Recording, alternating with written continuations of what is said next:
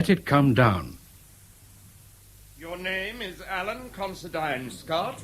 You are 37 years old and you live at River House Tree. Yes. Would you tell the court your occupation? I am a senior English master at Treem Grammar School. And how is your health? Good. And your eyesight? Excellent. Do you ever wear corrective lenses? No, I have no need to. My sight is excellent. Your sight is excellent. Mr. Scott, would you cast your mind back to the evening of January the 20th of this year? Yes. Will you describe to the court what you saw of the events that have led to this trial? I was anxious to catch the 7 o'clock post. I drove from my home to the sub-post office in Church Road. I parked opposite, and I was about to get out of my car when the door of the post office was flung open and a man raced out and across the road. A man raced across the road. How far from your car would you have been when he reached your side of the road, Mr. Scott? I suppose about 10 yards. Did you see him clearly?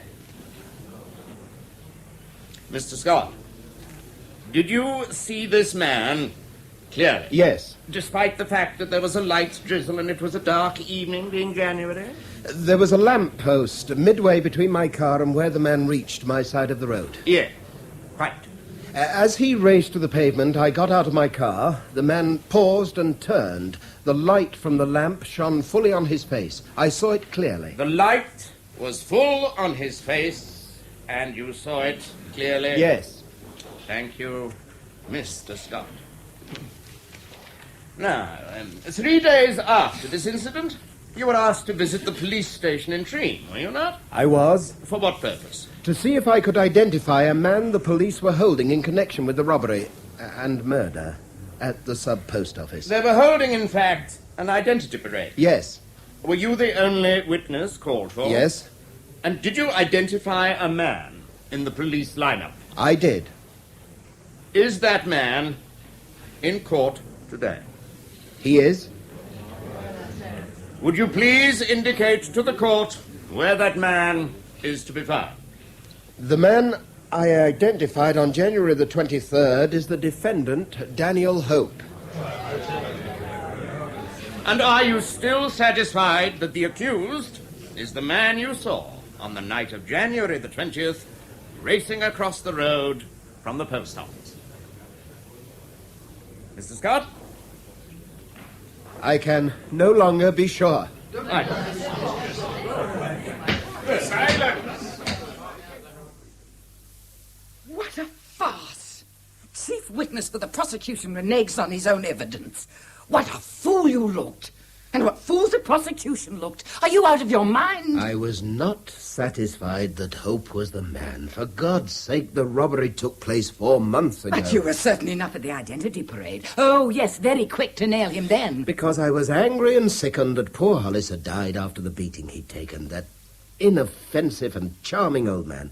Of course I was anxious to identify the killer. Are you trying to tell me you were lying at the identity No, parade? I'm not trying to tell you anything. I'm saying that at that time, I was certain Hope was the man I'd seen. Who else could it have been but Hope? All that cash, all those banknotes in his pockets, and no satisfactory explanation. Well, I was not the prosecutor. It wasn't my job to prove him guilty. I was there simply as a witness. Now, for heaven's sake, will you leave it alone? No, I will not leave it alone. You haven't been here all afternoon, fobbing off reporters at the door and on the telephone, all wanting to know what you think you're up to. It's been a nightmare. And how you could go back to your pupils after behaving like that. Could I have taught them with an easier conscience if I'd identified the wrong man to save my face in court? Save your face. You wanted to strike a liberal attitude, and my God, what an opportunity you had. Full in the spotlight and the whole town hanging on your words. But it's all backfired, hasn't it? I suppose you realize that Mike and Sally Dance have cried off the dinner party on Saturday. What the hell for? What do you think? They're as disgusted and ashamed of your behavior as I am. Letting a murderer go free to kill another inoffensive old man somewhere else. I'm going to see my parents, and I don't know when I shall be back. Your turn now to face the telephone at the callers.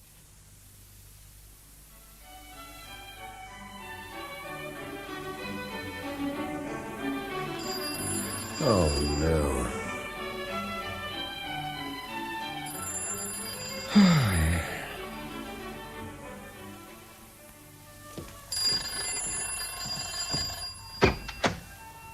I had to call, sir. What? I had to see you. Hope, Well, just to say thank you.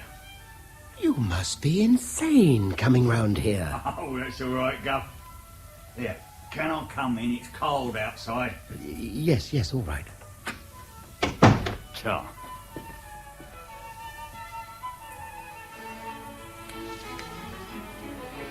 You realise that if anyone finds you've been here, we'll both be under suspicion. Oh, but I was discharged, wasn't I?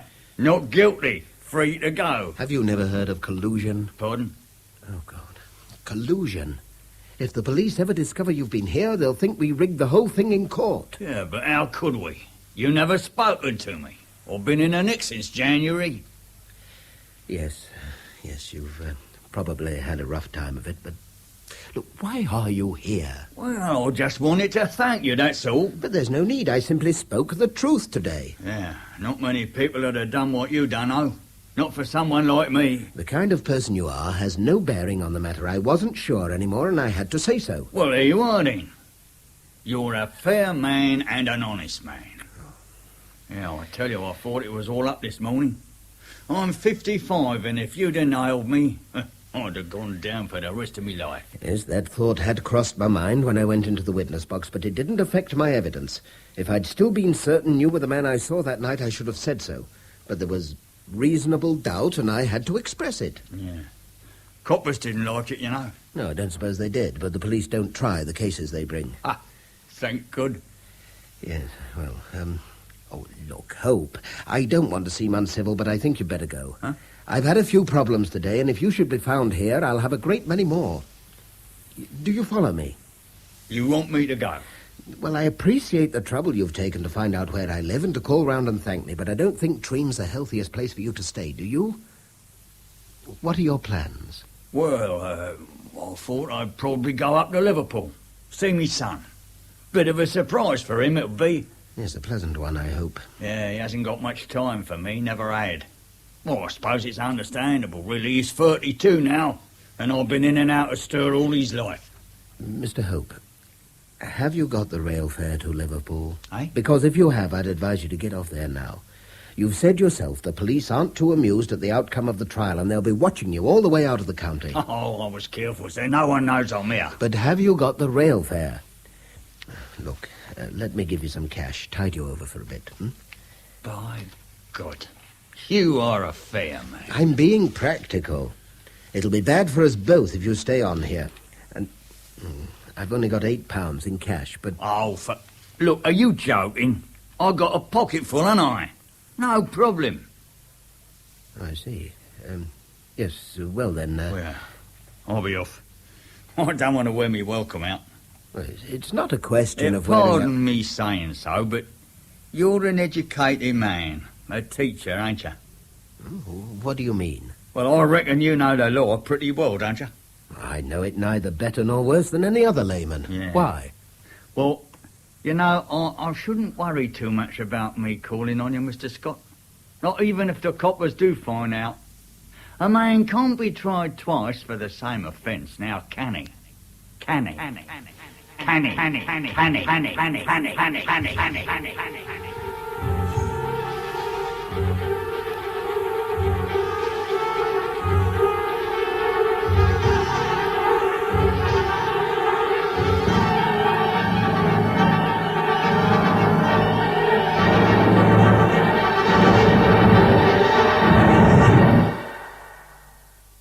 What a hideous moment for you. Hideous.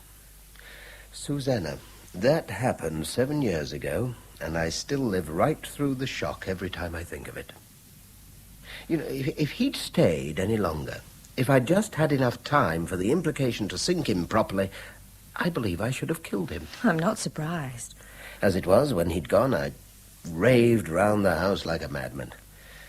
I never want to feel such humiliation, anger, frustration ever again. There was poor old Hollis, beaten to death, and I'd let his murderer escape. Awful.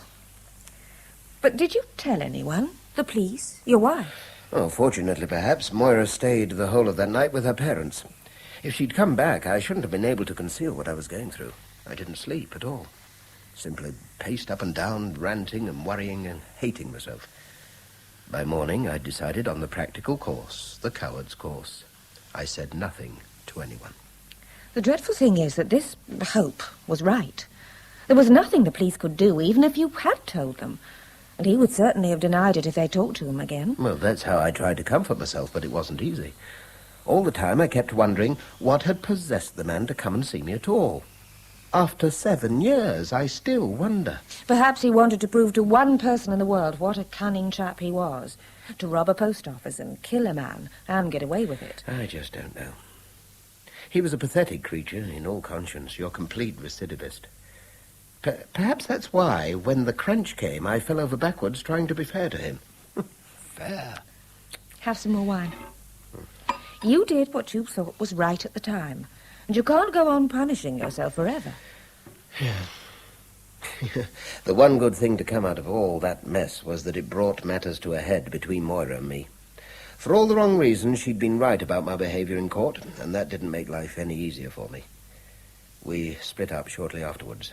I left Treem and came here. Moira remarried a couple of years later, and if Hope was the catalyst, I suppose I owe him some sort of crooked gratitude. And you've told nobody till now? Well, there's been nobody I wanted to tell. Do you mean that? Yes, I think you do. Look, I may be wide of the mark, but I think there's a chance of something for the two of us. I wouldn't want it to be ruined by skeletons in the cupboard. Skeletons? I think you already know mine, such as they are. What, the divorce? Mm-hmm. Oh, I bear Tom no ill will. But we're better apart than we were together. At close quarters, we became pretty hard to take, for our friends as well as ourselves. Do you see him at all, Tom? Not anymore. He has a 3-year contract in Eyre, and it's still got 2.5 years to run. Tom never could take loneliness. He's probably found someone now. I hope so. And you? What about you? Oh, I'm in partnership with Alice Kingsley. You know, the craft shop in the high street. Hand-woven fabrics and handmade pottery. I meant the future.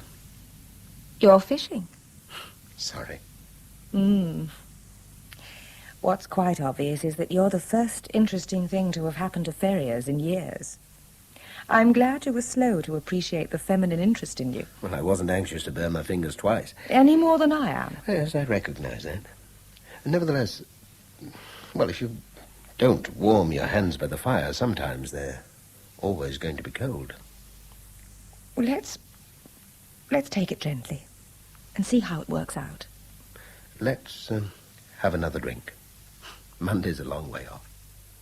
And we've had consistently good results year after year. That's not the point, Lola, and you know it. If we get stale, how can we expect to Well, make the kids enthusiastic? It's not a question of staleness. It's a matter of having carefully prepared an entire syllabus. So why keep chopping and changing? Because it's only by using new texts and having to get to know them ourselves that we can maintain any sort of freshness of approach. Yes. Well, it means a devil of a lot of extra work. Well, you have the summer holidays ahead of you. I keep holidays and term time strictly segregated. That's how I remain sane in this bear Then garden. do the preparation at nights or weekends. Look, I don't care when you do it, so long as it's done. These tactics of yours may have worked well enough at Treem, but I can assure you they aren't wanted here. Well, by you. And that was the last bell. If you hadn't realized it, I'm going home. Lola, the syllabus is going to be changed. There you are, Mr. Scott. Good heavens, you're drenched. Car isn't ready, then? No, not yet. Some fool of a driver shot round Lakers Corner as I was crossing the road, going far too fast and without his headlights on. Idiot almost knocked me over. Oh, it's wicked. It really is, the way some people drive. Seem to think no one else has the right to use the road. You aren't hurt, are you, sir? Oh, just angry, Mrs. Clayton, that's all. Oh, you've time for a nice cup of tea, haven't you? Christine's here, but she's a bit early. Thanks. Oh, did you manage to get some spare ribs at Oliver's? £1.50, like you said. But there's no nourishment in them things. Don't you believe it? A man can feed well on spare ribs. Well, can I cook them for you before I go home? Oh, it's very kind of you, Mrs. Clayton, but I'll see to it when the tutorial's over. There may have been greater novelists than Dickens, But no other English writer possessed in greater measure the articulate indignation that informs the finest of his work. Great strides, Christine, great strides. Nicely judged between quote and commentary. Well, do I get an alpha? Don't let it go to your head. Seriously, though, do you think I've got any sort of a chance for Oxford? Well, if you didn't have a chance, I shouldn't have encouraged your father to spend good money on tuition fees. I don't think that's an answer, sir. I can't prophesy. All I know is that you'll do yourself and the school and me great credit when you write the exhibition next year. I want to get there, more than anything. Yes, I know. And that's why you're halfway there already.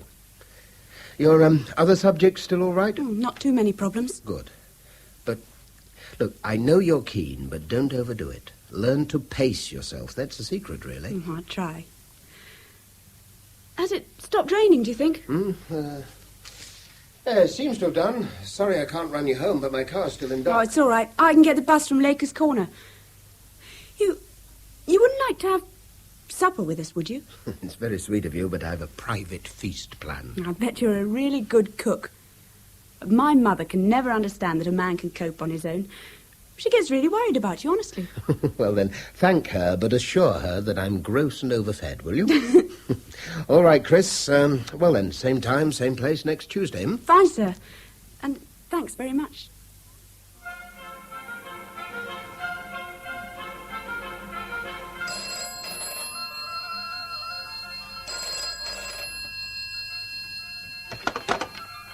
(98474).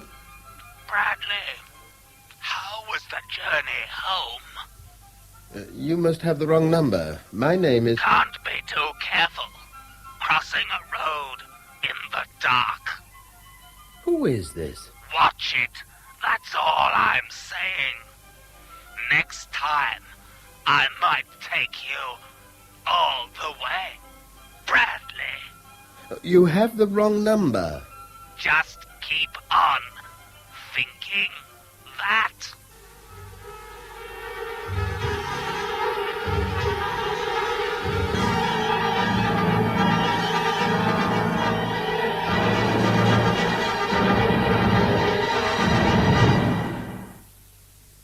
I'll be off now, Mr. Scott. Yes, all right, Mrs. Clayton, thank you. Your husband not picking you up this evening? No, tonight's his late night. Oh, yes, of course. Look, why don't I run you home? The car's back now. Oh, there's no need to bother, sir. The buses are pretty regular. Oh, nonsense. I can have you home in 10 minutes. You just hang on here and I'll bring the car up from the garage. Oh, it's very kind of you, sir. I'll wait outside.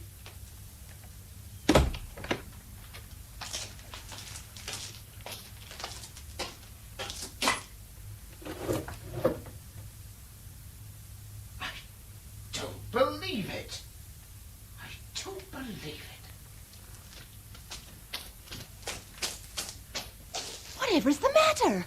The tires. They're flat. Every single damn tire. It was sabotage, Mr. Scott, and that's the only word I can use. Someone slashed all 4 tires, very deeply, very successfully. It's preposterous. Who the devil would want to do that? Some daft kid at your school showing off to his mates? But I didn't take the car to school that day. It was in my garage. Keep your garage locked, do you? I've never seen any need to. Nothing like this has ever happened before. Well, perhaps someone fancied nicking the car. Found he couldn't get inside it because it was locked and, took it out on your tires. It's crazy. The whole thing is crazy. Oh, you'd be surprised the amount of vandalism we have to repair down here. Windows broken, aerials snapped, bonnets scored. Yet you'd think Ferrier's was a quiet town. Well, this is a bloody nuisance. It really is. Have you got replacement tyres? No, not this type, I'm afraid. Don't carry a large stock of tyres at all.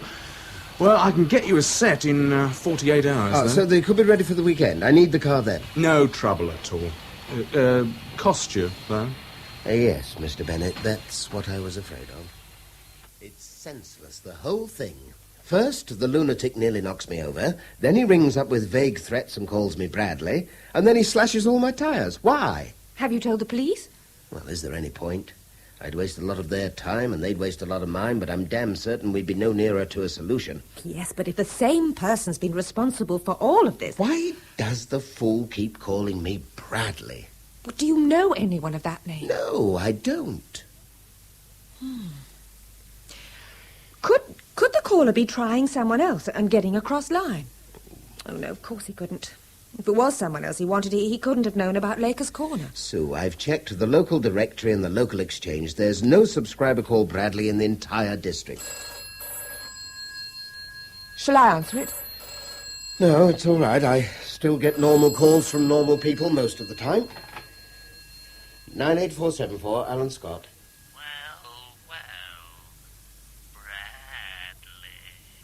Look, will you stop this nonsense? I am not called Bradley.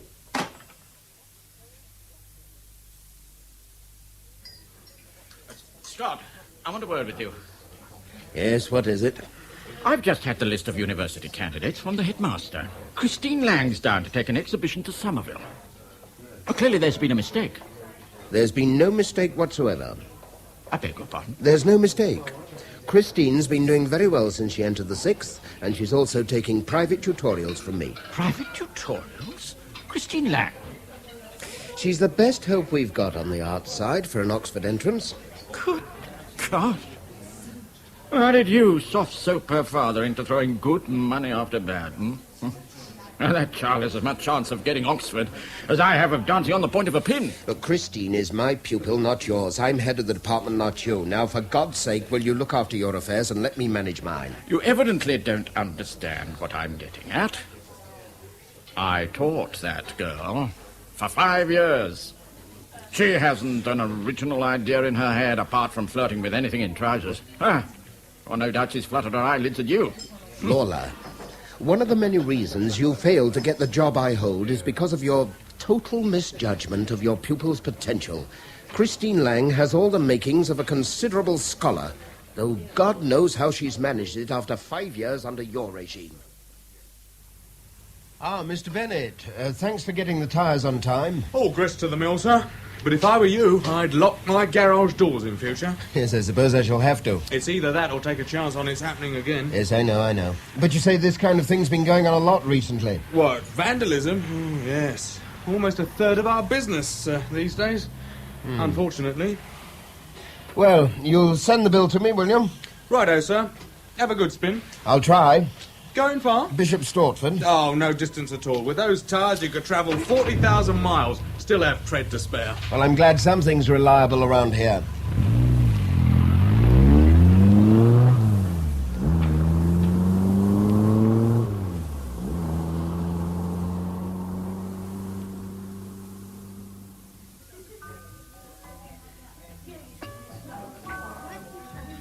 You're leaving, Mr. Scott. I hope you both enjoyed the dinner. It was splendid. Lovely. Thank you, Monsieur Jacques. Thank you. And I hope we shall have the pleasure of seeing you again before too long. I think you can count on that. Well, good night. Thank you, sir. Madame. Good night. A Bentley? 2 rows. Who said there isn't money about these days? Not I, ma'am, not I. A Bristol, 2 Jags. Jensen? Rovers galore. Oh, and a sweet little pre-war MG. Is this what's known as putting the old man in his place, eh? We can't all be 10,000 a year men. Can't all be men, thank God. Oh, a Riley. And an extremely imposing... Alan. What's the matter? Your car. Oh, no, it can't be possible. Why did it have to be mine? Why mine out of all those cars in the forecourt? Right in the centre of the rear row, yet only mine gets it.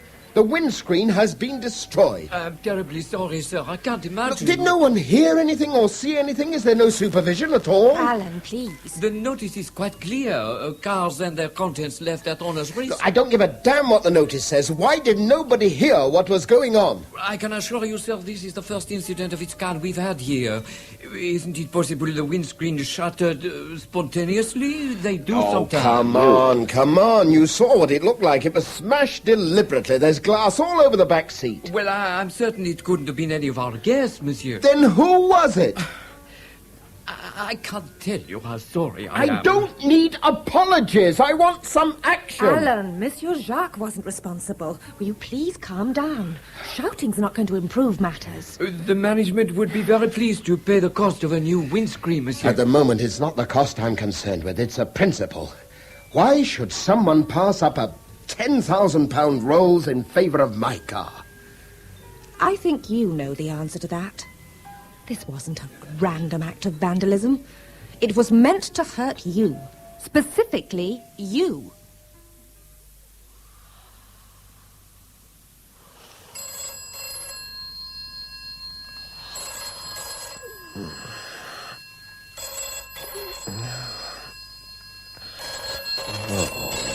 What the hell kind of time is this to ring a man?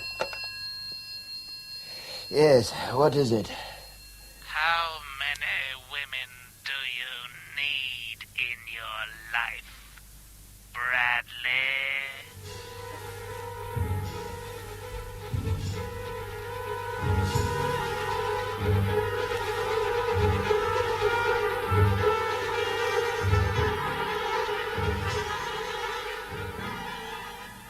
This staff room's peopled with gannets. I came in here half a minute after break began, and every damn biscuit's gone. Oh, Lola, I wonder if you could help me. What is it?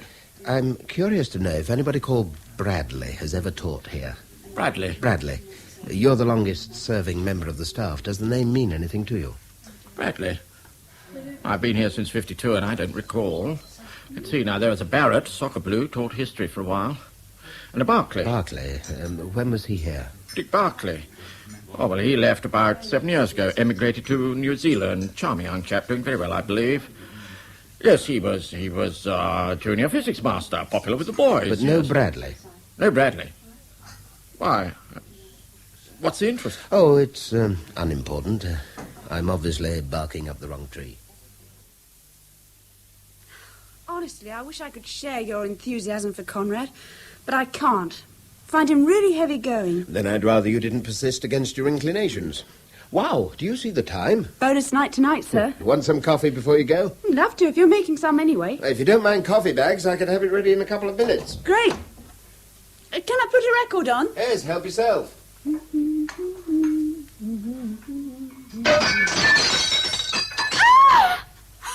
What the hell? It just... Go into the kitchen. Stay there till I come back. Where are you going? After that bloody maniac.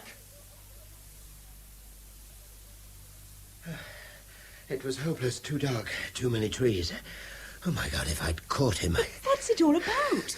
Well, if I knew, I'd be able to stop it. This sort of thing's happened before. You mean you've had someone smashing your windows before? No, not exactly. Look, Chris, I don't want this to get around the school. You understand? Not a word to anyone. Yes, if you think just might be able to help. I can, of course I will, but... Over the past fortnight or so, I've been systematically victimized. I've been almost killed by a tearaway car. Every tire on my car has been slashed. And last Saturday night, someone destroyed the windscreen. And now this. That's dreadful. Have you told the police? I intend to call them in a few minutes. But I want to talk to you first. Because I've also been getting anonymous telephone calls. Oh, my God. Which convinced me that this madman knows a great deal about my life and movements. I'm almost certain he knows you're here tonight, in this room. Hence the broken window. I'm sorry, but I don't... Look, I suggest this only as a possibility. But do you have a boyfriend, at the school or elsewhere, who knows you have private tutorials with me? Someone sufficiently involved with you to be, well, frankly, jealous of your coming here? Well, there has to be some reason for it all. I'm right. I have got a boyfriend, and he is very jealous. But he'd never do anything like this, I promise you. He's at Ferrier's at the school? No, he's... It's all a bit complicated, really. Well, I don't want to pry into your life, but if I don't do something, the police will. Can't be, Tony. He wouldn't. Tony, tell me about him. This is confidential, too. Yes, of course. My parents don't know I'm still seeing him. They'd be furious if they found out. He had a pretty awful life when he was younger. And how old is he now? He's 19. He's great.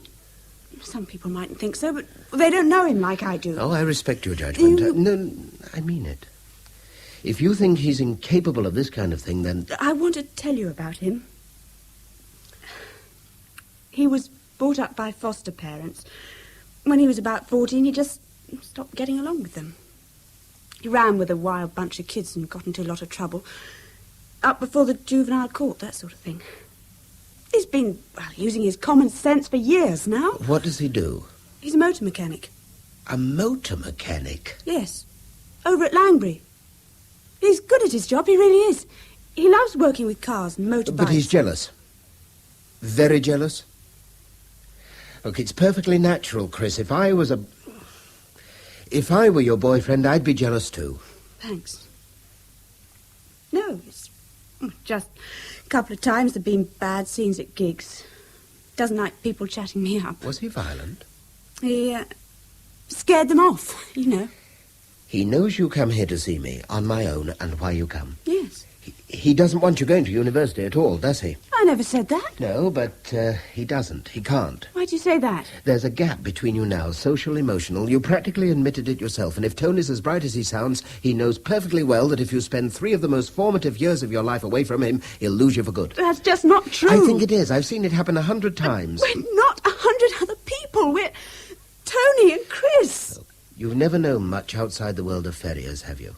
You haven't been exposed to 3 years of a university discipline, 3 years of interrelating with people who think as you think, follow scholarship because they love it, see a beauty in academic life that Tony can never enjoy. How will you feel? How will he feel when you're a Master of Arts and he's still a motor mechanic at Langbury? You talk just like my father. Well, I'm old enough to be your father. Fathers aren't inevitably wrong, you know. They mightn't always have right on their side, but they do tend to have experience. Oh, no, Chris, come on now, don't cry. Look, I'm not against you and Tony. It's nothing to do with me. All I'm concerned with is to stop this grotesque persecution. If Tony should be behind it, let's sort it out amongst the 3 of us. And if he isn't, well, then it's up to the police. I'm sorry. I didn't mean to... Look, just find out, without rocking the boat, where Tony was last Saturday night and where he's been tonight. Now, can you do that without collecting a black eye? I'll try. I promise. And you have no idea at all who could be behind all this, sir? None whatsoever, Sergeant Franklin. Yes. No, I only wish I had. Or any idea what these references to Bradley might mean? Sergeant, none at all. As I told you, I've checked at the school, I've checked with the local telephone exchange. No help at all. No Bradley. Yes. Very unpleasant for you. And drafty, and expensive, and time-consuming. Yeah. I'm fairly sure Saunders will fit new windows for you tomorrow. I'll have a word with them myself. And that's very good of you. As to the future, well, I'll see our patrol cars keep a sharp lookout on your house. Fact is, you're overlooked here by almost every building in the village. And I'd advise you to make sure all doors are locked and all windows secured if you have to leave the house empty. And if anything further happens, any more telephone calls, any trouble, call us straight away. I shall. And thank you for coming so promptly. That's all right, sir. Good night to you. Good night, Sergeant.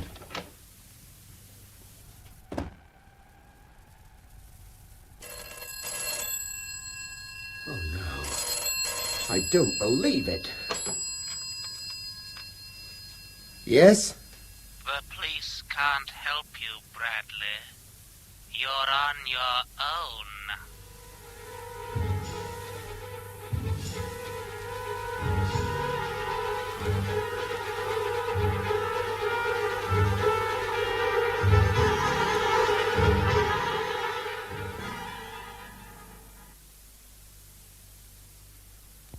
I'm beginning to feel better already. Me too. A weekend's break will do you the world of good. Have you been to this place before? A couple of times. Oh, it's charming. Your actual pull-out picture postcard Wiltshire cottage. Early 17th century and drowned with thatch. It's very decent of them to let us use it. I think Gordon likes to know there's someone responsible around when he and Fiona are away. Oh, you'll love it. I know you will. Ah, you were right. It's almost too twee to be true. And try saying that twice. But the whole village is so absurdly picturesque. Yeah, I can imagine hordes of garden gnomes crawling across the lawn, snipping the grass to regulation length with minute nail scissors. Sacrilege. Better not let Gordon hear you talking like that. Oh, but he's certainly done the place up quite beautifully. Not without a little help from his wife. Including the kitchen? Oh, good Lord, no. Fiona's beyond pine. What on earth's the matter? I never heard anything so beyond pine, forsooth, you camp old thing. I shall turn the garden hose on you, I warn you. What could be more refreshing? Shan't cook you lunch if you carry on like this. I've no intention of watching you slave over a pine stove, not just now at any rate. Look, we're in the country. Let's tackle the local pub for lunch. What? The Goat and Compasses? It can't be true. True as I stand here. Goat and Compasses is the name of the pub down the lane. Oh, this is preposterous. The whole damn village has got to be a mock-up, carefully stage-managed by the British Tourist Association. I'm beginning to wish I'd never brought you. I'll make it up to you, I swear. You shall have 2 helpings of shepherd's pie and all me onions. You really are beginning to relax, aren't you? Yes, I was, but I've just remembered something. What? No, it's all right, but I should have told Sergeant Franklin I'd be away for the weekend. Well, telephone him from here. Yes, I shall. Look, why don't you potter down to the Goat and Slide rule and suss out the lunch situation while I call Franklin? I shan't be long. Well, this is typical, of course. You want to be sure I stand the first round. Yes, of course. Mine's a large draft bitter. You should be so lucky. I'm still not entirely convinced we aren't dreaming the whole thing. First the cottage, then the village, and finally the pub. Cheerful landlord, buxom barmaid, grinning dogs, good beer. And a fantastic Cornish pasty. Sort of thing you'd only expect to find in G.K. Chesterton. Including the buxom barmaid. Especially the buxom barmaid. You know, from the way she was giving me the eye over those grilled sausages, I have the feeling that if I'd been here on my own... Alan! The garden! Oh, my God! But why didn't you phone the local police? Now, what's the point of calling the local police, Sergeant Franklin? Whoever did this followed us here from Ferriers. What's the extent of the damage, sir? Oh, the flowers have been uprooted, the rose bush is savaged, paint has been hurled across the outside walls, and, oh, it's an incredible mess. And it is not my place. Did anyone know you were going down there? No one. We deliberately kept it quiet. You were the first person to know we're here, and I didn't tell you until a couple of hours ago. The whole thing is monstrous. Whoever is behind this is a dangerous criminal lunatic. When are you coming back, sir? Tonight. I'm going to drive back tonight. I'm trying not to become manic, but I'm almost certain the car behind us has been sticking to our tail for the past half hour. How can you possibly tell? It's so dark. It's kept a constant distance behind us. It hasn't attempted to overtake, even when I've slowed down, and it's let no other car come between us. Alan, I know you're having a rough time, but it won't do any good to assume that every bush you see is a bear. Well, there must be dozens of people driving east at this time of night, all with the most innocent of intentions. So why not the car behind? Nevertheless, I shall pull into the next lay-by we see and let this joker overtake us. You're the driver.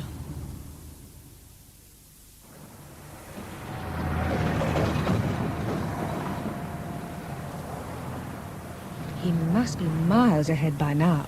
Look, I'm sorry you think I'm wasting our time, but I'd rather feel stupid than frightened. We've had enough shocks for one weekend. Okay, we'll hit the road again.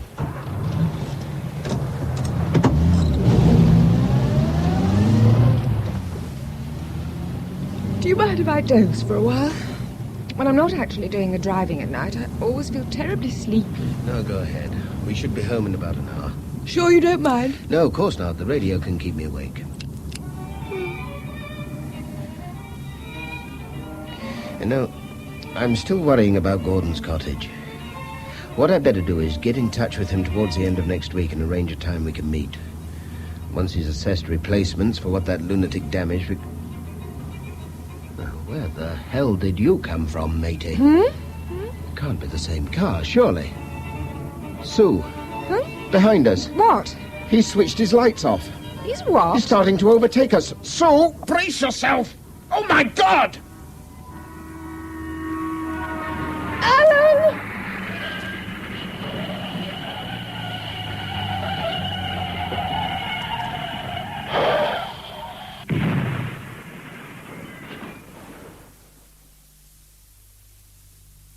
I realise you have to talk to Mrs. Crichton, Sergeant, but I can't let you stay long.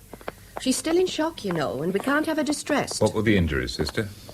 Right leg broken, ribs severely bruised, wrist fractured. No head or internal injuries? They were both wearing seatbelts. They suffered whiplash whenever the car crashed, but their heads were unharmed. Right, this is the room. I can give you 5 minutes and no more. I'm obliged. This is Sergeant Franklin, Mrs. Crichton. He'd like to ask you a few questions, but he'll not be here long. Morning, ma'am. Hello. How are you feeling? Pretty grim. I can imagine. Nasty experience. Have you seen Mr. Scott? I spoke to him Monday. He was very worried about you. We could both have been killed. We were meant to be killed. When are you going to catch this maniac? We're no better placed now than we were before the weekend to discover who's behind this unpleasantness. Unpleasantness? That was attempted murder. Mrs. Crichton, don't think I'm unsympathetic. You've had a terrible time. But I need your version now of what happened on Sunday night. My version? My version? Are you suggesting there's more than one possible version of what happened? Mr. Scott tells me he thought a car was following him. He drove into a lay-by and watched it go past. You remained in the lay-by for about 5 minutes and then took to the road again. That you fell asleep and he was listening to the radio when he became aware of what he was certain was the same car following again. That he woke you up when the car's lights were switched off, that the car accelerated, overtook you, and swerved across your path. That Mr. Scott had to drive off the road, you bounced over the verge and hit a tree. Yes, that's precisely what happened. But what Mr. Scott probably didn't tell you was that at first I thought he was imagining things. Oh, I was tired and fed up, and I thought he was being neurotic about the whole thing. And I was proved totally wrong. Did he tell you that? Mr. Scott's been under considerable strain for the past few weeks. He sounded at breaking point when he telephoned me from that cottage. Well, of course he was upset. We both were. What I'm getting at is this. Did Mr. Scott drink at all? No. Please let me finish. Had he been drinking just before you began the drive back to Ferriers? Could he have overreacted to a piece of careless driving? Overreacted to such an extent that he drove off the road needlessly? Morning, Headmaster. Come in, Mr. Scott. Thank you. Well now, how are you? Oh, we soldier on, sir. You're looking well, looking very well indeed. Must have a robust constitution. But I was sorry to hear about Mrs. Crichton. How's she coming along? Very well, fortunately. Her leg and wrist are both in plaster, of course, but she'll be able to go home tomorrow. That's good. Charming lady. It must have been a dreadful experience for you both. Well, if we were any closer to discovering who's at the back of it, we'd feel a good deal easier in our minds. It's a baffling and disturbing affair. If I can be of any help... It's very kind of you, but the notion of motiveless evil isn't one I'd have entertained until this business started. I see no point, no reason behind it, and that's what's so disquieting. Have you, to your satisfaction, ruled out the possibility that anyone connected with this school could be responsible? I'd like to think so. Because if you have any suspicions whatsoever, I should want you to consult me immediately. I'll do that, of course, Dr. Everett. Yes, I'm sure you will. You're a valuable and valued member of my staff, Mr. Scott. And what affects you affects us all.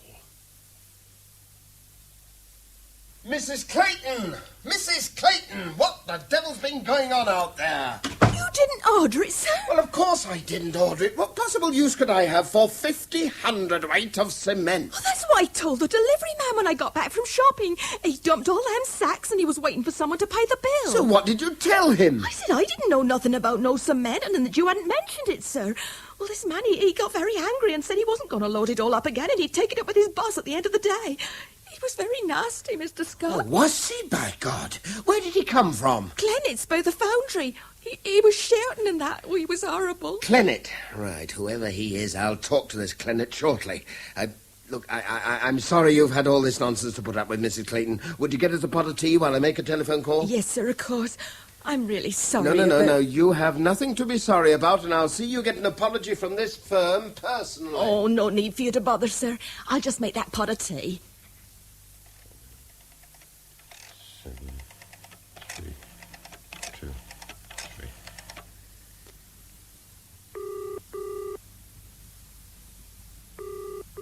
Come on. 57323. Christine, Alan Scott here. Oh, hello, Mr. Scott. Chris, I've got to see you and Tony tonight. Oh, I don't know if I can manage If I don't talk to him, the police will. Understood? Well, yes, but... Here, tonight, any time after 7. I didn't want to come here in the first place. And I wouldn't be here if it weren't for Chris. Now, let's get this straight. Apart from malicious damage, my car's a write-off. There have been 2 attempts on my life. And a friend of mine has been severely injured. And like it or not, you are the only person I can think of who has the remotest reason for wanting to harm me. Oh, what are you on about? What kind of reason? Jealousy. Simple as that. You know that Christine spends time alone with me, and you know I'm trying to ensure she wins a place at Oxford. If that happens, it's very short odds you'll lose her. Well, so what? Look, I don't like being accused of this kind of thing, mate. Tony, please. You promised. Well, you get into trouble once when you're a kid and people are on your back for the rest of your bloody life. Look, I haven't got time or the inclination to start pussyfooting around your sensibilities, Parrish. I'm going to ask you one question, and if you don't answer me, I'll see that you answer to the CID. Just who the hell do you think you are? Tony! I am a very angry man. And if you want to throw your weight around, you've come to the right place. Tony, please answer him. He's got no reason to accuse me of bloody murder. Then just tell me what you were doing last Saturday and Sunday. You can take a running jump, mate. Mr. Scott, he was with me. All weekend. I don't understand it, sir. I simply don't understand. Mr. Clennett, how exactly was the order placed? By telephone. When? Monday morning, early. And I was in hospital on Monday morning. Now, who took the order? Jilly, one of the girls. Look, here's the order form. 50 hundredweight sack cement, 35 Oakland Walk, name of customer, Bradley. Bradley? Yeah, and a telephone number, 98474. And you accepted the order at face value, didn't check back on that number? Well, that quantity of cement on its own is unusual, but if we cross-questioned every customer phoning an order in, well, this is the first bogus one we've ever had. I mean, it's crazy.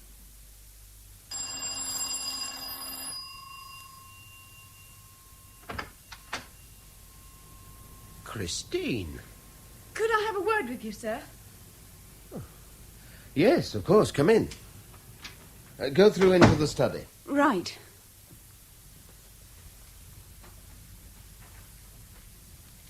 Well? I'm sorry about Tony. The way he behaved this evening. He was very upset. He behaved disgracefully. I'm afraid I panicked when the two of you lost your tempers. I was scared Tony was going to go for you, so I lied. I wanted to get him away from here quickly. I'm sorry. Look, sit down, Chris. You're telling me now that you weren't with him any part of the weekend? No. Oh, I'm certain he had nothing to do with all these attacks on you. But I'm scared he's back with the old gang again. Now, what does that mean? Well, the boys he used to go round with over at Langbury a few years ago. After he got into trouble, he stopped seeing them. But well, a couple of months ago, one of my friends told me they'd seen Tony and 2 or 3 of his old mates coming out of a pub together. When I asked Tony about it, he flared up. He said it was none of my business. And last weekend, he'd promised to take me to a party at Stansted on Saturday. At the last minute, he cried off. Said he was going to Snetterton to see some formula racing. And did he go to Snetterton? Well, I don't know. When we left home after seeing you just now, he stormed off. He said he was fed up of being pushed around. When he gets into a mood like that, he won't speak to me for days. Look, are you in love with him? I don't know what I feel. I just know that I'm happier with him than with anyone I've ever known. And when he won't speak to me, it's like there's something dying inside me. What I'm going to say will be unpalatable, but I shall say it all the same because I'm concerned for you and your future.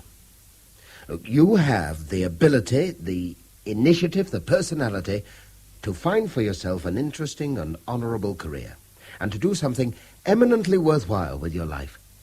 But these next 12 months are vital to you if you're going to get the right start. And in that situation, Tony is bad news. Look, I'm sorry, but he's bad news. If the time you should be spending on scholarship is spent worrying about him and what he's up to, then it's a gross indulgence, and you're wasting my time and yours even thinking about university entrance. It isn't as easy as that. Well, of course it isn't. Nothing worthwhile is ever easy. But the choice is straightforward, and only you can make it. Until you write that exhibition, you can give priority to your work or to that young lout. And I warn you, the police are going to be interviewing him very shortly. Yes? And Inspector Durrance here, Mr. Scott. Oh, thank you, Mrs. Clayton. I was expecting him. Come through, Inspector. Thank you. Yes, I'm very glad to see you. Good evening, sir. Thank you, Mrs. Clayton. Good night, sir. Sergeant Franklin's brought me up to date, of course. Yes, he's very thorough. Yes. Do sit down. Oh, thank you. Tell me, how did you arrive? I beg your pardon? Did you come in a police car with all the trimmings? I did. Why do you ask? Because if this madman is keeping watch on this house, he'll realize the heavy brigade is moving in. It might just scare him off. Will you open the wine, Alan? See if it's fit to be drunk. Yes, of course. Corkscrew? Thanks. Yeah, you're becoming very nimble in spite of the plaster. Are you still having any pain? No, not really. It's just awkward and very uncomfortable. Anyway, tell me about this Durrant. Is he getting anywhere? I liked him. There we are. Good mind, cogent thinker. He's certain this Bradley nonsense is a blind. As we are. As we are. Well, has he talked to that young man of Christine Lang's? Tony, what's his name? Tony Parrish, yes. I don't think he's entirely happy about the boy's attitude, but there seems to be nothing to go on there, apart from a general hostility to me, the police, and any form of authority. In fact, I'm sorry for him. Naturally. No, I mean it. He's had a raw deal from the word go, and now he's had the misfortune to fall for a girl who'll leave him standing in a few months' time. You can understand bitterness, resentment, and... Where are the glasses? Oh, behind you. Oh, right. Shall I, Absolutely. But if you've ruled out Tony Parrish, who does that leave us with? Who could possibly hate you so much? Well, Durrant's as puzzled as we are. Here, cheers. Cheers. There's one consolation. Our man's been lying very low since Durrant's been around. Not a whisper, not a move for over a fortnight. Mola. Oh, yes, Dr. Everett. Now? Yes, of course. Yes. Oh, Scott. Yes? That was the headmaster. He wants to see you right away. But I have the upper six almost immediately. Right away was what he said. I imagine he meant it. You've had a good many problems recently, Mr. Scott, and I hesitate to add to them. I'm sorry. Do sit down, please. Now, how long have you been giving private lessons to Christine Lang? About a year now, I suppose. Oh, yes, of course. I remember your mentioning it when they began. What's the problem? The lessons. Do they take place at her parents' home? No, at mine. Yes. Is there anyone else in the house when the tutorials are taking place? My housekeeper, Mrs. Clayton. She's often around. Why? I have a letter. An offensive and anonymous letter. It refers to a member of my staff called Bradley, but it's clearly about you. Bradley. Now, normally I should have destroyed it immediately and tried to forget it, but it's become one more aspect of this vindictive campaign against you, and... And it deals with Christine and myself, yes.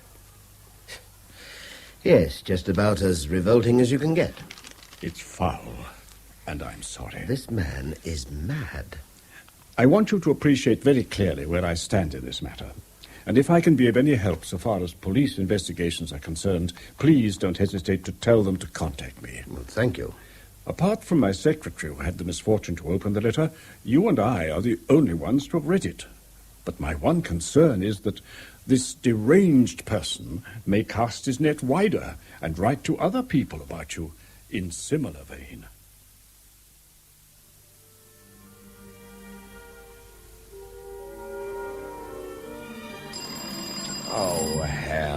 Who is it now?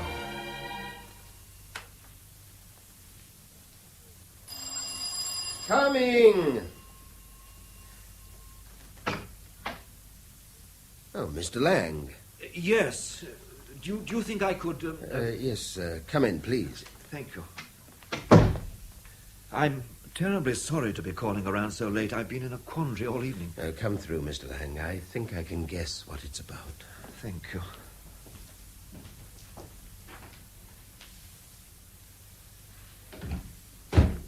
You've had an anonymous letter, Oh, please do sit down.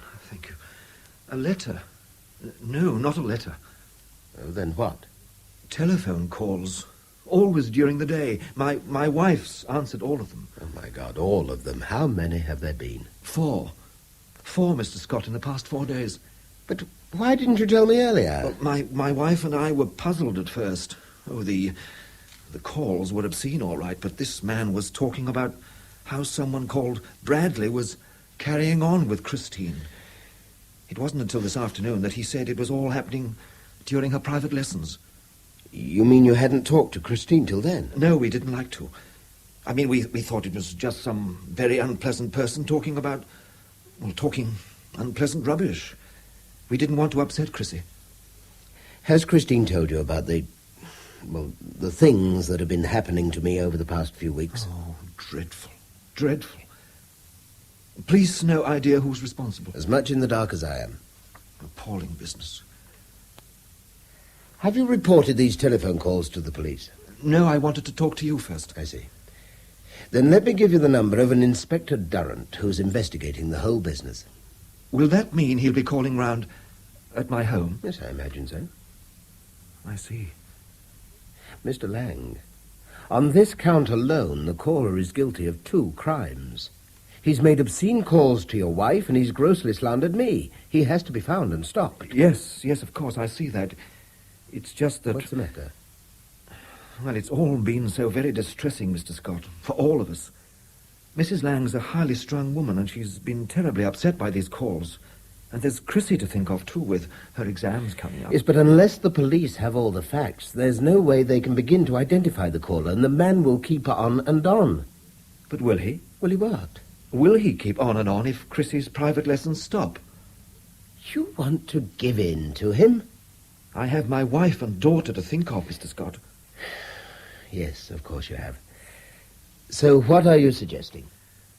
It's very difficult. Chrissy needs this extra tuition, but would you understand if I were to ask Mr. Lawler to continue with it? It's cowardly. It's stupid and cowardly. Oh, it's understandable. Lang doesn't want his wife to go on getting obscene telephone calls. He's trying to protect his own, that's all. Yes, but Lawler... Oh, how he's going to crow. And if Christine does get that exhibition, Frank Lawler will have all the kudos you deserve. Yes, well, there's nothing we can do about it now. Another glass of whiskey, perhaps. Deaden the pain. I don't suppose... Oh, no, it's too ridiculous. Oh, come on. What is? Frank Lawler's always resented you, hasn't he? I mean, he's been at Ferrier's almost 25 years. He was obviously expecting to become head of the department. And they appointed you instead.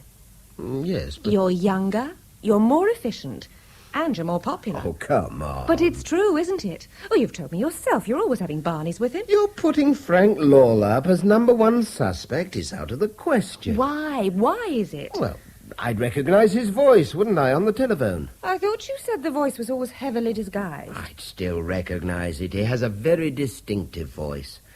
Well, yes, he hates my guts, but when it comes to rough riding on the motorway, oh, no. No, I'm sorry. He'd have been very convenient, but he's not our man. But, Alan, someone is persecuting you. And there's got to be a motive for it. Lawler has a motive. So has that layabout boyfriend of Christine's. I mean, who else could it be? What about your ex-wife? Moira? Wouldn't think me worth the trouble. Well, so what does that leave us with? Oh, look, I'm pig sick of the whole bloody thing. Can't we give it a rest for tonight? No, we cannot. Alan, he's ruining your life. He's tried to kill us. And the police can't do anything unless you help them. If you've ruled out Frank Lawler and Tony Thingy and your ex, who else is there? Why Bradley? Why Bradley? All right, let's work on that. We've got to do something. We can't just lie back and wait for the next thing to happen.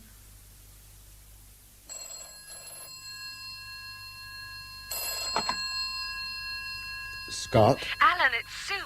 I believe I'm onto something. What? I've just been to the county library. I went through Kelly Street Directory for the past 30 years, and Alan, from 1947 to 1950, your house was occupied by Colonel and Mrs. J.H.T. Bradley. Most extraordinary story I ever heard.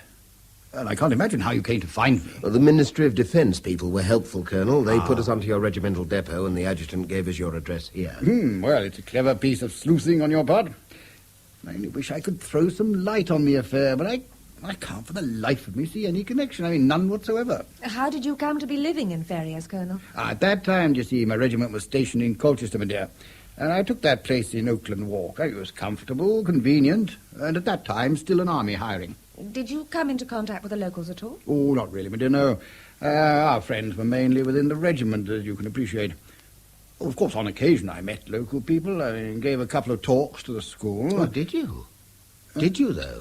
Yes, encouraging the older lads to think of the army as a career. I mean, you know the drill.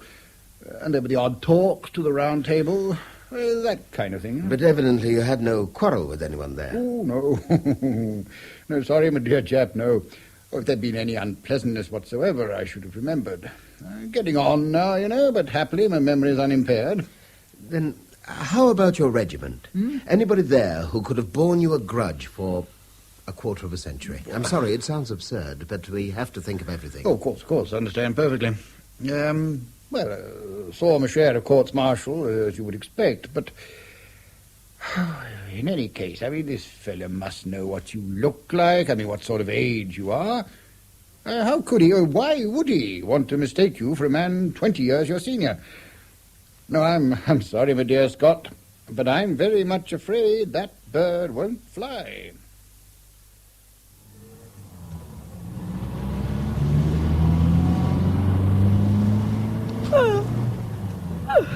I must have dropped off again. Not for more than an hour. We're almost home. You're joking. You were snoring. Oh, how foul. Was I really? Did I never tell you how appealing you are with your eyes shut and your mouth open? Thank you, Mr. Wonderful. So, about Colonel Bradley. Wasn't he charming? Look, there's got to be some kind of connection between those telephone calls and the Colonel. Now, this man knows exactly what he's been doing since the word go, and if you could find out that the Colonel once lived at my place, then so could he. A lot of excitement in Ferriers tonight. It looks like a lot of excitement in Oakland Walk tonight. Alan. Oh, I don't want to think about it. But it is. Oh, it can't be possible.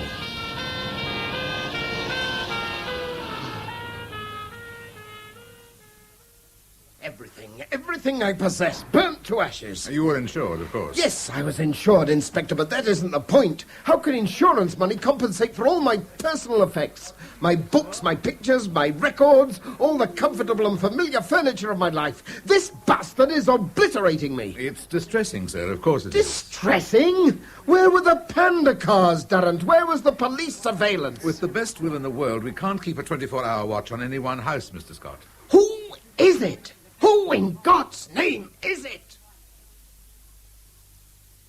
I've been given a sabbatical. Told to take 3 weeks sick leave, in fact. Then you must go away. No, we must go away. I need you with me, if you can stand it. Of course I can stand it. But in any case, there's nothing more he can do to you. I don't know. He'll be watching, observing, and biding his time. For what? This has all been a prologue, I feel sure of it. Some day or some night, he's going to present me with a confrontation, and only then will I know why or how.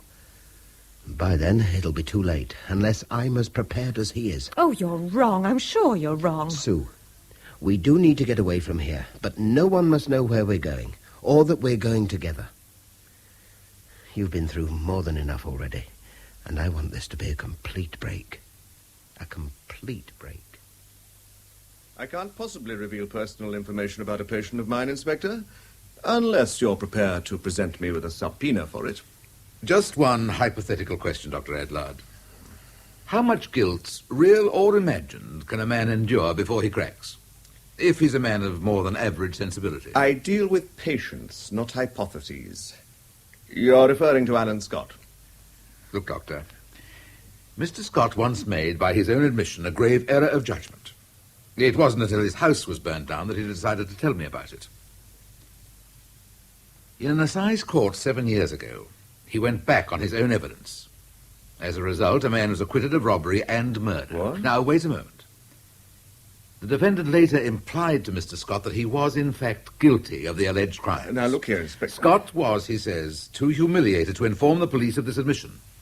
And he's been tormented with worry ever since. I presume you have a reason for divulging this highly privileged information? I know perfectly well that you're only a country GP, Dr. Adlard. Yet at least half the problems you deal with must be of psychosomatic rather than physiological origin. You have a remarkable vocabulary, Inspector. Thank you, Dr. Adlard. But what I want to know is Scott's state of mind at present. All I can tell you, Inspector, is what you've already observed for yourself, that Mr. Scott is emotionally exhausted, but he is not neurasthenic or paranoid or manic-depressive. His nerves have taken a beating, but he'll recover. At the moment, he's on 4 sedative tablets a day, and if I know him, he'll be recovered within a month. Has he told you everything that's happened to him? I believe so. I see. Yet nothing about that sensational misprision of justice 7 years ago? Not a word. Then I'm putting it to you that he's carried his feelings of guilt so long that he's started to punish himself for it. Dr. Adlard, to the best of my knowledge, every one of these acts of persecution, including the destruction of his own home, could have been engineered by Scott himself. I was very sorry to hear about the fire. Dreadful business. Any idea what caused it? At the moment, the police are more anxious to find out who caused it, Mr. Bennett. So, it was deliberate? A carefully planned act of arson. Appalling. Look, do you mind if we change the subject? I've had it up to here over the past few days. Oh, yes, of course. I'm sorry, very sorry. Well, then, what can I do for you? Could you supply me with a car and a driver this Friday? Car? Yes. Driver tricky. Where would you be going? Heathrow. I've to meet a friend there. I shall probably go on to London with him, so I shall only need the car for the outward journey. Yes, I see. Well, I could probably manage it myself with a bit of shuffling of the staff here. Well, I'd be very grateful. What time do you have to be at Heathrow? 10 o'clock. Well, we better leave Ferrier's not later than 7:30, eh? Be on the safe side. Then I'll be here at 7:30, Mr. Bennett. And thank you. Come. We could be on to something, sir. Relative to what, Franklin? Hope, sir. Daniel Hope. Hope? The fellow who killed the postmaster and bragged about it to Scott after he was discharged. That's the one. I had a telex from Central Records this morning. The trial took place in '68, and nothing more was heard of Hope until 5 years later. Must have kept his nose clean for a change. Yes, get on with it. In August '73, Daniel Hope was found drowned in a weir in Gloucestershire, and the coroner returned an open verdict. I want a complete transcript of that inquest as quick as you like. On its way, sir. I thought you'd need it. Good. August '73. You know, it'd do absolutely no harm at all to discover exactly where Alan Scott was during that period and what he was doing there. If he's evasive, if he can't come up with substantial proof that he was elsewhere, then he's going to find himself across a whole new barrel of fun. British Airways flight BA506 is now boarding at gate 13. All passengers who will move by this flight go to gate 13 immediately.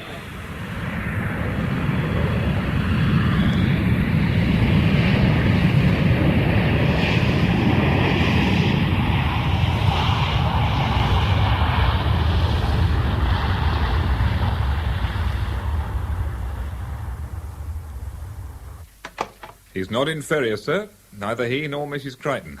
No one knows where they are. Does his headmaster know he's done the flit? Dr. Everett advised him to take 3 weeks sick leave. He says that Scott didn't tell him how he intended to use it. Then what about Mrs. Crichton's partner, Alice? How's your father? She must know what's going on. Alice Kingsley, sir. She told me that Mrs. Crichton was taking a fortnight's holiday somewhere. Miss Kingsley fancied it might be in Scotland. Mrs. Crichton? Isn't her leg still in plaster? Dr. Adlard removed the plaster on Tuesday. Oh, damnation.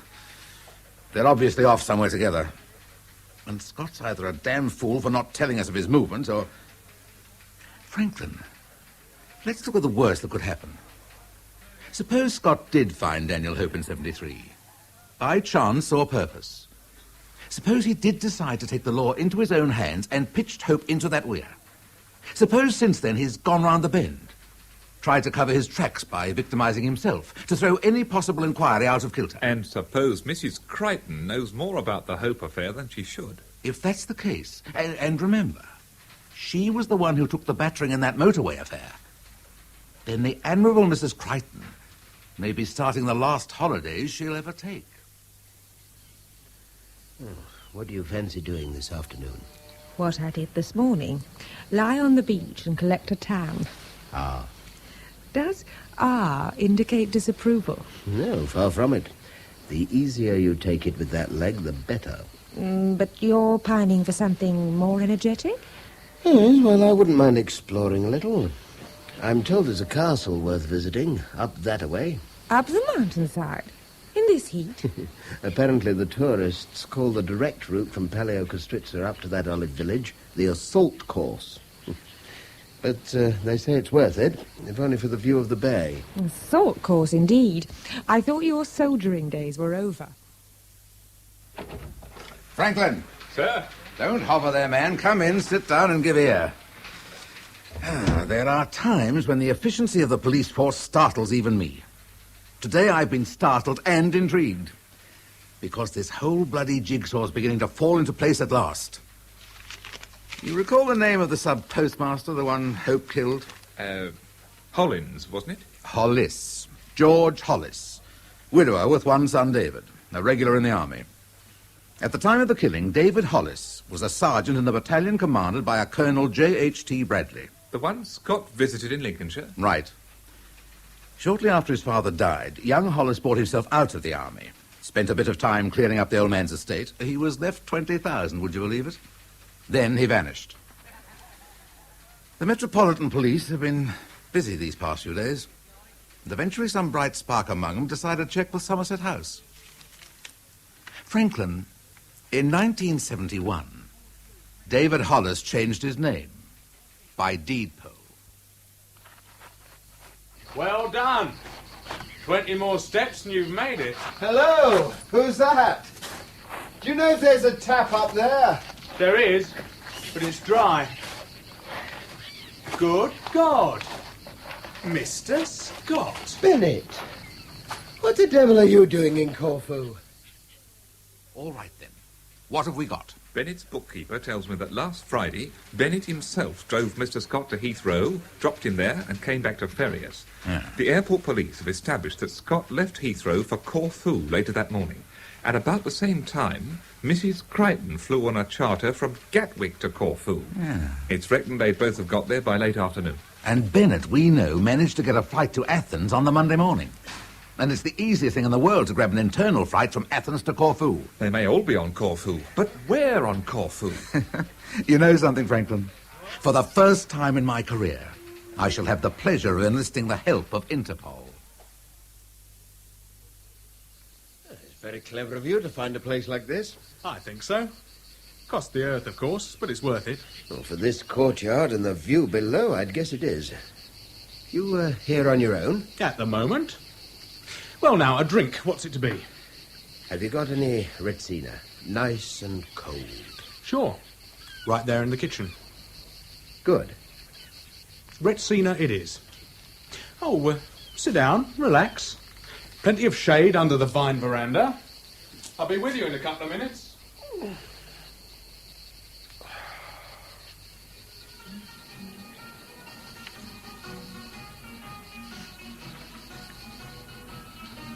Well, so here we are. Take the bottle.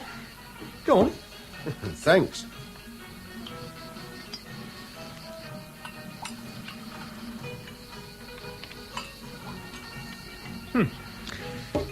Cheers. Cheers.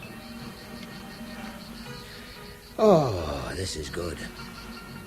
Yeah, I must have lost about half a stone coming up that track. Yes, a real killer-diller, that one. Have you been to Corfu before? No, this is the first time. What made you choose it? Oh, impulse. All started when I took you to Heathrow last week. People going all over the world and Joe Soap heading back to Ferriers. No, I haven't had a real holiday for years. So as soon as I got home, I booked a flight to Athens. Athens?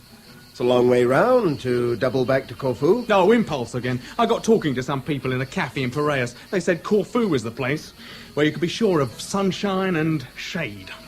So I fell for it. And you're not regretting it? Well, I must say, I was finding it a bit quiet till you came up the assault course. You need someone to talk to once in a while. Where are you staying? Oh, a chap I know. He owns several villas. We got one of them. You can probably see it from here, more or less, anyway. Just west of Paleocastrita. Don't lean out too far over that balcony. Hell of a drop there. Oh, I'll watch it. Look down across the bay. Yeah? There's a smaller bay to the left. Uh-huh. Yeah, well, we're just by that bay, in an olive grove. With friends, are you? What? You're here with the friends you were meeting at Heathrow? No. Mrs. Crichton, as a matter of fact. Oh, yes, of course, Mrs. Crichton. A lady who was injured in that accident. Leg all right now, is it? Yes, she's coming along fine. You've certainly been through it. The whole of Ferriers must know every last detail, I shouldn't wonder. Yes. All but one. Oh, yes? What's that? Who's behind it all? Oh, police no further forward. They aren't being too successful. Someone did that to me. I shouldn't rest till I'd found him. And when I'd found him... What? When you'd found him, what? I should kill him. Yes, that's occurred to me more than once, I can assure you, if I'd caught the time. But once you've cooled off, you realize that vengeance carries its own backlash. The law? The law. Doesn't take kindly to killers, whatever the provocation. I've no wish to see my life messed up any further with a long prison sentence. Funny you should say that. Why? Well, a fellow I knew, this'll interest you. Fellow I knew had a grudge against this other chap. A very good reason. The chap had killed his father. Good God. Anyway, this mate of mine was out to get the killer. What happened was that the killer had been discharged. But by the jury? Oh, no, never got as far as the jury. No, it seems the chief witness for the prosecution suddenly changed his mind. Got liberal ideas, perhaps. Or a backhander. I wouldn't identify your actual villain. So he was off, scot-free. Anyway, you see, this mate of mine, he made it his business to follow Chummy's activities, eventually ran him to earth. 4 years after the trial, in a village in Gloucestershire. Chummy was on the booze, of course, aren't they all? My friend took Chummy for a walk after closing time one night, down to a weir, it was. Then he told him what he was going to do. And why. And then he slung Chummy in the weir. Simple as that. No trouble with the police? Oh, the law was delighted. They'd been after Chummy for years, list of convictions as long as your arm. When they had him up for trial, they'd got him dead to rights, but this witness, you see, let them down. Can you imagine? But, if the defendant was discharged, how could your friend be sure the man was guilty? Who else could it have been? So that's why you've tried to destroy me. Tried. More than that. Much more than that. I wanted you to suffer first, as much as I suffered when I knew my old man's killer was on the loose and there was nothing anyone could do to bring him in. Because you had reneged. All right. Bennett, Hollis, whatever you call yourself, you've succeeded. You've made me suffer almost as much as I'd suffered already, before you caught up with me. Suffer? a liberal hero, suffer? When I renounced my own evidence in court, I did so because there was reasonable doubt in my mind that Hope was the man I'd seen so long before. Later, I realized my mistake. But it was too late. Hope was free, could never be charged again with those offences, and the guilt has never left me since. So you've said you're sorry and that's it, eh? Oh, no. I'll say more than that. I can understand your grief and your anger, but I cannot condone the murder of a drunken man in cold blood. I cannot condone the systematic persecution of a man who was mistaken but not evil, nor the attempted murder of a totally innocent woman. So, what's your next move? A deposition to the British consul in Eyre. And you think I'd let you go after setting up all this? You have no option. I'm bigger than you, and I'm very, very angry. If you try to stop me from leaving, I shall break your neck quite happily. Now, get out of my way. This may change your mind. You're naive as well as insane. A pistol shot here would be heard for miles, and a great many people know where I am. Scott, I'm going to kill you anyway. But unless you take a high dive from this balcony, I shall also kill your charming friend, Susanna Crichton. Do you imagine I haven't thought this out 100 times a day, 1,000 times? You want me to take a 500-foot drop to serve your notions of justice? You know the alternative. And you know I mean it. I'll tell you what, Bennett. Run! If I'm going, you're going with me!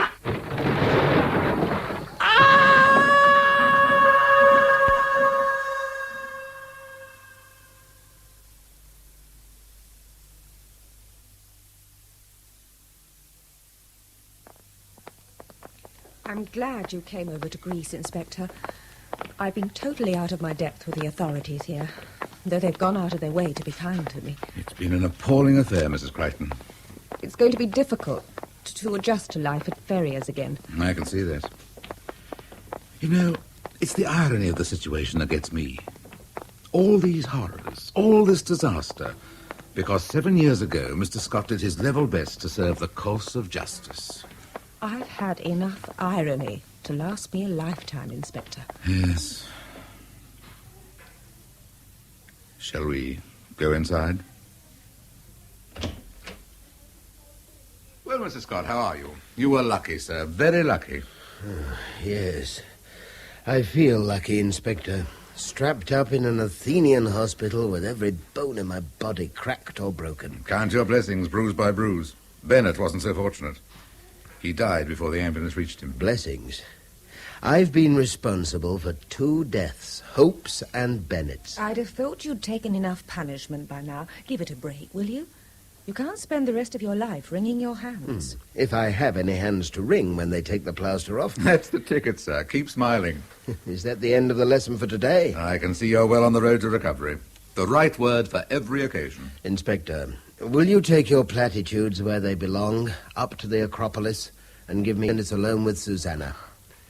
I think I forgot to warn her that she's in grave danger of becoming Mrs. Scott. Oh. And I want no prosecution witnesses around in the event that one of us changes our mind. In Let It Come Down, by Michael Robson, Alan Scott was played by William Lucas, Sue Crichton by Ross Drinkwater, David Bennett by Christopher Bidmead, Chief Inspector Durrant by Kevin Brennan, and Sergeant Franklin by William Slay.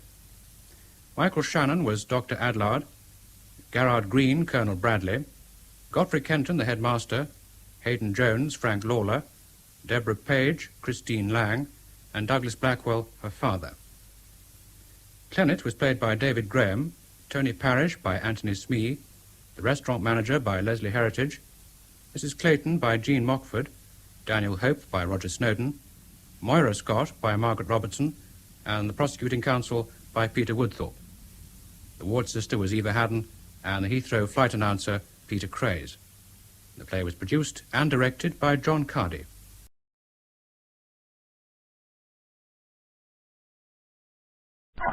Whitehall 1212.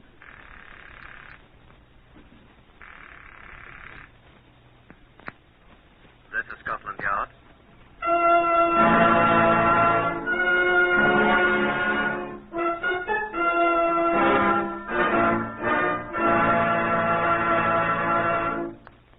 For the first time in history, Scotland Yard opens its official files to bring you the true stories of some of its most baffling cases. These are the true stories, the plain, unvarnished facts, just as they occurred, reenacted for you by an all-British cast. Only the names of the participants have, for obvious reasons, been changed. The broadcasts are presented with the full cooperation of Scotland Yard. Research on Whitehall 1212 is finished by Percy Hoskins of the London Daily Express. The stories for radio are written and directed by Willis Cooper. The voice you will now hear is that of Chief Superintendent John Davidson, custodian of Scotland Yard's famous Black Museum. Good afternoon. Police officials from every part of the civilized world come to see us here at New Scotland Yard. Many of them are old friends of ours, of course. There are few enough police forces with whom Scotland Yard has not been in contact. The Sûreté of France, the American FBI, Canada's famous RCMP. We're all enlisted in the war against crime. And as the Bible says, 8th chapter of Ecclesiastes, 3rd verse, there is no discharge in that war. We have an interesting visitor with us today. He came to glance at the exhibits here in case number 202131. Here, a doctor's instrument case, and a pair of child's rompers. These, with certain other objects which were later given Christian burial, were important objects in that case. And our visitor is the man who had so much to do with solving the case, Captain Lionel Watt, the former Chief Constable of Lancaster. I must tell you at once that this was a matter for the Lancaster Constabulary and the police of Dumfriesshire in Scotland. Purely, let us say, a local matter. No, Scotland Yard was not engaged in this case at all. Captain Watt and his people solved this most baffling case themselves. Yes, so far as I'm able to discover, we have only one procedure that's precisely like Scotland Yard's, John. And that is? We patronize the same hangman.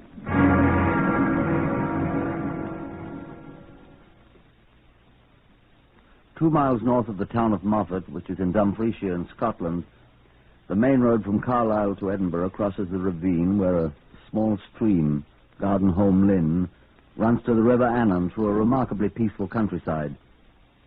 On the morning of the 29th of September, some years ago, several crudely wrapped bundles were observed lying on the banks of the ravine below the road. From one of the bundles protruded a naked human arm. The Dumfriesshire Constabulary naturally investigated. What they found added up to confusion as well as to horror. I was in the Moffat police station when Sergeant Barnes made his first report. 4 bundles. One wrapped in the Daily Herald, the London Labourite newspaper, for 5th August this year. The second wrapped in a pillow slip. The third in a portion of cotton sheeting. And the fourth in another piece of sheeting, tied up with what appears to be the hem torn from the sheet. All the bundles contained pieces of people, to which straw was adhering, and a large quantity of cotton wool also. Quite neat. As nearly as we can tell, there are parts of at least 2 bodies. It's impossible at present to identify them. It's impossible even to determine the sex of the bodies, or their approximate ages. By the appearance of the bodies, the medical officer thinks that they have been dead about 2 weeks, but he doesn't know for certain. He's sorting them out now. During the week, other parcels were discovered along the course of Gardenholme Lynn and along the banks of the River Annan, all on the Scottish side of the border, outside my bailiwick. These parcels, which also contained portions of human bodies, were wrapped in pages of the Sunday Graphic for the 15th of September, and in pages of other newspapers, unidentifiable because of bloodstains. I had a telephone call. Sergeant Barnes speaking at Moffat, sir. Oh, hello, Sergeant. What's up? We don't think our friends are Scottish, sir. What's that? Don't think they're Scottish. What, friends? What? They're dead people, sir. that's quite a statement, Sergeant. When you can't even tell whether they're male or female. Well, sir, we've been making inquiries ever since the first parcel was found. And according to our records, there hasn't been anybody missing in Dumfriesshire in 11 years who's not accounted for. Well, that doesn't prove that... There was a carnival at Morecambe about 2 weeks before we found it. well, now what's that got to do with it? Well, I telephoned the Herald office in London, sir, and they printed a special edition of slip sheets with pictures of the Morecambe Carnival. Oh, yes, that's right. They printed 5,370 copies, and it was all sold with the Sunday Herald of 15th September, either in Morecambe, which is right alongside you, or in Lancaster, which is where you are, sir. Do you mind telling me what all this has got to do with your latest discovery, Sergeant? Oh, not at all, sir. I thought you'd understand. The latest discoveries was wrapped up in those special pages, sir.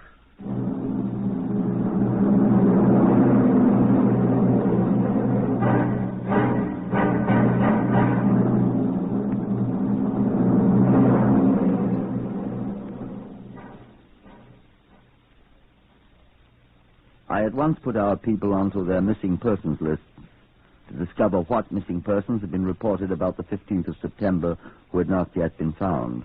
From Morecambe, sir. They've had nobody missing since September 11th, before season closed at Seaside. 2 persons, trippers from York, missing on that day, but bodies were recovered on the following day. Both were drowned. That's all, sir. How about Lancaster? None unaccounted for within the specified period, sir. Unless you want to count this one, though she's not really missing. Who? Name Maggie Rowlandson, maid servant. She's not been officially reported missing. But her stepfather's been around mumbling about a complaint. What about? Well, sir, it's one of them there things. The girl went away with her mistress and they haven't come back, that's all. Where'd they go? Edinburgh husband says, sir. Oh, she's married. Mistress husband. Well, tell him to make the wife send the girl back. I did, sir. And he wrote, but he hasn't had any reply yet. I gather the wife got fed up with him and walked out, taking the maid along for company. Huh. I'll be back. That all? That's all, sir. Well, keep on checking up on missing persons. Though what can be done, I'm sure I don't know. No, sir. I think that sergeant over there at Moffat's is daft. Anyone could have got hold of a copy of that special edition of the Herald. Yes, sir. It's his affair. Let him work it out his way. We've plenty to do. Yes, sir. Well, thanks very much anyway. Keep your eyes open. Yes, sir. Oh, I say, I suppose it is our job to check up on things. Yes, sir, that's right. Whether it makes much sense or not. What's this chap's name whose wife's gone? Well, I'll have a chat with him and see what can be done about getting this girl back to her parents. Fat chance, I expect. Name's Dr. John Hakim, sir. 2 Dalton Square. Funny name. Hindu or Parsi or something, I think, sir. Well, I'll go see the blighter on my way home. It's quite all right. Go ahead. What here? What here? Sir, this is Sergeant Barnes at Moffat over in Dumfriesshire. Hello, Barnes. We're almost certain now, sir, about the bodies. Certain? Well, what did you find out? Well, sir, there's 2 professors of forensic medicine staying here at the hotel in Moffat from Glasgow University, sir. Yeah? And they were invited to look at the remains. They and the medical officer here think they can be put them back together. Good. Then you'll be able to identify them. Well, they're not so sure about that, sir, seeing the condition of them. But what I called you about was to tell you can narrow down whatever search you're making there. I was going to tell you I haven't found any persons missing here, so your theory is... Not missing persons, sir. What did you say? It's missing women. Women? Aye. The doctors are certain, sir, they were both women.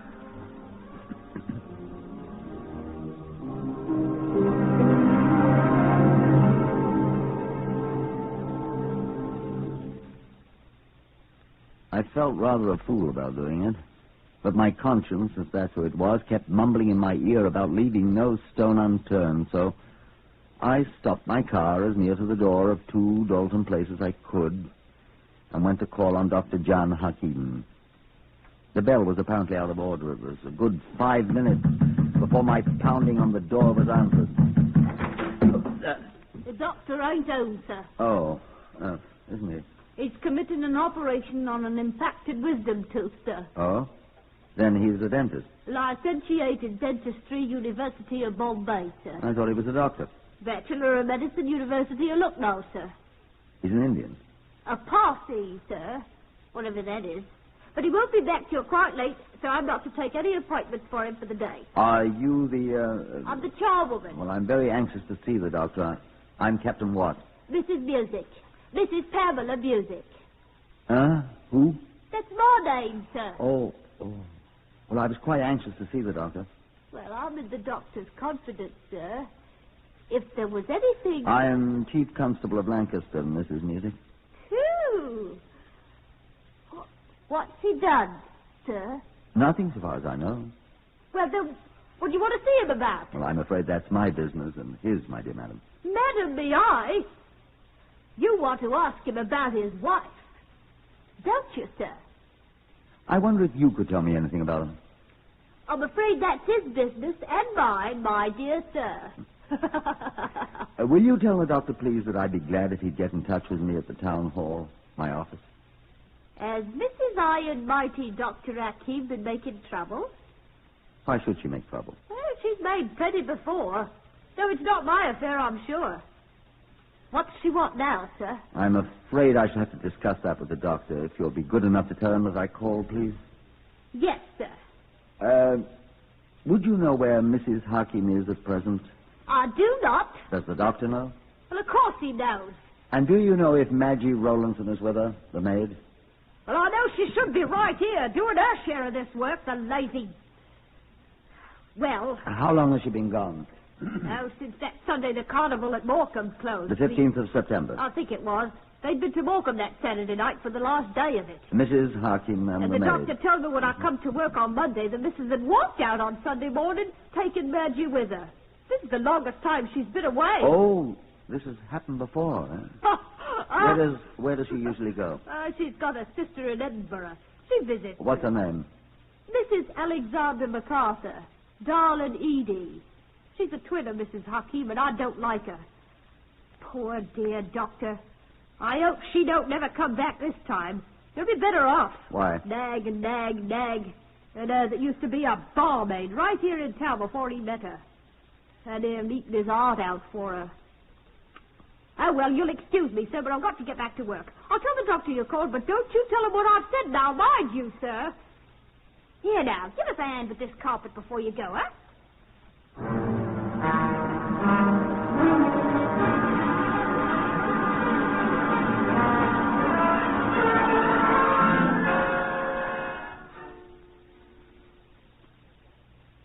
Express message dispatched to the Edinburgh Police by Chief Constable Lionel Watt of Lancaster. Most urgently request you make contact with Mrs. Alexander MacArthur, Edinburgh. Requesting having her sister, Mrs. Jan Hakim, at this city, get in touch with me at once. Also discover whether Mrs. Hakim's maidservant, Maggie Rowlandson, is there with her. Information most urgently desired. Watt, Chief Constable Lancaster. Sergeant Barnes of Moffat telephoned me. Sergeant Barnes here, sir. Oh, good morning, Sergeant. Good morning, sir. Did you have any luck? We found two women who seem to be missing. Yes, Sergeant, but further inquiry has discovered them for us. They're visiting in Edinburgh, that's all. You had any luck? Those two professors I told you about, sir. They seem quite delighted with what they've accomplished. Putting the bodies back together. Bodies? You should have seen them, sir. I did, thanks. Any clues? They said one of the bodies was a young woman. The others older, about 35, Dr. Fairley said. One of them had red hair, the young one, he said. Red hair? Yes, sir. And there's a part of the upper left forearm of the younger one that can't be found. What's that mean, Barnes? Well, Dr. Fairley thinks there was some kind of identifying mark. Oh. A scar or something. And the murderer, whoever he was smart enough to remove it. Real neat. Professional job, too, sir. Just as neat as if a doctor or a surgeon had done it. Dr. Fairley says. Come in. Dr. Hawkins, sir. What? Dr. Hawkins here. Oh. I have him come in, please. What do you say, sir? I've got a visitor, Barnes. Oh, I'm sorry, sir. I'll talk to you later. Goodbye. Goodbye, sir. Well, sir, You are Chief Constable Watt, isn't it? I am, sir. I want to know what you mean, sir, by persecuting me. Answer me. Why, my dear sir, nobody's persecuting you. You have appeared at my office in my absence making inquiries which I am resenting very much indeed, and I demand that they be stopped. My dear man. I am a reputable doctor, sir, a surgeon. I will not have policemen coming to my office. I came to your home, sir. It is also my office and surgery. You are thinking that I have some guilty knowledge of my wife's whereabouts, and that little Rundy, her maid, isn't it? There's no call to be quite so belligerent, Dr. I Hakim. shall be as belligerent as I please, sir, when my rights are invaded. Now, look here, Dr. Hakim. I am not going to be put on the defensive by you at all. You may as well understand that. Now, I'm sure that you're aware that I'm following up a legitimate inquiry concerning the whereabouts of your maid, Magic You Rose. have no right to question my servant. My dear sir, I have a right to question anyone who might be able to contribute information. You know that Mrs. Musical talk. I am not acquainted with Mrs. Music's proclivities, sir. Now that you are here in my office, I ask you what information you can give me about the Rowlandson woman. I can give you none. She accompanied my wife to Glasgow. Probably she is still there with her. I thought you said that your wife went to Edinburgh. Edinburgh, I mean. I can't keep these stupid Scottish, the English, these Scottish, I can't remember them. I see. Has your wife left you, Doctor? I will not tell you. You have a reason for refusing to answer, I take it. I have. You will be telling it all over the city, and my practice will be ruined. I know how you police operate. I don't trust you. That's a very extraordinary attitude to take, It is Doctor. the attitude which I choose to take. You will stop meddling with my affairs, sir. Look here, Dr. Hakim. Dr. Hakim, I have no interest for the moment in the reasons for your wife's having left you, but... I'll try she left me. She left me for another man. I said I have no interest in her reasons, sir, at the moment. I'm being disgraced. I am being ruined by this scandal. My practice, I should be ruined.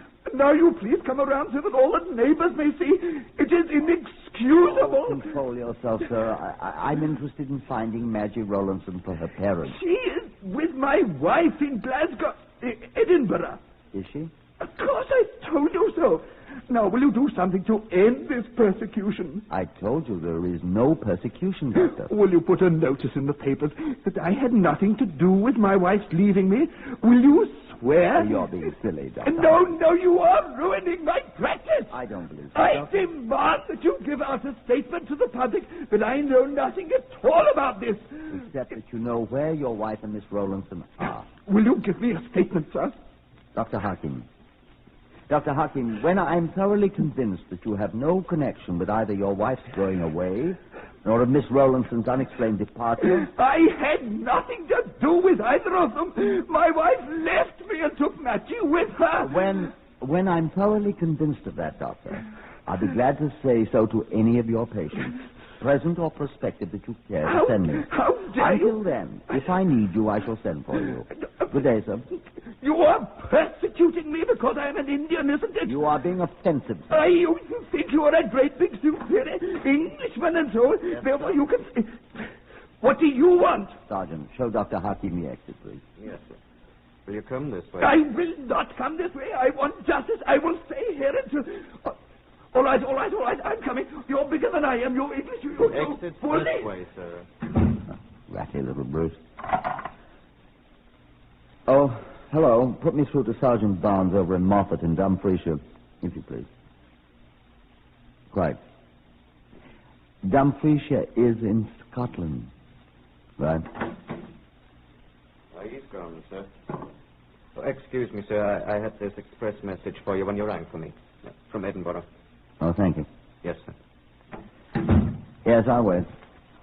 Edinburgh. Barnes here. Oh, Sergeant Barnes, what here? I was just calling to tell you that...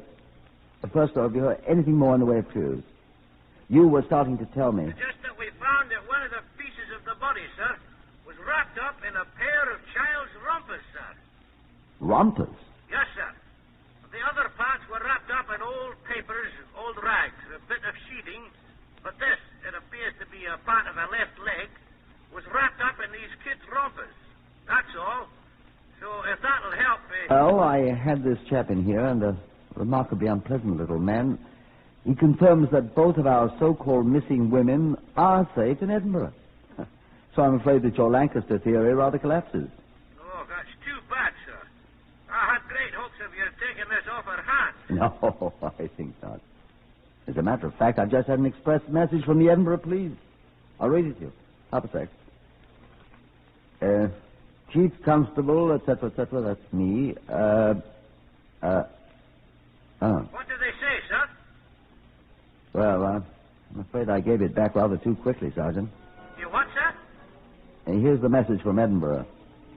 Subject person has been contacted. Says has not seen subject of inquiry, Mrs. Hakim, since last New Year's Day in Lancaster. Has never seen subject Maggie Rowlinson. Hodgson, Edinburgh Police. What'd you say, Sergeant? I said, I wish you luck, sir.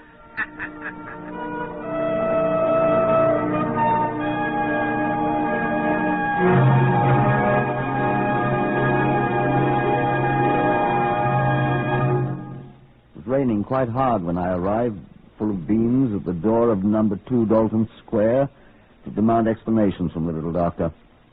I thumped the door vigorously, and out of time, it opened.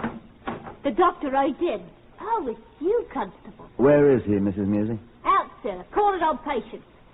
He certainly did give me what for. May I come in out of the rain, please? Oh, if you must, Thank sir. Wipe your boots on the mat. It's mucky enough in here anyways, though Lord knows I try to keep it tidy. What do you want now? She ain't here. Neither one of them's here. Neither Mrs. Hakim nor Maggie, what's her name, Rowlinson? Nor the doctor. Now, what did you want, sir? He ain't here. Very important that I see him. Where do you expect I might find him? Or when will he be back? That's the way I got into trouble the other day, answering questions. Now, look here, Mrs. Music. He says it ain't good for business. He said if I'd done it again, I'd lose my situation, and I'm not going to lose my situation. If you'll just tell me when the doctor will be back, Mrs. Music.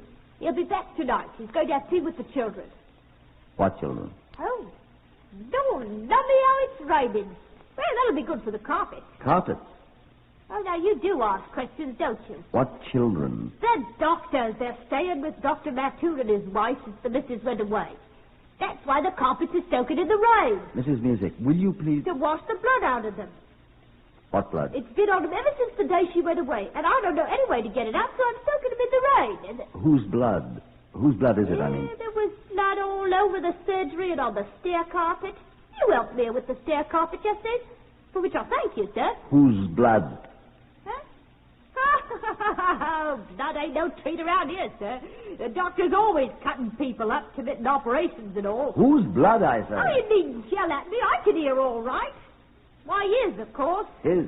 The doctor's? Of course. How did his blood get on us? When I come to work that Monday morning, he told me the missus had run away from him, so he took the kids to stay with Mrs. Mattoon, like I said before. And when he come back, he tried to open a tin of peaches for his breakfast, and he cut his hand dreadful on the tin opener. Didn't you see he was still bandaged up? Yes. There was blood every place in the house. On the rug, on his waistcoat. He bled a lot. Hey, you wouldn't think one person could bleed so much and still walk about. Who dressed his hand? He dressed it himself. Wouldn't even let me put Zambuck on it. He's very accomplished, sir.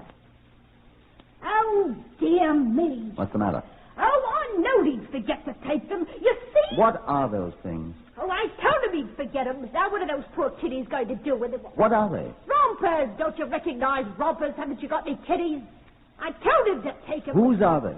All except that one pair that belonged to young Alan. I don't know how anybody could lose a pair of rompers. Is there a telephone here, Mrs. Music? In the surgery there, but I'm not sure the doctor... There's half a crown. Say nothing about it. You are bar music, that red bow tie you've been wanting. In here, Mrs. Music? It's his birthday Wednesday. What'd you say? Oh, yes, it's in there, sir. Thank you. One more question, Mrs. Music. What color hair did Maggie Rowlinson have? Had, sir? Well, she's got ginger hair. Real bright red. Thank you, Mrs. Music.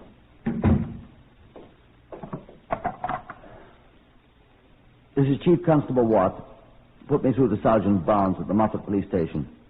Quickly, do you hear?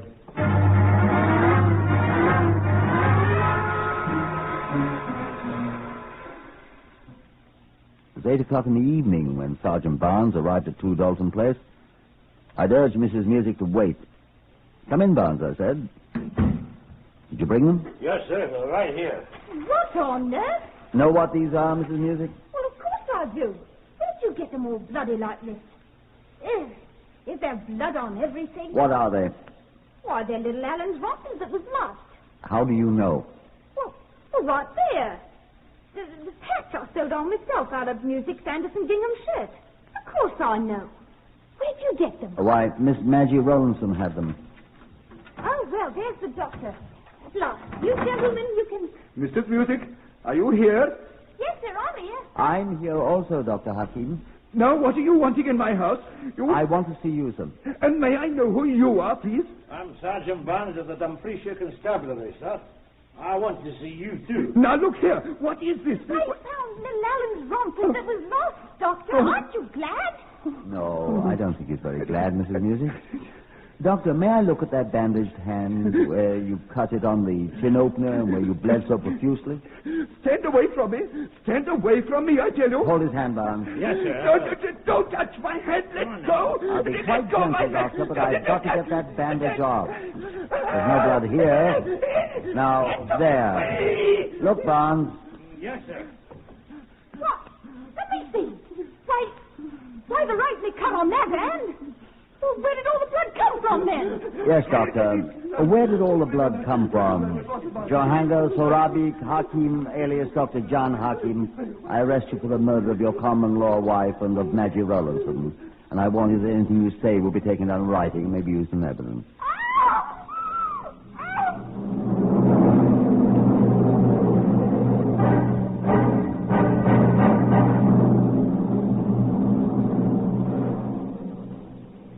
He admitted it, finally.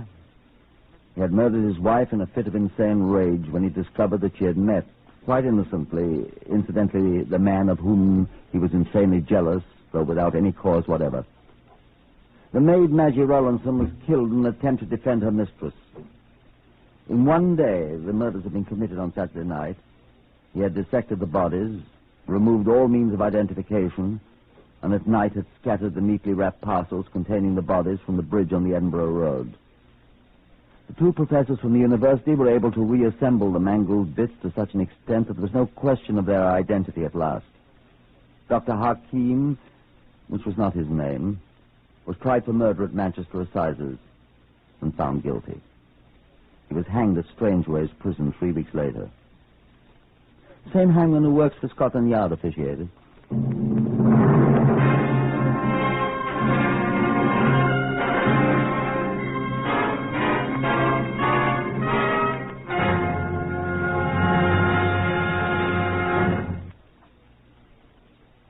Heard in the honor of their appearance on Whitehall 1212 today were Harvey Hayes, Horace Braham, Pat O'Malley, Lester Fletcher, Patricia Courtley, and Morris Delamore. Lionel Rico speaking. Whitehall 1212 is written and directed by Willis Cooper.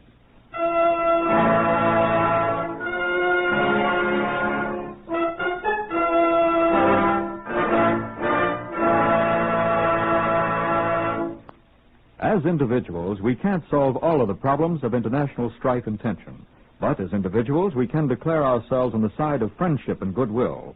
The best way to express your goodwill is through CARE, C-A-R-E, the non-profit international organization that delivers food and clothing packages to the needy in other lands. For complete information, get it at CARE offices throughout the nation. This is NBC, the National Broadcasting Company.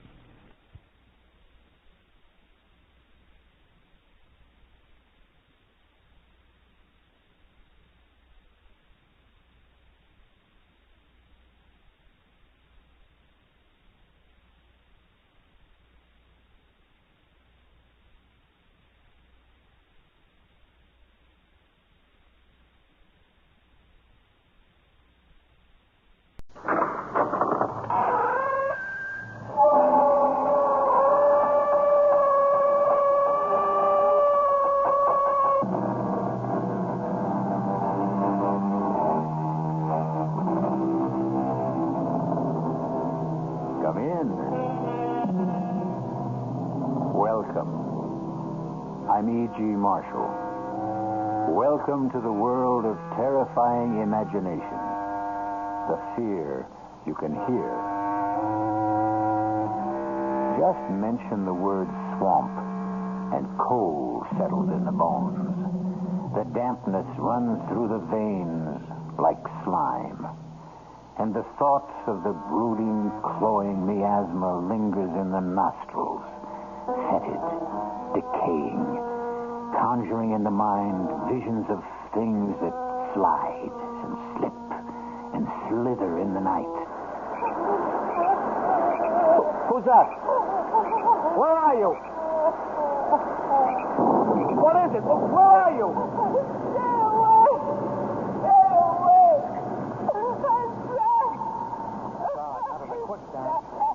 Out of the devil's cauldron. Whoever you are, don't struggle. Try not to move. You'll sink faster. Stay away. The smoke can't hurt me. He'll get you soon. It's too late for me. Save yourself.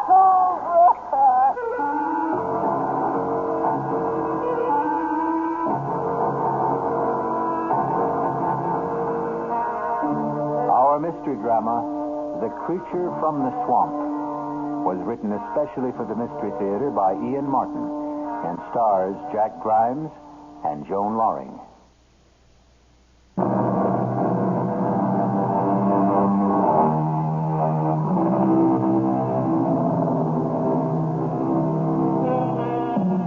A young game and fish warden named Larry Drake, who for reasons of his own lived an isolated hermit's life in the heart of the great swamp, was returning after dark in a wild thunderstorm to his lonely cabin. Just as he approached the cup-shaped body of quicksand and swamp water called... since this is his story, and he left a painfully careful and detailed record, why not let him tell it for himself? I'm typing this before I do what I have to do, because I know the sheriff must be on his way for me by now. This is the end of what began, seems a lifetime ago, but I reckon it's only a few days. The weather was foul, and as I started to skirt the edge of the Devil's Cauldron, I heard the sound of a woman crying. I broke through the undergrowth, and in a flash of lightning, I saw her for the first time trapped waist deep in the slime and sinking fast. Try to stay still. The more you flounder, the more you sink. Leave me. Save yourself. I'm not in any danger. Now, neither are you if you do as I say. Yeah, grab the end of this tree branch. You'll steal your soul, too. Let's not fuss over me. Concentrate on you. Grab the branch. That's it. Now, pull it towards you till you get the main stem. All right, now listen. I'm not worth your saving. We'll talk about that later.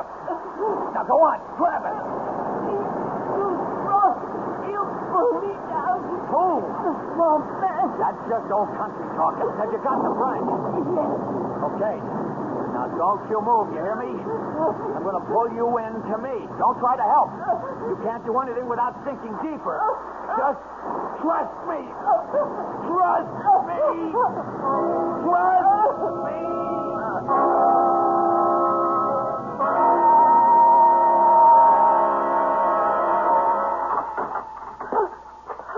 Now, hush up, hush up.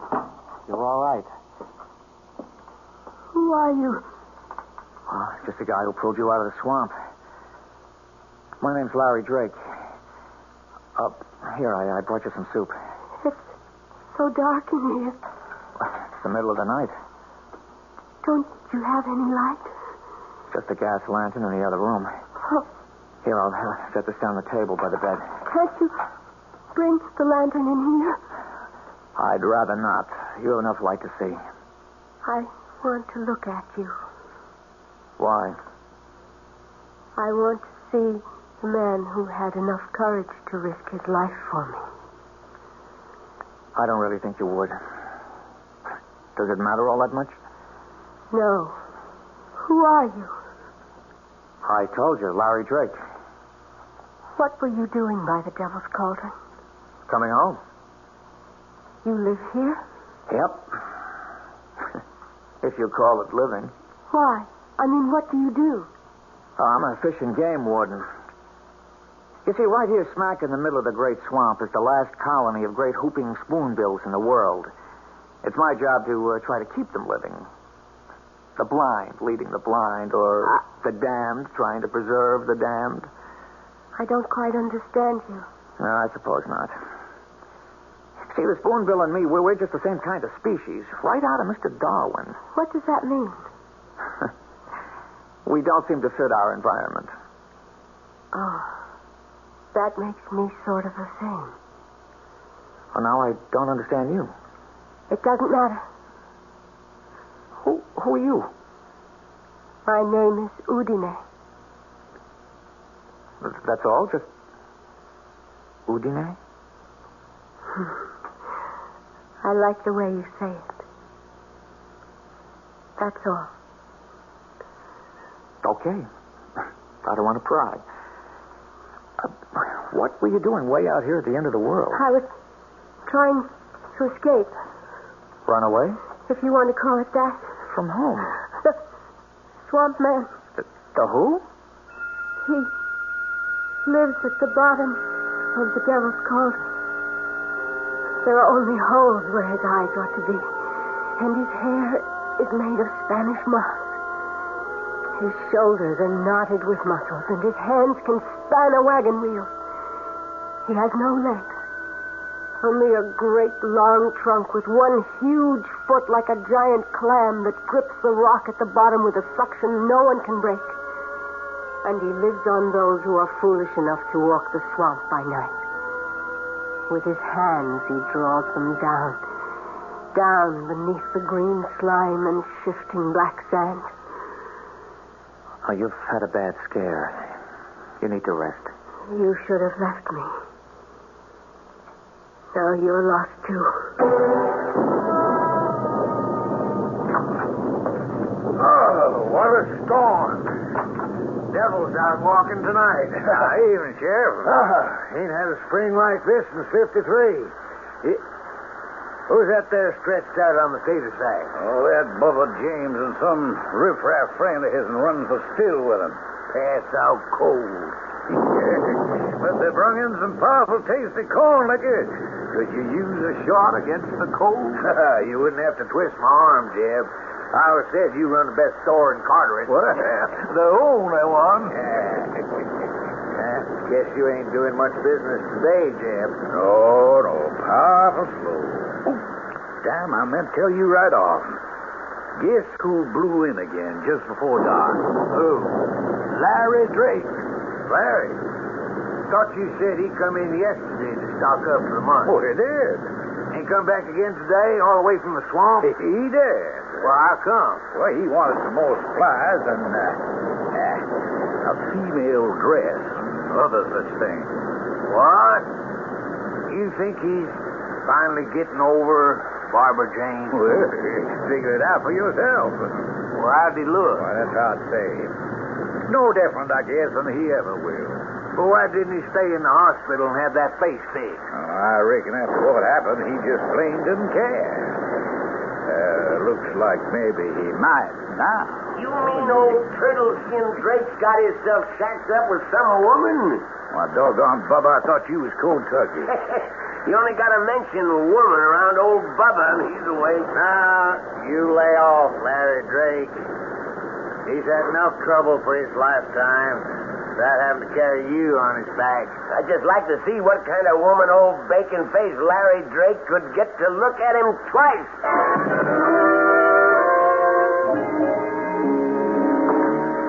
You reckon you can sleep now, Udine? You're going to leave me, Larry? Bring the lantern. Why? I want to look at you. Very well. Maybe it's best. I'm shading this light. I wouldn't want you to turn away from me. Uncover it. Let me see. All right. Oh, poor Larry. What happened? I had the world in my pocket, Udine. I was going to be married to Barbara Jane, who everybody said would be next Miss America. We were golden boy and golden girl. Wasn't it Byron who said, whom the gods love die young? I got myself all liquored up at a party 2 nights before the wedding and insisted on driving home. We went off the road and into a ditch. I was thrown clear, but she was trapped in the car. I tried to get through the flames to her, but she was burned to a crisp. As you can see, there wasn't much more left of me, except I lived. Your poor face. If they wanted to fix it, I suppose it could have been made better, but I had no money and less interest. I want you to go to the swamp and bring me water from the cauldron and mud from the edge. What for? I'll show you. I don't want to leave you now. I wouldn't let you leave me now. You can only go by daylight. He can only come out of the swamp by night. The swamp man? Yes. I'm not afraid of him. I'll go now. No, please. Larry, don't. Stay with me. Stay with me. Come. Hold me in your arms. What is it? Are you ill? I'm afraid, Larry. I'm only afraid. He came for me once before on a night like this. Before I was... You see, he needs the dance and the whip because he can't walk. He has to crawl like a snake. Please. Larry. Please. Hold me. Hold me. Oh. Do you know what it's like to hold a woman again? To be warm again. To feel you dry and smooth. What? No. What? He's coming from me. He's coming to take me back. It's the swamp man.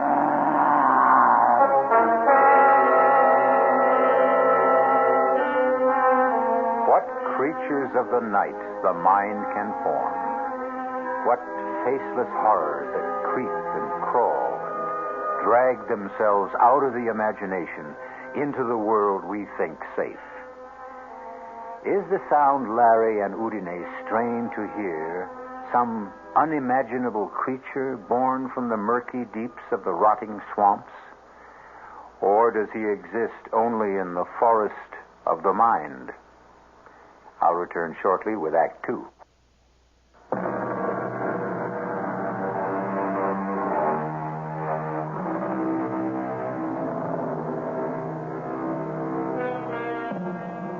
An isolated cabin deep in a semi-tropical swampland.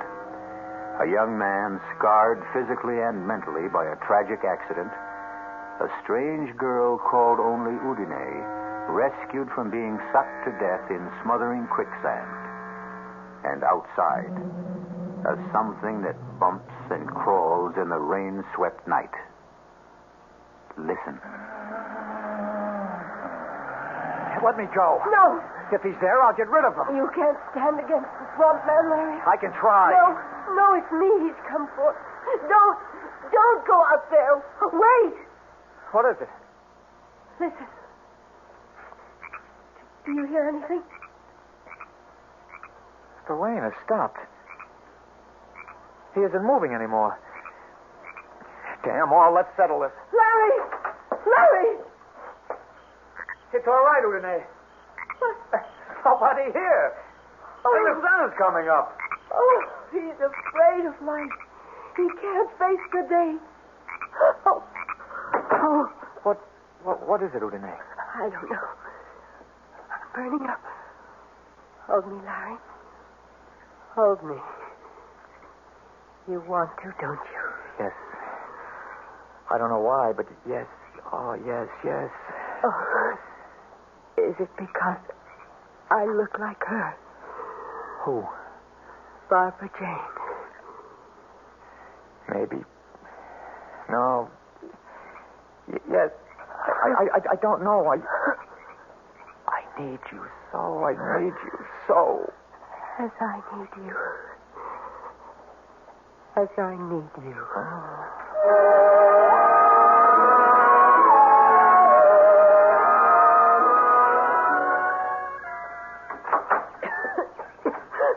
Who is it? It's Larry. It's all right. I went out to get the mud in the swamp water. Give me water, please. I'll get some fresh. No. From the swamp. I have a glass here. Yeah, but it's stagnant. It'll poison you. No. No. Like medicine. Give me, please. Are you sure? Please. Okay, here, Udine. Thank you. Oh, that's better. Oh, I feel much better now. I'm worried about that cough. It's nothing. I'm just very dry. You look so flushed. Bring me the other pail. You did bring mud. Looks more like slime to me. Oh. You sure? Of course, I'm sure. It's marvelous, Larry. You'll see. It soothes the skin. Look, I rub it into my skin, and I can feel the muscles relax, and then become renewed again. It smooths away every wrinkle. Come here, Larry. Kneel beside me. Don't look at me in the light. Don't be afraid. I see behind the mask. And I'm going to gentle that poor, charred skin. Feel how smooth and gentle. Shut your eyes. And you are in a cave of water. Down in the cool, green depths. Quiet and soulful. Like a cathedral at the silent bottom of a sun-struck lake. I could have this moment last forever. Or choose it for the one to die. Does it feel good? I don't know about this primeval slime. It's all in the touch of your hands. Oh, if only it were. I'm sorry. I'm so tired. Oh, I should let you rest. No. Here, let me get a cloth to wash your face. No, leave it up. Don't. Let me feel your brow. No. Oh, Janae, you're running a fever. I'm going to get it to a doctor. I don't need a doctor. Don't leave me alone. Dearest, what is it you're afraid of? I told you. The swamp man? Yes. But that's plain fancy, hallucination. Oh, Janae, who are you? Where do you come from? Are you a husband, a lover, of a family? No. No family, no husband. And nobody looking for me but him. I have a lover now. Larry.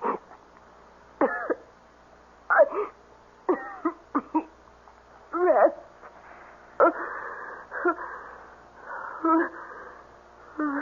Udine?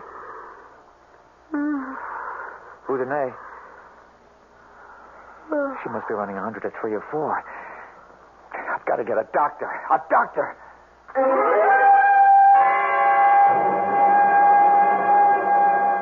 Tarnation, Larry. You can't just bust in here and ask me to go traipsing off into the swamp with you to look at this girl. But she's sick, Dr. Prince. Very sick. It sounds to me like she could have double pneumonia. I can't, son. There's only one of me. Bring her in here. I'll be glad to examine her. I'd have to carry her out of the swamp. You know there's no road into my cabin. Yes, I know it. It's why I can't swim. You think this antibiotic will bring her temperature down? Well, I can only hope. I don't dare prescribe anything else sight unseen. Of course, if I knew for a fact that it was the swamp fever, You need a blood test for that. Yeah? All right, Doc. I'll bring you back a blood sample myself. That's right. You were fixing to be a veterinarian, I forgot. Yeah, a lot of things I was fixing to be once, Doc.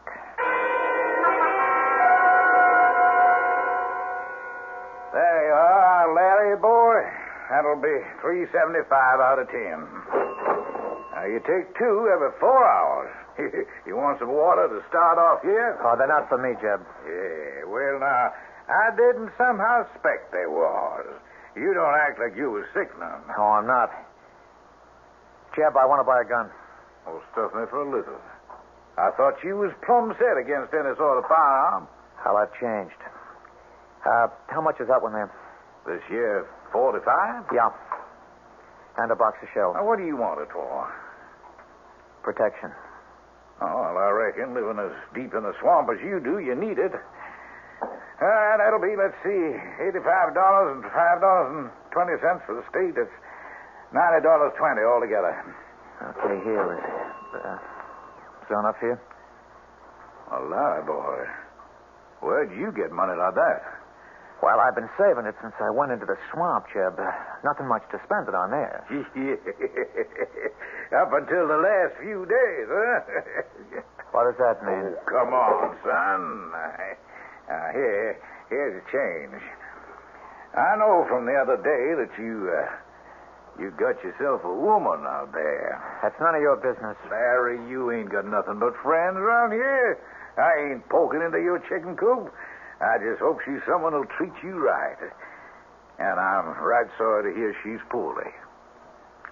Well, she got herself caught in the devil's cauldron. I had to pull her out. You don't say now. Local girl? I don't know. Any missing hereabouts? Well, not as I've heard tell. Can I ask her name? Udine. Udine. Well, that's a kind of foreign, like, eh? What's she look like, Larry? She looks like the spitting image of Barbara Jane. And you found her in the devil's cauldron? Half buried in the quicksand. Larry, boy, you sure she's what she seems to be? Come on, Jeb. Get in out of the rain. Hi there, Jeb. Got some smokes for me and my buddy? Well, here's an unexpected pleasure. Mr. Larry Drake, the happy hermit. I'll be leaving, Jeb. Good night. Didn't you hear me talking to your old buddy? Hello, Bubba. Ain't you going to say hello to old Jess here? You remember Jess Guilford? Hi, Jess. Oh, there, Larry. Excuse me, I was... What's your hurry? Don't you want to visit for a while? There isn't much left to be said between you and me. That's damn right. Not since you killed my sister. It was an accident. Barbara Jane got killed. You escaped. Come on, Barbara. Stay out of this, Jess. What you wearing, Larry? Little black paint to hide that pretty face the fire chewed up? Let me pass, Bubba. Maybe you're smart to cover up now you got a new woman with you.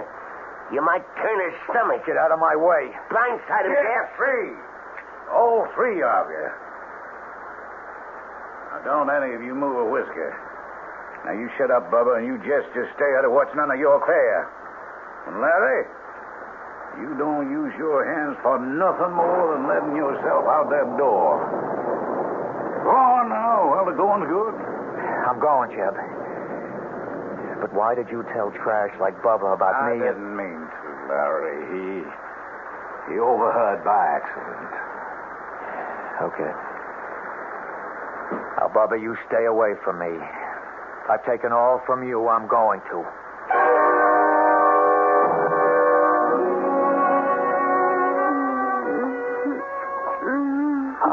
Hush, Udine. Larry? Oh, I thought... No, nothing to worry about. How do you feel? Some water, please. Oh, it's right here. Thanks, Larry. That feels better. Feel like getting up for a while? I've made us some dinner. If you want me to. Oh, what happened to my dress? I threw it away. It was all stained and torn. Oh, well, then what I brought you a new one from the store. I hope it fits, and you like it. You bought me a new gown? Well, you had to have something to wear. Oh. Open it. Go ahead. I haven't had a new gown for... Oh, Larry. It's beautiful. Oh, it's beautiful. Give me a little time by myself to freshen up and put it on. Oh, you're beautiful. You're so beautiful. Is it because I look like her? Yes. And no. Barbara Jane is dead. You're alive. What is it? Nothing. Larry, I'm tired again. So tired. Oh, I've kept you sitting here too long in front of the fire. You... No. Oh, you sure cast a spell over me. I didn't realize it had gone out. I'll get some fresh wood. No, darling, I don't need a fire. I just need... Is it still raining? Yeah, cats and dogs. Oh. So heavy you can't see. It's pitch dark out. Well, it's been a black day. Night came early. Then, so will he.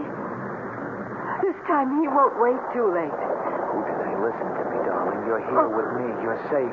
There's no such thing as a swamp man. He's coming. I feel it. He's coming. It's just superstition and folk. No, listen. You see, there's nothing. Listen.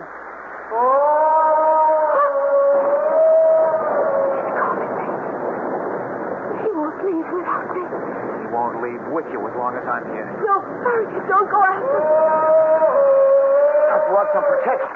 My brother's no use against him. We'll find out soon enough. Swamp man, if you come for her, you won't get her. I'm giving you one last warning. Stay back.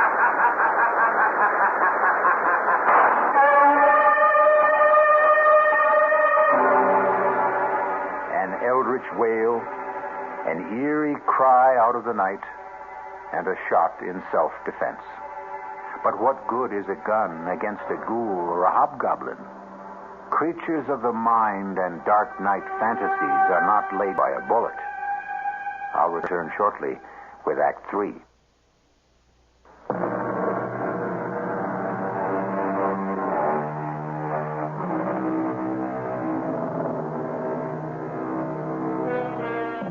What a host of strange, blood-chilling monsters the human imagination has dredged up from the depths.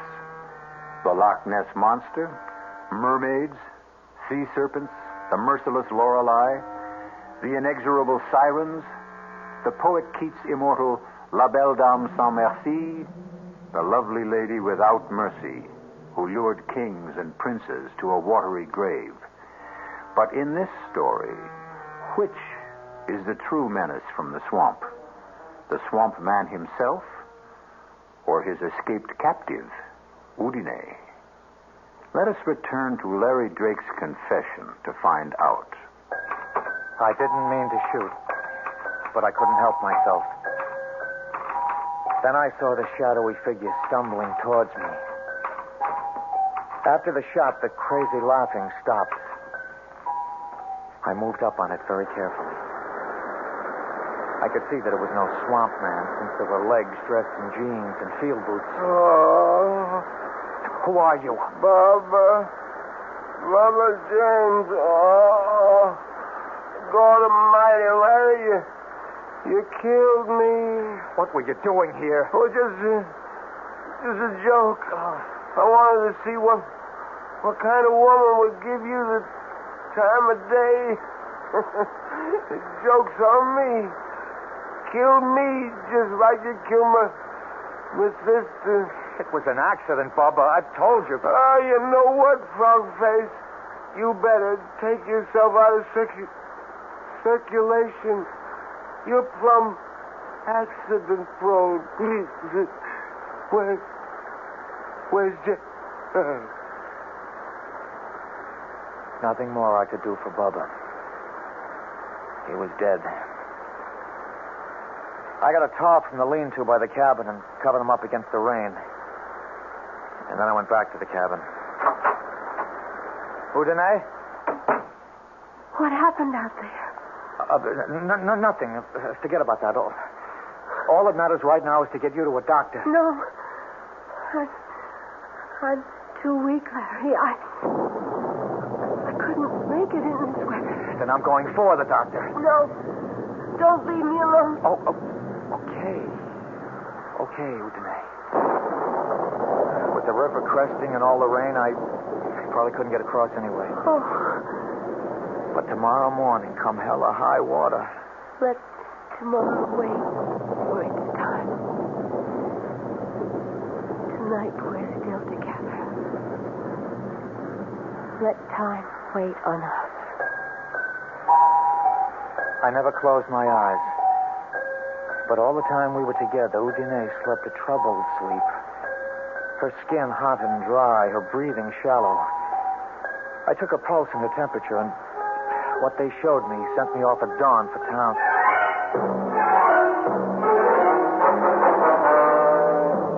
I don't know what the Sam Hill you're up to, Larry. Have you been drinking? No, Doctor. What do you mean? Well, I don't know about the blood sample. That'll have to be tested. But those other vital signs you described... That's why I'm here, to drag you back to see her. Well, it ain't possible. A pulse of under 30, a BP of 60 over 40, flushed and feverish and running a temperature of under 90? Well, she should be cold and clammy. That isn't enough to sustain life, human life anyway. You must have made a mistake. No mistake. I was as careful as I could be. Udine is alive. You can see for yourself when you come.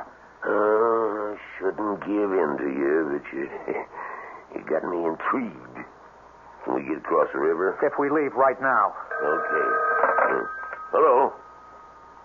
When? Well, can he be moved, Sheriff? Yeah. Now, look here. You have him lift him in a blanket and handle him like he was partridge eggs. Yeah. Right to the office. I'll be waiting. Well, Larry, I can't go with you now. Now, wait a minute. You said you were... That was the sheriff down to the levee. Cody William got trapped under a sandbag slide. He's in bad shape. They're bringing him here for me to operate on. How long is that going to take? It could be well on to most of the afternoon. I'll come out to your place as soon as I'm finished. You don't understand. I understand, son, but I got to take first things first. But you'll surely come. Yeah, I promise. How are you going to find your way into the swamp? I'll pick up Jeb Scanlon to guide me. He knows this country like the back of his hand.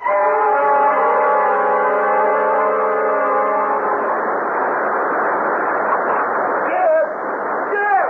Just calling. What ails you, boy? You look nigh on the ground. Now, where's your sidekick, Bubba? Bubba, he's dead, Jeb. He's dead. Larry Drake blew a hole in him with a big old 45. Lord almighty. The sheriff know about this? No, I just got to town. I thought I might find him here. Oh, he's down the river. Crest goes by this afternoon around 4. Here's your drink. Oh, thank you. When did all this happen? Last night. Bubba and me. Well, you know, Bubba, he figured he was going to bother Larry some about the woman he was supposed to be shacked up with. We come up on the cabin, and the lights was on. And Bubba, he says, I want to give old frog-faced Larry and his fancy woman some big scare.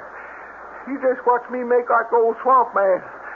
And then he started calling, kind of ghostly-like, and the next thing I knew... Now, come on, boy. Pull yourself together. Larry come out on the porch, and he called out.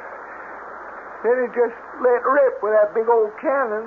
I heard that slug rip right through Bubba, and I took off for the trees like all the devils in hell was on my tail. So you don't know if Bubba's dead? Oh, the way I heard him take it, I don't see how he could be anything else. You didn't stay to find out? No, sir, not me. You just took out, yeah? Larry don't know you was with Bubba last night? No, I wouldn't think it. You see, he come out thinking Bubba was the swamp man, and old Bubba, he's just trying to keep up the fun and all that. Yeah, Bubba was a card. He just picked himself the wrong poker game this time. Sure looks like Larry's got himself mixed up in something mighty strange.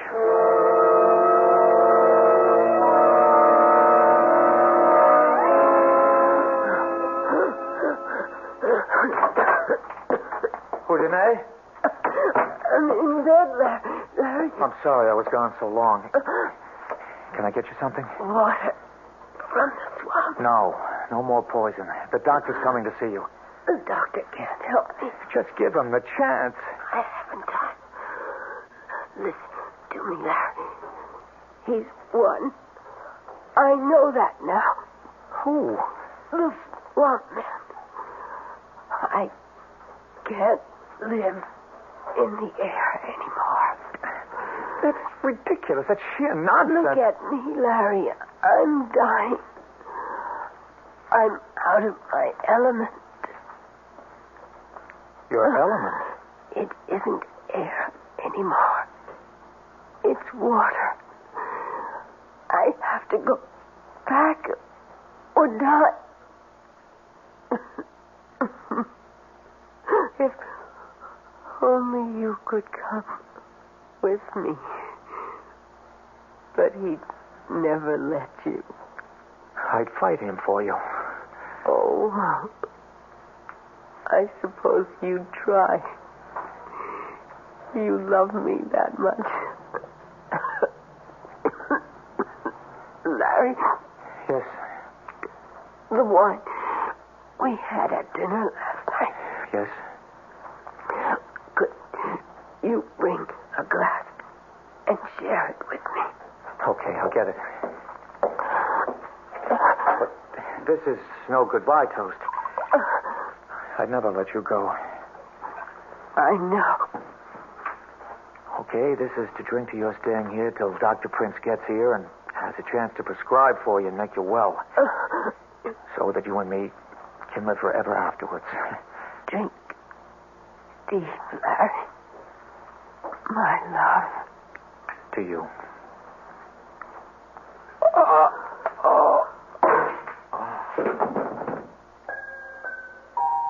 Sleep, my love, till I call for you again. I have to leave you now. The water is green and cool, and it washes the skin like ointment. And the moss dampness makes you whole again. You will be so fair, your skin renewed, your youth returned. So much for so little. What is a soul worth, after all?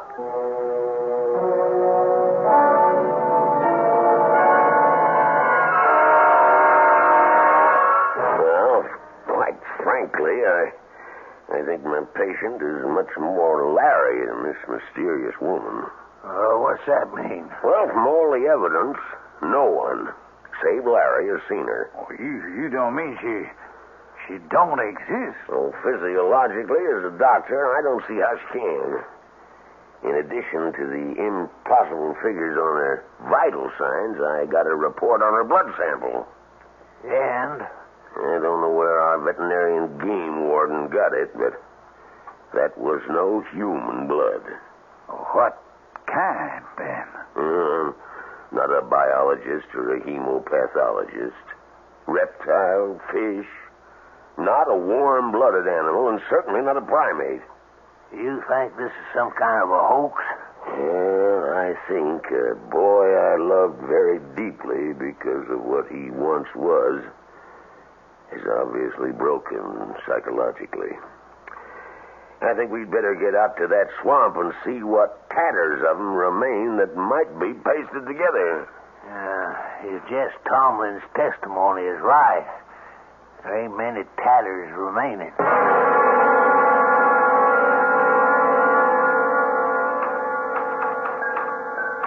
So this is the end of it.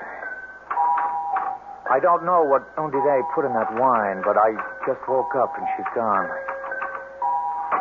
I intend to follow her now once I finish this. I don't know what I shall find in the Devil's Cauldron. A fight to the death with the Swamp Man. Reunion with Udine. Peace at last.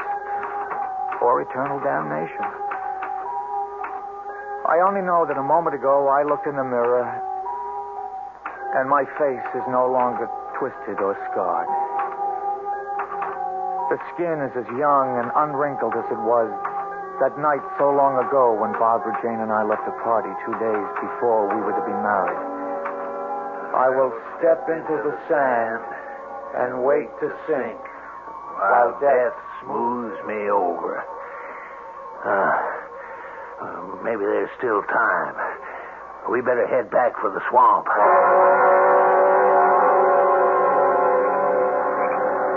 Hold the light higher, Jeb.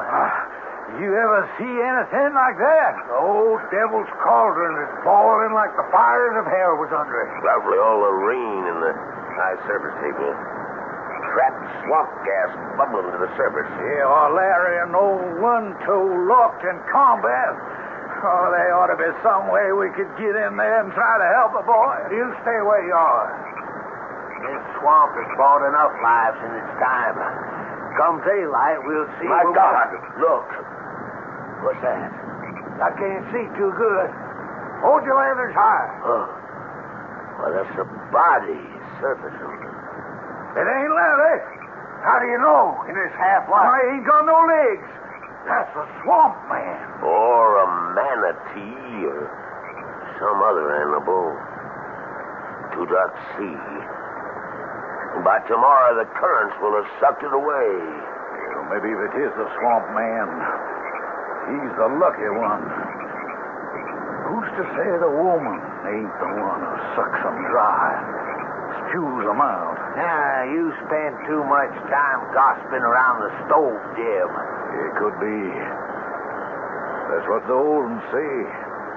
The swamp is a woman that drags men down, often her body, in exchange for their souls.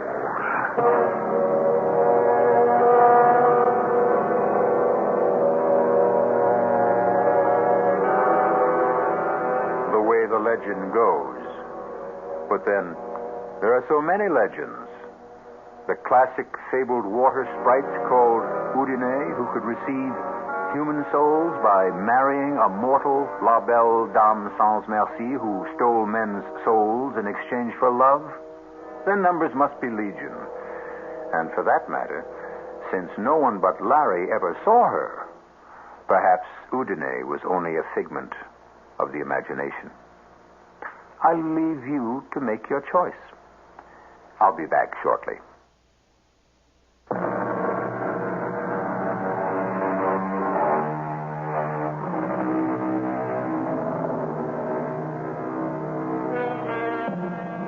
One footnote before we part.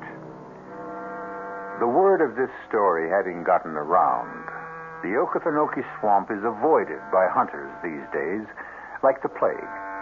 And as a result, the wildlife, left in peace and quiet, breed happily and prolifically once again.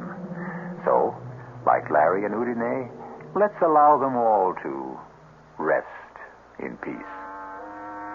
Our cast included Jack Grimes, Joan Loring, Ian Martin, Robert Dryden, and Leon Janney. The entire production was under the direction of Hyman Brown. This is E.G. Marshall inviting you to return to our Mystery Theater for another adventure in the macabre. Until next time, pleasant dreams.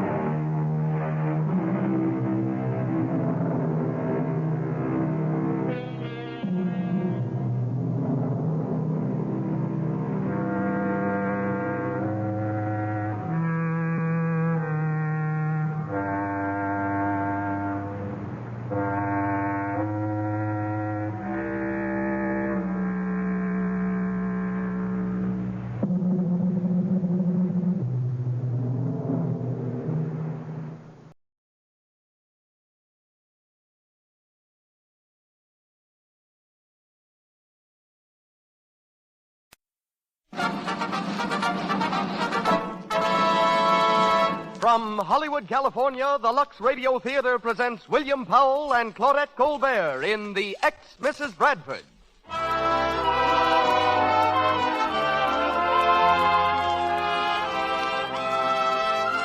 Lux presents Hollywood, Romance, laughter, and mystery are combined for your entertainment tonight in The Ex-Mrs. Bradford, starring Claudette Colbert and William Powell. Our music is directed by Louis Silvers, and between the acts, you'll meet the physician-criminologist, Dr. Ronald W. McCorkle. Mr. DeMille steps to our microphone in just a moment. Meanwhile, a brief reminder to all the ladies listening in. 9 out of 10 screen stars use Lux toilet soap. That certainly is significant. It means that the loveliest women in the world, the beautiful stars of the screen, to whom an attractive complexion is so necessary, use safe, gentle Lux toilet soap. I wonder if you found out what a luxurious, delightful aid to beauty this fine white soap is, and what a grand thing it is to make a daily beauty bath with this richly lathering white soap a regular part of your beauty ritual. You'll be sure of daintiness and sure of skin that's sweet.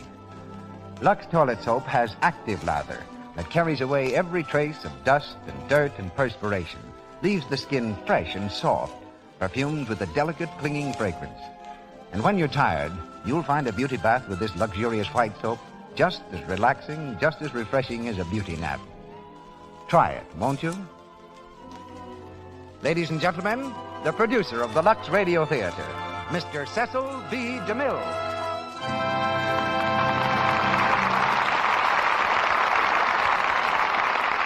Greetings from Hollywood, ladies and gentlemen.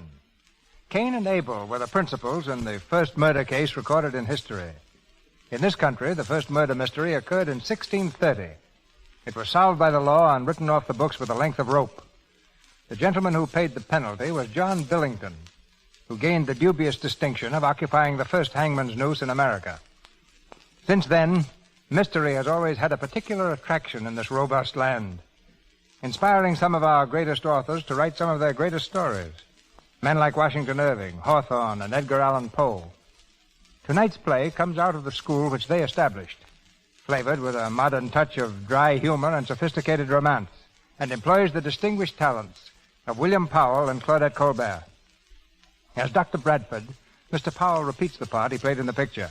And again, as Dr. Bradford, he has the sympathy of all patient and obedient husbands who crawl out of bed in the middle of the night to assure their wives that the noise they hear is nothing more deadly than the dripping of a faucet. Likewise, all those good women who at least once in their lives have been able to say, "I told you so," because it really was an intruder, will say it again with Claudette Colbert as Mrs. Bradford. Miss Colbert's latest picture is Metro-Goldwyn-Mayer's It's a Wonderful World. Mr. Powell's detective experience certainly qualifies him for the role of the unwilling Sherlock tonight. He created Philo Vance on the screen, was the Nick Charles of The Thin Man, and he appears through the courtesy of Metro-Goldwyn-Mayer, where he's preparing another Thin Man picture. 2 feature players from the new RKO film Career also join our cast. John Archer as Nick Martell and Alice Eden as Mrs. Summers.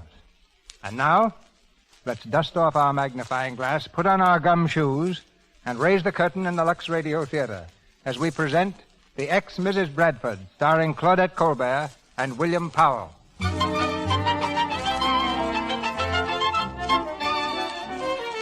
It's the living room in the home of Dr. Bradford. It's just before dinner, and the prominent surgeon, sitting at ease in his favorite chair before a comfortable fire, listens to the news reports on the radio. As the butler enters, the doctor holds up his hand for silence. Yes, it was a strange tragedy that took the life of Eddie Sands today at the Imperial Racetrack. War Cloud and Luxury, with Eddie Sands up, were racing neck and neck down to the line of finish. Luxury was pulling away when suddenly Sands fell from the horse. The field doctors rushed to the jockey's side, but he was already dead. An examination disclosed that the famous little jockey had died of heart failure. News from Washington today is concerned mainly with the passage of a bill to regulate... What is it, Stokes? I beg your pardon, sir, but are you in? In? Why, yes, I think so. Oh, physically, of course, sir. But socially... Stokes, you bring up a very interesting point. If it's anybody I don't want to see, obviously I'm not in. Then, sir, you are not in. I shall tell her so at once. Don't bother, Stokes. Hiya, Brad. Paula. Brad, darling, kiss me. Paula, Dr. please. Bradford is not in, ma'am. Oh, I'm afraid it's too late, Stokes. Sorry, sir. Well, Paula, no need to ask how you are. Oh, I feel grand. How are you, Brad? You look terrible. Well, I was all right. I thought you were in China. I hoped. Oh, Brad, I almost forgot I brought someone with me. Come in, please. How are you? Brad, this is Mr. Frankenstein. Mr. Frankenstein, how do you do, sir? Are you Dr. Bradford? Yeah?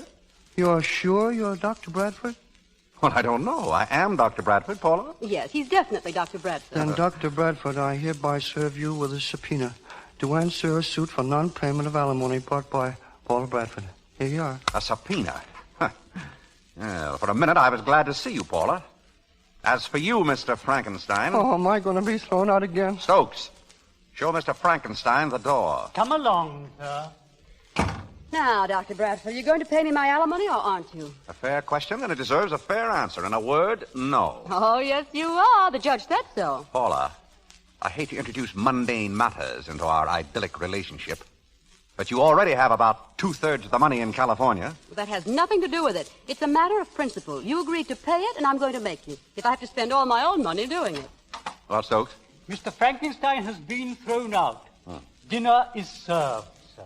Dinner? Oh, how nice of you, Brad. Lay an extra place, Stokes. Yes, sir. And lock up the silver.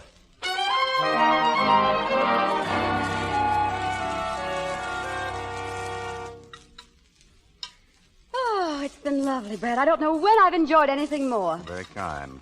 You know, Brad, I've reached a great decision. I'm going to marry you again. Paula, that's the thing I love about you. You're so subtle. Oh, but you see, I'm doing it for your sake. Then you won't have to worry about the alimony. No, Paula. I think you're the swellest girl in the world. If we could have made a go of it, I would never let you divorce me. But our life together was intolerable. Oh, I thought it was fun. Fun? You were making a nervous wreck of me. Almost had me convinced that the coffee always had poison in it. Scrambled eggs were always filled with ground glass. There were murders going on all around me. Oh, for an intelligent man, Brad, you have a very narrow mind. Now, I never have tried to interfere with your career as a surgeon. And you had no right to interfere with my career as a writer of mystery stories. Your writing of mysteries never bothered me. It was your insisting on living them that got me down. You realize that the last 3 months we were married, you kept me so busy running down clues that I spent more time in the morgue than I did in my office. And none of them were my patients either. I beat you to that one. Brad. What? Don't move. I'm not moving. Hey, what are you... Have you got a gun? What's the matter? What are you staring at? The wall behind you. In the living room. It's moving. Oh, is that all? Control yourself, Paula. Stokes! Yes, sir. All ready, sir. Never mind, Stokes. No movies tonight. No movies? Very well, sir. Well, what is this? All new since you've been here, Paula. That wall moves a few feet from the left. That hole you see up there is our projection booth. What have you done? Turned this place into a neighborhood movie? No, it's just that Stokes and I don't like standing in line. We find this much simpler. Oh. Say, Brad, speaking of murders... Which we weren't. Speaking of murders, that was a marvelous setup at the racetrack this afternoon. Oh, you mean Eddie Sands? Yes. Oh, what a melodrama. An unfortunate accident, Paula, not melodrama. Not melodrama? You're crazy. Well, think of it. The horses thundering down the stretch. Luxury the favorite, 12 lengths in the lead. Millions of dollars riding on his nose. The villain hidden behind the three-quarter pole with a rifle with a Maxim silencer. He shoots. The jockey falls. My dear ex-wife, Luxury wasn't 12 lengths in the lead. There was no rifle fired. The jockey was not shot. The coroner said it was heart failure. I don't quite see how... Excuse me, sir. Yes, Stokes? Mr. North is here, sir. North? Well, this is a coincidence. Send him in. Hello, Doc. Hello, Mike. Say, I'm awfully sorry about this afternoon. This is Mrs. Bradford. Glad to know you. Oh, I didn't know you were married, Doc. I'm not. We're going to be. Oh, no, we're not. Sit down, Mike. Paula, Mr. North is the trainer of Luxury. He's the man who taught Eddie Sands everything he knew. Oh, well, we were just talking about the murder of that poor jockey this afternoon. What? What do you know about it? He was murdered, wasn't he? Yes, he was. What? You see, Brad, I told you. But the report was heart failure, Mike. Doc, you examined Eddie not 2 weeks ago. Did you ever see a finer boy? Was there anything the matter with his heart? No. That's why I couldn't understand. Say, have you been to the police with this, Mike? No. This is my job. Mr. North, did Eddie have any enemies? Some organization of spies, possibly, Paula, that would... will you shut up? What makes you so sure it was murder, Mike? Jockeys have fallen from horses before, you know. Yeah, but Eddie was dead before he fell. How do you know that? The boy didn't have a bone broken, Doc. You don't fall limp and relax like that if you're conscious. Then I found this note in his locker after the race. Oh, please, let me see. You do as I've told you. Keep your mouth shut. No one would take your word against mine. Who wrote this, Mike? I don't know, but I'm going to find out. And you're going to help me. I want you to examine Eddie's body. Oh, that won't be necessary. The coroner will perform an autopsy and... I want you to examine it, Doc. Oh, of course he'll do it, Mr. North. Here we go again. Well, all right, Mike. I'll examine the boy if that'll make you any happier. Thanks, Doc. You keep the note. I'm going to do a little scouring around on my own. I'll meet you back here later. So long, Doc. About 10:30, Mike. Right.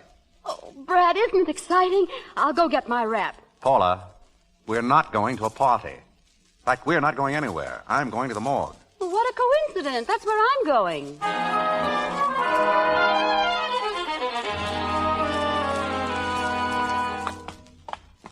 Right down this way, Doctor. Thank you. You know, Brad, this doesn't look at all like a morgue. You know why? We're not in the morgue yet. It's behind that door. Oh. Paula, will you please go home? No. Look, this is definitely no place for a woman. All right. I'll make you a proposition. If I don't go in, will you marry me again? No. Then in we go. Open the door, please. Yes, ma'am. Oh. Paula. Paula? Joe. Yeah? My assistant has just resigned. Would you mind getting her out in the air? Oh, sure. You know, my wife's the same way. Least little thing frightens her.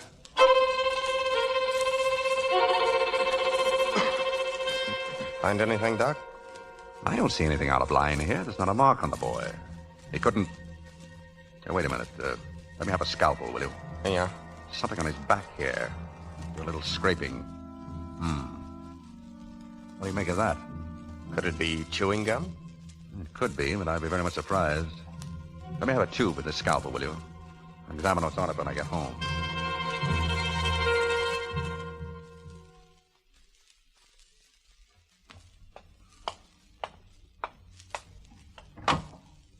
Good evening, Doctor. Evening, Stokes. What's that package on the table? It's for Mr. North, sir. Delivered an hour ago. Mr. North? Why was it left here? I don't know, sir. All right, give it to me. Yes, sir. Now, sir, I regret to tell you that... I'll have to wait, Stokes. Oh, but Dr. Bradford, I must tell you that... Hello? Hello, Doc. This is Mike North. Oh, how are you, Mike? I say, Doc, did a package come for me? Why, yes. Okay, keep it for me. I'll be there in 5 minutes. I've got something very hot. All right, Mike. Dr. Bradford, I regret to tell you that... Please, Stokes, not now. Dr. Bradford, Later. I'm going to be busy. Hello, darling. What? What's all this luggage in here? That's what I was trying to tell you. So, wait a minute. What is this, Paula? What are all these grips? Oh, did I forget to tell you, dear? I'm moving in. Oh, now, Paula. This is ridiculous. All that this means is that I'll have to move out. You'll do nothing of the kind. You're my bread and butter, Brad, either by marriage or alimony. And the only way you're any good to me is alive. Now you've got yourself mixed up in a murder case. Against my advice, mind you. And it wouldn't surprise me if you got bumped off unless I look after you. Paula, you're a menace to civilization. I'm very serious, Brad. You've got to exercise every precaution. Don't eat anything unless you've had it tested. Don't open a door. And above all, never go anywhere alone. Not that you'll have much chance to. Yes, I can understand that. Hello? Hello, Dr. Bradford? Yes? Well, this is Mike North, Doc. Mike? Yeah. Look, Doc, did a package arrive for me? Why, you just...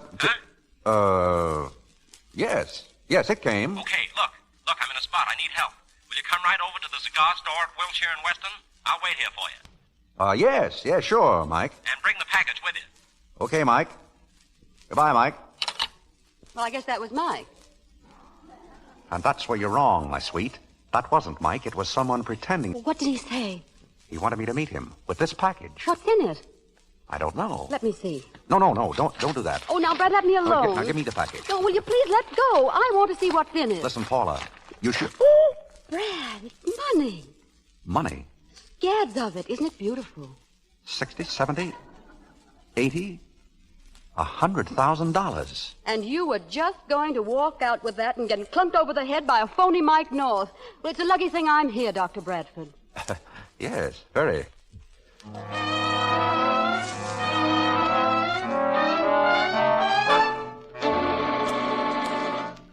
Now, listen carefully, Stokes. It was a scalpel, a little knife, and it had a little gummy substance on the blade, and I left it right here on my little desk last night. Now, do you understand? Yes, sir. Well, where is it? I don't know, sir. must have disappeared. All right, never mind. Has Mr. North called yet? No, sir. Did you try to reach him? Yes, sir. His phone doesn't answer. Try him again. Yes, sir. Did you call those other numbers I gave you? Yes, sir. No one has seen Mr. North since early last evening. Hello? One moment, please. I'll take it. Hello, Mike? Yes? Hello? Is this Mike North? Yes, this is Mike North. Who's this? Oh, Paula, what are you doing over there? Where's Mike? I don't know, but don't worry. I've got clues. It'll probably take me all day, but I'll find him. That's fine. When I see him, I'll tell him you're looking for him.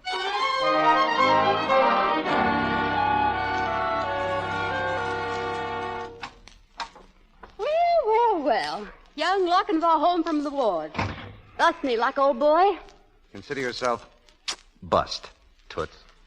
Oh, you look tired. I am. 6 operations in one day. Yeah, come on, put this on. My smoking jacket. Say, where did that come from? Well, I've hunted everywhere. Well, if you're going to dig into my girlish heart, that has been in Honolulu, Bali, China, and points west. It went with me. Well, confidentially, I've missed you both. Hey, we're on the verge of getting sentimental. Darned if we're not. How about some dinner? Well, it's Stokes' day off. Now, if you were the right kind of an ex-wife, you'd have dinner ready at home. But as it is... As it is, I am the right kind of an ex-wife, and I've got dinner ready at home. Are you serious? Anytime I fix dinner at home, it's serious. Look in there. Oh, Paulie, you're swell. You know, it's little touches like this that make a man appreciate a woman about the house. Coming home tired, sitting down for a good dinner. This is... Hey, what is it? What's the matter? Everything looks like jelly. No, darling, gelatin. Jellied consomme, aspic salad, chicken and jelly. Oh, go on. I get the idea. It's all gelatin. Well, now stop complaining. Try some of that jellied consomme. You find Mike? No. Well, neither did I. Brad, please, let's not talk about detecting, Let's just have a nice, quiet evening for once. The ex-Bradford's at home.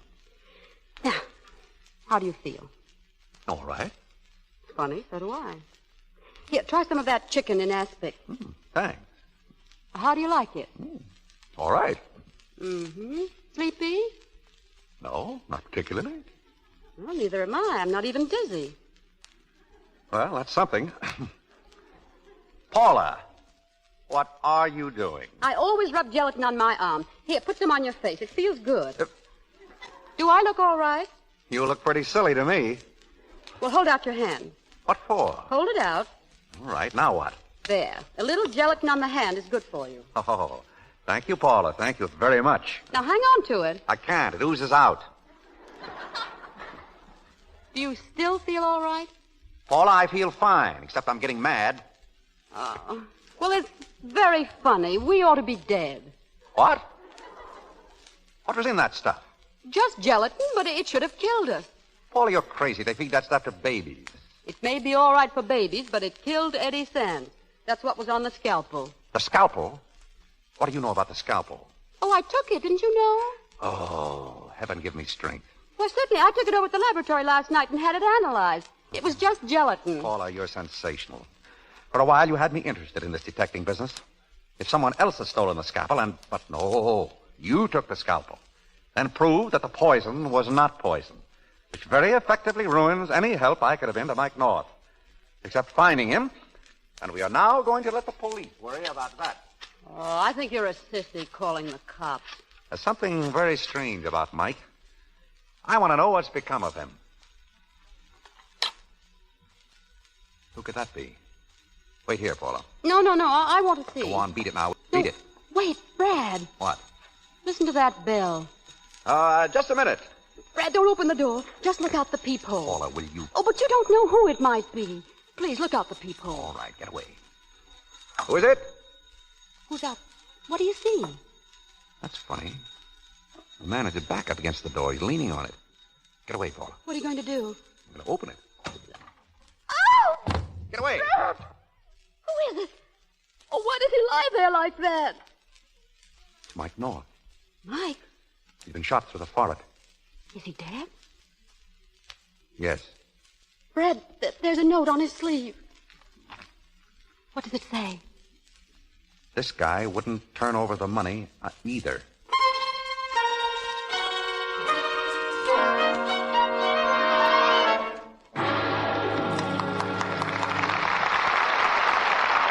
That was Act One of The Ex-Mrs. Bradford. In a few moments, William Powell and Claudette Colbert will return for Act Two.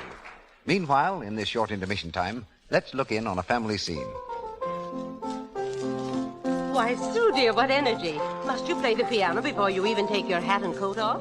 Oh, I don't know, Mother. I just feel so good today. Betcha I know why. Betcha I know why. It's because she's got a date with John Lane tonight. Oh, Mother, make him stop it. Oh, so that explains it. Yes, Sue has a date tonight, and she's happy, as girls are when they're popular and sought after. Sue isn't beautiful, but she's lovely to look at because she has the charm of smooth, radiant skin. She's clever, too. She doesn't risk spoiling her good looks. She cares for her complexion the Hollywood way with gentle Lux toilet soap. It has active lather that removes dust, dirt, stale cosmetics thoroughly. It helps guard against choked pores, the choked pores that cause unattractive cosmetic skin, dullness, tiny blemishes, enlarged pores. Use cosmetics all you like, but use Lux toilet soap regularly, as 9 out of 10 lovely women of the screen do, as lovely women all over the country do. Use this gentle soap before you renew makeup during the day, always before you go to bed at night. Here's Mr. DeMille. The Lux Radio Theater brings you the second act of The Ex-Mrs. Bradford, starring Claudette Colbert in the title role and William Powell as Dr. Bradford. A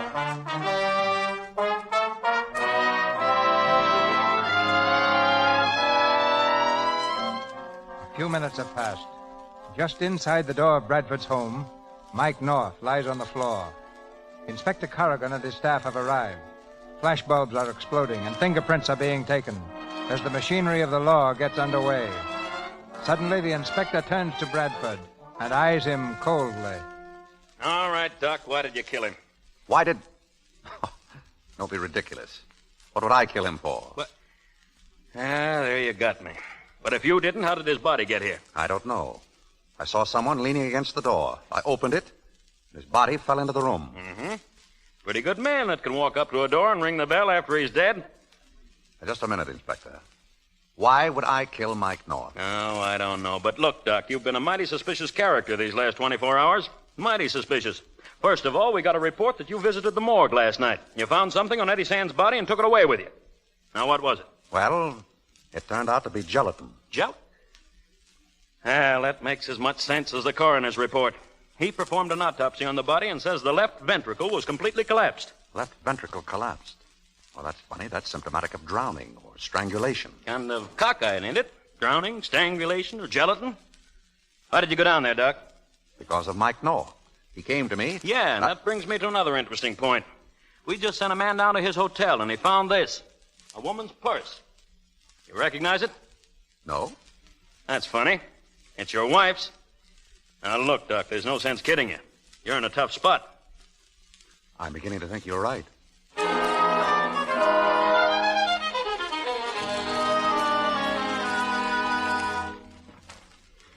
Yes, I'd say you were in a tough spot, Brad. You're now public suspect number 1. You've got to find the murderer to clear yourself. Which is exactly what I'm going to do.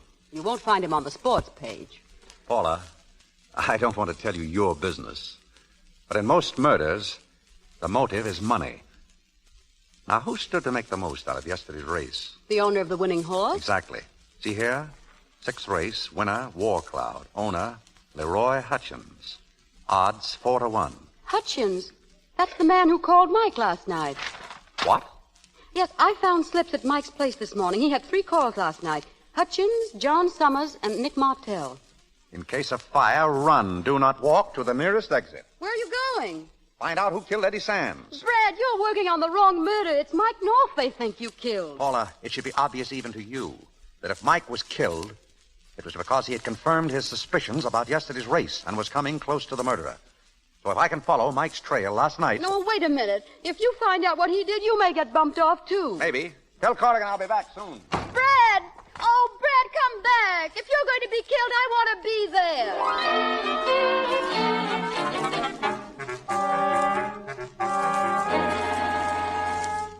Now, Mr. Hutchins, I'm going to be very frank with you. I'm investigating yesterday's race. I see. Investigating for the track officials? I'm sorry, Mrs. Hutchins, but I can't tell you that. Tell me, Mr. Hutchins, what sort of a trainer is Mike North? Well, one of the main reasons I wanted to buy the Summers stables was because Mike would go with it. Oh, then the deal didn't go through? No. Summers wanted $20,000 extra for luxury, and I couldn't see it. It's very interesting. Will you have one of these cakes, Doctor? They're very good. Hmm? Oh, yes, thank you. Well, is that what you called Mike about last night, Mr. Hutchins? Oh, you're mistaken, Doctor. I didn't call him. I saw him at Summers' house. I see. These cookies are good. What are they? Oh, a little idea of my husband. A gelatin filling. Well,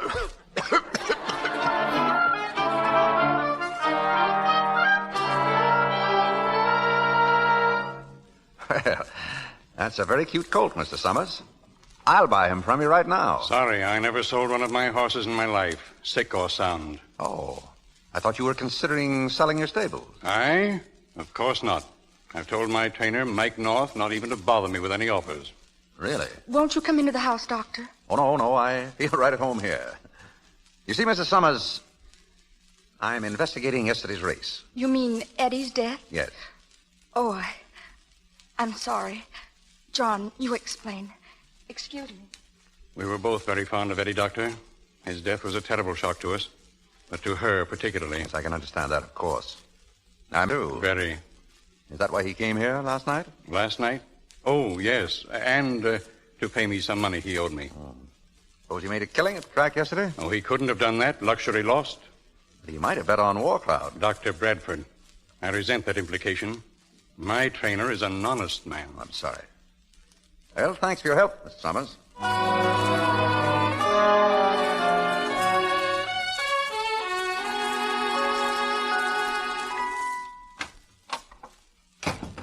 About time you got home. What did you find out, Brad? That I'm not a detective. I've dug up a lot of very promising suspects from whom I've gathered a very interesting array of complete misinformation. But which are lies and which aren't, I don't know. Look, Brad, stop worrying. I've got an idea. Which will probably mean I get in more trouble. No, now don't be silly. We've overlooked our most important clue. The note. Holy. You're right, Paula, the note. That threatening note that was sent to Eddie Sands. So all we've got to do now is find which one of those men wrote it, and we've got the murderer. Who do you suppose that is? There's only one way to find out. How? I'll open the door. Oh, Mr. Bradford, I'm sorry to... Well, hello again, Mrs. Summers. Won't you come in? I hate to bother you, Doctor, but... Oh, I beg your pardon. Well, not at all. Mrs. Summers, Mrs. Bradford. How do you do, Mrs. Summers? How do you do? Dr. Bradford, could you... I mean, if I could see you alone? Of course. In my office? No, don't bother. I'll go. Well, thank you, Paula. Well? Doctor, where is Mike North? I'm sorry, but I'm afraid I can't tell But you. I've got to find him. Mrs. Summers, you evidently want me to help you. How about your helping me? How? Did you talk to Mike North last night? Yes, at my house. What about? About a threatening note Eddie received before the race. Mike told me he'd given it to you. And if you think Eddie was killed, you must think that the person who wrote that note... Is the murderer. Exactly. You see, I wrote it. Well, is this a confession? Oh, no. I promise you that note had nothing to do with it. What did it mean, Mrs. Summers? This isn't very easy to say, Doctor. But I've been a very stupid woman. My husband was suspicious. Eddie knew that there was someone else. Eddie loved my husband as he would a father, and out of loyalty to him, threatened to tell him. I wrote Eddie that note, and he died. And so, you see, the note must be destroyed. Please give it to me, I promise you. Well... Don't be a sap, Brad. Paula, will you please... Give me that note. What do you want it for? Now, don't argue. Just give it to me. Now, Mrs. Summers, will you please write? Write what? On this pad. Write, you do as I tell you and keep your mouth shut. Now, give me the pad. Mm-hmm. Yes, it's the same writing. Well, I just had to make sure you weren't protecting somebody else. Good girl. Here's your note, Mrs. Summers. Bless you both. I'm so grateful. Oh, don't mention it. Brad was glad to do it. Good night. Good night, Mrs. Summers. Well, that got us a long way. I can feel the noose around my neck right now. Brad, what's the name of that bookie you used to know? Bookie? Why? Oh, Nick something. Nick Martell? That's it, Martell. What's he got to do with it? Oh, nothing, except that Mrs. Summers mentioned something about her husband being suspicious. Well? And this afternoon, I saw her and Martell together at the Hills Gate bar. You did? She and Martell? Mm-hmm, I'm sure of it. They sat right next to me, and Martell was yelling about losing a lot of money when War Cloud won. Which means somebody placed a big bet with him. So long, Paula. Well, wait a minute now. Where are you going now? I'm going to call him Mr. Martell. And I hope he isn't home. I'd like to take a look at the records in his safe.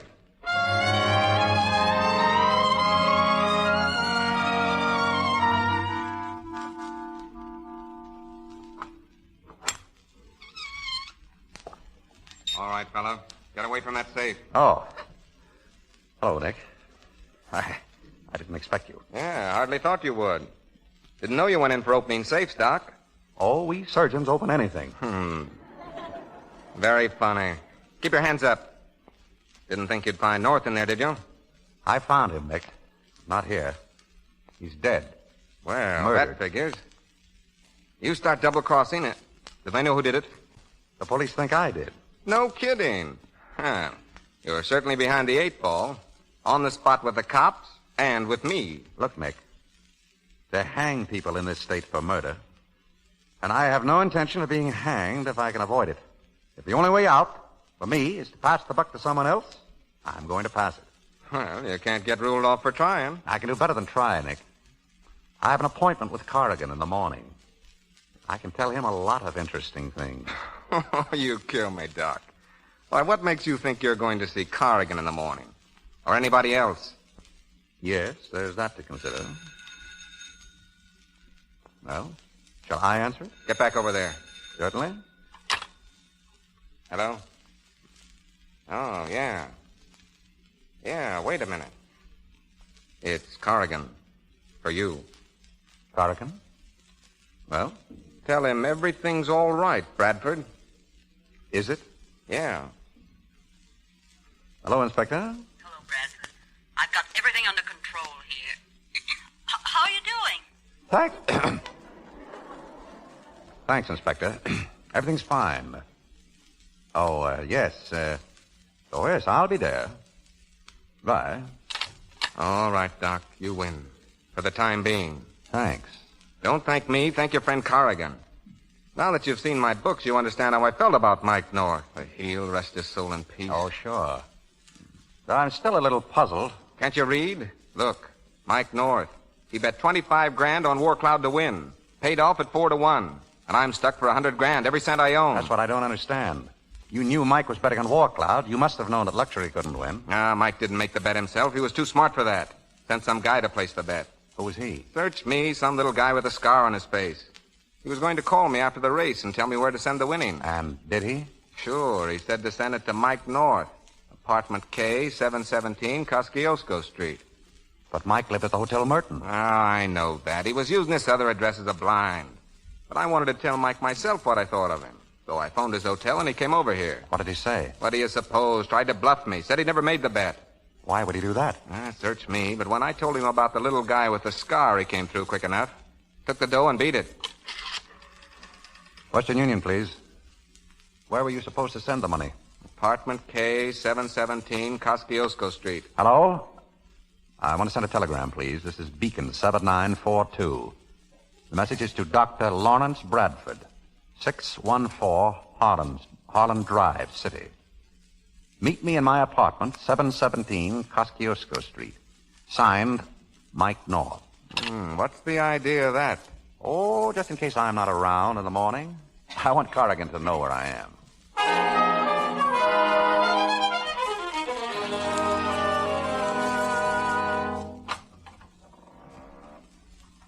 Is that you, Brad? Come on in. Paula, what are you doing here? Oh, I read that phony telegram you sent yourself. I knew you wouldn't let me come down here, so I sealed it up again and came anyway. How did you get in? If you're going to keep on housebreaking, Doctor, you should never be without a hairpin. Now, what did we come down here for? A quick look around, and then you're going to get out. I don't like the looks of this place. Well, it's very cozy. Now, here's all I've been able to find, a box of pills. Capsules. They're so big, I don't see how a person could swallow one. Mike didn't give medicine to people, Paula. And horses have very big throats. But Mike never lived here. How do you know? Well, I asked the janitor. He said the fellow that had this room had a scar on his face. A scar? Mm-hmm. He said Paula, I've got it. Got what? Look. Martell claims that Mike North made a bet on War Cloud, but he didn't. And he didn't rent this apartment either. It was the little fellow with a scar pretending to be Mike. He had it all worked out. Martell was supposed to send the winnings to this address. The little fellow would have got them. But Martell gummed it up by calling Mike, the real Mike, and giving the money to him. That's how Mike found out about this place. And... Paula, move. For heaven's sake, what is this? Spider. Just over your head. Oh, thanks. Well, then, it was the little fellow that was pretending to be Mike that killed him and called you. It's obvious. Paula, it must be obvious that you got it. Now, all we've got to do is to find him, and we've got the murderer. Oh, well, there's no use staying down here. I've looked all over the place. Still, there's one thing very funny about it. What? There isn't any bed. Can you imagine renting a room without a bed? My dear protected Paula, have you ever heard of a wall bed? Oh, that's right. Well, where is it? Right in the wall, there. Take it down, hmm? What for? I want to look under it. Very well, my sweet. Now you can look to your heart's... Brad, it's a man. Look out! Who is it? I don't know. Judging from that scar on his face, he's our murderer. But Brad, he's dead. Not a mark on him as far as I can see. Paula, run down to the corner and phone Corrigan to get here just as fast as he can. Well, go on. What are you standing there for? Brad, behind you. The window's open. There's a hand there with a gun. Now listen, Paula. But don't get down, Brad. Please.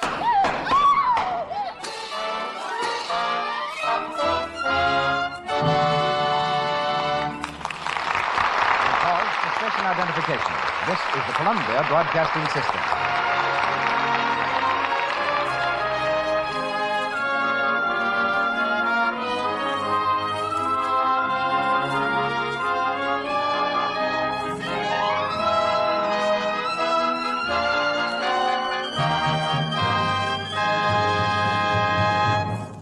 William Powell and Claudette Colbert continue shortly in The Ex-Mrs. Bradford.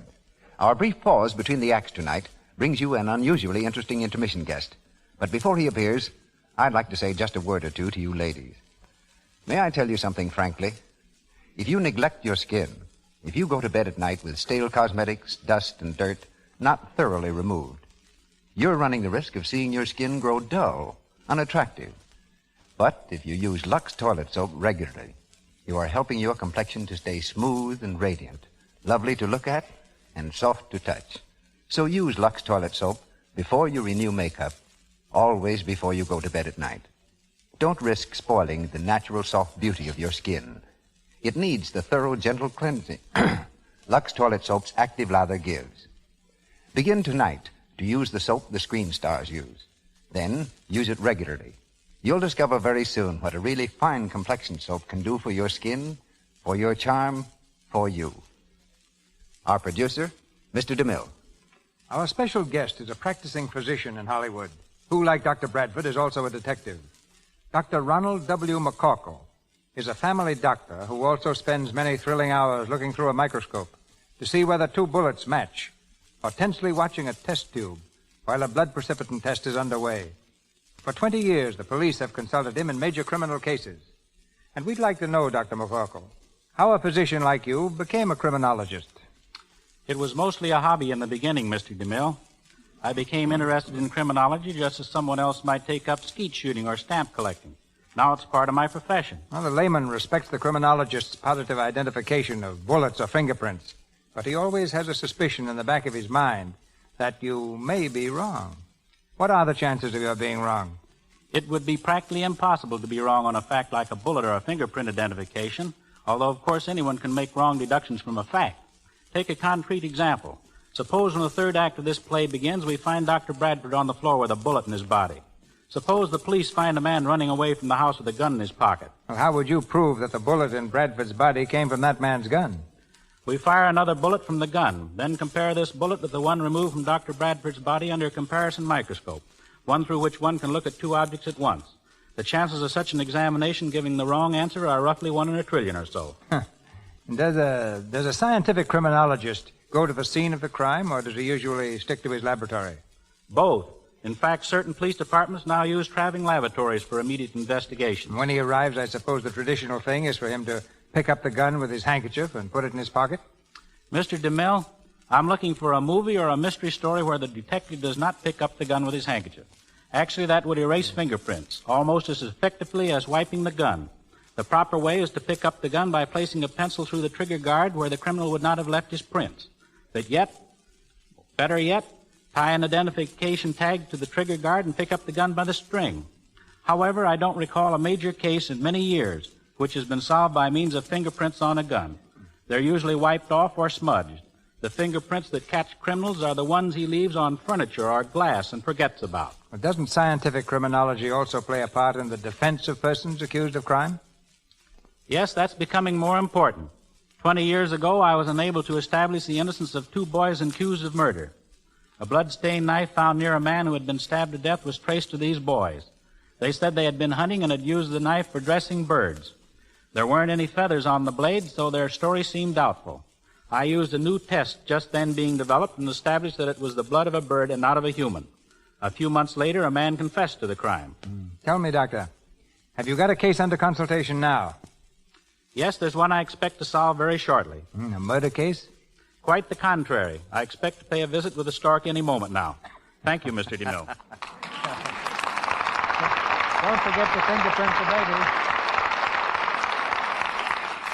Claudette Colbert and William Powell in Act 3 of The Ex-Mrs. Bradford.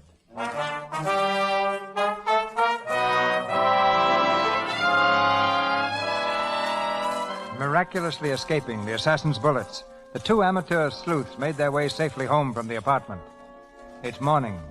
Dr. Bradford, suffering only from a slight graze along the side of his head, lies asleep on the couch. Paula, in a traveling dress, bends over him and speaks sadly. Goodbye, Brad. What's the matter? What's going on? I just came in to say goodbye. Where are you going? I don't know. Oh, Brad, I'm so sorry. Well, that's fine. Sorry for what? Well, it's all my fault. I got you into it. I thought it was going to be fun, but when you got hurt... Well, I'm wrong, that's all. I'm getting out. You won't be bothered with me anymore. Not even the alimony? Oh, Brad, that was just a gag to get near you again. Well, it worked. Will you marry me again, Paula? Well, oh, lie down, dear. You've got a fever. Getting shot, even grazed, often makes people delirious. I'm all right. I mean it, Paula. I've been a chump. I found that out as soon as I let you go. And when you came back, well, there it is. I want you to stay. What do you say? Will you marry me? Dr. Bradford, in a word, yes.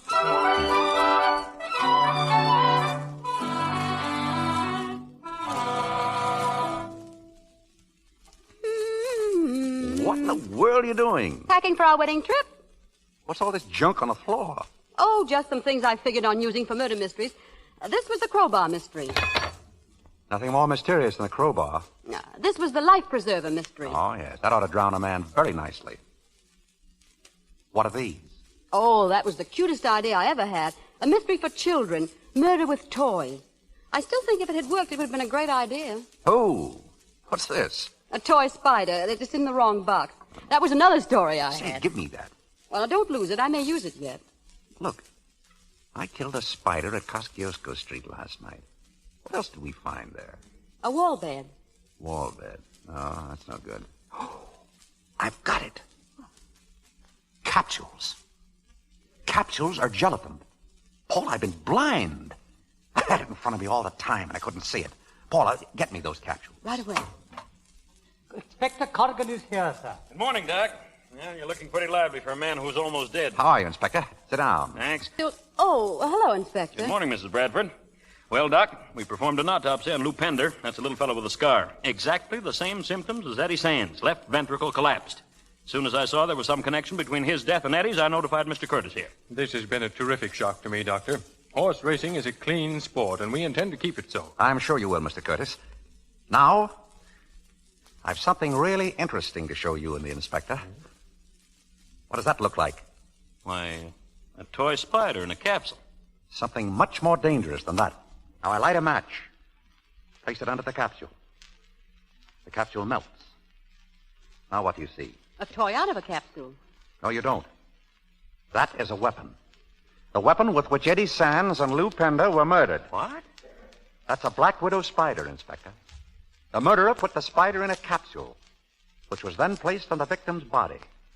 I've used a match so as not to waste time, but body heat, particularly at a time of excitement, would melt the capsule, leaving the spider free to bite. A Black Widow spider? Explains everything, Inspector.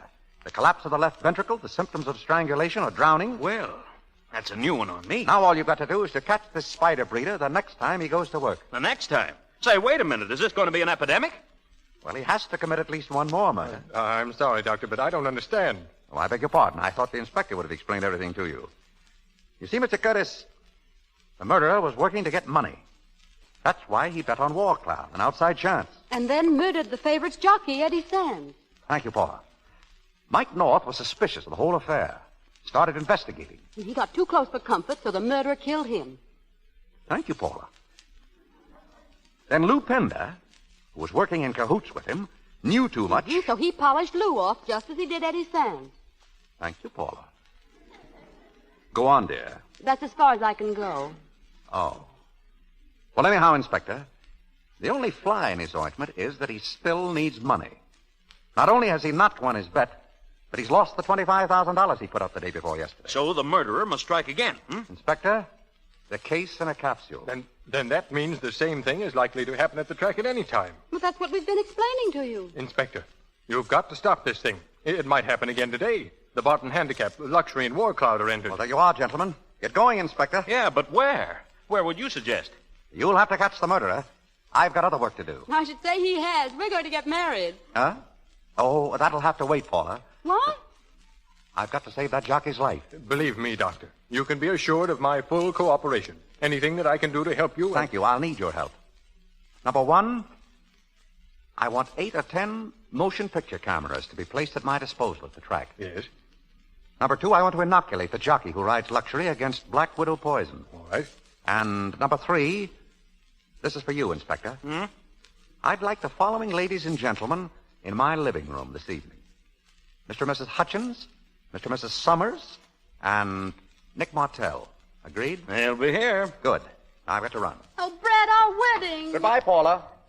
Oh, Brad, this will make a very interesting lawsuit. Non-payment of alimony plus breach of promise. Brad!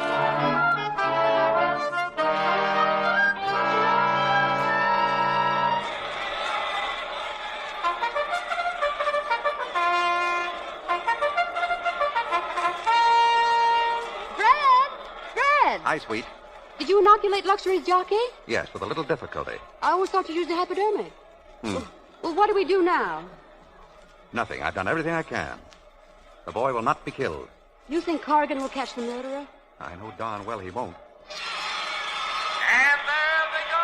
They're off, Paula. Brad, roll up your sleeve. Luxury's running sixth. What? Roll up your sleeve. What for? I'm going to inoculate you. Paula, what? Now use your head, Brad. There have been 2 attempts on your life already. What's going to happen when the murderer discovers you wrecked his plans today? I hadn't thought of that. I don't want you killed, Brad. And believe me, until somebody catches that murderer, you're not going to have 1 minute free from danger. Well, there's nothing I can do about it now. I brought only 1 dose of antitoxin. I gave that to the jockey. Oh. Well, in that case, let's enjoy the race. They're coming down to the line of finish now. It's War Cloud and Luxury, War Cloud and Luxury. They're running neck and neck, and now Luxury is pulling away. It's Luxury and War Cloud, and Luxury is the winner by a head. Well, Doc, there's your race. Nothing happened. Everything on the up and up. It's a moral victory for you, Inspector. And to the victor belongs... Oh, look out there! Holy smoke, it's Luxury. He's running away. The jockey's off. He's lying out on the track. Come on, Inspector, quick. Right with you. All right, stand back there. Get back. Give the doctor room to work. Get back, I say. Get his shirt open. Oh, there it is. The Black Widow on his chest. Look out. Get it off him. Up. Well, there's your murderer, Inspector. Black Widow Spider. I gave Spike an antitoxin before. This is an antidote. Spike, you'll be all right. Tomorrow, you'll never know this happened. Oh, I apologize, Doc. I'd give a month's pay to know who put that on him. That won't be hard to find out. Wait till tonight.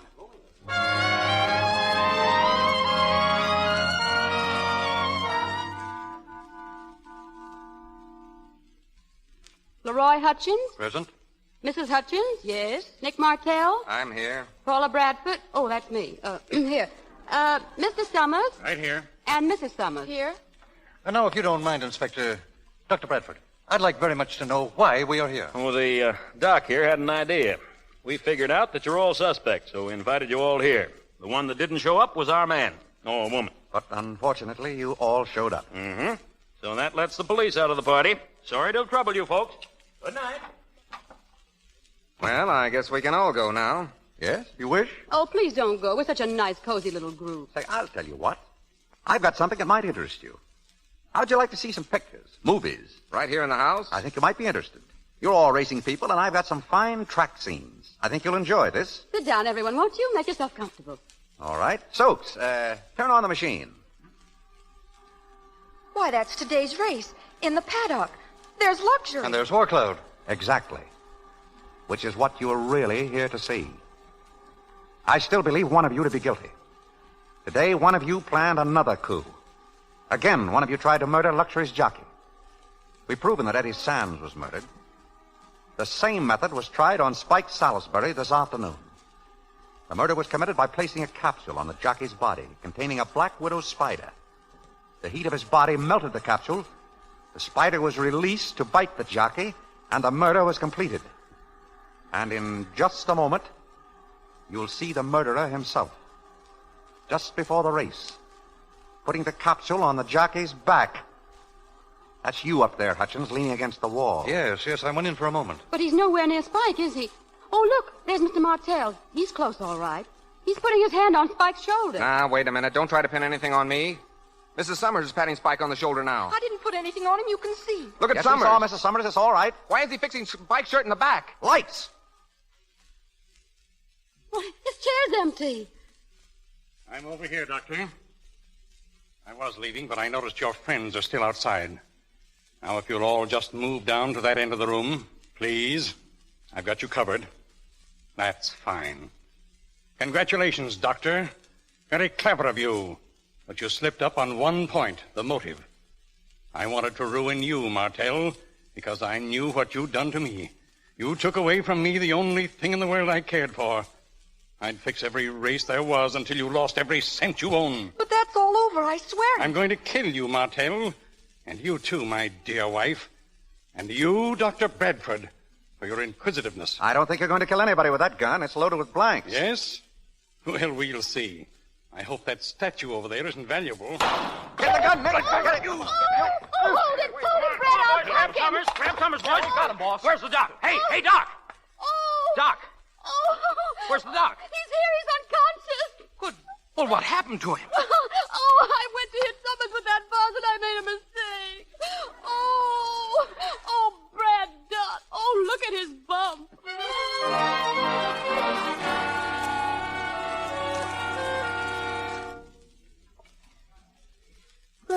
You look awfully cute, Brad. I like your bandage. Thanks. The bow looks wonderful. What bow? On the bandage, it was all my idea. Yes, I imagine it was. No. No one else would bother with it. Well, Well, now what about us getting married?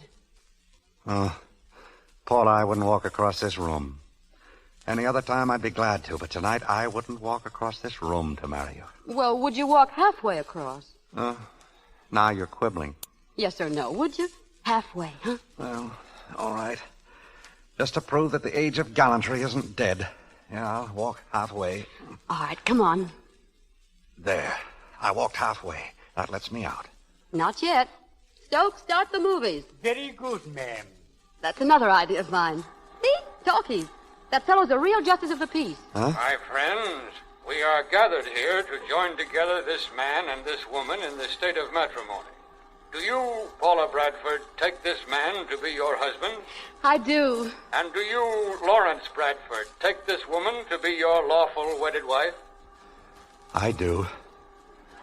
And may heaven have mercy on my soul.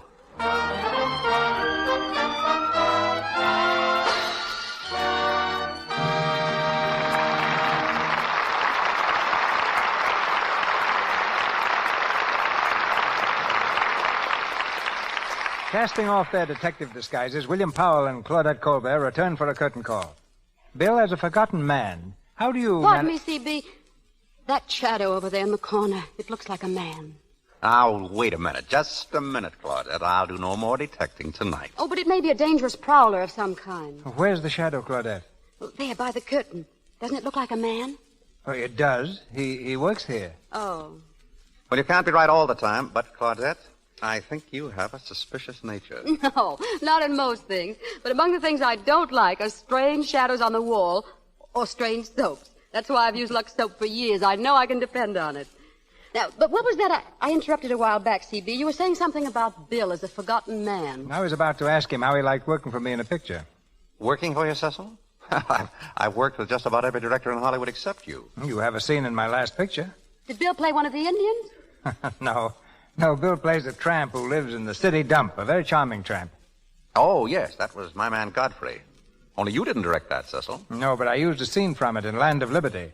The picture which will be Hollywood's contribution to the New York World's Fair and the Golden Gate International Exposition in San Francisco. What else is in the picture, C.B.?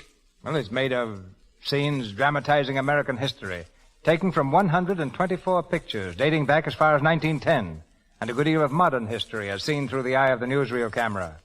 Land of Liberty will not be shown anywhere for profit, and for the present only at the two fairs. A picture like that should be a pretty valuable document, C.B., even if I am in it. And I think it'll still be more interesting 20 years from now. I hope I can see it at one of the fairs. Well, good night, C.B. Good night, Cecil. You'll hear from us again the moment we need a couple of good detectives. Mr. DeMille returns in just a moment with news about next week's Stars in Play. Heard in The Ex-Mrs. Bradford were John Archer as Nick Martell, Alice Eden as Mrs. Summers, Norman Field as Mr. Summers, Colin Campbell as Stokes, Ray Appleby as Mike North, Ross Forrester as Mr. Frankenstein, Frank Nelson as morgue attendant, John Fee as Mr. Hutchins, Martha Wentworth as Mrs. Hutchins, David Kerman as Mr. Pender, Lou Merrill as Inspector Corrigan, and Bob Burleson as Mr. Curtis. Tonight's play was filmed by RKO Studio, producers of the new picture, Career. Louis Silvers appeared through courtesy of 20th Century Fox Studio. He directed music there for Susanna of the Mounties. Be sure to listen to the Lux Daytime Radio program. It tells you the enthralling story of the love and problems of a young, attractive woman doctor. Look in your newspapers for the time and station every afternoon, Monday through Friday. The life and love of Dr. Susan comes to you in addition to the Lux Radio Theater. Mr. DeMille. On the eve of her wedding, a girl makes a wish that she may never grow old. From that day on, she watches time leave its mark on all that she loves, while she herself never changes. This is the theme of the play you'll hear next Monday night, a play called Mrs. Moonlight, with two splendid artists in the starring roles, Janet Gaynor and George Brent. Since the beginning of time, men and women have searched for the secret of eternal youth. Listen next Monday and learn of one who finds that secret and of how she uses it.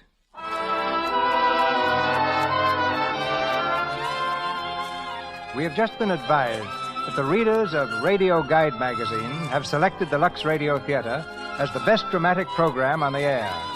We are grateful to all who participated in this poll, and to Radio Guide magazine for the medal symbolizing the honor. Our sponsors, the makers of Lux Toilet Soap, join me in inviting you to be with us again next Monday night when the Lux Radio Theater presents Janet Gaynor and George Brent in Mrs. Moonlight. This is Cecil B. DeMille saying good night to you from Hollywood.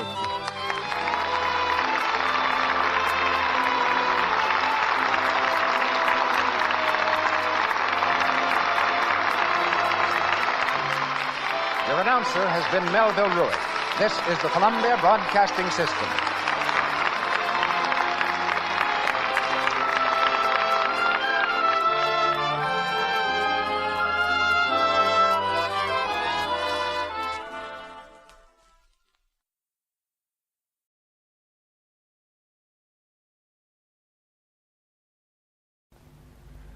Afternoon Theatre.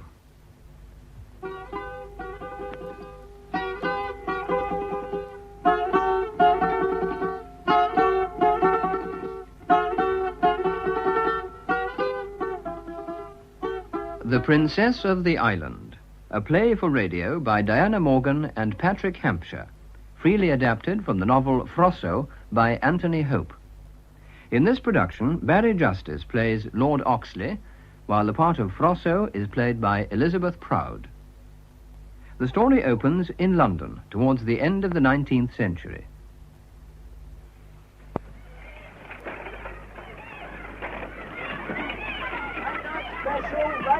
Special, horrible murder in the East End. As the Ripper struck again. Late night special, read all about it. My lord? The Turkish Embassy, Truscott. Very good, my lord. Well, let me help you, Beatrice. Thank you, Charles.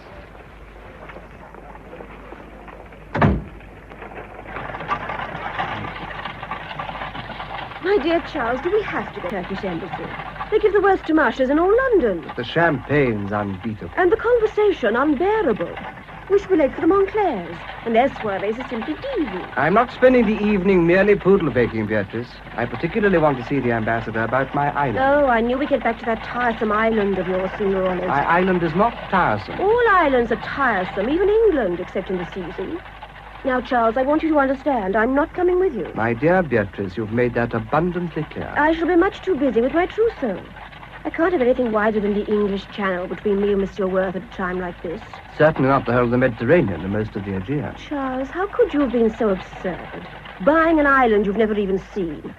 I've always wanted to own an island. It was my childhood dream. Charles, I hope you're not going to turn out to be eccentric. The money Uncle George left made it possible, and it cost far less than your emerald tiara. An emerald tiara was always my childhood dream. Touché. By the way, what's the idiotic place called? My island is called Neopalia. Neopalia? Oh, Charles.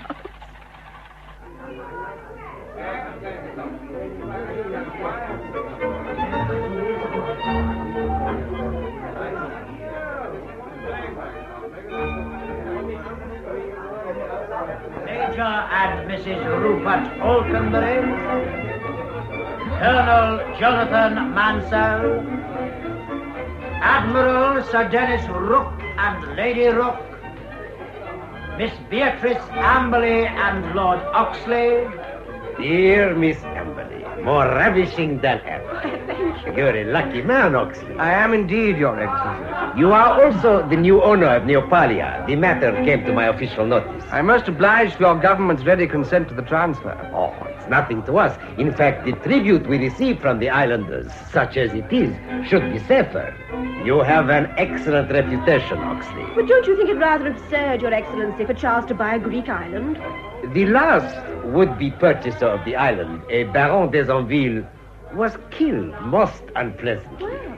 But that was 200 years ago. The Earl and Countess of Clanroyden. Ah, my dear Lady Clanroyden, more ravishing than ever. So kind. You're a lucky man, Clanroyden. What did I tell you about the champagne, Beatrice? Who's that dark and rather devious man over there? He keeps staring at you, Charles. At me? With you standing beside me? Yes. Odd, isn't it? Look, the ambassador's beckoning him over. He really is far too handsome for a foreigner. Ah, my dear Constantine. I wanted a word with you. Lord Oxley is here. I am aware of that, Your Excellency. I'm perfectly certain there will be no trouble, but I gather the islanders are none too pleased at your father selling Neopalia. Indeed. I am seldom there, Your Excellency. Neopalia's loss is Monte Carlo's gain. You are too kind. Muraki Pasha and Madame Muraki. Ah, dear Madame Muraki, you look more ravishing than ever. A Parisienne of Parisienne. You are always a flatterer, Your Excellency. And you a fascinator. You're a lucky man, Muraki Pasha. I have been for nearly 17 years, Your Excellency. Our eldest son is already at the military academy. You and Monsieur Stephanopoulos know each other, of course. Of course, of course. Muraki Pasha, after all, is the gentleman appointed by your government as governor of our island. Lord Oxley's island. Constantine, my dear fellow, pray take Madame Muraki into the supper. Some really excellent dolmas, madame. The vine leaves direct from my gardens on the Bosphorus. And, of course, that soupçon of mint in the stuffing. Oh. Madame? Enchanté. Tell me, Monsieur Stephanopoulos, it is true that your father thought me of A brief Well, word, Madame, Muraki Pasha. Your Excellency, I gather that our young friend is extremely angry that his father has sold Neopadia. Constantine Stephanopoulos should have realized that even a rich man may cease to be a rich man if his son plays roulette. You do not gamble. Not with a little ball and colored numbers, Your Excellency. I think a visit to Neopadia in the near future might be advisable. Indeed. Is that charming little Stephanopoulos' niece still in residence? Efrosini, do you mean? Of course. The princess of the island, as the local people so quaintly term her. I imagine she is there. She rarely leaves the place, I'm told. A pretty child. Yes, Your Excellency, a visit might be advisable. Neopadia can be very charming in the spring. Captain and the Honorable Mrs. Plado. Our dear Mrs. Pladel, more ravishing than ever. You are a lucky man, Pladel. Surely we can leave now, Charles. I'll see you to your carriage. Why don't you come into the Montclairs? My dear, I've arranged to give my cousin young Dennis Swinton supper at the Optimum. He's just passed out of Osborne, and this is a celebration. I consider the Optimum a very vulgar place. I agree, my dear, but I hear vulgarity is back in fashion. Now, if we make our adieu.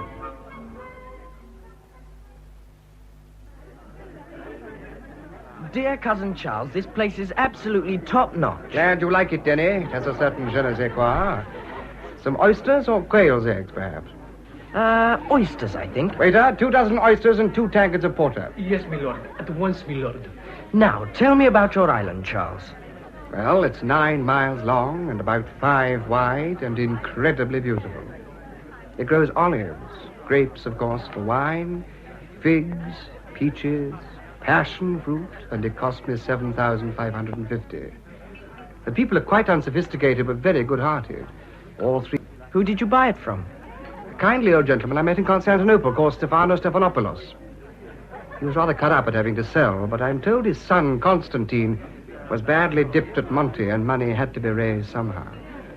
A matter of family honor. Ah.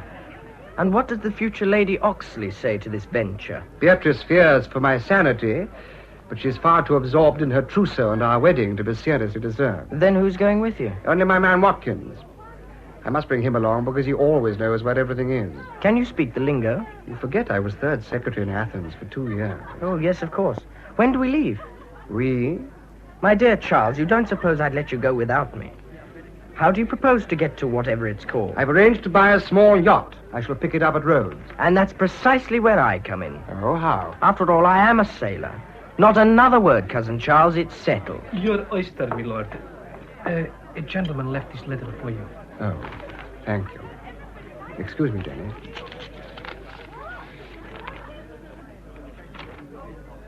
Extraordinary. What do you make of that, Denny? Well, it's obviously foreign handwriting. The chant of one-eyed Alexander is dangerous. No signature. Is someone pulling your leg? Waiter? My lord. You say a gentleman left this for me. Yes, my lord. I have not seen him before, but... Go on. Well, my lord, I am a Greek, and from his way of speaking, he also was... The gentleman was Greek? Yes, my lord. Thank you. Very good, my lord. The chant of one-eyed Alexander is dangerous. A threat or a warning? Sounds like both, I'm glad to say. Well, finish up your oysters. We can talk about it later on. Charles! What is it, Denny? Land! Where? There, over to starboard. Here, take the glass. Ah. Pleased? Up to your expectations, what? Just as I imagined. Rocky coasts, little harbor, vineyards, and the small castle on top of the cliff. A castle, eh? Yes, probably built by the Crusaders. Hooray! Dungeons and all that. How long before we get in? We should drop anchor in about half an hour. I wonder if there'll be anyone to meet us. The jolly old mayor and corporation and the town band is my guess. Playing the chant of one-eyed Alexander. I hope so. Lewis, tell Dimitro, half speed ahead. Aye, aye, sir. Prop, say,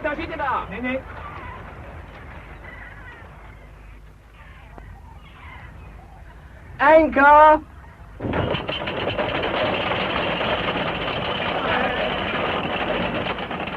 There seems quite a reception committee. Pretty ugly customers, if you ask me. Where's the singing coming from? Those men on the hillside, no. What did I say, the town band? Well, if that's the jolly old chant, I don't think much of it.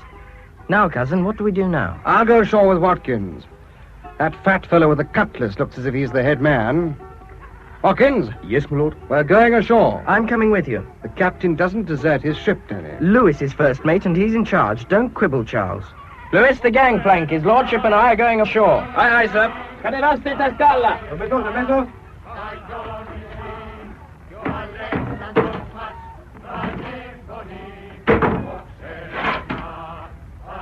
Careful of the gangway, Charles. Wouldn't do to slip. Wouldn't look the thing at all. Remind me to have a proper rail fixed instead of this flimsy bit of rope. Haven't you got your sea legs yet? Here, take hold of my arm. No, thank you.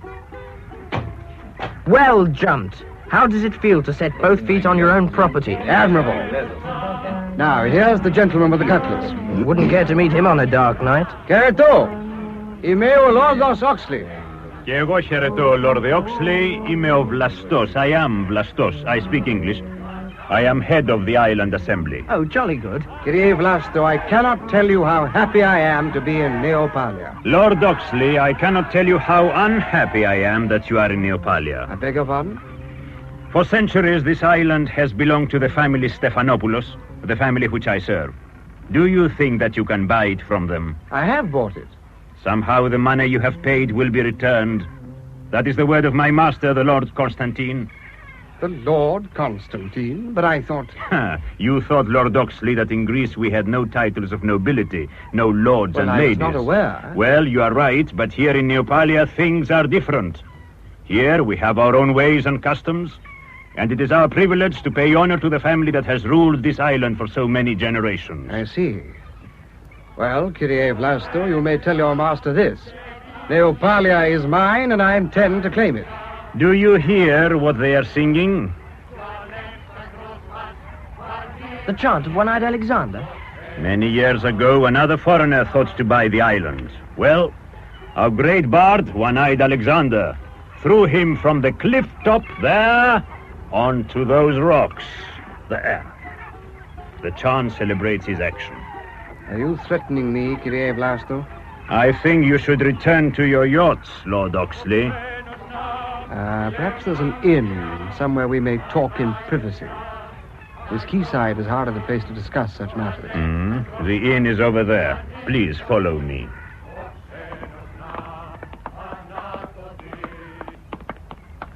Quite a welcome, Charles. Wish I had brought my pistol. My lord? Yes, Watkins? I have your lordship's brace of pistols upon my person as an ex-soldier. Well done, Watkins. Good old Watkins. Matter of fact, I nipped round to Jermyn Street before we left London and brought a brace too. I've got them on me now. Good for you, Dennis. I'm glad I'm not musical. Those fellows give me the horrors. What are they singing? They say, death to those who steal the island, or words to that effect. Delightful.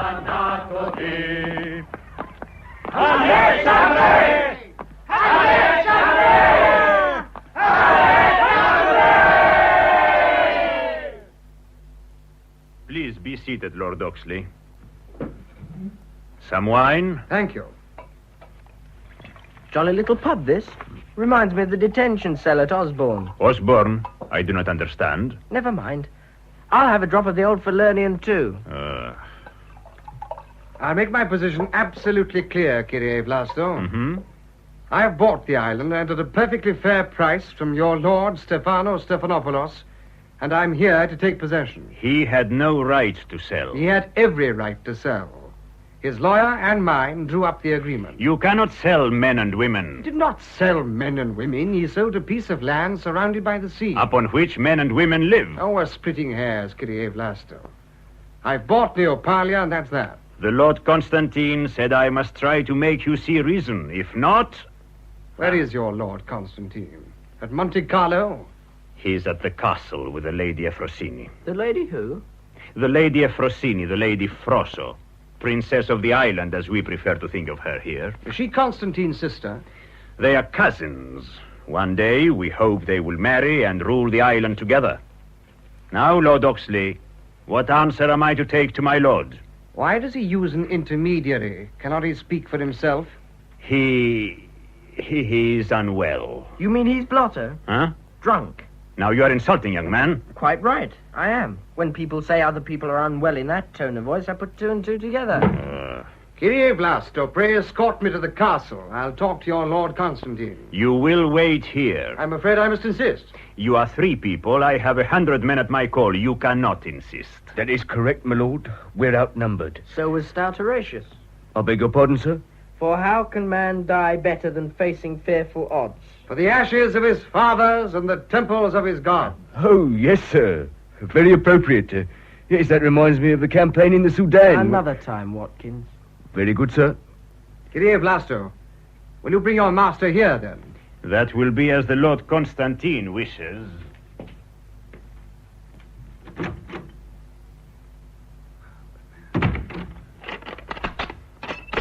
By George, the fellow's locked us in. What the devil does he think he's up to now? What's the time, Watkins? My watch has stopped. 6:10, my lord. We've been here 2 hours. There must be some way out. Door locked and bolted, window barred, not a hope. What are you doing, Watkins? Reconnoitering, my lord. But it occurs to me, this being an inn... Go on. An inn must have cellars, my lord. Excuse me, Mr. Denny. Would you mind lifting your feet? Whatever for? I wish to remove the matting, sir. Yeah. I remember once, in a little skirmish up on the northwest frontier, we were locked up in a hill fort and, just as I thought. What is it? A trap door, sir. Just a minute. Here, I'll give you a hand. She's coming. That looks like a ramp. Yes, my lord. To roll the barrels down, I suppose. Presumably, my lord. Well, we'd better roll ourselves down. You go first, Charles. Pity we haven't a toboggan or a tea tray. It would make matters easier.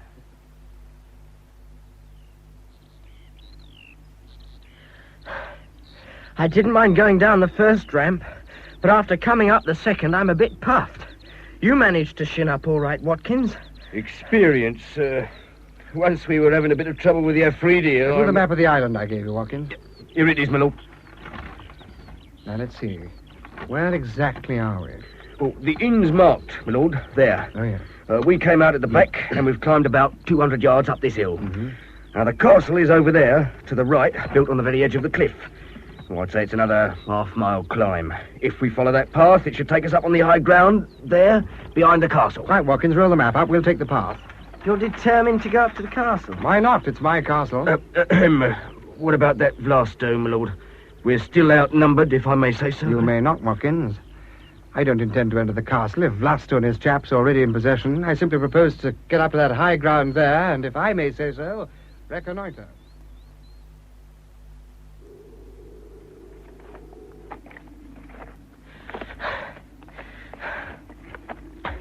You're out of condition, my lad. I'd rather tackle the topgallants of a ship in a gale than this hill. Why, it's as steep as Ben Nevis. Give me the binoculars, Watkins. Here, my lord. Not much daylight left. I have a supply of matches, my lord. What we'll need are torches, not matches. I like my castle. As I thought, it's Crusader built, typical castellation. By Jove, a drawbridge and a portcullis, too. Drawbridge down, portcullis raised. Wait a minute. Vlasto and his men are leaving the castle now. They're crossing the drawbridge. I can just about make them out in the dusk.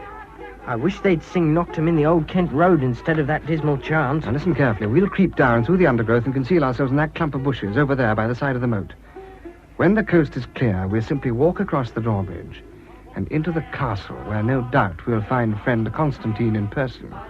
And if the drawbridge is pulled up? It won't be. They don't know we're free.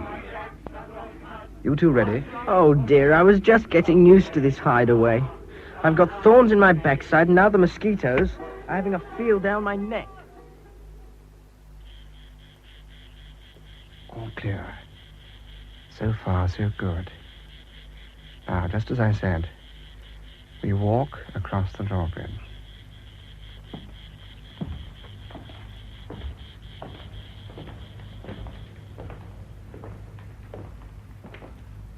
The place seems completely deserted, my lord. Not even a blotto Constantine to greet us. No, Mr. Denny. Watkins, do you know how a drawbridge and portcullis operate? It's something to do with counterbalance, my lord. Surely they didn't have them on the northwest frontier. Matter of fact, Mr. Denny, the old Maharaja of Jaipur had a palace built in the manner of... All right, Watkins, you try and find out how the thing works. Mr. Denny and I will explore. Very good, my lord. What was Watkins' rank? Regimental Sergeant Major. I should have known.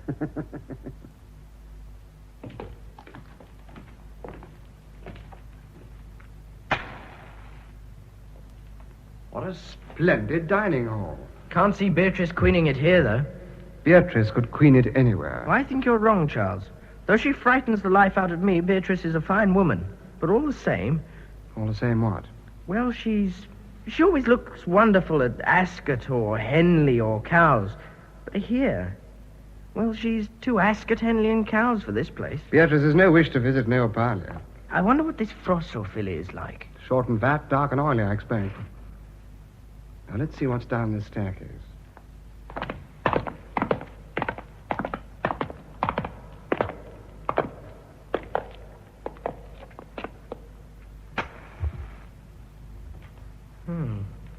More cellars. I only hope there's something in them. What a vast place. Enough booze to keep a ship's company drunk for months. The local vino, mostly, I expect. Might broach a barrel later on. Much later on.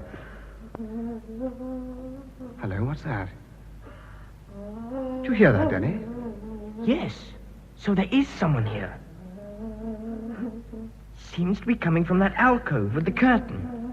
Here, take the revolver. You don't light a match. Sounds like that Irish thing. What's it called? Blarney? No, keening, that's it. Lamenting for the dead. Come on, let's investigate. I can see a chink of light. Where? Just above the curtain. So there is. Good.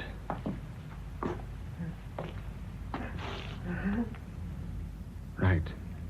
Now pull back that curtain, Denny. I'll stand by with my pistol. Slowly now.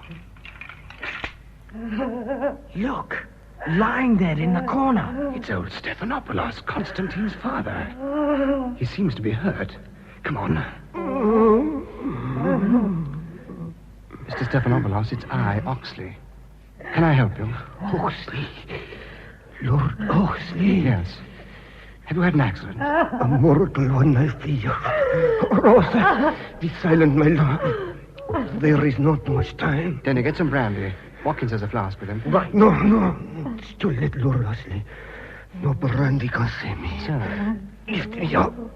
Here, give me a hand, Denny. Rosa, my poor love. Go back to your brothers in the village. Oh, They and your US will take care of you. Are you sure you wouldn't like some more brandy, sir? No, Lord Oxley. I must tell you, my son, Constantinos, is a dangerous man. I dared to cross him. He was drunk. He flew into rage and struck me down. Stefanemu. Me. Io Pirosa Calimo. Prebe non me liste dormi l'orde. I must be with Lord Oxley. Your son struck you down. Yes. He had a knife. He had been hunting, you see. He says, Father, it's not possible. You do not know Constantinos, Lord Oxley. I beg of you, do not let him marry Frosso. I beg you, take care of little Frosso. I should not have sold the island. It was to save the honor of my family. Forgive a foolish, proud man. And do not forget, Frosso. He's gone. God rest his soul. Stefane!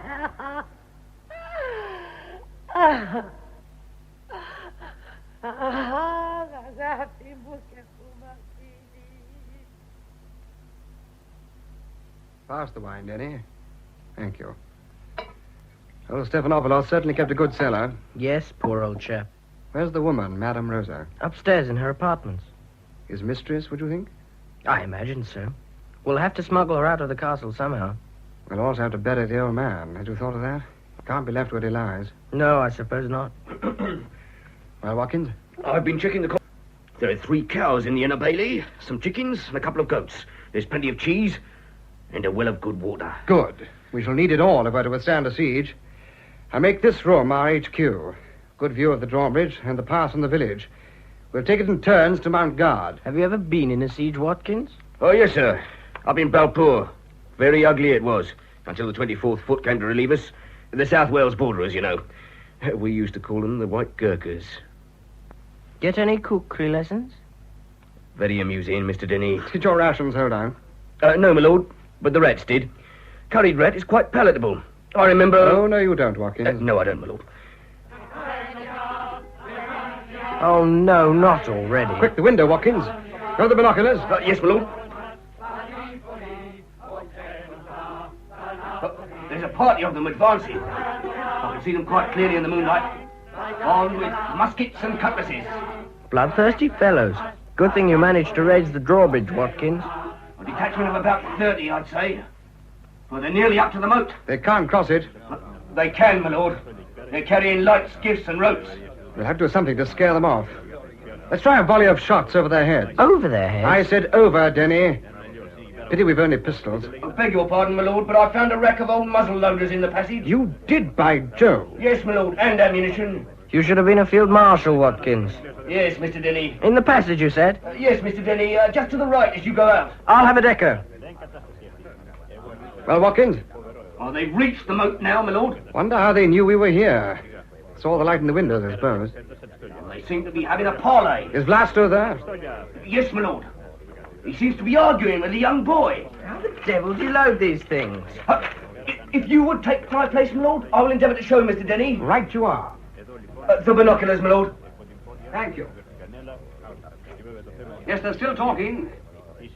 The youngster's getting pretty heated about something. Right, now see here, Mr. Denny. You take the charge and ram it down the muzzle. Not too rough or it'll go off. Then the shot. There. And ram that down as well. I see. And you fill the priming pan. Like so. Then back with the striker. So. And then easy on the trigger.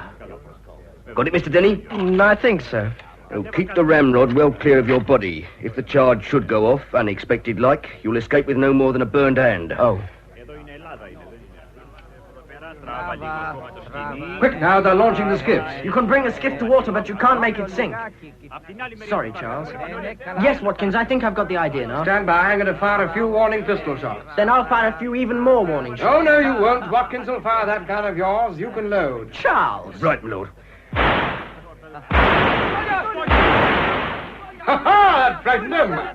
Now, Watkins, your turn. Ready, my lord? I didn't like that either. Must have thought we were unarmed. Once again, Watkins.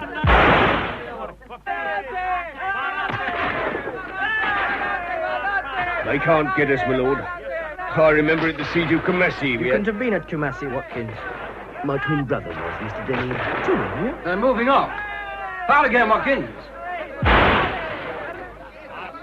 They're routed, at least for the present. Good heavens. What is it, Charles? That boy lying in one of the boats. He's hurt. One of our shots must have winged him. The others can't have spotted him. They're making off downhill as fast as they can. Watkins. Yes, my lord. Get the drawbridge down, collect the lad. Yes. He might prove a very useful hostage in the present circumstances. Here he is, my lord. Excellent, Watkins. Lay him down on the table so we can take a look at him. Good looking, boy. Is he badly hurt? I don't think so, sir. A slight graze. Probably a ricochet. Medically speaking, my lord. Don't tell me you're a doctor, too. No, sir, but my brother used to assist the M.O. He passed me on a few tips. He's coming round. She's coming round, my lord. She? What the devil do you mean, Watkins? It's a young woman, my lord. A young woman? By Jove, I believe you're right. And a damn pretty one at that. Oh, where's our fair hostage this morning? Watkins has taken her upstairs to Madame Rosa. Silly girl, she might have been seriously hurt. I call it dashed sporting of her. Do you indeed? Odd name for a girl, Froso. Never heard it before. A diminutive of Ephrosyne, an old Greek name. Princess of the Island, didn't that chap Vlasto call her? She certainly looks like one. What a peach. Those eyes, aren't they beautiful? Black as your hat and those lips. A bit like Flossie Delamain, don't you think? Not in the least. Good old Flossie. She skimmed the cream off Bootle's salop, all right. I remember one evening You're as bad as Watkins with your eye remembers. One day Watkins will tell me he remembers Wellington at Waterloo. As I was saying, old Bootles... Yes, Watkins, what is it? The young lady will receive you in the anteroom, my lord. Is Madame Rosa still with her? No, my lord. I escorted her across the drawbridge some minutes ago. She said she would make her own way down to the village. Would you tell Miss Stephanopoulos that I'll be with her at once? We will be with her at once, Watkins. I will be with her. Oh. You, Denny, will mount guard till my return. Constantine and Vlasto aren't going to give up so easily. I wonder what Beatrice would say to your having a tete-a-tete with a 19-year-old peach. Beatrice is a sensible woman. And heaven preserve me from sensible women. But, my dear young lady, you will admit it was not a sensible thing to do. You have invaded my island. Your island? I am a Stephanopoulos. My people have owned this island from time immemorial. But I've bought your island. Do not quibble, Lord Oxley. Miss Frosso, about your uncle. Madame Rosa told me. I cannot speak of it. That Constantinos should do such a thing. He was drunk. My uncle wanted us to marry. Lord Oxley, have you buried him? Last night in the Outer Bailey. Oh. We fired a volley over the grave after I'd said all I could remember of the burial service. That was kind. Thank you. I'm sorry if my presence affronts you, but the island is legally mine. Legally, but not morally. Now it is you who are quibbling. What does Neopalia mean to you? A mere whim. You bought it without seeing it. You would not have bought a horse like that. For some reason, for some fancy, you wanted an island, and you have bought one that is not for sale. I have always dreamed of owning an island, and this one was for sale. The money I paid has settled your cousin's debts at Monte Carlo. The money will be refunded. I have jewels that I can sell, valuable jewels. And I'll keep Neopalia. Never. We will never submit to the rule of a foreigner. A foreigner who will bring his friends here to laugh at us and our quaint customs. Customs such as dressing up as a boy and leading an attack on an Englishman's castle, which, as you know, is his home. We did not know you had arms. Fortunately for us, we had. Lord Oxley. Yes? You are in danger. You mean you have a revolver hidden somewhere on your person? Oh, you are laughing at me. I am. I intend to stay here. Your islanders will soon get tired. And I've left instructions with my yacht that if there were to be any trouble, to sail direct to Rhodes and inform the British consul. Your yacht has been scuttled and the crew imprisoned. No. We are not stupid, Lord Oxley. The Beatrice scuttled? It was necessary. My boat? When you return to England, you can buy another. They are easier to buy than an island. And how do you propose I get back to England? Swim? Once a month, the boats from Cyprus call here. If you allow me to return, why last night's show of force? We are a hot-blooded people. Miss Frosso, I'm going to be brutally frank with you. The island is mine. This castle is mine. You are in my custody. And so? We have provisions to withstand a siege. My man Watkins has experience of being besieged. You'll be free to come and go as you wish within the castle. But at night, I regret it'll be necessary to lock your apartments. You're smiling. An English poet says, "Stone walls do not a prison make, nor iron bars a cage." Where did you learn that? I had an English governess. She was very strict, but I grew to love her. She must be proud of her pupil. Now, Miss Frosso, since you and I find ourselves forced into each other's company, cannot we try to be friends? I cannot be friends with a thief. If I'd not bought Neopalia, could we have been friends? Yes. Yes, I think so. You have a good face, and... Yes? You smile with your eyes. Then let us pretend I am not the villain you imagine me to be. So you think my islanders will grow tired and accept you? I think so. Oh, yes, I think so. Lord Oxley, if we are going to be friends... But of course we are. Then as one friend to another... Thank you. I must warn you again. Your life is in danger. My cousin Constantinos... No need to tell me. I was with your uncle when he died. A man who could strike down his own father is capable of anything. But thank you for warning me. Oh, I wish it were not you who has taken my island. Why? Because I must hate you. And you can't? No. Perhaps if you tried very hard. Not even if I tried very hard. But this is shocking. You're laughing with the villain who's deprived you of no parlia. I feel rather that I am laughing with a friend.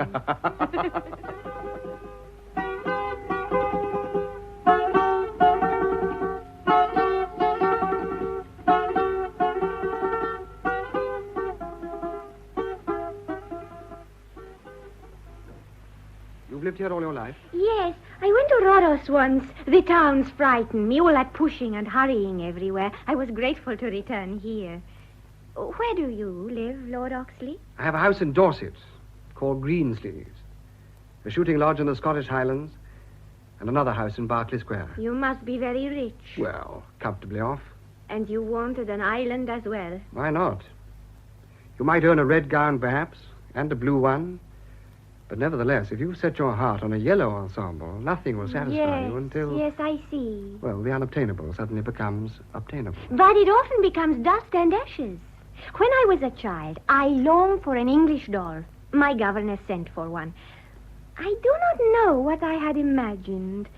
But when it came, it had glass eyes, painted cheeks, and such a silly smile. Oh, the agony of disenchantment. But I'm not disenchanted with Neopalia yet. That may be so. But you have my lord. Not my lord. Just Lord Oxley?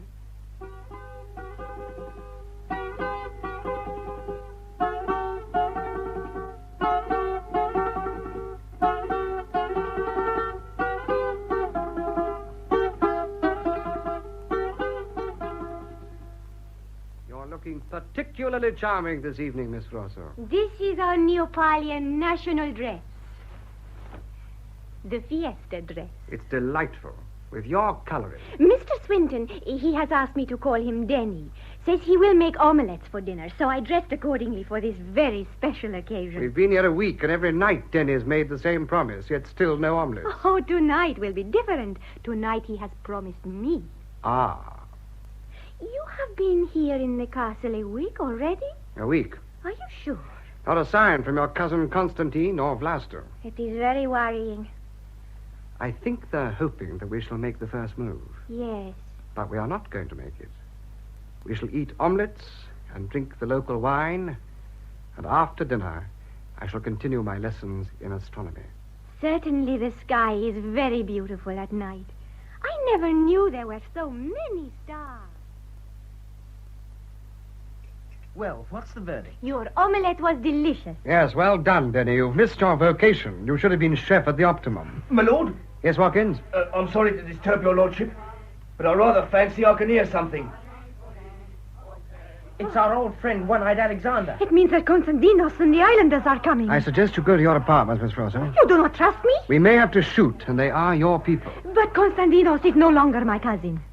I can see torches, my lord. Constantine no longer your cousin. No, he killed my uncle. For that, I disown him forever. Charles. Yes? There seem rather a lot of them. Shall I fire a few shots? Purely as a warning, of course. What were you saying, Miss Rosa? I cannot associate myself with him anymore. Oh, you have no right to the island, Lord Oxley, but Constantinos... They're carrying modern rifles. What? By Jove, so they are. That explains why they haven't attacked. They must have been waiting to obtain the rifle. It won't help them, my lord. They've still got to cross the moat if they want to get at us. And they haven't brought boats this time. All the same, they seem to be lining up on the bank. What the devil do they think they're playing at? Oh, Constantinos! Put up your hands, please, gentlemen. Vlasto and I have you covered. There is no point in resistance. The castle is full of my men. How on earth did you get in? There are more ways into the castle than one, Lord Oxley. You forget I'm a Stephanopoulos and know the secrets of my own house. Ah, Frosso, I trust you have been well treated. My apologies for the delay in rescuing you, but my men needed proper equipment. Blasto? Ne, my lord. Lower the drawbridge. Tell the assembly I want all its members here. At once, my lord Constantine. Dimitri, pare la pistola, eh? I say, what's going on? I'm afraid we shall have to surrender our pistols. What do you mean, Constantine? That you are a Stephanopoulos and know the secrets of your own house? My dear Frosso, like all well-designed medieval castles, this one has a secret passage. And in the same medieval tradition, the elder son is informed of its existence on his 21st birthday. And now, Lord Oxley, I will tell you what I propose to do with you. Your presence here offends me and my people. If you had departed in the first place, you would have saved everyone, including yourself, a great deal of trouble. You would have left in safety. But now the people of Neopalia are angry. The island parliament is assembling in the courtyard below. It is they who will decide whether you and your friends are put into an open boat and cast away from our shores, or whether a fatal accident might be a more suitable... No, Constantine, you cannot do that. My dear cousin, you seem to have changed your attitude towards Lord Oxley. Have you, become attached to your captors? Let them go. Let them go free. It is for the members of the assembly to decide. I shall obey their wishes.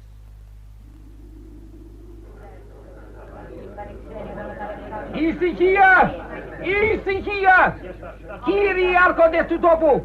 Tia povasiv gazete jafton, ton anthropo, ketus filustu! Matnaton donisi! Premina betanus! Anatos! Constantino, mi vareni since hisu mechenore phonico. What's happening, Charles? They're asking for our death. What? Frosso's accused him of murdering his father. Good for her. But he's denied it and says that we killed him. The devil he does. Easy here! Easy here, Anderson! Lord Oxley, you speak our language, but your friends do not. I must therefore tell them the verdict of my people. They say that you have stolen our island, and furthermore that you murdered my father, Stephanopoulos. That is a lie. It was you, Constantine, who killed my uncle. You and you alone. We had no part in your father's death, Stephanopoulos. Enough. There is no point in trying to deny it. Nothing you or my cousin Frosso can say is of any use. You and your companions have been found guilty, and for this and other crimes against us, you shall all die.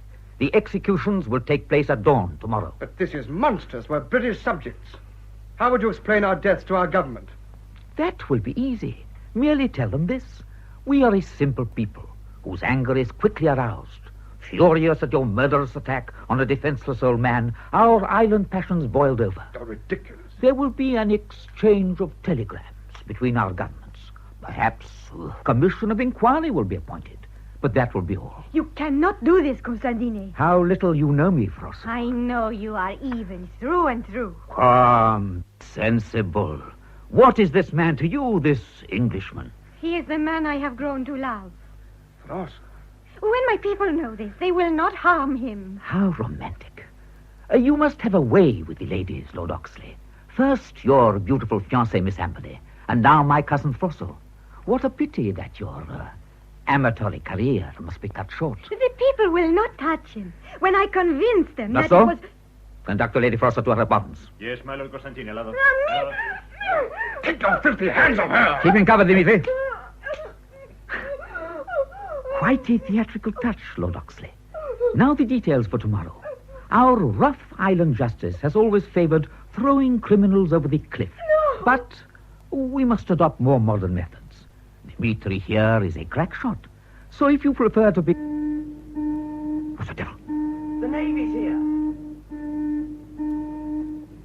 No, that's not one of our ships. It is the governor's gunboat. It is Muraki Pasha.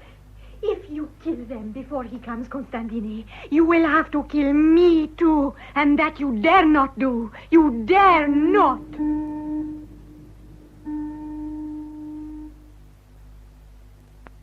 A most admirable dinner, Lord Oxley. Most admirable. Your hospitality overwhelms me. Another glass of port, Muraki Pasha. Thank you. The cellars here have always been excellent. Excellent. The Lady Frosso told me that her uncle's palate was renowned. The Lady Frosso, as you call her, has become a very beautiful woman. When I last saw her, she was still a girl. A pity she cannot dine with us. She sent word she would dine in her own apartments. More port, Denny. Thank you, Charles. You have evidently made a great impression on the Lady Frosso, Lord Oxley. Are you staying long on the island, Pasha? A great impression, Lord Oxley. Yes, indeed. Our cousin Constantine is complaining of his quarters in the prison. Amusing, is it not, considering he built them? Where was I? Yes. He told me of his beautiful cousin's passionate avowal. It really was fortunate I appeared on the scene. Most fortunate. Now, Pasha... Will you be staying long on the island, Lord Oxley? Well, that'll depend... On the Lady Frosso. On many things. The crew are keen to get back to Rhodes. I do not wonder. Rhodes is so charming. If you left tomorrow, you should arrive in less than 3 days. Shall I give instructions, Lord Oxley? I will put my boat at your disposal. You're too kind, Muraki Pasha, but my plans are uncertain. I would not presume to dictate your movements, but unhappily I am in an official position. I feel that circumstances being as they are, it would be best for you to return to England. Unfortunately, I have business to discuss with Miss Stephanopoulos, which may take some time. I've not seen her since your opportune arrival. That is hardly surprising, Lord Oxley. I have indicated that it would be advisable for her to remain in her apartments for the present. Are you implying that she's a prisoner? Nothing so crude, my dear Oxley. But I'm not altogether happy about the part she played in the recent disturbances. So, she will continue to remain in her rooms. And now, if you will forgive me, I will retire to my quarters.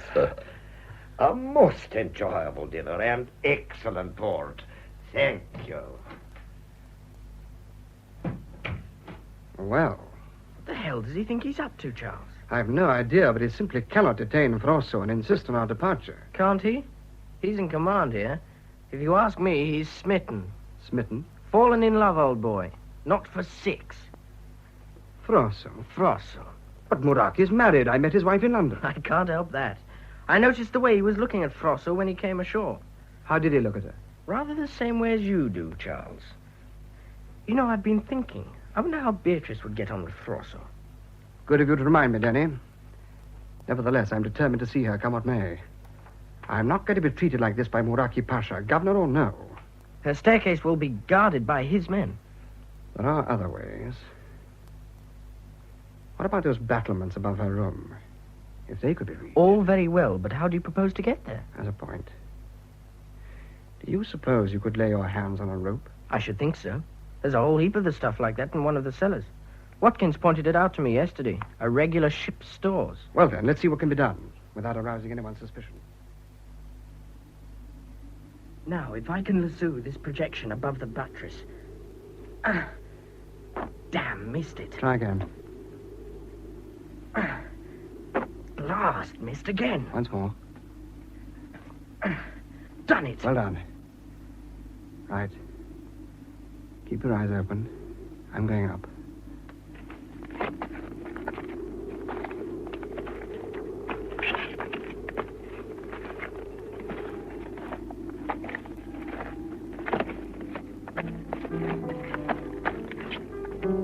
All right, Charles. Yep, I'm here. I was Stand by. happy, fancy free. Oh. My world an enchanted place. Why did you ever look at me? Oh, why did I see your face? I know you were never true.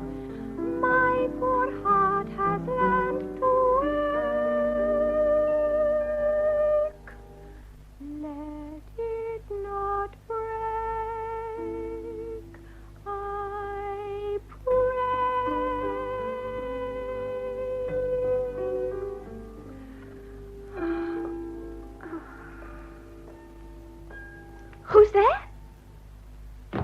only me, Oxley. Lord Oxley, I didn't mean to interrupt your song. how did you manage to reach my room? I climbed up by rope. Lord Oxley, You're being well treated, well looked after. Madame Rosa comes each day from the village. She is very fond of me. It's a case of the devil in the deep blue sea, is it not? Constantine was the devil, but Moraki is the deep blue sea. Can I offer you any refreshment, Lord Oxley? I am well provided, as you see. A glass of brandy, perhaps? Thank you. And you? I drink only wine. And the wine here is excellent. Denny and Watkins, they are well? Thank you, as well as can be expected. You talk like a doctor. Is this local brandy? It comes from Cyprus. It's excellent. Lord Oxley, we have so much to say, yet we talk about the brandy. That is because we have so much to say, Miss Rosso. The other day, when Constantinos, I had to say that I cared for you. It was the only way, you understand, because the people love me, and if they thought that Of course, I understand. You did me a great service. I shall never forget your gallantry and your courage. I did not know about the lady you are to marry. Otherwise, Miss Amberley's people and mine are old friends. Our estates march. She is beautiful, Yes, fair. yes. As fair as... Yes. As fair as you are dark. I would never have dreamt of saying what I said if I had known. Of course, of course. You have finished your brandy. So I have. It was excellent. Another glass. Thank you. No. Lord Oxley, Do you not think... After all, we agreed we were friends. Do you not think you would call me Charles? yes. If you would call me Frosso. I think I would like another glass of brandy. Rosso? Of course, Charles. Now to business. Moraki Pasha wishes me to leave the island. Oh. I told him I could not go without seeing you. He sought to prevent my seeing you. Why? I must tell you, Lord... Charles. Muraki Pasha wishes to marry me. But he already has a wife. Oh, he is a Muslim. He may have more than one. But you would never. Never. But he hopes that if he keeps me prisoner long enough... This is monstrous. We must get you away at once. But how? I am well guarded, and I am sure you could not smuggle me out. No doubt you are guarded, You're too. right. He has men posted on the drawbridge for our protection, so he says. There is another English saying, like the devil in the deep blue sea, something about the frying pan and the fire. Cousin Charles? What the devil? Denny. Watkins. Yes, my lord. Well, come in, for goodness sake. Whatever's the matter, Denny? We came up the rope because it seems we are in a state of siege again. What? Muraki's men have raised the drawbridge and surrounded the castle. The frying pan into the fire. Oh, but now that you are here, may I offer you a drink? I say, Frosso, I do like this room of yours. It has been the apartment of the Stephanopoulos ladies for many centuries. Those stone cats over the chimney piece. Jolly little creatures. You notice their eyes? They are blind. By Jove, so they are. Two cats, how do you call them in heraldry? Two cats regardant ghouls on a field of corn ore. Is that the family motto underneath? Yes, it means we always find a way. I sincerely hope so. Find a way. If only we could find a way, Charles. We will, my dear, never fear. That portrait over there. Alarming-looking fellow. Who is he? Oh, that is One-Eyed Alexander, our island bard. Oh, the one who wrote that charm? Yes. What exactly does it say? I once made a translation for my English governess. I'll sing it for you.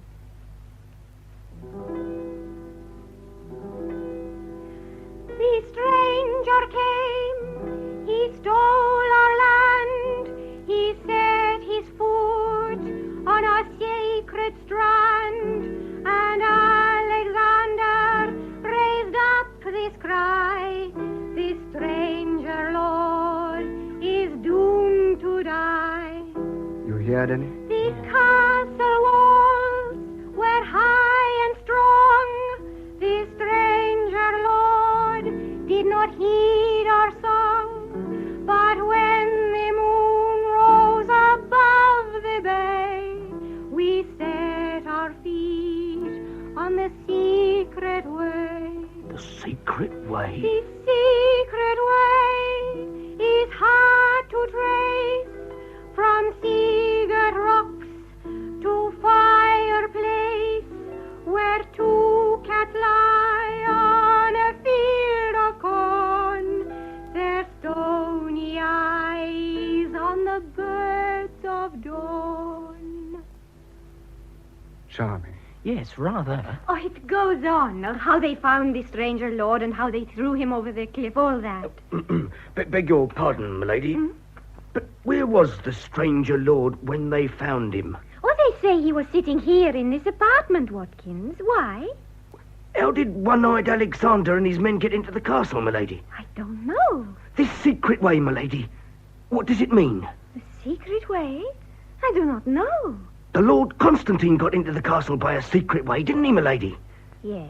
Yes, he must have done. I remember. He said it was a secret way only known to the eldest son of a Stephanopoulos. Just a moment, my lord. Oh, no, not again, Watkins. Yes, Watkins, carry on.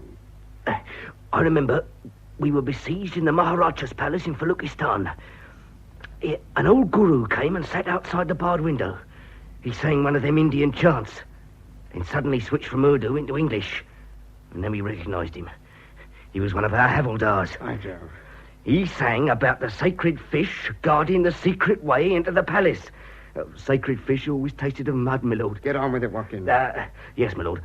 Well, the havildar said the sacred fish would set us free. Well, that made us think a bit. So we had a look round, and there, on the wall, were some fish engraved on a stone. So what did we do? Come on, Watkins, get a move on. All in good time, Mr. Denny. As I was saying, my lord, we examined these fish very carefully. The stone was a bit loose. We could shift it. Behind was a flight of steps leading to a passage, which came out the other side of the river. What are you getting at, Watkins? Well, sir, I was thinking about those stone cats. The cats. I've remembered the last verse of the chant. It goes, if you'd be the man who would never die, then press each cat on its sightless eye. Great Scott, I believe you've got it, Watkins. Press each cat on its sightless eye. And that's just what I'm going to do. Here goes. First this cat, then the second cat. Well, I'm pressing all right, but nothing seems to be happening. Mr. Denny, look, the panel beside you. It's swinging back. Denny, you've done it. So Watkins has done it. A flight of steps? This must be the secret way. This is how one-eyed Alexander got into the castle. And this, Watkins, is how we get out. Ready to check stores, Watkins? Yes, Mr. Denny. Now, first and most important, 2 lanterns. Right. Bread, cheese, dried meat, water bottles. Wine. Brandy, Mr. Denny. Good. Carry on, Watkins. A length of rope. Sheath knives, matches. Yes, I think that's the lot, Mr. Denny. Pity they've got our pistols. Floss, are you ready? Will you be warm enough? Thank you. I have my fur cloak. I wonder how long the passage is. Well, my lord, it can't be very long. The song said it led to a sea-girt place, probably quite near the quay where we landed. When we get there, what do we do then? If it comes out at Crusaders Bay, that's where the quay is, there will be caïque from Rhodos. They call here to sell their fish. Caïque? Oh, big fishing boats. They ply between the islands. Madame Rosa's brother, Lysander, has one. By the way, what's happened to her? Oh, Muraki Pasha allowed her safe conduct through the village. How is she? She says nothing, but I know how she feels towards Constantinos. We have an island saying, revenge is a dish which people of taste prefer to savor cold. Charles, the gear's all checked. Are you ready? Feroso? I am ready, Charles. Watkins? Yes, my lord. You're in charge of the expedition. Very good, my lord. And Denny? Yes, Charles? You can act as quartermaster sergeant. Now, Watkins, what are the orders? Well, my lord, I'll go first, if you'll permit. Then Mr. Denny, then the young lady. And I'll bring up the rear. Yes, my lord. Then lead on, Macduff.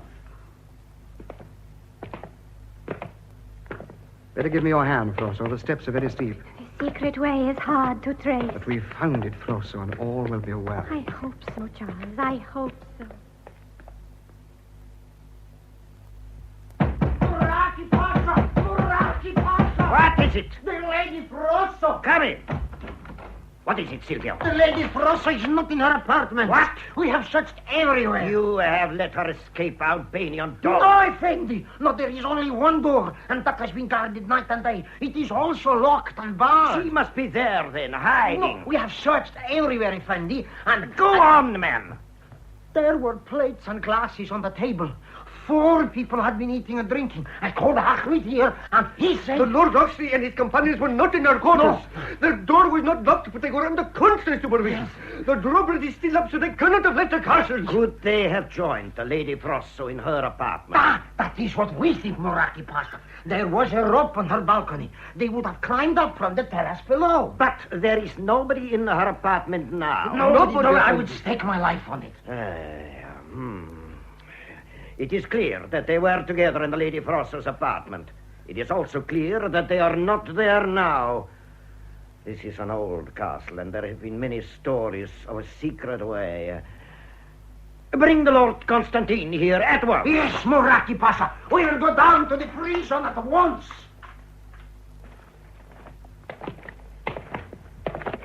All right, Frosso? My shoes are full of stones. They should have called it the Stony Way. If I may say so, my lord, I think we should light the other lantern. There's a strong draught, and if this one should blow out... You're absolutely right, Watkins. Denny, we'll halt for a while.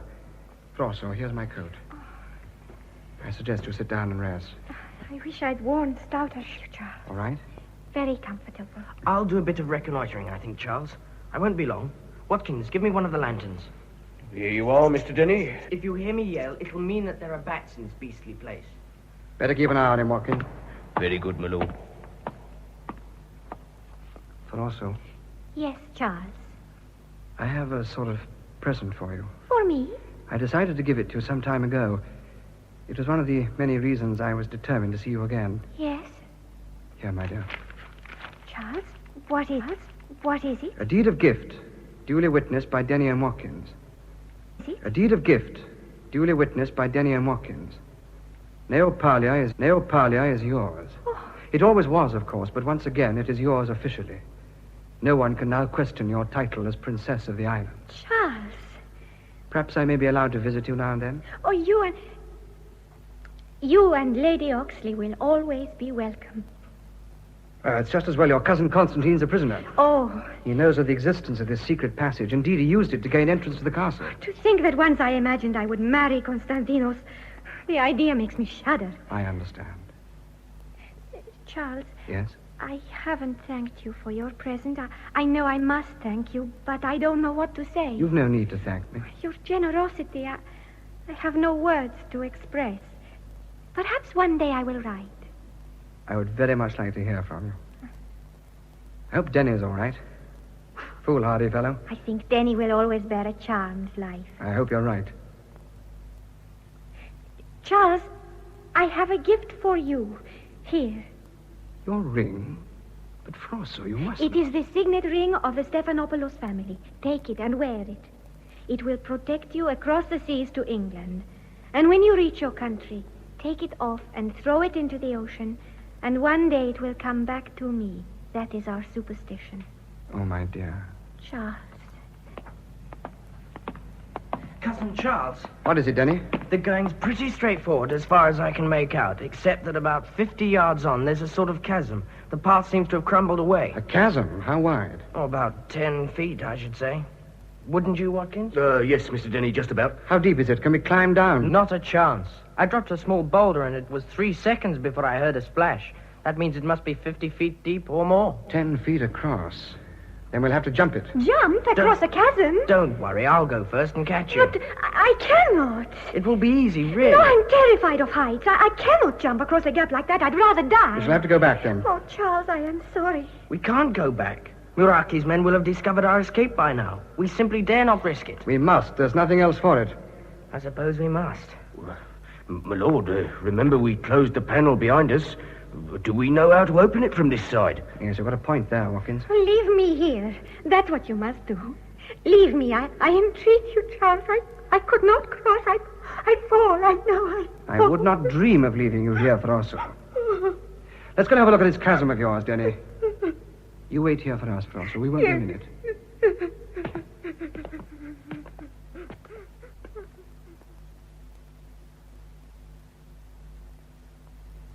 does present quite a problem. It's a good 10 feet. Quite a jump for a man, and if you suffer from vertigo... What about the rope? We could rig up a bosun's chair. We could try it, but I doubt if Frosso would agree. Let's see again how deep it is. Time me as I drop this rock, will you? Now. More than 50 feet, as I said. But If I might make a suggestion, my lord. Oh, no, not again, Watkins. Shut up, Denny. Carry on, Watkins. Well, my lord, we had a subaltern once who had this vertigo. Couldn't abide heights. So when we had to cross a narrow gorge, the rest of us jumped, but he refused. Well, there was only one thing to be done, so we did it. Get on with it, Watkins. Well, we just knocked him out, tied a rope under his arms, threw one end to the other side, lowered him gently, and our fellas pulled him over as we paid out the rope. Splendid, Watkins, the boat. That's enough. We certainly cannot do anything of that sort now. No, my lord. Anyway, let's get her here and see what she says. Frosso! Frosso! I'm coming. I'll bring the lantern.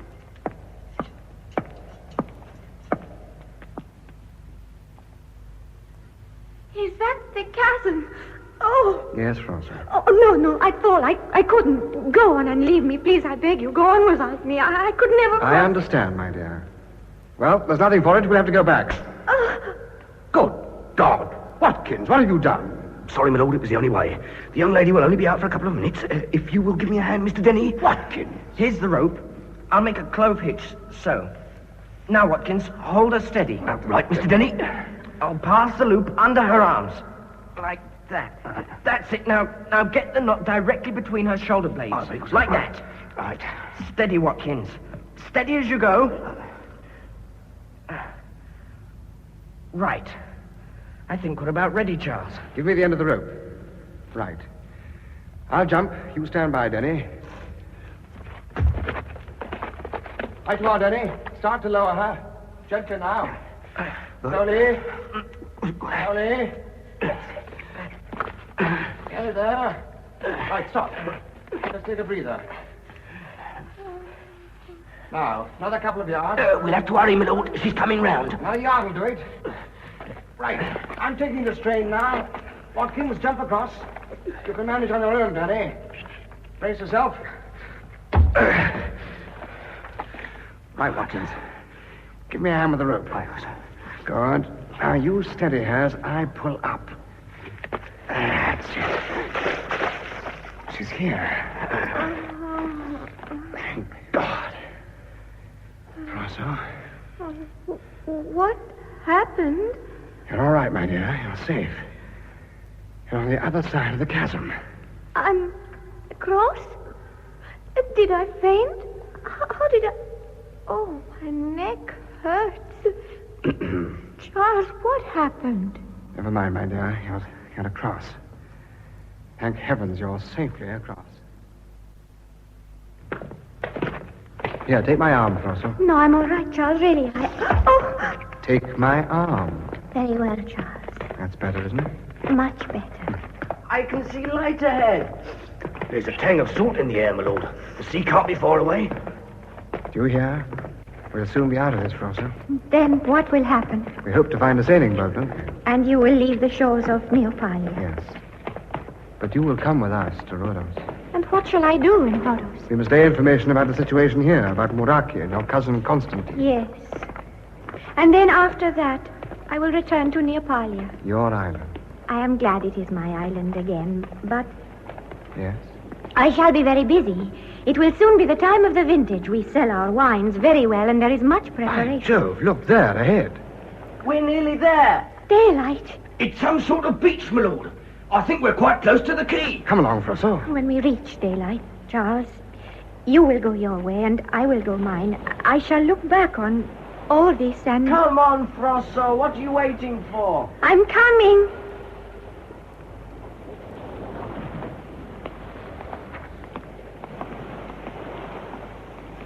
Just round this rock, and we're there. You are there indeed, gentlemen. Muraki Pasha. At your service, Lord Oxley. No, don't move. We have you covered. We have been expecting you, have we not, my Lord Constantine? I see that you have discovered the secret of the Stephanopoulos family. Constantino, but I thought you were in prison. I was. But Muraki Pasha and I reached an Muraki agreement. Pasha, what is the meaning of this? Lord Oxley, as governor of the island... Governor, indeed. As governor of the island, I formally charge you and your companions with the murder of the Lord Stefano Stephanopoulos. It's a lie. And also with detaining the Lady Efrosine against her will. Again you lie. The Lord Constantine will bear witness to your crimes. Oh, he will he? That man's the biggest liar. Danny. Muraki Pasha, as I've already told Lord Constantine, do you think my government will do nothing? England is a long way off. The arm of empire stretches to the end of the earth. To an unknown island in the Aegean. No, Lord Oxley. England is too busy in India and Africa to bother about small fry like you. Blasto. Ne passiamo? Vesti calatus, vilagis minos. What's he saying, Charles? They're going to shoot us. Listen. Old One-Eyed Song again. But look, my lord. There's a small force of men coming towards us from the quayside. So I see, and after so much blood by the sound of them. I think that perhaps my fellow Neopalians intend to do my work for me. They do not love you, Lord Oxley. You so sure they love you? It is my island. No, Constantine. It is my island. Lord Oxley has made it over to me. I have his deed of gift. Indeed. Most interesting. I smell a romance. Eh, Muraki Pasha? Who is that man leading the islanders? The tall fellow with the musket.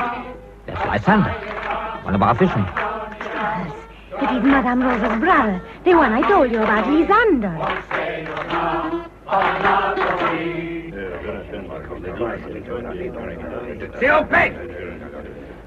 We're surrounded, my lord. So I observe, Watkins. Muraki Pasha, What do you want here, Lysander? Whom do you seek? one of your number who has done us great wrong.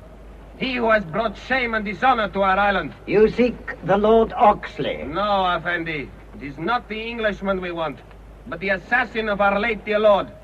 The vile wretch who shed his father's blood. That guilty man who stands beside you now. The Lord Constantine. Anatosto Costadino!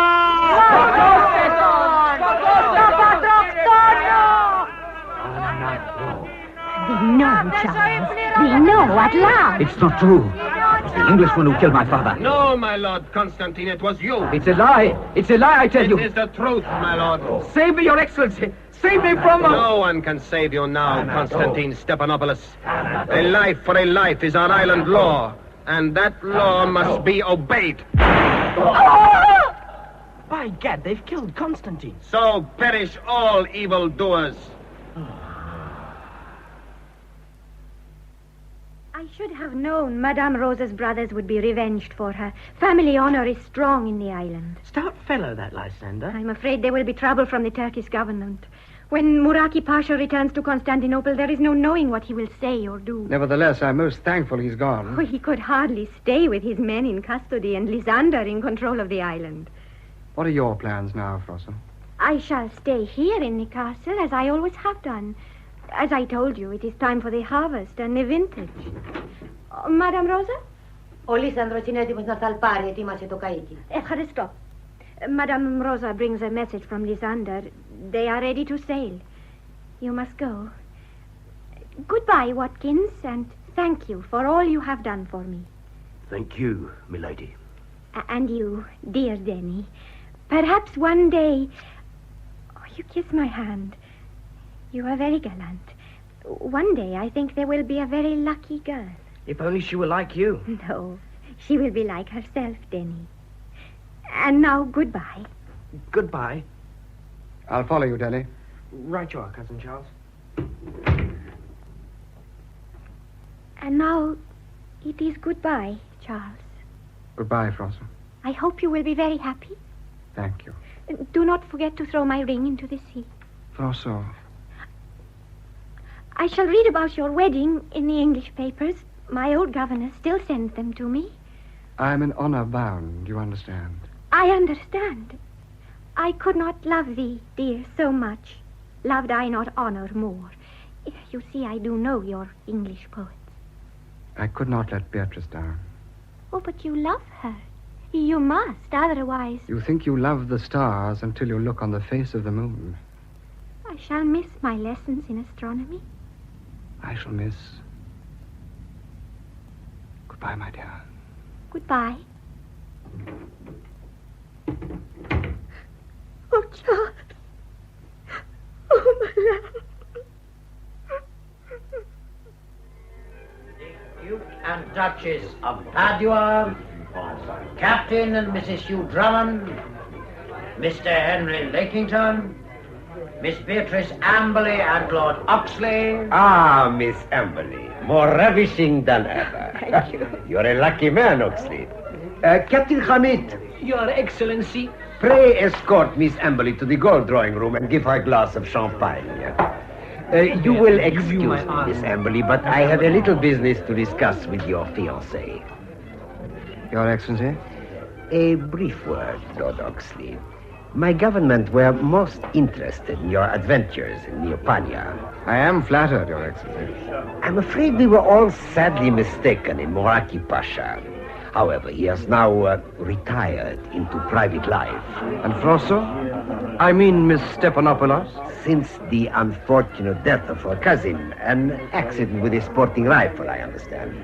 The young lady is ruling Neopalia as princess of the island. A charming girl, is she not? Charming. We were most impressed by your quixotic gesture in handing over the island to her. But then, as I said, she is a very charming girl. Very. I gather that Miss Amberley and you are to be married next month. Yes. May I wish you every happiness? A charming young lady. Charming. Her Majesty the Queen Dowager of Ruritania and Mr. Rassendal. Your Majesty, more ravishing than ever. How are they all at Zenda? You're a lucky man, Rudolph. His Royal Highness the Prince of Wales, Mrs. George Keppel. Ah, there you are, Beatrice. Thank you for my champagne, Captain Hamid. Miss Amberley, Lord Oxley. Talking about your tedious island, I suppose. I simply don't know what's come over you, Charles. First you buy an island you've never seen, then you give it away to a chit of a girl you've hardly met. And another thing, Charles. You were 5 minutes late in calling for me this evening. There is a reception at Londonderry House tonight. My coachman could do nothing. I think it's time we had a serious talk, Charles. What better time than the present, my dear? Perhaps I'd better fortify myself with some champagne. I noticed you had 2 brandies and soda last night, Charles. I had 3, Beatrice, one before you arrived. Yes, champagne, please. Yes, madam. Mamma was telling me only the other day there was a history of drink in the Oxley family. There is indeed. An ancestor of mine was given an extra large tot of rum on the scaffold. Pray do not be flippant, Charles. You've been back from your ridiculous island 6 weeks already. 7 weeks. And you've hardly been anywhere. Why, you refused to escort me to the Montclair soiree last Thursday. But you found another escort with no difficulty. Yes. Dear Bootle Shropshire. He's always so gallant. You know, Charles, there's more to Bootles than meets the eye. Really? I thought there was less. Charles, you know I'm devoted to you. Thank you. While you were away, Mamma tried to take me out of myself and out of London. Very wise of her. So I spent several Saturday to Mondays with the Shropshires. How nice for you. And for them, of course. Bootles was most attentive. What are you trying to say to me, Beatrice? Bootles may not have your intellect, Charles, but he has a kind heart. And kind hearts are more than coronets. Although, of course, he has one of those, too. Strawberry leaves are so becoming. He also has a racing stable, a yacht, a coal mine, half of Brazil, a blaze of diamonds, a collection of Van Dykes, and no chin. Oh, I always knew you'd understand, Charles. No one could give a man his congé more gracefully than you, Beatrice. The better man wins. And I'm flattered to have been beaten by Booth.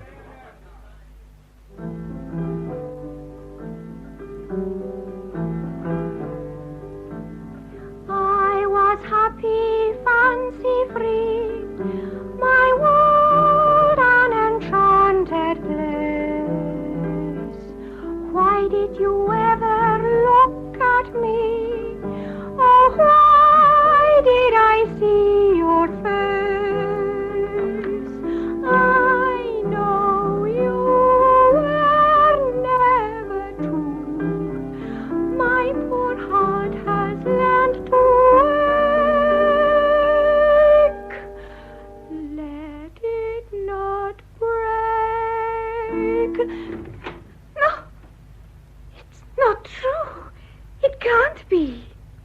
Don't look at me like that, my dear.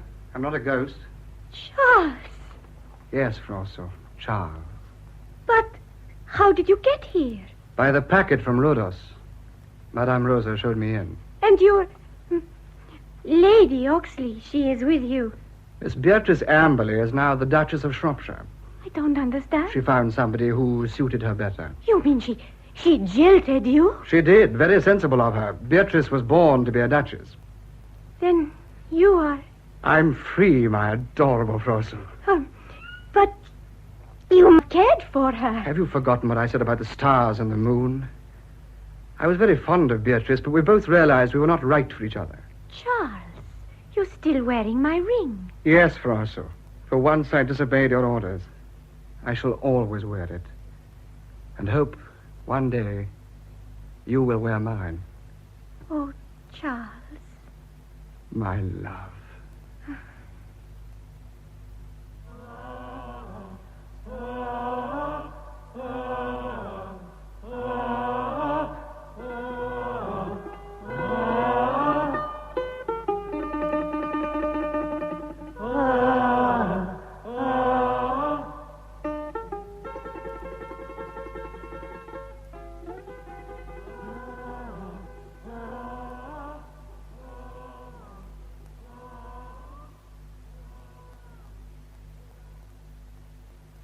In The Princess of the Island, a play for radio by Diana Morgan and Patrick Hampshire, adapted from the novel Frosso by Anthony Hope, Barry Justice played the part of Lord Oxley, and Elizabeth Proud played Frosso. Beatrice Amberley was played by Sarah Coward, the Turkish ambassador by John Gabriel, Muraki Pasha, Gerald Cross, Madame Muraki and Rosa, Monica Vassiliou. Constantine Stephanopoulos, Alec Mango, Denny Swinton, Nick Hoy, Watkins, Sean Barrett, Vlasto, John Theocaris, Old Stefano, Edward Kelsey, Lysander, Sean Arnold. Other parts were played by Patrick Tull and David Valler. The music was composed by Jeffrey Wright, who also played the piano, and the bouzouki was played by Andreas Tomazzi. The play was produced by Archie Campbell. You're listening to Radio 4, the time 8:30. Saturday Night Theatre. Thank you. Your attention, ladies and gentlemen, please. Thank you. On Wednesday, the 22nd day of February, 1797, a French force consisting of 3 frigates and some 1,400 men invaded Britain. Their disembarkation point, the small fishing village of Fishguard in West Wales. In view of the fact that by Friday, the 24th of February, the entire force had surrendered to the local militia, historians, nay, even historians of repute, have concluded, albeit naturally, that the whole affair should be dismissed quite simply as a curious, if interesting, incident. To the characters who lived and were involved at the time, however, simply to have been there, to have experienced it all, must surely have counted for something.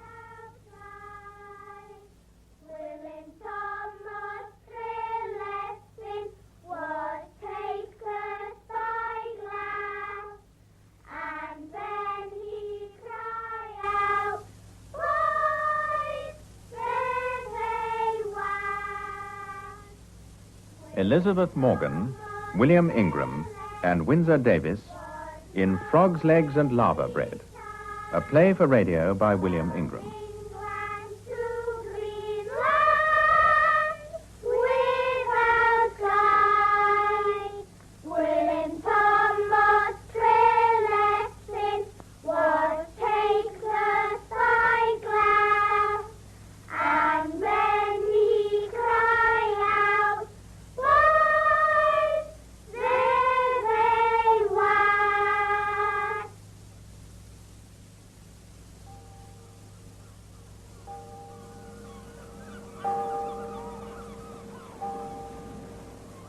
The Pembrokeshire Gazette, February the 8th, 1880. The death of Pembrokeshire Centenarian. The death occurred on Sunday morning at the Dufferin Cottages near Fishguard of Blodwyn Probert Rue at the ripe old age of 103. Her age is pretty accurately fixed by a statement she was wont to make that she was just past 20 years old when the French landed at Fishguard. She had been bedridden for 8 years. When the historic incident occurred, she was in service at Kilshaw near Fishguard. Oh, Kilshaw. Yes, that was it. Oh, anyway, see, lovely, I was just plain blood Probert in those days. Driving his blinking old cow from a field when the French frigate appeared off the coast. 1797, that would be. Yes, yeah, on first to spot the things, if you was to ask me. But always somebody round to swear it different, of course. Always rely on, somebody. And always somebody. Somebody. There. Now do you believe me, Roberts? Just coming round the point. See her? Well, my old eyes aren't what they used to be, of course. Oh, here, borrow my glass. Glass? Spyglass, man. Oh, aye. Spyglass. Well? Where's quick that old mist to come down? Mist? Oh, take your hand from over the lens, man. Lens? The front bit. Oh, aye, they're soft, isn't it? Well? Oh, yes. Much better. Wonderful. Oh, there is pretty. Yes, it's a bit far off, fine, but... Oh, it might also help if you was to put the right end of the thing to your blinking eye, man. Look, it's all very well for you to get huffy, William Thomas, but mean to say you've been brought up to this kind of thing, haven't you? What kind of thing? This kind of thing. I mean, the sea and all that in there is. Exodus chapter 20, verse 11. I mean, it's always been in your blood. Know all about these blinking old glasses and ships and all that kind of thing. Well, then, if that's the case, what are you being so damned argumentative about? I'm not. You've already admitted, man. Me to say, what do you know about French ships? Nothing at all, except for the one that is supposed to be existing between us. And even that is beginning to wear a bit thin, if you was to ask me. French ships, not friendships. Yes, well, look, I can't stay here all day nattering. I've got the cows to milk, the dairy to clean out, and... Cows? Dairy? Yes, on top of which, well, Di Dangle's been giving me a bit of trouble again. Yeah.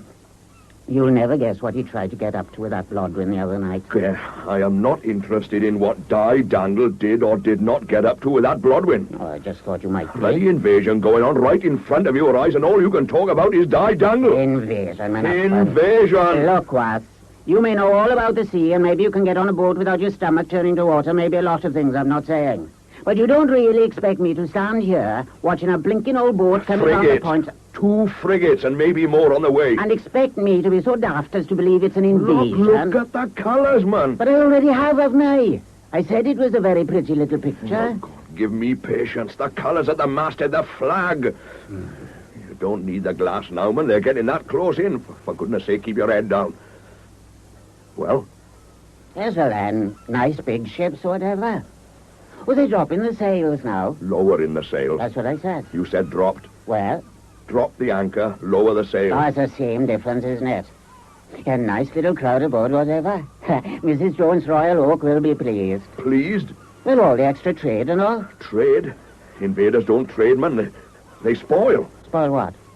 Well, they spoil. Take without paying. I like that cheek. Plunder. Pillage. Rape. Yes, well, better not tell our blood about the last bit. You'll have us swimming out to them before they ever get near the shore. Got you. Got you at it, is it? In the very act. Blodwyn Probert. I know good, didn't I, innit? What are you both up to with that spyglass, William Thomas? Don't bother. Don't bother watching Maggie Bine and having her annual in the all together, isn't it? There's a fright you'd give me then. Why? I thought I'd been surrounded. Surrounded, is it? Oh, well, with that old belly you've put on lately, take a bit of doing, whatever. Besides, who in the name of God would want to surround the likes of you? The French. That is who. French? French. French. You've seen what is down there in the bay, I hope? What, those old boats, you mean? Not boats. Oh, what are they then? Oh. Frigates. That's what they are. 3 frigates, 3 French frigates, and a lugger. Language, if you please. All right, all right. Don't you take my word for it. Just look at the flag. Right, now then. What is the flag? Let's see now. Red, white, and blue. Blue, white, and red. Oh, aye, so it is. Well, somebody's just gone and pulled it up back to front then, haven't they? Oh, look at the men on board. Go on. Just look at them. Well, now do they look like spruce British tars in the service of His Majesty? They're a bit on the scruffy side, I'll grant you. Just back from a long trip, like. Blodwin, what do you think? Well, just look like men as far as I can see. You've seen one. You've seen them all. Oh, I wish you could get off the same old subject for once. Well, French or not, it's going to be a jolly old time down at the Oak tonight, whatever. Channels may divide us, boyo, but when it comes to the push, we're all brothers and sisters in arms. Brothers and sisters? Well, of course, man. Didn't they fire a welcoming salvo to the fort as they comes past Fishguard? The fort? So that was it? What was what? I see it all now. False colours to Fishguard Fort. Then knock out the shore guns before anybody in the garrison has a chance to do anything about it. So, why do you think you heard no answering salvo? Oh, goodness knows. But where that garrison is concerned, nothing would surprise me. Put up, so, been stuck out there so long, probably got their whiskers tangled up in the firing work. Blodwin, Probert, can't you be serious for once? Anyway, boy, or friend or foe, no need to worry your head. Soon find out. Oh, and just how do you think you were going to manage that then? I'll give him a bit of a wave, man. Oh, wave? Get down! Get off, man. Let me give him a bit of a wave. There's nothing There's to nothing lose. to lose, be damned. Not that they'll have much chance of spotting me at this distance, whatever. Blodwin, maybe Gwill is right. Maybe you did ought to get down now. Hey, I know. I just clipped my petty off. Their voice. Oh, what a lovely bit of red flannel. Token of friendship, boys. I promise of things to come. But nice bright red, mind you. Warning not to take liberties when none is intended. Blodwin! My God!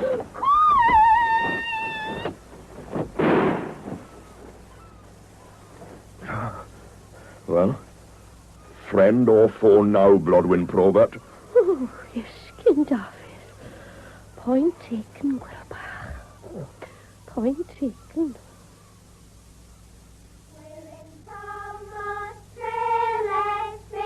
Was no every time from England to Greenland without sky. When Thomas Trelessin was take the spyglass, and then he cry out, "Boys, there they were." There they was. My Lodger's late. Twice as natural. Telling you I am. Oh, I don't tell you, that's all right. That bell's on his back. What's wrong with a lot of you? I mean, surely to goodness you don't think we deliberately... All present and correct. Corporal Harris, what? Oh, aye, everybody seems to have turned up, Dan. Colonel, if you please. Oh, aye, Colonel, if you please. Well, man, call the company to order. Oh, I call the company to order. Bit of order now, boys. As leaders, of course. Oh, bit of order for Dan. I mean, Colonel Vaughan now. Oh, come on, a bit of order. Order! Just look at the pair of them in their bloody elements there. What was that you said, Davies? You heard, your lordship. Oh, there's a thing to say, sir. Well, you are, aren't you? I mean, not that they've got me believing any of this bloody nonsense. Oh, look, not believe it. Damn it all, me and Reese here seen him with our own eyes, didn't we, boy? From the top of that blinking cliff, didn't we? More than up to seeing old Lick himself when you've got a couple of quarts of Mrs. George's 3 X's swilling round inside you. No offence, Mrs. George, love. But you know what a morning's bout on the old 3 X's could do once it gets to a man's head. Oh, I know all right. If it was only from watching your antics, Willie Morgan, I'd know all right. The only trouble about that argument is that neither of them showed their faces through the door here this morning. Slipping a bit, aren't you, Quill boy? Well, on the old funds, I expect. As far as that Rhys Roberts goes, his old chops won't be welcome through it for a good few future mornings, neither. Oh, aye. What's that then, Mrs. Jones? Well, he knows how come that. Hasn't fought out yet for the last little shindig he got himself involved in. For goodness sake, woman, it is not a barroom brawl we are concerned about now. It is war, man! War! Listen to him go, huh? It is war, man, war!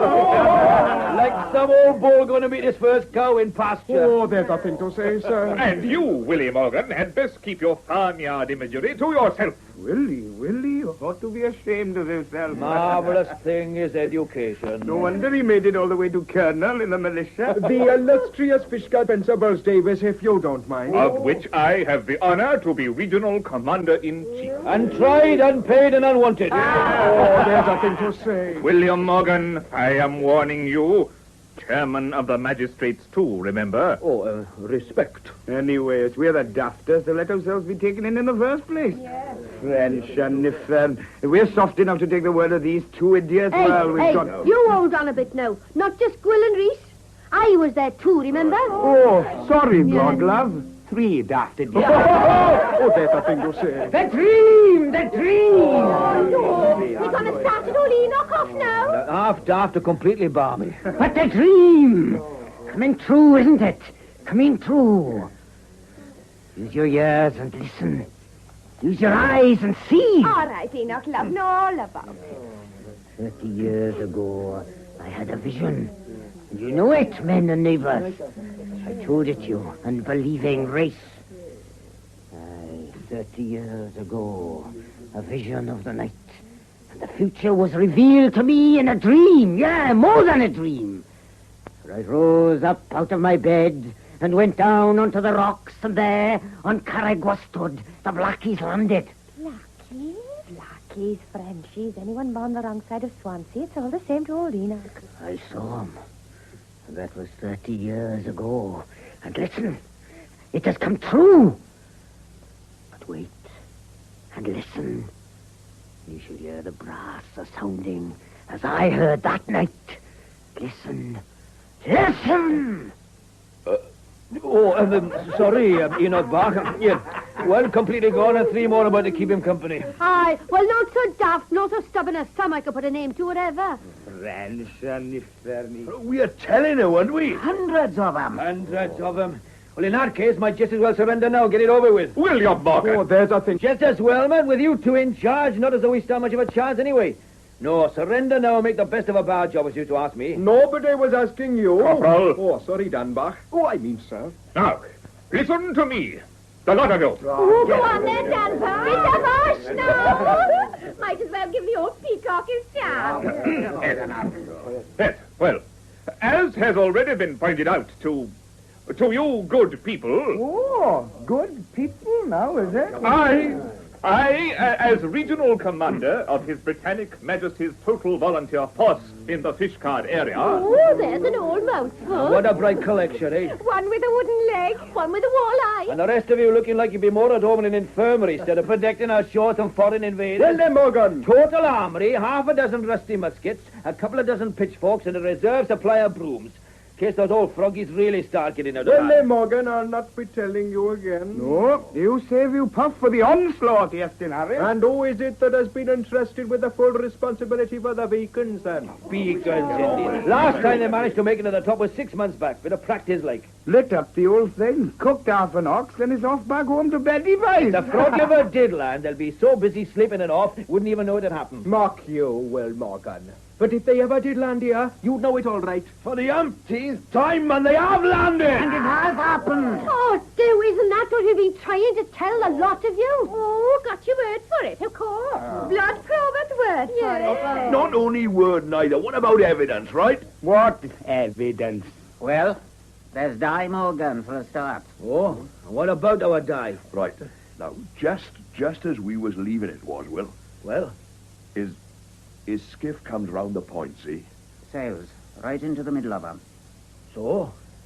So they drags him aboard, don't they? Before he's got time to say Davy Jones' locker. Aye. Where is Di, Wilworth? Where? Oh, come on now. A bit more of that old bluff. I mean, we all know Di. Aye, but where is he? Well, now come to mention it, he is a bit on the late side, getting back from St. Nicholas. All right, so he's a bit late. Nothing new in that, man. That fancy woman of his, I'll wager. Giving him a better time than usual, huh? Any more of that smut in my bar. It's not only Rhys Roberts' ale I'll be stopping, neither. Oh, very sorry, Mrs. Jones. All right, then, look. Forget Di Morgan for the minute, then. If it's real evidence you're wanting, what about my Petty, then? No, not that old Petty again. She's got a phobia about that Petty. But look what they done to it, girl. Just look. Do we have to? No, a ruddy great musket ball right through the backside, wasn't it? Pity she wasn't wearing it at the time. Nice bit of extra ventilation with the summer coming on, whatever blood. Well, it's not ventilation I'm after, wuss. It's reparation. Oh, aye. Tuppence a yard, that bit of flannel cost me, remember? Tuppence a yard. Oh, and if ever I gets my hands on that old froggy, it'll be payment in full. Or I'll know the reason why. Foreign money, blood. No good in these parts. Remember? I'll have to take it out the old devil's hide then, won't I? If we could return to the subject. Huh? What subject? Not flannel petties, for sure! Oh, very sorry, I'm sure. If there should be any truth in this rumor that the enemy has landed. Rumor? Oh, I give up. If, I say, the question remains, what is to be the next step? Next step? No next step. What are you on about now, Will Morgan? Well, I mean, I say, even if the froggies have come visiting, they're not doing any harm, are they? I mean, they might just have come on a little day's outing, like. Might just have come to have a little sit on the beach, like. Sit on the... And why not? 3 frigates of soldiers armed to the eyeballs coming all this way just so as they can sit on the beach. Besides, got beaches of their own to sit on, haven't they? Oh, I just thought, a bit of a change, like. Morgan, there are times... 30 years ago, I had a vision. And you knew it, men and neighbors. Oh, no, you're not on about his blackies again, is he? A vision in the night. And there, on Carrigwa stood, the blackies landed. I saw him. And that was 30 years ago. And yet, it has come true. But wait, and listen. You shall hear the brass and the drums are sounding as I heard them that night. Just listen. Listen! Oh, never. Frenchies. The dream, boys, the dream! Oh, gag the old fool! The dream! Oh, Darrow, Didn't sound like a froggy knock, whatever. And how the hell do you expect to tell a blinking froggy knock from a Welsh one? Hold your tongue, man. Well, then. Plunder, pillage, rape. Oh, rape, is it? Come on, Bloodwindler, we better get to the end of the queue now. Hey! Hey, Colonel, it's up to you now. Yes, you better make with a bit of the old parley-voos. You think that I should...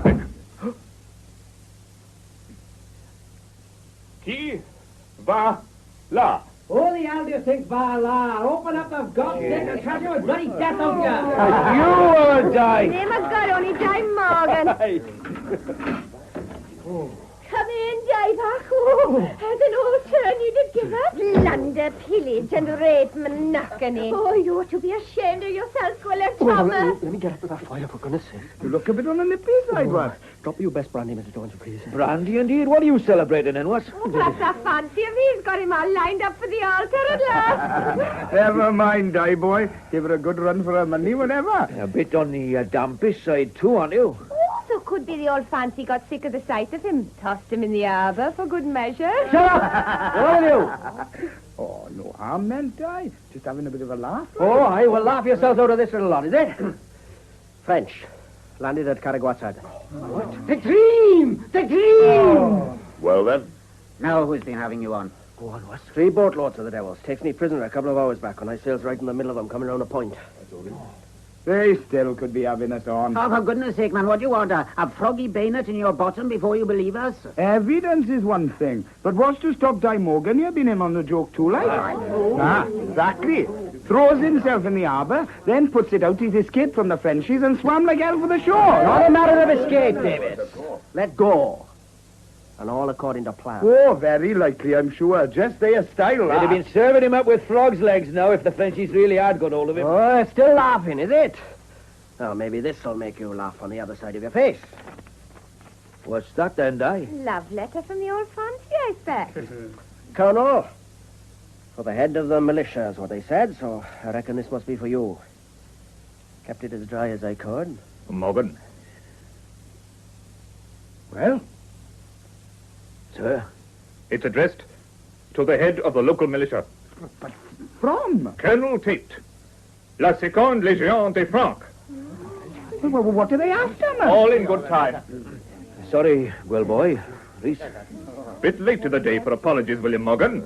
Action is the thing now, and too much time wasted already. Corporal, couple of men up Corunda and get those beacons going. But this for the Frenchies I've got there before us, sir. Risk we'll have to take, and only hope they haven't completely cut us off on the seaside. Mrs. Jones, writing materials if you please, and urgent communication to my Lord Corder.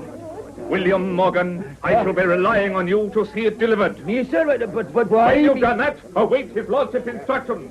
If they cut us off on the land side, across to Somerset may be our only alternative. Nay, boy. Trip round the bay this time of night. William Morgan! I'll just come in, Corporal. Hello? Yes, sir. A couple of men to get that beacon going. Couple of men, right, sir. Well, come on, Reese, boy. No point hanging about here, getting in the way like... Well, I'm Thomas, Reese, Roberts. Nay, boy. Before you were sauntering off, a word with the pair of you, if you please. Word on it? With us? Official like.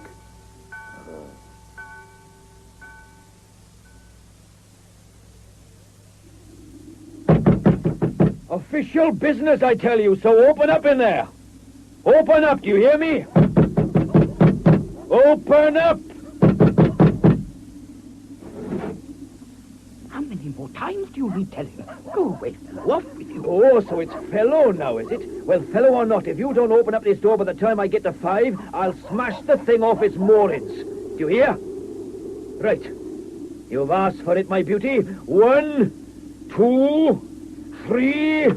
Oh, God's sake, man, do you know what hour it is? What do you want? Now, look, once and for all, I'm warning you, if you don't clear off from here this instant, I'll... You'll what? Toffee chops, you'll what? I'll set the hounds on you, that's what I'll do. Hounds, he calls them. Couple of bloody French sewer rats, more like. I've had bigger than that for breakfast.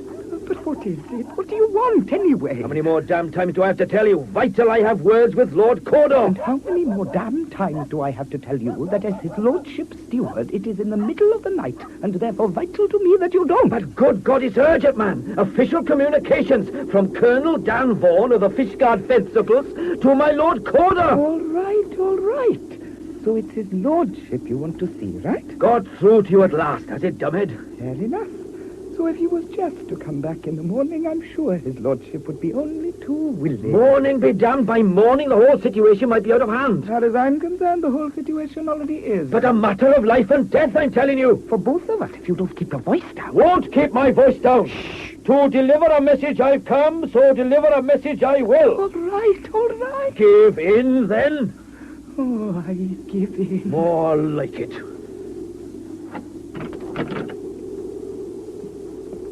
Now, all you've got to do is leave the message with me, and I will see to it. No, leaving it with you neither. Not with you, nor nobody else. In person to his lordship, the colonel said, so to his lordship, in person it will be. But just look at it from my point of view. The old man is already retired for the night. Then unretire him. Unretire his lordship? Be on your head if you don't. But without a head, I'll be if I do. So, risk you'll have to take. No, risks. Thank you very much. No more of anything. Off with you now, Or what, was? Or what?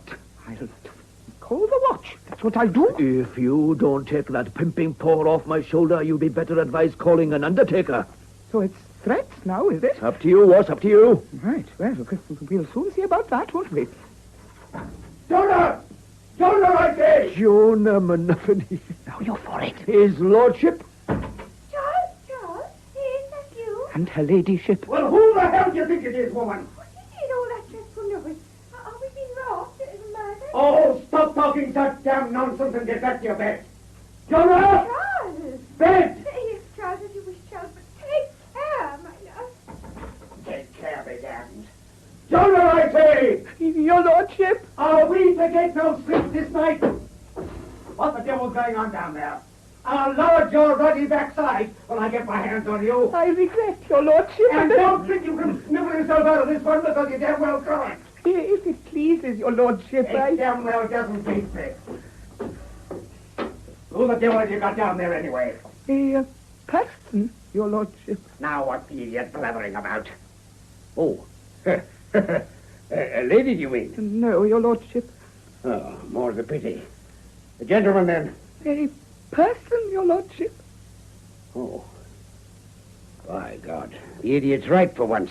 Your lordship's servant, and sorry to disturb you and all that, but, What's that damned awful smell? Fish, your lordship. Fish? Apparently the person is a catcher of fish, your lordship. Well, somebody's got to, I suppose, but... just move a bit downwind of us, will you? There's a good fellow. Of course. Well, damn it all, man. I don't suppose you're here just to reek us out of house and home. Oh, of course. Well, like I was saying, sorry to disturb your lordship and all that, but right round the bay from Fishguard I have rowed this night, and damned hard going it was too with the tide on the turn and all that. Get to the point, man. Oh, Jonah, hold that candle a bit higher. Now then, first things first. Name? William Morgan, if it please your lordship. Nature of business. Oh, damn it, why are you here? Official, like, from Colonel Dan Vaughan of the Fishguard Fencibles. Fencible business? Oh, for God's sake, if it's fencible business you're about, you've no damn business here in the first place. But an emergency, your lordship. Emergency or not, if it's some kind of scrape Vaughan can't get himself out of, you should have gone straight to my Lord Milford, Lord Lieutenant of the county. With all due respect, and sorry to interrupt and all that, your lordship, but, well, I think Colonel Vaughan was well aware of that, but thought that in view of the gravity of the situation, like, it might be best straight on here, so to speak. Oh. He did he? Well, I can't say I blame him. Poor old Milford. Brandy on the brain, water on the knee, and half a cask of Madeira swilling round in between. What are you grinning about? Right, let's have it then. Your lordship? The dispatch, man, the dispatch. The dispatch. Got a bit dampish on the way over, I'm afraid. I took every care, like, but got a bit dampish for all that. Yeah, not all it got either. Well, if Vaughan's expecting some kind of answer, this could take some time. Jonah, show this person into the salon, will you? The salon, your lordship? Oh, point taken. Don't happen to have a fish pantry, I don't suppose? I regret not, your lordship. Well, we can't throw him back into the estuary. I suppose we'd better leave him standing where he is. Oh, try not to drip all over the carpets. There's a good person.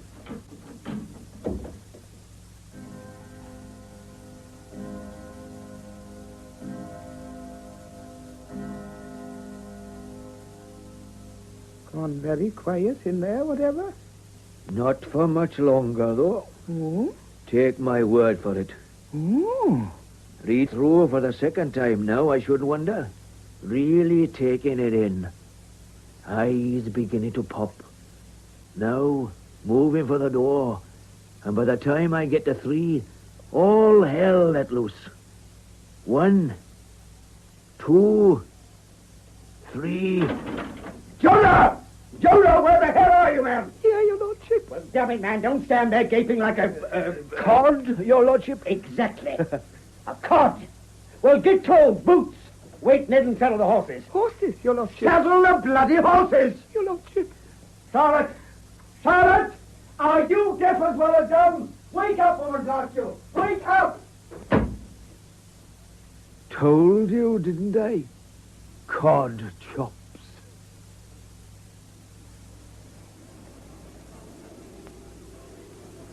Would you believe it, though, Greybar? I mean, if you weren't up here seeing it all with your own 2 eyes, would you ever believe it? How many more times do I have to tell you? Lit up like a blinking regatta down there. Keep your head down. Oh, stop nagging, man, for goodness sake. All right, suit yourself. Safe as houses at this distance. Unless there's a patrol breathing down our neck, that is. Look, if they'd sent out patrols this high, they'd have introduced themselves long before this. I mean, we've been banging up that cliff path for the best part of 2 hours, like a couple of elephants into the bargain. Just because they're froggies don't make them deaf, dumb, and blind to it. Well, let's just hope you were right for once, that's all. Ah, of course I'm right. No, it's when we get that first beacon light from Carriguastad and put the tinder to our own. Our troubles are really going to start. So the sooner we start getting some new dry stuff together... Oh, there's plenty of time for that. Relax, man. Take a bit of a whiff. God knows we've earned it. All right. Suit to herself. The ruddy cheek of them all, eh? As if you got to admire the blinkers if it's only for their ruddy cheek. How do you mean? Well, like Will was saying back at the end. The way they're carrying on down there may be only a bit of a shindig they've come for after all. It's more like a ruddy day's outing than an invasion or whatever. Nice bit of music. Froggy songs.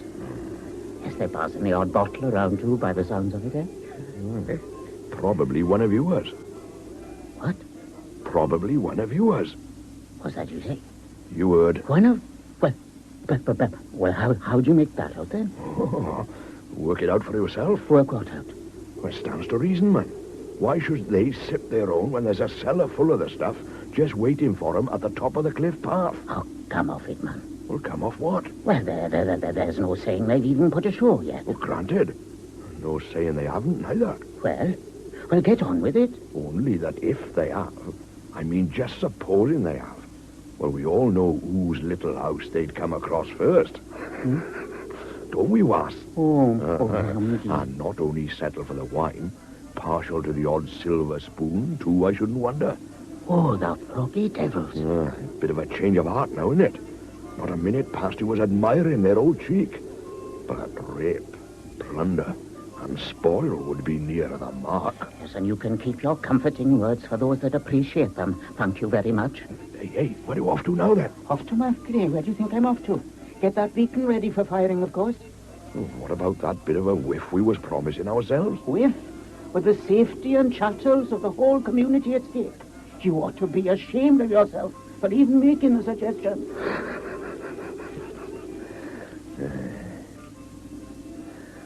Bit of a shindig, eh? I wonder...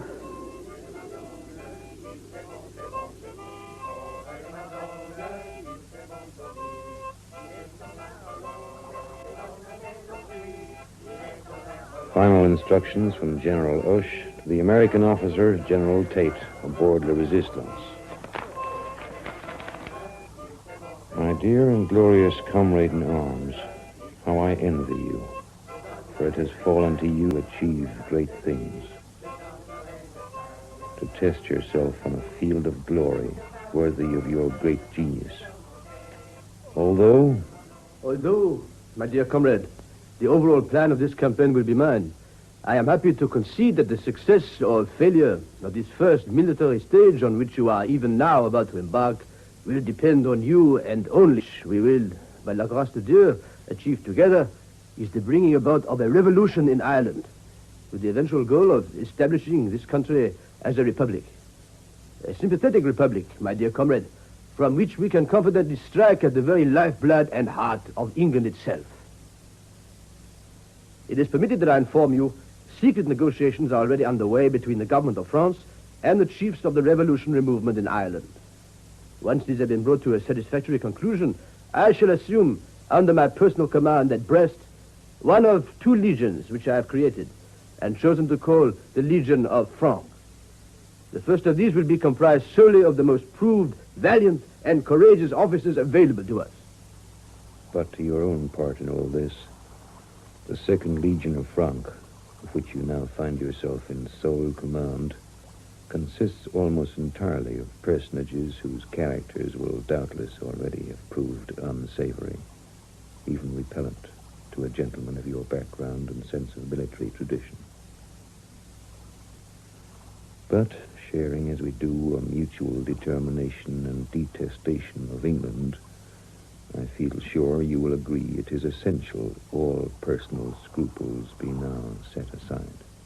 It is our bounden duty to free this nation from the perfidies and shackles of its government and the odious aristocracy at its head. You have under your command perfidious and lost souls, murderers, thieves, vagabonds, the scum of our beloved France, an unsavory crew, but one which I feel confident, cher comrade, submit to your unique qualities of leadership and discipline. Leadership and discipline. Leadership and discipline.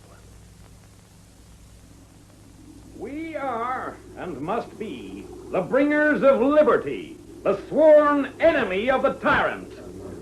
Our motto, should we need one, destruction to the chateau, peace to the cottager. As we advance, we will open the prisons, enlist the detainees, treat as our brothers the malcontent and the oppressed, offer them supplies and arms in the interest of our common cause. The enemies of liberty and equality will be beaten, brought to their knees. Prisoners of war will be offered no quarter. Bridges will be burned, communications disrupted, transport commandeered, harbor buildings and craft destroyed. Military forces will be demobilized, and those who resist summarily executed. And now, to the question which must, by nature, be uppermost in your minds, my comrades. Of what gain to you? Of what gain to you? I have been granted express permission by General Oche to assure you men of the 2nd Legion of Franks that they will not find the government of the Republic ungrateful of their efforts.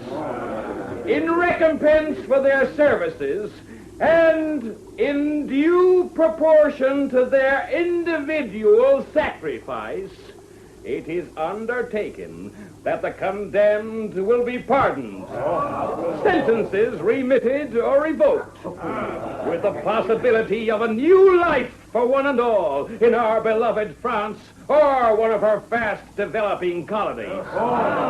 Lieutenant! Vive la France! Vive la France! Vive la République! Vive la République! Prepare to disembark! Prepare to disembark! Into the boats!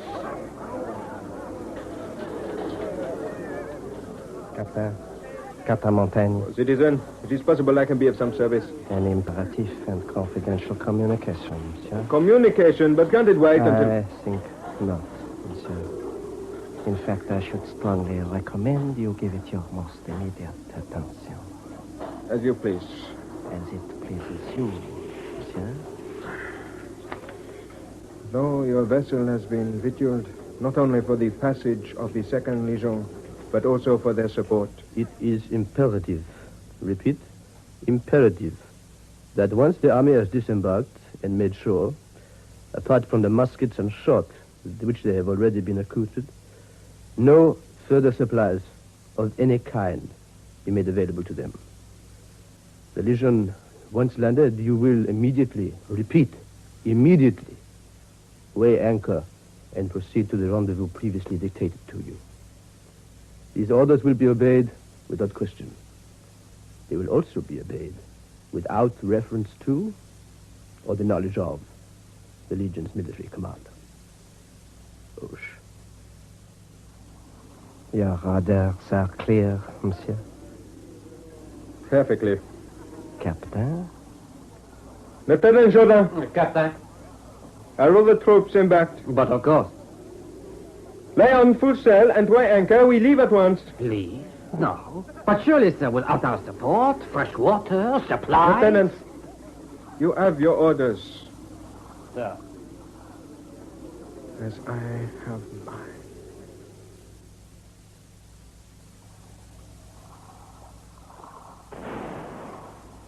Hello! La Resistance! Hello! Gone, sir. Not even a smudge. She'll be back. She must be back. Must she? Sir? You mean we might be left? A full-scale invasion would be one thing. It implies total political commitment. But, as things stand, if things don't work out, it shouldn't be difficult to explain us away. A splinter group, an unsanctioned incident, carried out by a handful of insurgent extremists. Gamble, shall we say? At its best, a gamble. An outside chance. A dice that's been thrown. A card that's been played. Oh, always with the hope of reward. Victory. La gloire. Call it what you will. Except that... Sir? Whatever the outcome, the dice can never hope, can never expect to be recognized as anything but dice. The tools, the means whereby. It's the nature of the game. Holla! Man the oars now! Make for the shore!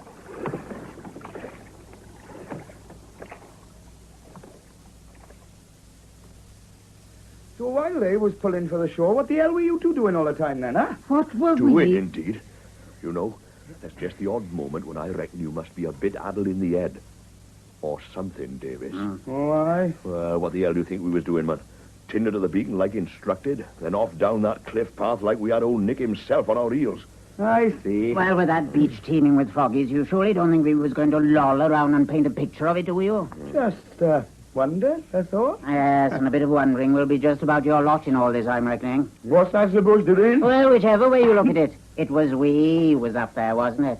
Up there, risking life and limb. And you? Tucked up in bed, I shouldn't wonder.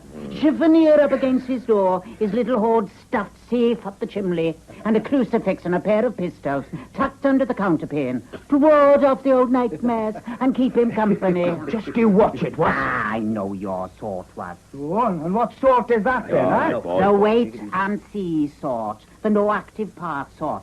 Nothing that's going to put you in any danger of a froggy's bayonet, anyway. Easy on, Reese. Ah, not you. Just sit back and hope for the best. But if the best should turn into the worst, a pretty little French tricolour hidden under your missus's chemises, all ready to hang in your parlour window to prove it's the froggy side you've been on all along. Oh, sit down if you please. Officers and gentlemen in the house now, remember? Like you say, Mrs. Joyce. Like you say. Anyway, time will tell. Aye. And even if Davis is all set to lay both sides at once, well, he's not the only one round these parts, and that's for sure. Them old jingos, you mean? Oh, nothing surer. Yes, a couple of them got caught at it last month in Carmarthen.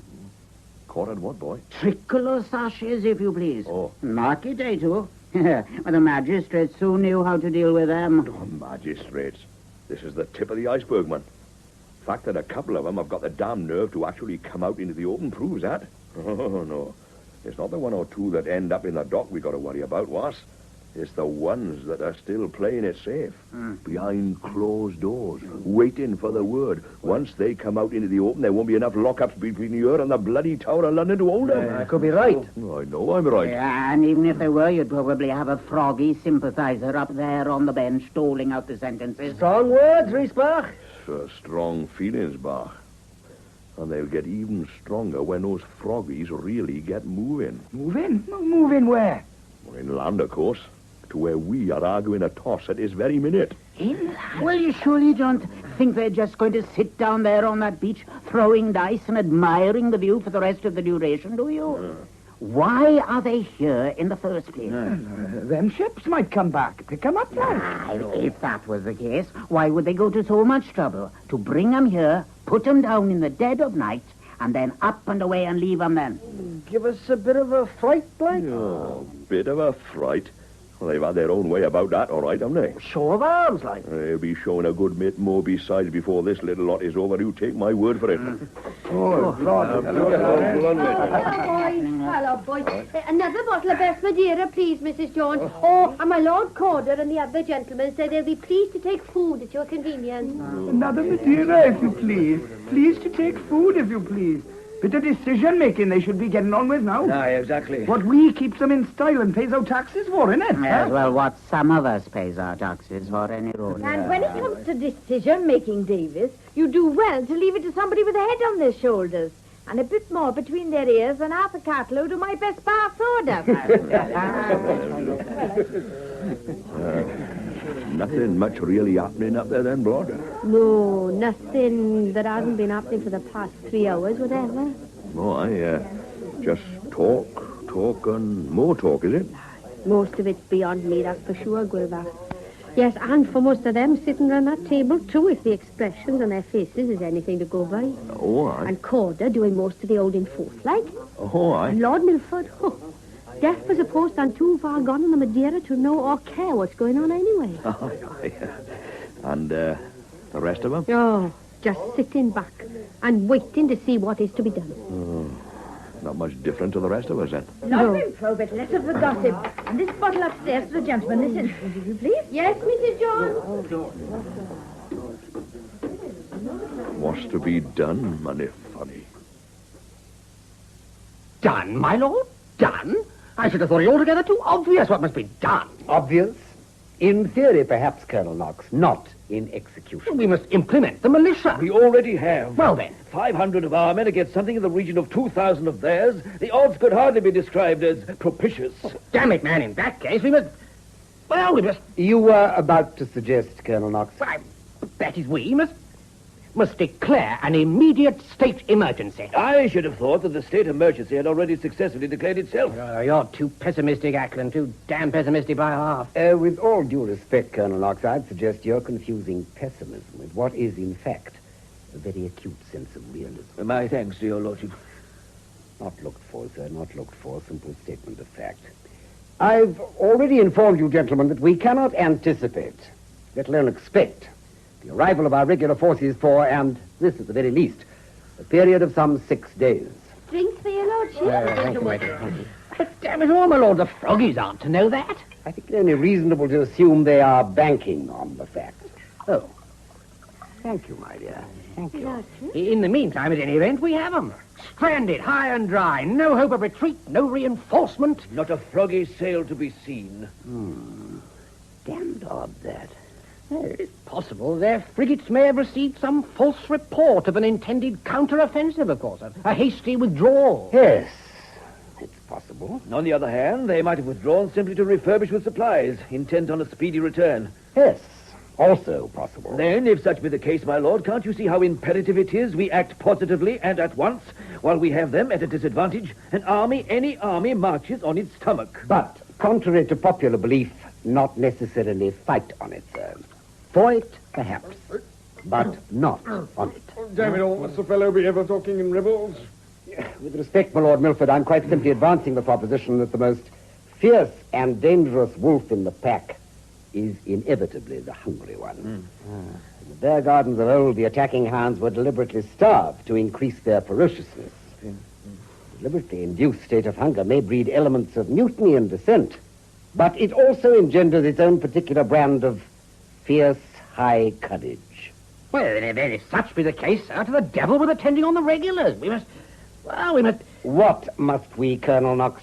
We must marshal the locals. Ah, yes. Yes, the locals. There are always the locals. When it comes to an actual confrontation, they'll fight to defend their own, I've no doubt.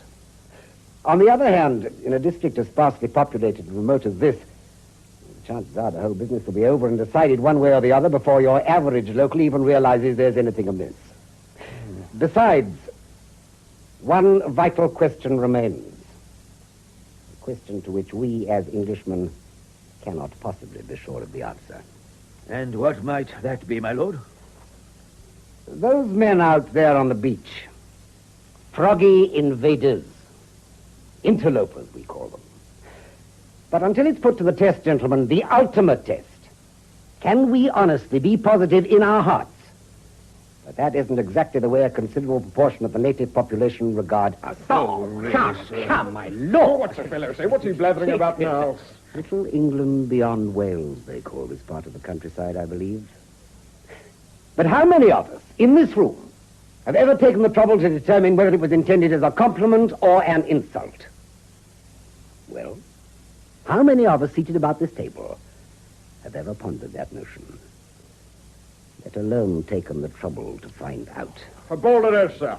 I know these people. Haven't I lived amongst them for the greater part of my life? With all due respect, my Lord Milford, I would dare to suggest you have been acquainted with some of them for a small portion of your life. Some have been most rigorously selected from a social minority of your own choosing. The conditions of knowing them or not knowing them were predetermined by you and only you, with a distinct bias towards conditions of birth, background, and breeding. I should damn well think so, too, sir. A fine state of affairs when a gentleman can't even choose his friends. You're surely not suggesting, my Lord Calder, that one must be expected to hobnobbing with every Tom, Dick, and Harry. I'm only suggesting that Tom, Dick, and Harry might fast be arriving at the same conclusion. You readily admit you've always pre-selected to the point of total exclusion gentlemen of your own class. Perhaps Tom, Dick, and Harry now consider it high time they joined hands with theirs. Join hands? With the Froggies? That's tantamount to treason, sir.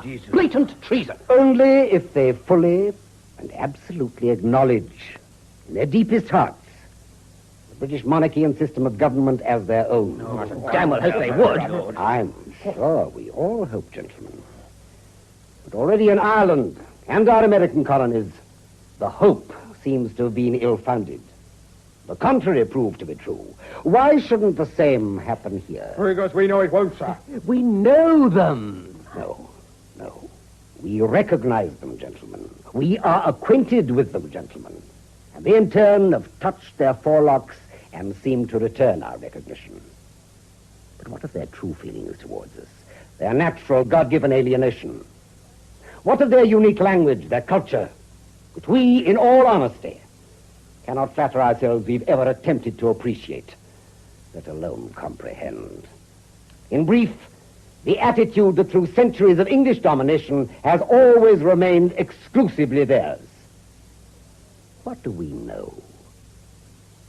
Only, my lords, that the steel is on the anvil, the hammer is poised, and the sparks must surely fly.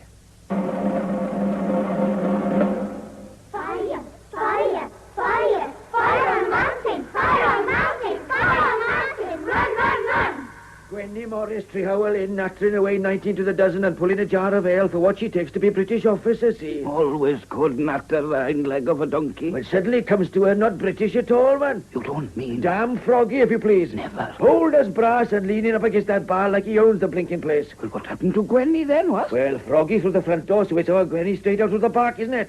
Ran best part of 3 miles, screaming blue murder, but still clutching that ale pot to her and not spilling a drop of the stuff. Always a bit slow under the bonnet, that Gwenny. Oh. Well, might have given herself just a bit of a puff, if only to get the damn jar down there. Fire on mountain, run, run, run. Heard about old Squire Mortimer up at the manor then? What's that then, love? Son's wedding breakfast all laid out lovely, and the old fellow being very partial to his new daughter-in-law to be even more lavish with heart and hand than usual. Always lavish, the Squire. Anyway, sees those old boats pulling into the bay, so nothing would do but he sends down his compliments. And would all the officers and men come up and join in the celebrations, if you please? Yes, boys. Takes him up on it, too, standing on his own front porch, hand extended, when his froggy guests come marching up the garden bar. Original little get-together for a wedding breakfast, whatever. Fire on mountain, run, run, run. Yanto Howells, Brescan, have the pleasure of watching the froggy devils making themselves at home in his own front parlour, if you please. Go on. A ragamuffin lot, too, by all accounts, all gesticating with their limbs and screeching with their lungs. Ach, Javier. Not able to understand a word of the lingo, of course, but on his own half, mind you, and this big brass pan full of his geese and chickens, all half-feathered, and him cramming the pan with the best butter from a cask. Animals. Worse to follow. Shouts from the cellar, and they found his port and brandy, too, and they... Gets out of hand eventually, of course, and one of them spots the face of that old clock standing in the corner. Lovely bit of clock. Was a lovely bit of clock. Oh. Then she lets fly with his pistol and his springs and workings all over the place. Shame, and Yanto. But all control of the winds in it. Brennan, Mower, he yells, the Mochins have killed our 8-day clock. A bit of a chase, but the froggies gets him in the end, and if reputations is anything to go by, they probably popped him into the brass pan by now, keeping his geese and chickens company. A feathery end, to be sure. With plenty of wings to hand. Lovely. So all set to keep the angels company.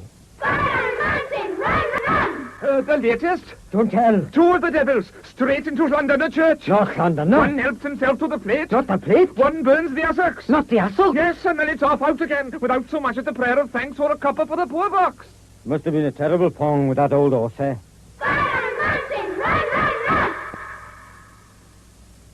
But not all on the black side, boys. Oh, and how come that, then?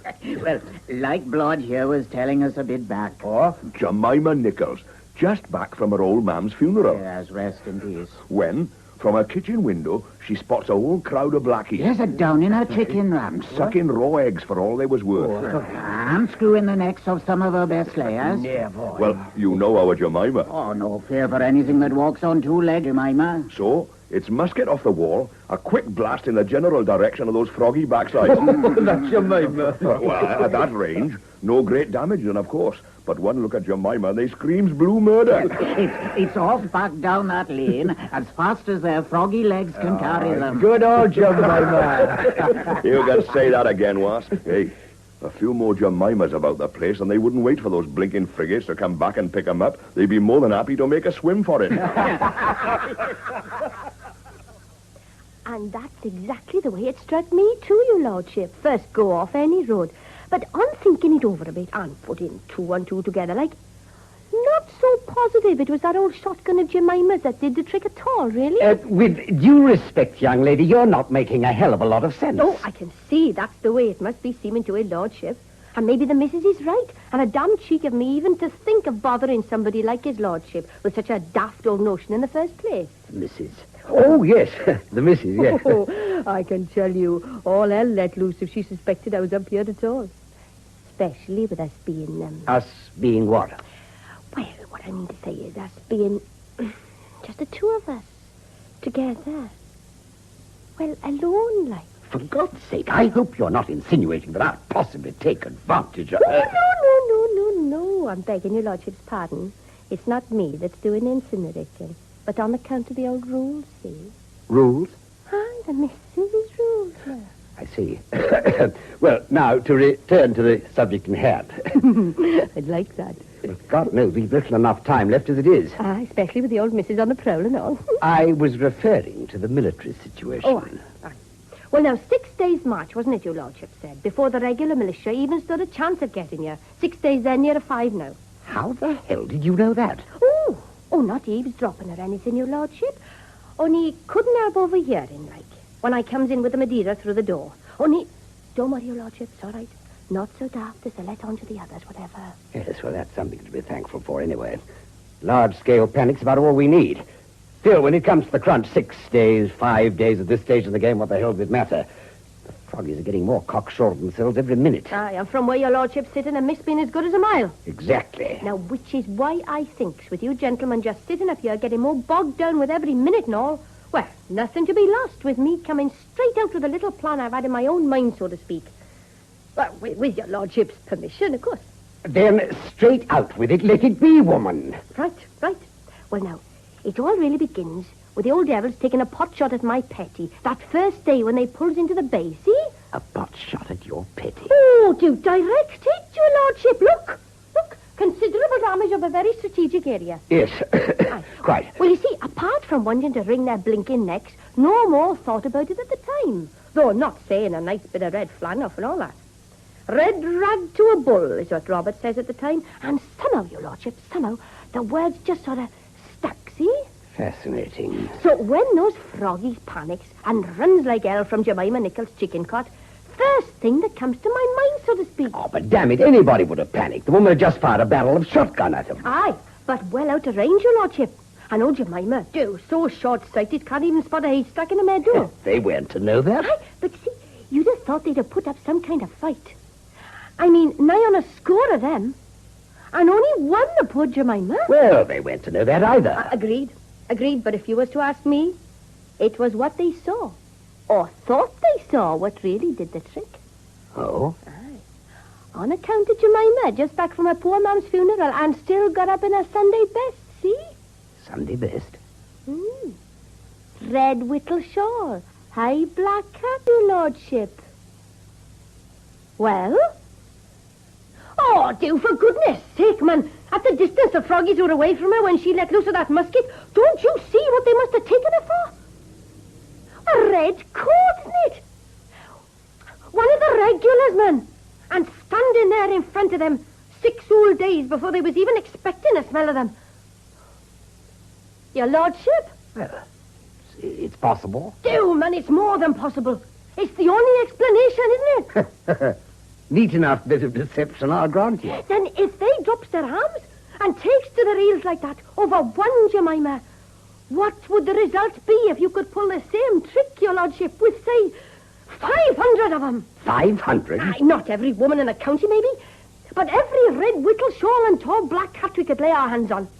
March 'em up and down in front of those froggy devils, and do, your lordship, you'd scare them from here to kingdom come. Yes, all got up in breeches and boots to complete the picture. Oh, no need for neither. Look, if they was to stick close to that cliff wall with only their top half showing, no need.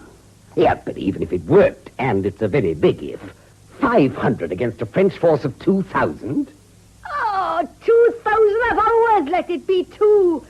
Or 4,000, 20,000 if your lordship so pleases. Yes, well, I don't see... No, well, I didn't think you would, sir. I didn't think you would. Not from you. I'm not up to your old charts, but a little picture's already drawn for your lordship's benefit now, then. Now, to begin with, here's the bay, see, where the froggies is. Right? And here, there's the cliff wall. Good bit off, see? Well out of range of the musket. Now, what we do is march the 500 along behind the wall to the end, right? Making a bold front of it, like. Well, what then? Then we comes to this bit of a dip in the ground, see? Oh, which makes the leaders invisible to the French. Oh, you got it, boy. And that gives them a chance to double back down the side lane here, down there, to the back of the hill, where they first comes from, and we start all over again. Yes, the way the effect is sometimes managed in the theatre, you mean. Yeah, well, if that's the way it is managed, then that's the way it is managed.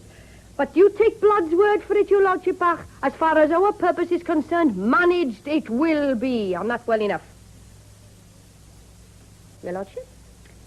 Well, don't just sit there, girl. Recruit your army. At once, your lordship, at once.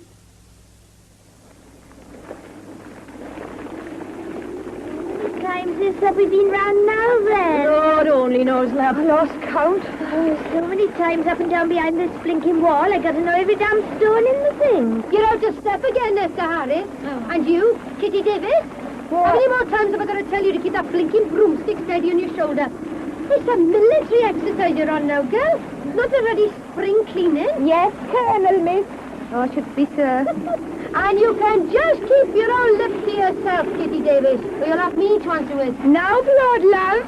Comrades in arms and united against a common enemy, remember? It's a matter of national interest, isn't it? Well, it's already beach they've gone capped out on, isn't it? But no blinking English loyalists, neither mind. As far as I'm concerned, Corder and his old ruddy crew can push off back where they comes from. But when there's no lava bread in the pantry and the only choice is between roast beef of old England or frog's legs, roast beef back any time. Hey, let's have a talk up there. You, Brenda Griffiths, next time round, let's have those flowing locks of yours back under the axe. Oh, and the step. A bit more martial, if you please. Oh. Quite right, too, Blood. Well, don't want giving those old froggies the wrong impression, do we, boys?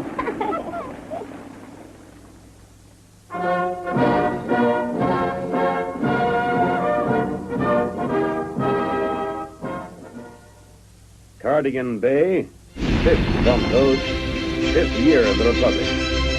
Sir, the circumstances under which a body of troops under my command were landed at this place render it unnecessary to attempt any military operation, as they would tend only to bloodshed and pillage. The officers of the whole corps have, therefore, intimated their desire of entering into a negotiation upon principles of humanity for a surrender. If you are influenced by similar considerations, you may signify the same to the bearer. And in the meantime, hostilities shall cease. Health and respect, Tate, Chef de Brigade.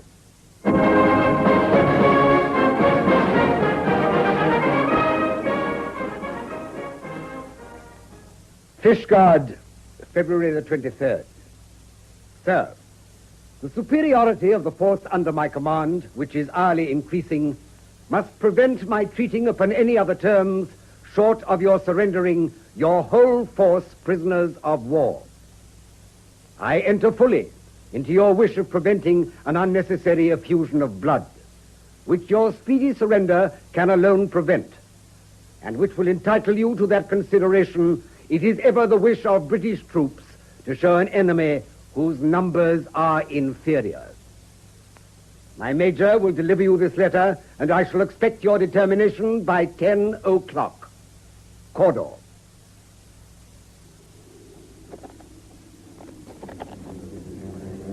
Well, Cordy looks sure enough about the way things have gone, whatever. All got up like a dog's dinner. Cross between a conquering hero and the bridegroom on his wedding night. Even old Milford seems to have managed to pull himself together a bit, hanging on to that old porch like grim death for a better support, mind, but at least...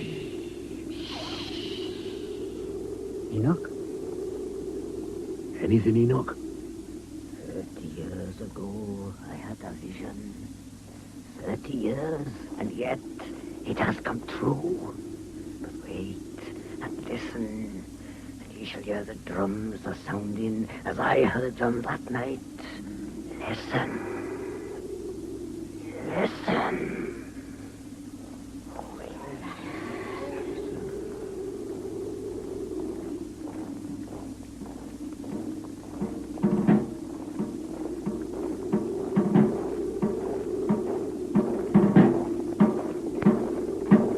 Holy God. Will you just look at the state of them, though?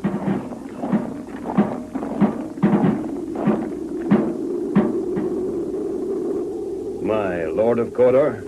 I have the honor, sir. General Tate? Citizen now, sir. Or so it would seem. As it pleases. To your business, sir. In the name of the Republic and the 2nd Legion of Franks under my command, I offer my sword as a token of surrender and defeat. In the name of His Britannic Majesty and the force under my command, I accept, sir.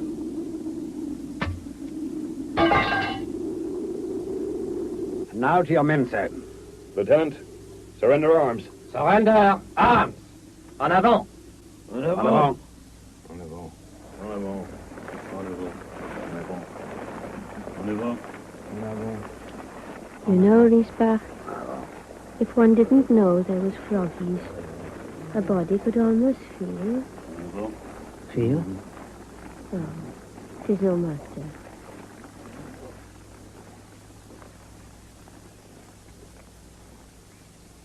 Willing Thomas Trelawny was no every tide from England to Greenland without guide.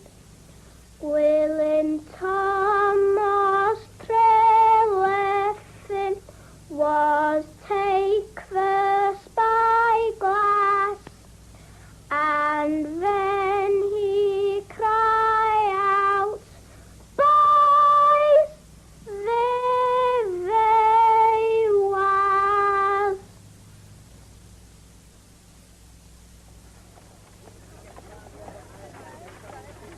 Damn well ashamed of yourself you ought to be, Blodwyn Probert. Ashamed. Well, I am not, Reese Roberts Bach. So no good putting it on that I am, is there? It's bad enough paying call on these froggy devils regular as clock when they was locked up in St. Mary's. But to deliberately persuade me into carting you all the way to Pembroke Town so as you can... Persuaded you? Ooh, I like that. Nobody persuaded you, Reese Bach. Very kind of you to put yourself out. I'm not saying, but you're... Not putting myself out, neither, my girl. If not for having to travel to market to replace some of my best milkers those damn froggies fill their bellies with, you'll be pack-muling it down here, same as you have been every weekend for the past 3 months. What? 4 months? Ooh, Reese Roberts not getting his facts right. That'll never do. And for what, I should like to know? A load of cheap knickknacks made of straw, bones, and beads which you could get off any old tinker. But which helps to put a few extra coppers into Blood's purse, as well as affording them a few nice little extras of their own. Oh, but that's a nice dry day for it, whatever. Golden prison be damned. Hey, Cawdor's yachts in harbour. Oh, makes a pretty sight of it, doesn't it? Listen, how you manages to work yourself inside the place beats me. Never was a great one for keeping your ears open, was you, huh? Jemima's got a friend called Frances, right? Who is daughter to the jailer, see? Anyway, when Jemima hears what I was after, knowing me the odd favour and all that, Jemima gets a message to Frances, who gets on her father... say no more. Word from Jemima Nichols and you could wangle your way through the gates of hell, and that's a fact. Oh, boy. Hey, what you putting us down here for, then? It's Golden Prison we're making for your ladyship, not Lord Corder's mansion. So, if it pleases your ladyship, I'll just leave the carriage round the corner and we'll hoof it the rest of the way, attracting as little attention as possible. Suit yourself, I'm sure. Hey, did you say it was we was going to that damn hellhole? Yes, well, you don't think I'd let you go in amongst that load of brigands on your own, do you? Don't see why not. Why not? It wouldn't be the first time. Why not? You were about to say, Reese? Yes, well, Yes? Yes, well, it's me that got you here, so there's responsibilities now, isn't there? Like you say, Reese Bar. Like you say. Not too much trouble getting inside the hellhole, I'll grant you. I only hope that jailer father of yours doesn't take it into his head to toss away the keys and forget to let us out. That's all, Francis. Not much fear of that, Mr. Roberts. Go on, you. So knows the ways of the place. Oh, Darrow, I nearly went then. Look, hold the lantern a bit steadier then, blood girl. What a hurry. It's not as though your precious froggies is going to vanish into thin air before we get there, is it? No, like you say, no fear of that. It's a big bundle of straw you're carrying there then, Francisco. Straw? Oh, yes, the straw. For the froggies to make hats out of. See this? That's it. Bring the Frenchies this much more stays. All right. Very well, I'll pass it over. I'll give you a hand. Oh, no, I'd rather carry it myself if you don't mind, Mr. Roberts. Thanking you all the same. Oh, well, how come that then? Not heavy, see? We don't want it scattering all over the place, do we? Scattering? Look, do you think I've never carried a truss of straw before or something? So that one seems a bit on the heavy side for just a truss to me. What you got in the middle of it? Middle of it? Well, in the middle of the truss, girl. Well, just a bit of old bone, isn't it? Bone? Of course it's bone, man. What do you think they make their buttons and ivory boxes out of if it isn't bone? I've no idea, I'm sure. Unless it was ivory. Ivory, indeed. Ivory, Francis. Oh, the pittance they can get together. Reese, Roberts, Reese, if you can't talk sense, stop talking so daft. All right for us to go through, Ross? Well, to be sure, Mrs. Francis. Leastwise, all right for you and Bloodwin here. Oh, but who is this scarecrow? New recruit or something? Oh, scarecrow is that? No, it's just local. Reese Roberts killed Shaw, love. Though a bit on the meagre side, I grant you. Friend of Lord's. Want to see the Frenchies at work, like... Just see, though. Father said it would be all right, Ross. Oh, aye. So then all right it is, isn't it? If your father gives the nod, you can take him in and leave him there. If you have a mind to, my lovely. One more or less not going to make much difference amongst that little lot, and that's for sure.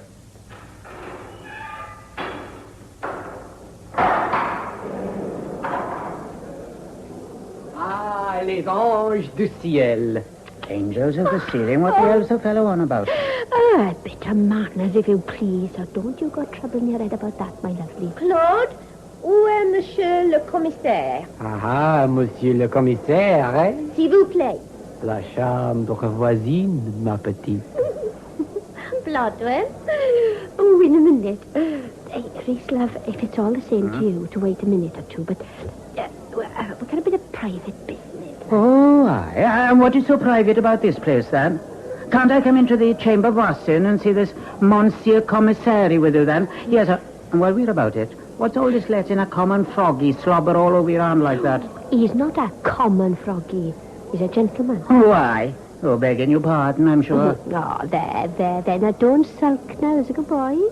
Only, see, Monsieur le Commissaire, apart from being an engineer, sees to all the accounts, like, see? And you know it's better done in private, like, Yeah, well, all right. But not more than 2 minutes, mind. Yes, my lovely. Hey, one or two things you can give us a hand to carry on the way out, right?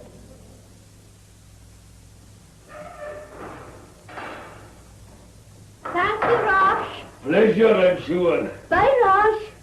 See, you've decided to give the old scarecrow his reprieve, then. Oh. One or two things you can give us a hand to carry, man, for me. No, stop your moaning, man. Yes, Gilmore. These buckets weigh a ton. If I'd known the way you was going to act up, I wouldn't have taken you inside in the first place. Now, it's all very well for you, Blodgett Robert. Not you that is playing the pack mule. But what you got in the old things, anyway? Dirty clothes. Dirty clothes? Well, even the Frenchies have got to have a bit of clean linen, I hope. Dirty? But mostly it's the sweepings up from the workbenches, see. Francis and me will dump it along with the rest of the rubbish once we get beyond the wall, won't we? Yeah, shouldn't take us long. Yes, well, I'll help you to dump it. I might as well. No. Oh? Well, I mean, the worst is over now, Mrs. Spark. See you back at the inn a bit later, isn't it? Suit yourselves. I've done my share of the slog for one day's work, and that's for sure. You have indeed, Reese Bach. You have indeed.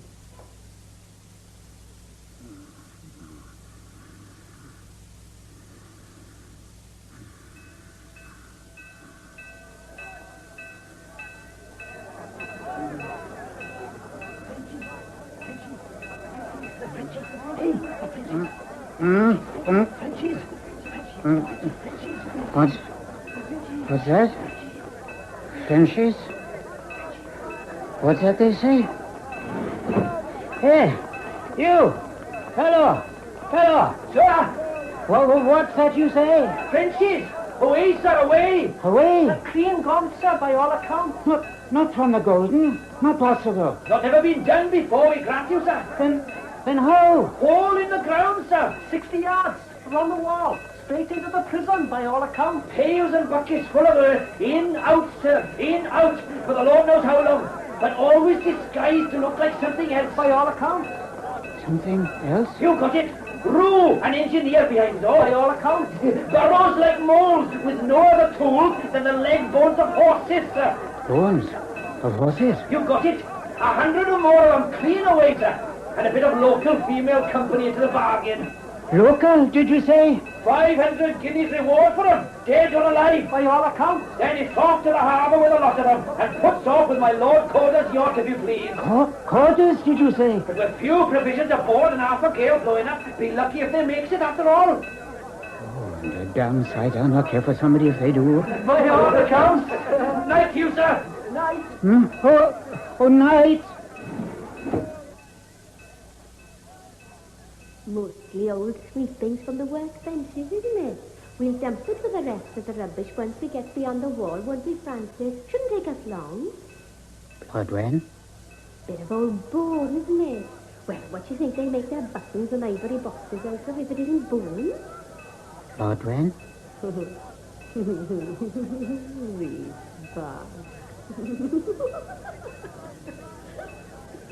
Blodwen. Oh, my Blodwen.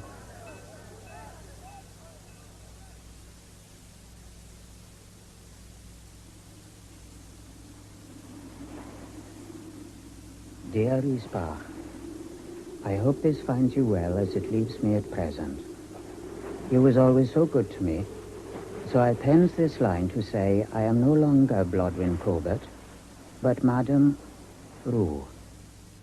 Yes, me and Jack have married, only he likes it writ J-Queeze, which is a terrible old trouble. Anyway, we get along lovely, so likewise do Frances and her young man, Peter, which were the commissar, and she is now Madame Lebrun.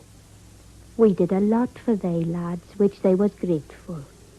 Perhaps you'd like to hear that after we got away in his lordship's yacht, after you'd kindly helped us to burrow out of jail, we come in for 3 days of fog. Then we meets up with his and tells them we were shipwrecked. So they takes us aboard, Fan and me dressed up as lads. That night, we was too many for the crew of the brig as knocked under and made them steer for France. So here we be. Here we be.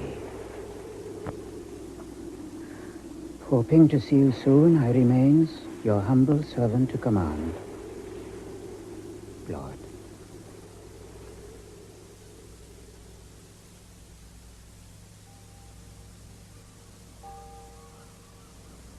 From the Pembrokeshire Gazette, February the 8th, 1880. The death of Pembrokeshire centenarian.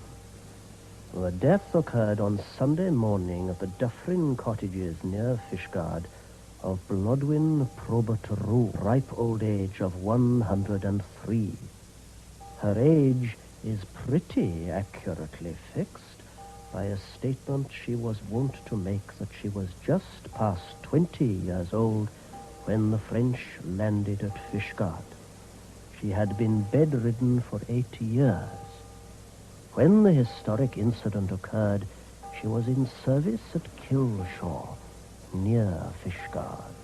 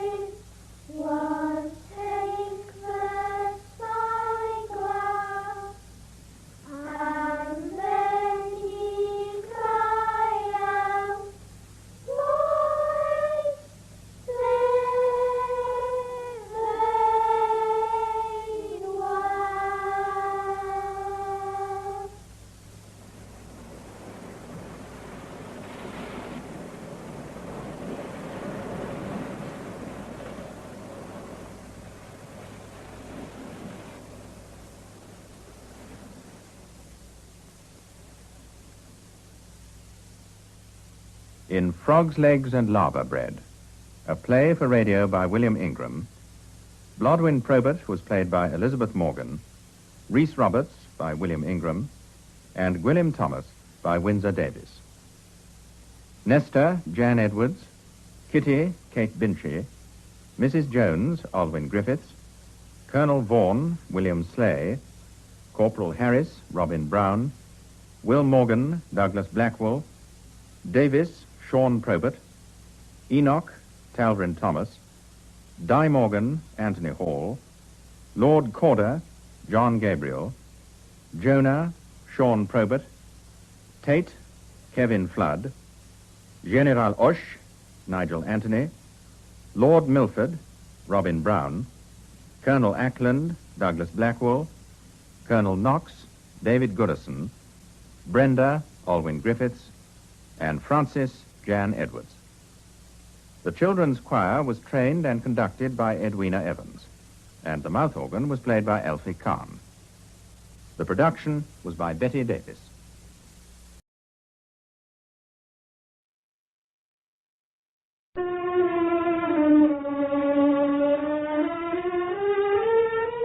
From the Records of Scotland Yard, London, 1885. Name, Alice Alquist. Address, 9 Thornton Square. Cause of death, strangulation by person or persons unknown. After exhaustive investigation, the Commissioner reluctantly orders the case closed, pending the possible disclosure of new evidence.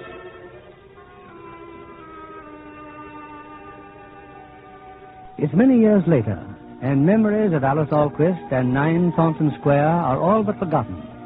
On the shores of Lake Como in Italy, a young bride and her husband are on the terrace of their villa, gazing enraptured at the beauty of the early morning. I shouldn't have awakened you, Paula, darling, but it's such a wonderful morning.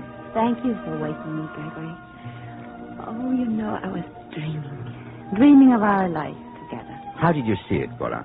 I saw all the places where we'd be together, lovely places like this.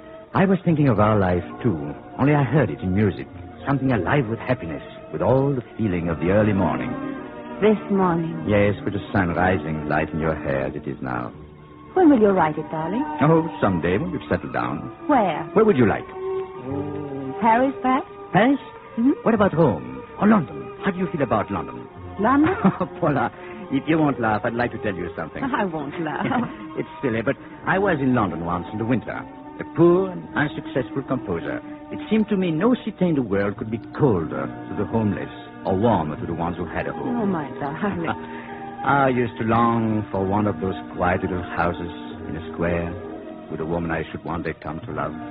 Paula, could we settle down in London? Wouldn't have to be a house in a square. Perhaps...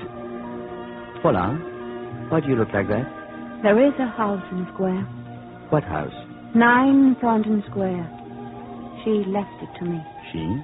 Oh, you mean your Aunt Alice Alquist? Yes, I'd lived with her ever since I was a baby. Then after it happened, I came here. I've been in Italy ever since, and that house comes into my dreams sometimes. But I haven't dreamed of it since I've known you. I haven't been afraid since I've known you. Oh, Paula, if it were true, it would make me very happy. It is true. I've found peace in loving you. I could face even that house with you. Oh, no, Paula, beloved. Yes. I would not ask that of you. Yes, you shall have your wish, darling. We'll go there. There's a lawyer who looked after the estate, Mr. Muslin. I'll write him today. You shall have your house. A house in London, Hollywood Square.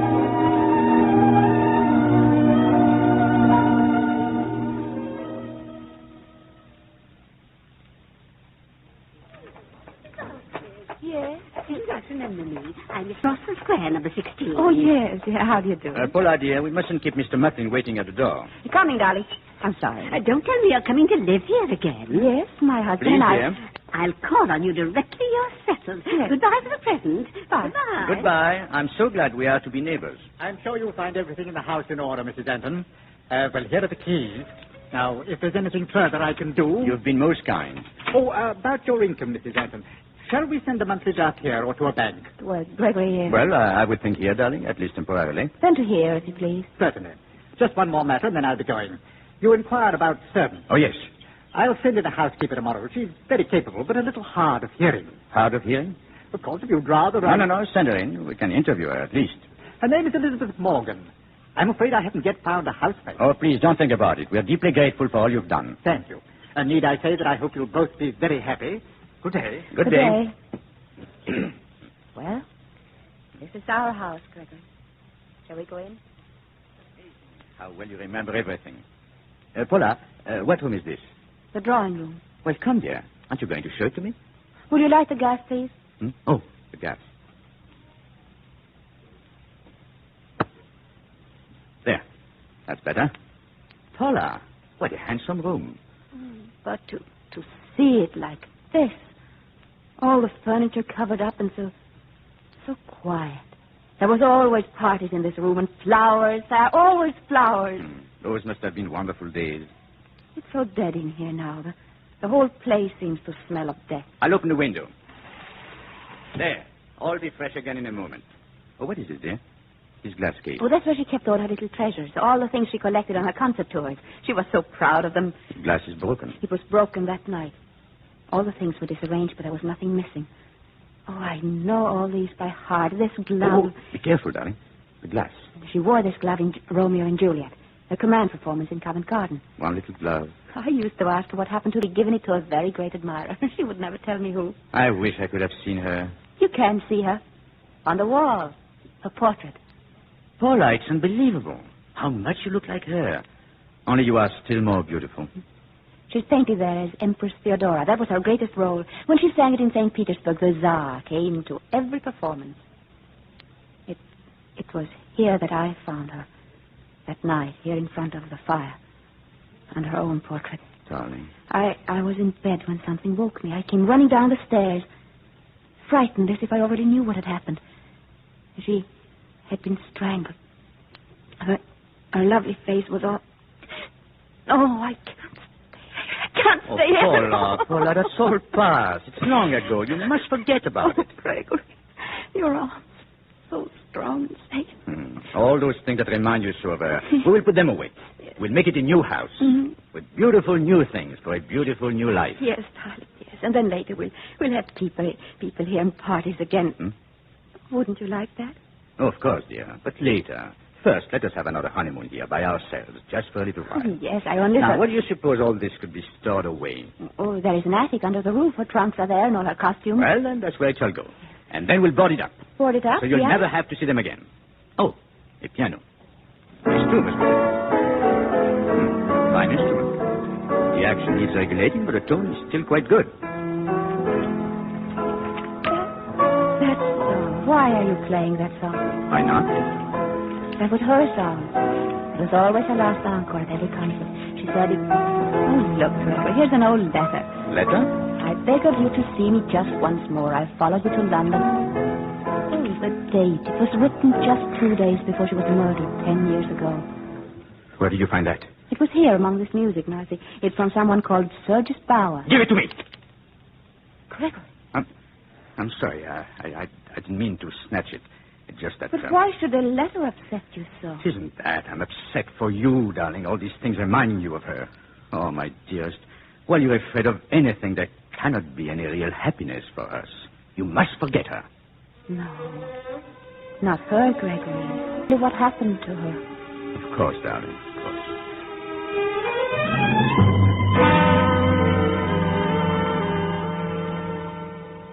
Elizabeth, I'd like to see you, please. Elizabeth. Yes, sir? Elizabeth, you've been with Mrs. Anton and me now for 2 months. Are you happy here? Oh, indeed, sir. Good. You've been to market? Yes, Mr. Anton. While you were gone, I've been interviewing a housemaid. Is she hired, sir? I'm not through talking to her. She's in the kitchen. You may tell her to come in now. Yes, sir. Now, wait a moment. Outside just now, didn't I see you talking to our neighbor, Miss Thwaites? Oh, yes, sir. She seemed so anxious to call here, sir. What did you tell her? You told me that seeing people is not good for Mrs. Anton. I asked you a question. Of course, sir. I told Miss Thwaites that the mistress hadn't been feeling too well lately and perhaps she should wait. Thank you, Elizabeth. You may send the girl in now. And might I ask about wages, sir? £16 a year. Is that satisfactory? Yes, sir. What about her? Her? Elizabeth, the housekeeper. She looks strict-like. Did you see the way she looked at me? Well, perhaps it's the dress you're wearing. It is a little, shall we say, loud. I hope you're not a flighty girl, Nancy. I don't think so, sir. Do I have to share a room with her? No, if you prefer, you may have a room downstairs. Now, remember, your mistress is very particular about everything being correct. Is she, sir? Oh, Paula, dear, this is Nancy, our new housemaid. Yes, how do you do? You may go now, Nancy. Very good, sir. Well, she seems a nice girl, Paula. Yes, I'm sure she'll do. Are you ready, dear? All ready. All ready to have my wife show me a wonderful city of London. Let me to get you. You're like a summer's day. Oh, it's because I'm so happy. You know what this is? Oh, yes. 3 months ago today, we became man and wife. Oh, I have a little present for you, Paula. Here. Oh, Gregory. Where did you ever find anything so beautiful? Oh, it's just a cameo brooch that belonged to my mother. And now it belongs to you. Oh, I shall wear it always, always. How sweet of you to give me this. No. Oh. What's the matter? The clasp. Oh, darling, I've broken the clasp. No, I'll have it mended. It just seemed to break off. Your bag? Yes. Here, let me put it in your bag. You might lose it. You know, you are inclined to lose things, Paula. I am. I didn't realize that. Oh, just little things. There now. The brooch is in your bag for safekeeping. Now, you'll remember where it is. Of course, I'll remember. I was only teasing, darling. Now, where shall we go first? Well, I have it all planned. St. Paul's Cathedral, then Buckingham Palace, and then the Tower of London. Are you sure you feel equal to such a schedule? Oh, I feel perfectly well, really, I do. Oh, you say that because you know how it worries me. Well, just promise you won't overtax your strength. Promise me? Of course I shall. Come, then. We'll take it easy. We must not rush.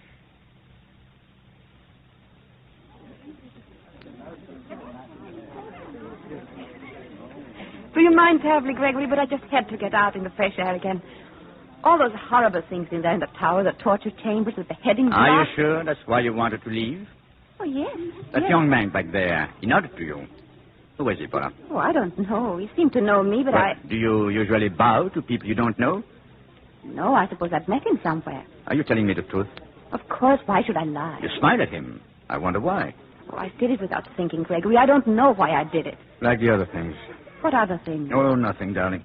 Only I've been noticing you're quite forgetful lately. Forgetful? Well, losing things and... Oh, now, please, don't look so concerned, dear. It's nothing. You get too tired? Yes, that's probably what it is. I get tired. I'm tired now. Gregory, can we go home now? Oh, we still haven't seen the crown jewels. They're in that building up there. They are? How do you know? What did you say? I said, how do you know? You haven't been here before. The guide told us inside. But are you becoming suspicious, Paula, as well as absent-minded?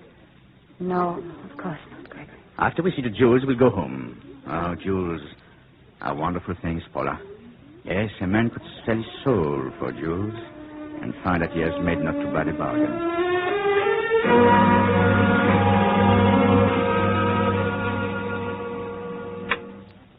Well, you were right, Paula. There is nothing more beautiful than London sunshine. And I had to spoil the day by bringing you home so early. Won't you lie down now and rest for a while? Yes. Would you like me to stay with you?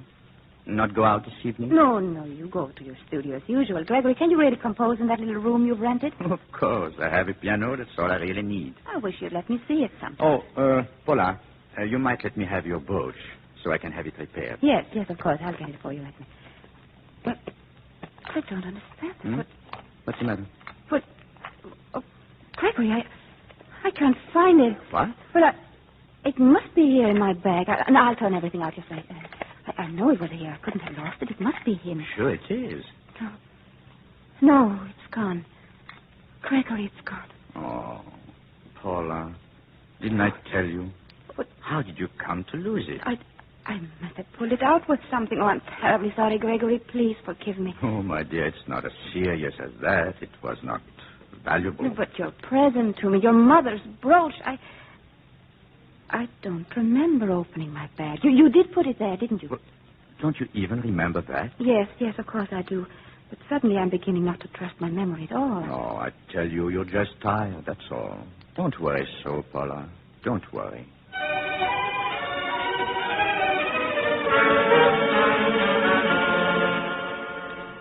You rang for me, ma'am. What time is it, Elizabeth? Close to 9 o'clock, ma'am.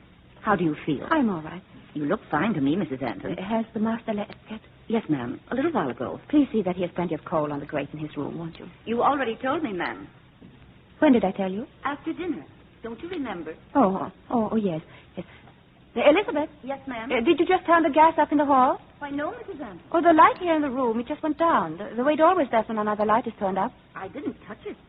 Oh, but this one went down. Oh, perhaps Nancy lit another jet in the kitchen. It couldn't have been hers. This is her evening off. Oh, yes, that's right. Good night, Elizabeth. Good night, ma'am.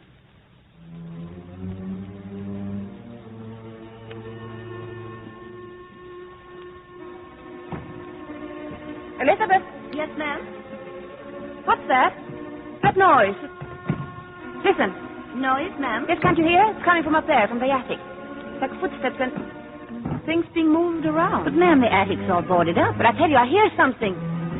Elizabeth! My hearing, ma'am, it's not too good, you know. Won't you hear very well when I speak to you? Yes, ma'am. I've got them so I can tell from a person's lips what they're saying. It's stopped now. Yes, it's gone. Well, you may go, Elizabeth. I'm very sorry. Please, ma'am, is there anything I can do? No, nothing. Good night. Good night. I hope you rest, ma'am. What is happening to me? I must be ill. I must be... Oh, no.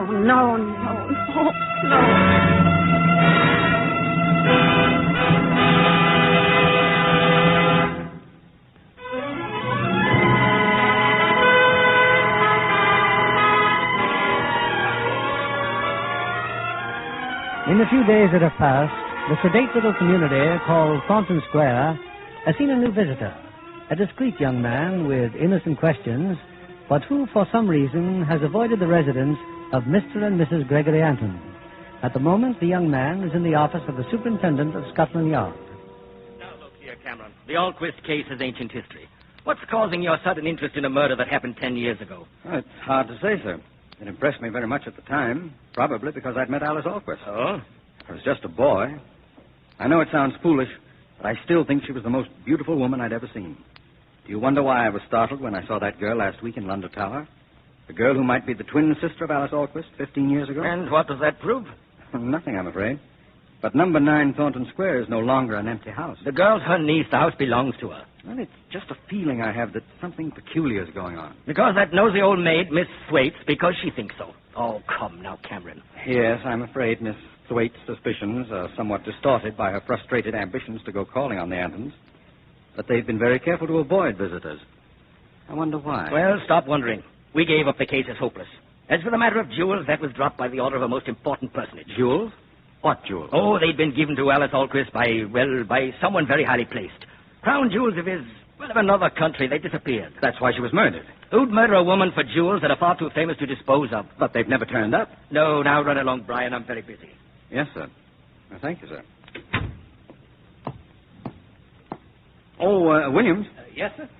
Where's your duty these days, Williams? Still in the East End, sir. How'd you like a more fashionable beat? One that includes Thornton Square. Oh, very much, sir. It also includes a pretty young housemaid named Nancy Frost. She might be susceptible to a policeman's uniform, and I need information. Well, now, sir, I'll say nothing about it. We'll see what can be done.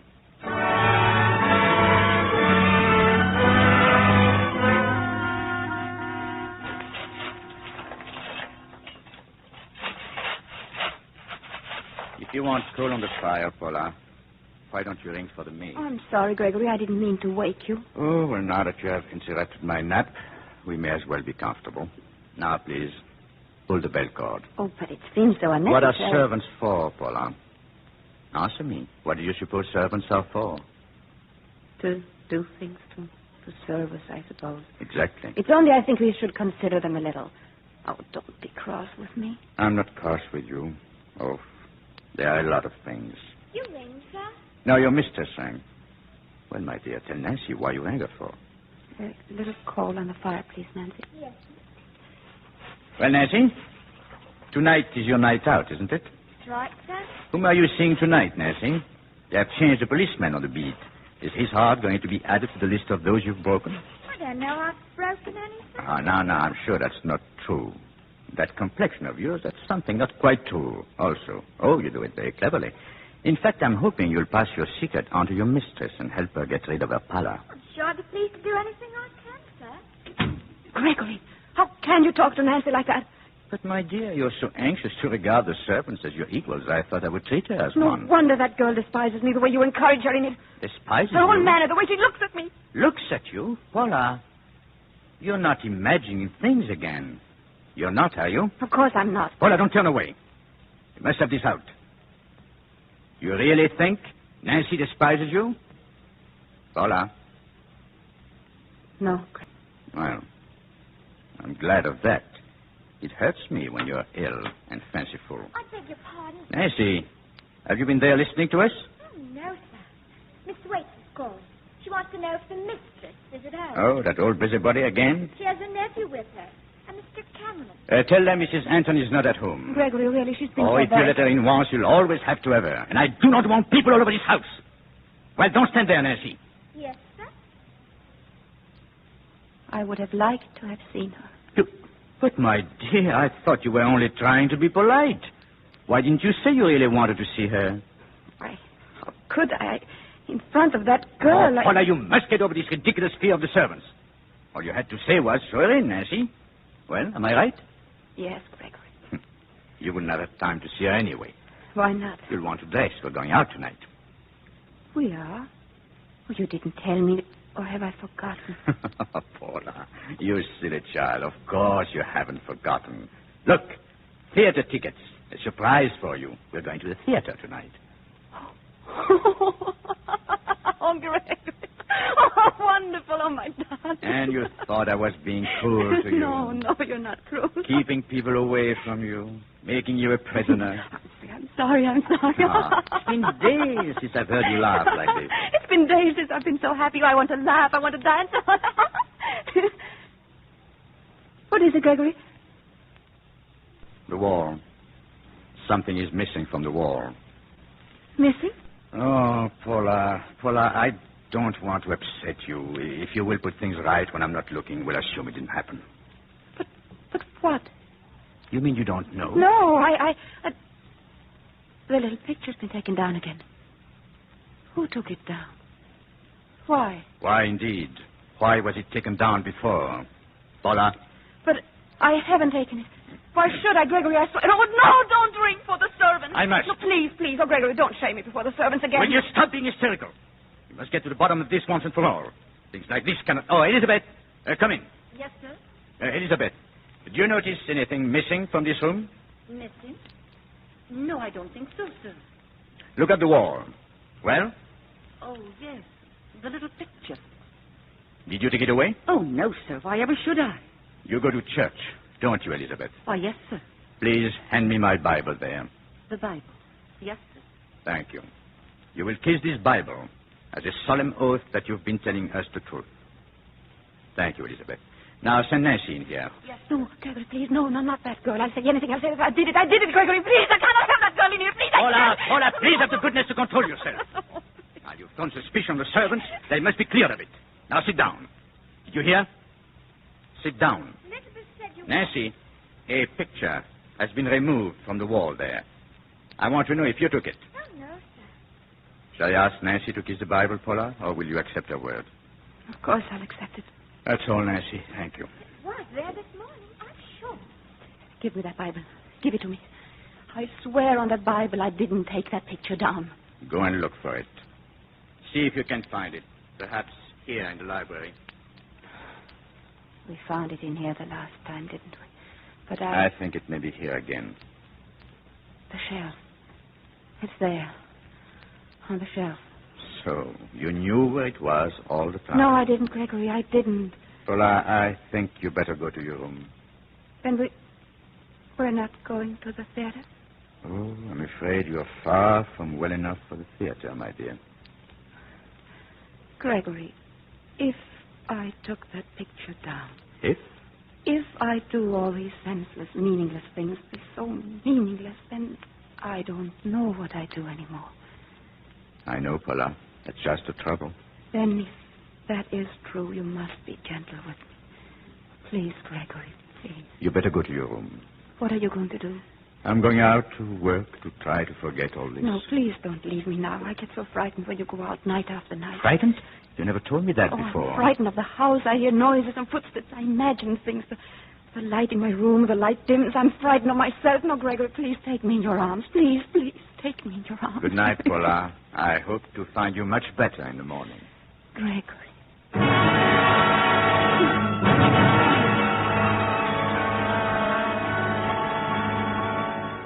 Well, Williams, come in. I just wanted to report, sir.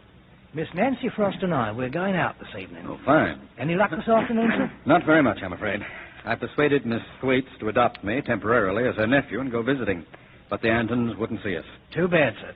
But meet her I shall. I've just called a friend of mine, Lady Dalroy. She's giving a music out at her home Friday night. She knew Mrs. Anton slightly years ago. She's been kind enough to add her name and her husband's to the list of guests.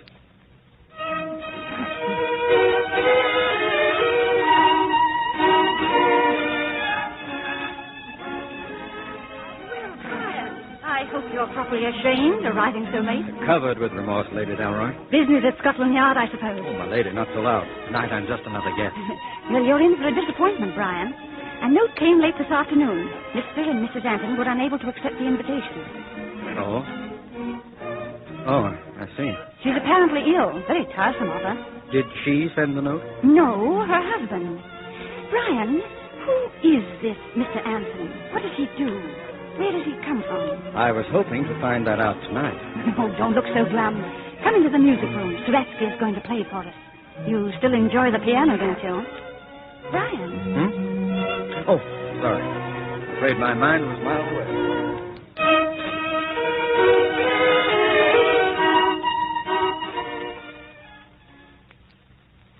Please answer me, Paula. Why are you all dressed up like this? Because I'm going to Lady Dalroy's reception. But I sent a note. Yes, you told me. But I'm quite well enough to go, and I must get out of this house, Gregory. Very well. But I'm afraid you'll have to go alone. If you prefer. Paula. No, Paula, wait. I didn't realize this party meant so much to you. I'll change immediately. You didn't really think I'd let you go alone, did you? I don't know. Please hurry then, Gregory. Of course, my dear. I won't be a moment.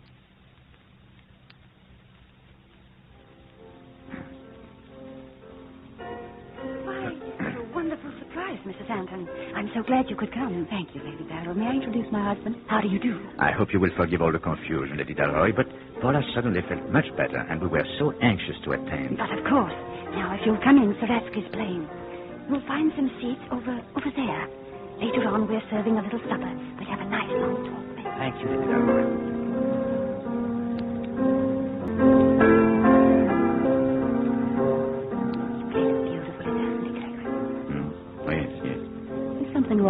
Wrong? You keep turning. No, it's nothing. I thought I saw a man I knew, that's all. Imagine being able to play like that. Yes, I heard Siretsky once in... Paula. Yes. My watch is gone. No. Gregory, no, I didn't. What are you doing? Your handbag. Please. I can feel it in your handbag. My watch is in your handbag. Open it up. I didn't put it there. Have you seen? I was right. You took it. I didn't put it there. I swear I didn't put it there. Please. Paula, you must control yourself. Paula, in a scene like this in public. Come, we must get out of here immediately. Come along, Paula, come.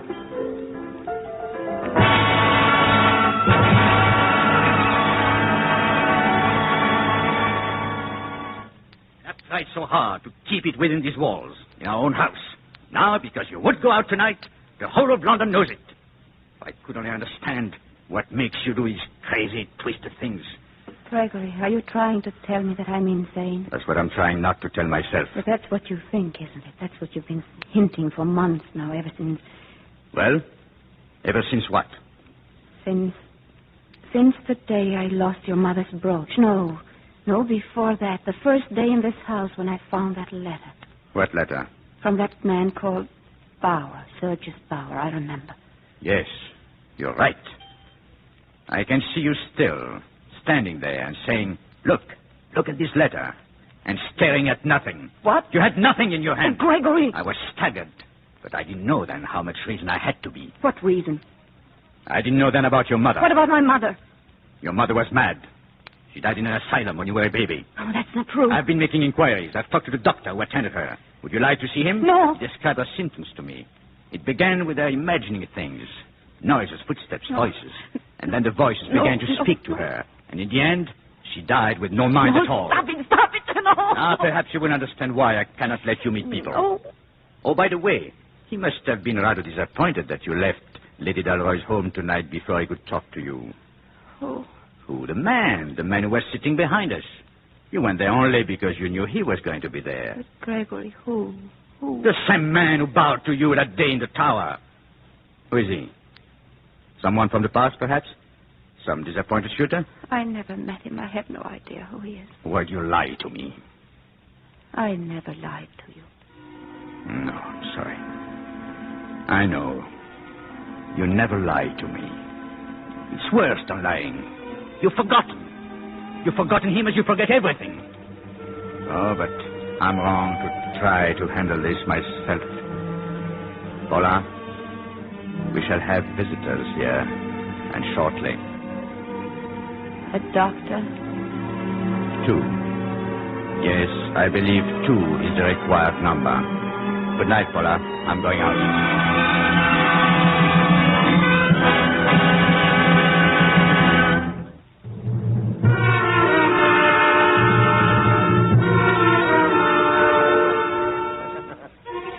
It's a little later the same night. Gregory has just left.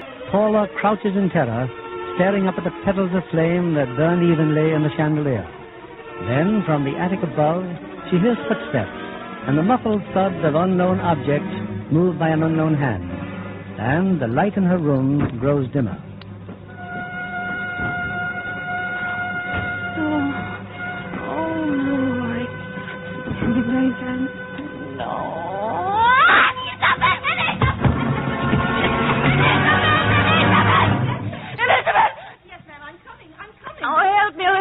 To help me, I'm so tired. Why, of course, Mrs. Anton. Did you turn on the gas anyway just now? Why, no, ma'am. I thought it went down in here as if... Oh, it's just that the gas comes in pipes, ma'am, and I expect they get more gas in the pipes sometimes than they do at other times. Yes, I suppose that could explain it. Now, let me get your Elizabeth, do you hear anything? Mrs. Anton? Those sounds, those noises up there. Oh, no, ma'am. Like someone moving about. Oh, Elizabeth, listen, please. You know what my hearing is, ma'am. But there just couldn't be anyone up there. The whole floor is boarded up. You know it is, ma'am. Oh. I hear it, Elizabeth. I hear it. Now, there, ma'am. I'll go and get you some nice hot... No, please, don't leave me. Don't leave me.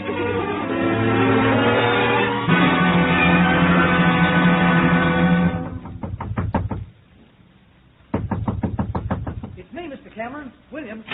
Williams, well, come in. Sorry to wake you up so early, sir, but seeing as how you told me to come here to your house, if anything... No, don't apologize. What is it? Well, about 2 hours ago, I'm on the corner of Thornton Square when suddenly there he is, popping up out of the fog. Our friend, Mr. Anton. I can't figure it out, sir.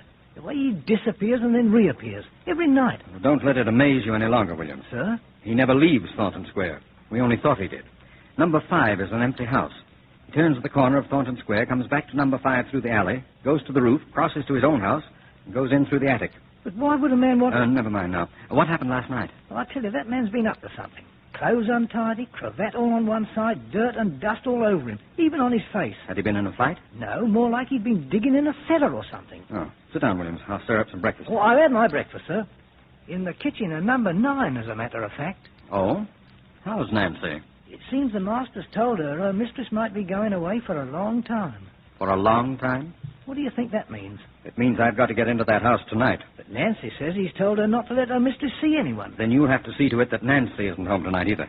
Any little thing I can do for the yard, sir. But how do you know the lady herself will see you? I don't know. Wait. There is a way. Yes, I'm sure she'll see me, Williams.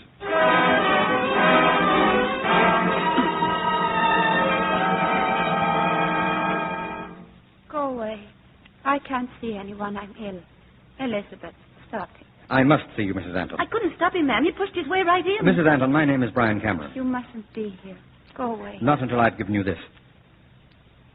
A glove? It's a glove. Years ago, Alice Alquist gave me this glove. I was a little boy overcome with admiration. Will you trust me now? She gave it to you. The great admirer she used to make such a mystery of. That little boy. Mrs. Anton, are you planning to leave here? Leave? Oh, I have nowhere to go. Unless my husband sends me away. Is that why you were here to take me away? Are you as frightened as all that? I'm sorry, but I can't talk to you. I'm afraid You're afraid you're going out of your mind? Well, I'm here to prove that you're not. Now, please. Where's your husband now? Where has he gone? He's taken a studio where he can work. I guess composing. He says he can't work in this house. Is there anyone else here now except us and Elizabeth? No. Why? Because the gas light just dimmed a little. You saw that? Of course. Oh, then it really happens. I thought I imagined. It means that someone has turned a light on somewhere in this house. No. I thought that too. But every night I've been all over the house and there's never been another light turned on. Oh, at last I can tell this to someone. Every night when my husband goes out. The gas light goes down? Yes. And then what? Then I think I hear things. I watch and wait, and then later the gas goes up again. And he returns? Yes. Quite soon after, always quite soon. These things you hear, what things? Sounds, noises over my room in the attic. What's up there? The whole floor of trunks and furniture, her belongings, my aunt's. Like that sound just then? Is that what you mean? Yes, but who? Mrs. Anton, you know, don't you? You know who's up there. No. No, how could he be? Why? Tell me, has he any weapons in the house? He has a revolver. Where is it? Well, there. I think he has it in his desk there. Locked. I'll have to force it open. This letter opener will do it. No, you mustn't. Whoever you are, you have no right to. He'll think that I... No, what shall I say to you? You won't have to say anything. Well, a gun case without a gun. Perhaps it's a good thing Oh. What's the matter? There, in the drawer, the brooch he gave me and the letter. I was right. Letter? Here, it was from someone called Sergius Bauer. Bauer? I found it, but my husband said I dreamed it, and now it's here. Bauer? There was a Sergius Bauer connected with Alice Alquist, a young pianist who played for her in Prague. Let me see that letter. Handwriting. Yes, now something else, anything else he may have written. Oh, this note. It's addressed to Lady Dalroy. He said he had to send Lady Dalroy an apology. Look, the handwriting, it's identical, Mrs. Anton. Your husband and Sergius Bauer are one and the same. He said there was no letter. He said I was going out of my mind. You're not going out of your mind. You're slowly and systematically being driven out of your mind. But why? Why? Perhaps because you found this letter and knew too much. Or because then he would have control of your property, of this house, and could search in the open instead of in the dark like this. Search for what? For the things for which Alice Alquist was murdered. Her jewels.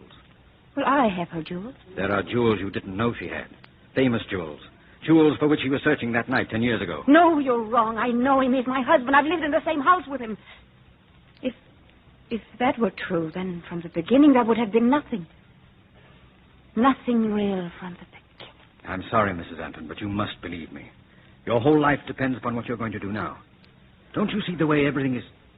The gas. Gas is brighter again. How long has it been up? I don't know. You'd better go to your room, Mrs. Anton. Why? Where are you going? I'll wait for him outside the house. He'll cross the roof to the empty house next door. When he comes out the servant's entrance in the back, I'll be waiting for him. What will you do? You have nothing to worry about, Mrs. Anton. Elizabeth? Yes, sir? Whatever happens tonight, Elizabeth, have her welfare in mind. Oh, you can count on me, sir. Well, what am I going to say to the master when he comes back? He won't come back anymore, Elizabeth.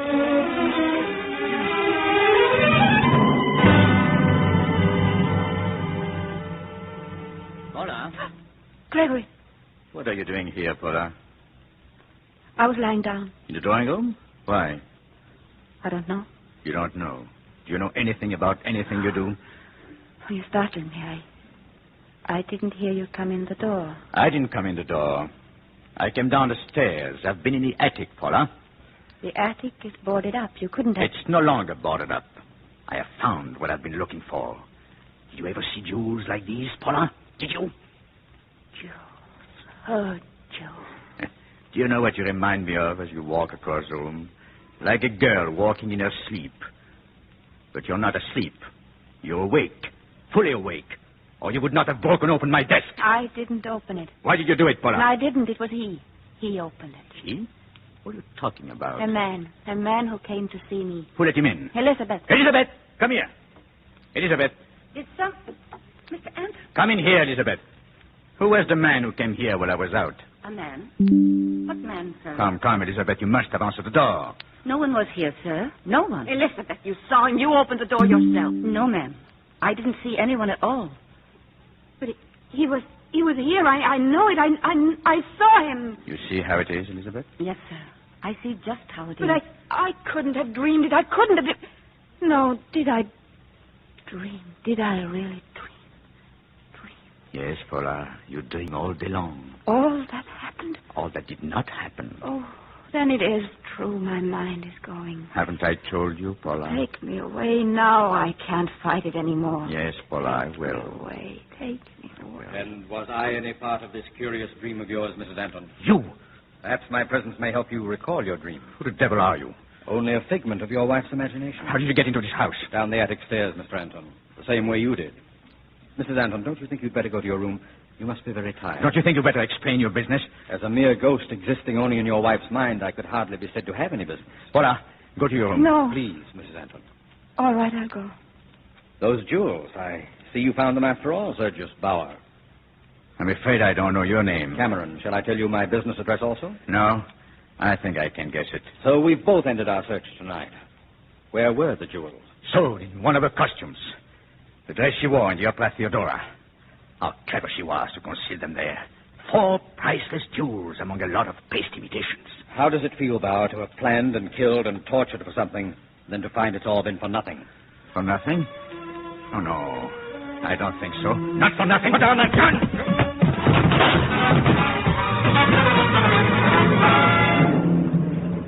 Elizabeth, there was a shot, ma'am. I heard a shot. And then you ran up the stairs, the master. You ran to the attic, ma'am, and the gentleman after him. They're up there now. They're fighting. Oh, I got to get help, ma'am. But who? Oh, Mr. Williams. The constable, Mr. Williams. I'll fetch you, ma'am. Don't worry. I'll fetch you right away.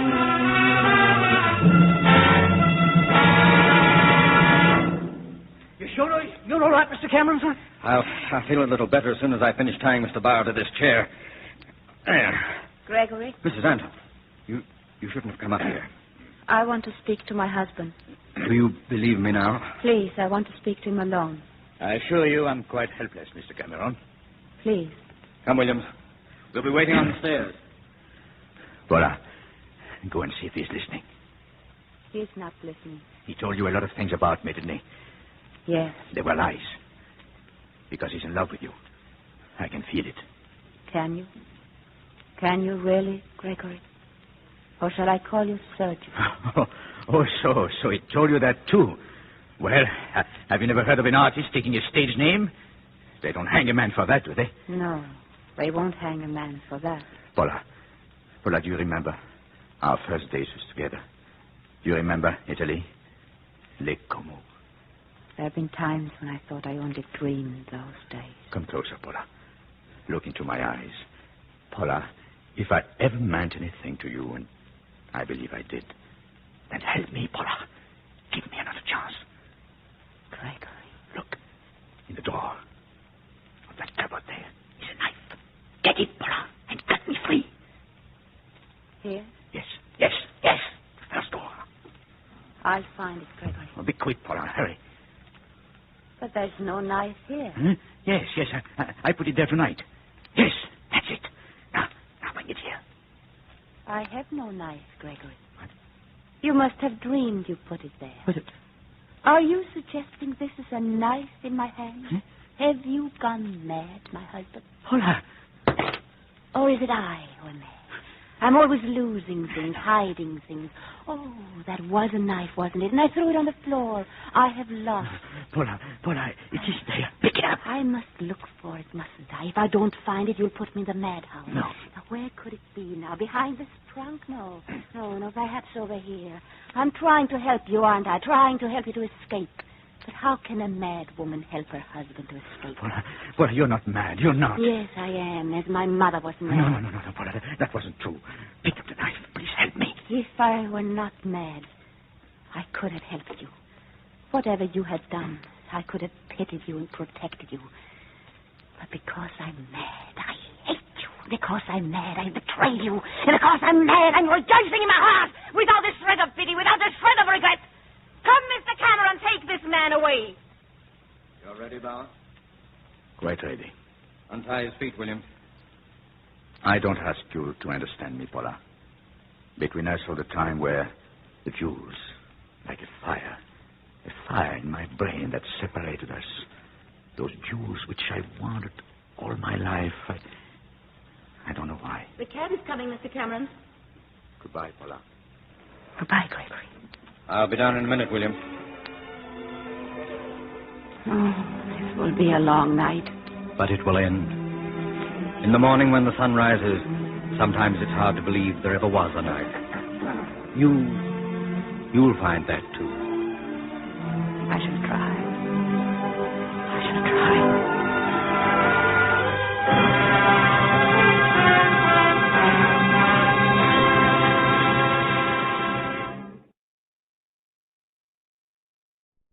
The curfew tolls the knell of parting day.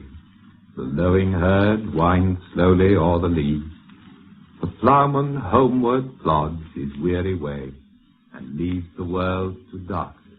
You are listening to William Devon of the BBC reading Thomas Gray's Elegy Written in a Country Churchyard, a page from this week's edition of Anthology, his appreciation of our anthology series, and remarking how similar it was to a series which he had heard on the third program of the BBC in London, called By Heart. We set a few wheels in action immediately, and through the courtesy of the British Broadcasting Company's office here in New York, we were able not only to obtain a copy of our English counterpart, but also permission to play an excerpt of the program for you today. Let's imagine, then, that we're in London. We stretch out our hand, flick the switch of the wireless, and hear... The BBC presents By Heart, a series of readings of well-known poems. The reader today is William Devlin, and the program is introduced by Patrick Dickinson. The Gray's Elegy is perhaps the most often quoted poem in our language. Gray wrote it between 1746 and 1750, and it was published anonymously as a pamphlet with a preface by Horace Walpole on February the 16th, 1751. It was an immediate success, and I can think of no better poem with which to begin a series with the title, By Heart. Dr. Johnson didn't like Gray's work, but of the elegy he wrote this: In the character of his elegy, I rejoice to concur with the common reader. For, by the common sense of readers, uncorrupted with literary prejudice, after all the refinement, subtlety, and the dogmatism of learning, must be finally decided all claim to poetical honors. The churchyard abounds with images which find a mirror in every mind, and with sentiments to which every bosom returns an echo. Had Gray written often thus, it had been vain to blame and useless to praise him. Listen, then, to the poem. The curfew tolls the knell of parting day. The lowing herd winds slowly o'er the lea. The ploughman homeward plods his weary way, and leaves the world to darkness and to me. Now fades the glimmering landscape on the sight, and all the air a solemn stillness holds, save where the beetle wheels his droning flight, and drowsy tinklings lull the distant fold. Save that from yonder ivy-mantled tower the moping owl does to the moon complain of such as wandering near her secret bower molest her ancient solitary reign. Beneath those rugged elms, that yew tree's shade, where heaves the turf in many a mouldering heap, each in his narrow cell forever laid, the rude forefathers of the hamlet sleep. The breezy call of incense-breathing morn, the swallow twittering from the straw-built shed, the cock's shrill clarion or the echoing horn, no more shall rouse them from their lowly bed. For them no more the blazing hearth shall burn, or busy housewife ply her evening care. No children run to lisp their sire's return, or climb his knees the envied kiss to share. Oft did the harvest to their sickle yield, their furrow oft the stubborn glebe has broke. How jocund did they drive their team afield, how bowed the woods beneath their sturdy stroke. Let not ambition mock their useful toil, their homely joys and destiny obscure, nor grandeur hear with a disdainful smile the short and simple annals of the poor. The boast of heraldry, the pomp of power, and all that beauty, all that wealth e'er gave, awaits alike the inevitable hour. The paths of glory lead but to the grave. Nor you, ye proud, impute to these the fault, if memory o'er their tomb no trophies raise, where through the long-drawn aisle and fretted vault the pealing anthem swells the note of praise. Can storied urn or animated bust back to its mansion call the fleeting breath? Can honor's voice provoke the silent dust, or flattery soothe the dull, cold ear of death? Perhaps in this neglected spot is laid some heart once pregnant with celestial fire, hands that the rod of empire might have swayed, or wake to ecstasy the living lyre. But knowledge to their eyes her ample page, rich with the spoils of time, did ne'er unroll. Chill penury repressed their noble rage, and froze the genial current of the soul. Full many a gem of purest ray serene the dark unfathomed caves of ocean bear. Full many a flower is born to blush unseen, and waste its sweets on the desert air. Some village Hampden, that with dauntless breast the little tyrant of his fields withstood. Some mute inglorious Milton here may rest, some Cromwell, guiltless of his country's blood. The applause of listening senates to command, the threats of pain and ruin to despise, to scatter plenty o'er a smiling land, and read their history in a nation's eyes, their lot forbade. Nor circumscribed alone their growing virtues, but their crimes confined.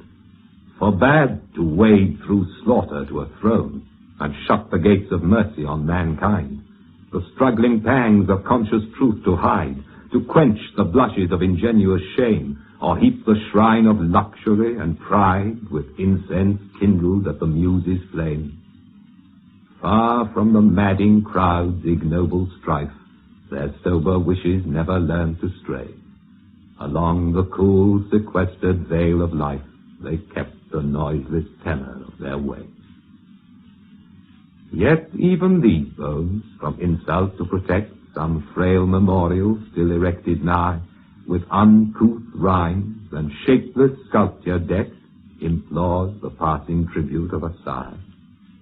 Their name, their years, spelt by the unlettered muse, the place of fame and elegy supply, and many a holy text around she strews, let teach the rustic moralist to die. For who to dumb forgetfulness a prey, this pleasing, anxious being ere resigned, left the warm precincts of the cheerful day, nor cast one longing, lingering look behind. On some fond breast the parting soul relies, some pious drops the closing eye requires. Even from the cries, even in our ashes, live their wonted fires. For thee, who mindful of the unhonored dead, dost in these lines their artless tale relate, if chance by lonely contemplation led, some kindred spirit shall inquire thy fate, haply some hoary-headed swain may say, oft have we seen him, at the peep of dawn, brushing with hasty steps the dews away to meet the sun upon the upland lawn. There, at the foot of yonder nodding beech that wreathes its old fantastic roots so high, his listless length at noontide would he stretch, and pour upon the brook that babbles by. Hard by yon wood, now smiling as in scorn, muttering his wayward fancies he would rove, now drooping, woeful wan, like one forlorn, or crazed with care, or crossed in hopeless love. One morn I missed him on the customed hill, along the heath, and near his favourite tree. Another came, nor yet beside the rill, nor up the lawn, nor at the wood was he. The next, with dirges due in sad array, slow through the churchway path we saw him borne. Approach and read, for thou canst read, the lay graved on the stone beneath yon aged thorn. Here rests his head upon the lap of earth, a youth to fortune and to fame unknown. Fair science frowned not on his humble birth, and melancholy marked him for her own. Large was his bounty, and his soul sincere. Heaven did a recompense as largely send. He gave to misery all he had, a tear. He gained from heaven, 'twas all he wished, a friend. No farther seek his merits to disclose, or draw his frailties from their dread abode. There they alike in trembling hope repose, the bosom of his Father and his God. By Heart, Anthology's English cousin. We'll be bringing you further programs in the series from time to time. Our thanks to the BBC for allowing us the privilege of hearing an excerpt from By Heart today. This week, America celebrates two important occasions: the opening today of National Brotherhood Week for 1955, and of course the anniversary of George Washington's birthday on Tuesday, February 22nd. In commemoration of these two events, we've elected today to bring you excerpts from Russell Davenport's poem of America, My Country, which appeared first in Life magazine and was later published in book form by Simon & Schuster. In his summary of the work, Louis Untermeyer pointed out that Russell Davenport has avoided the false rhetoric and the inflated pomposities. He has written something which is a continued set of surprises, an alternation of simple statements and exultations. Perhaps this is because Davenport has felt more profoundly about his subject than most of his colleagues. Or perhaps, and this is just another way of saying it, it's because he is a poet, a full-throated mover and shaker of the American scene. Anthology presents excerpts from Russell W. Davenport's My Country. Joining me in the reading will be John Wingate and Howard Reig.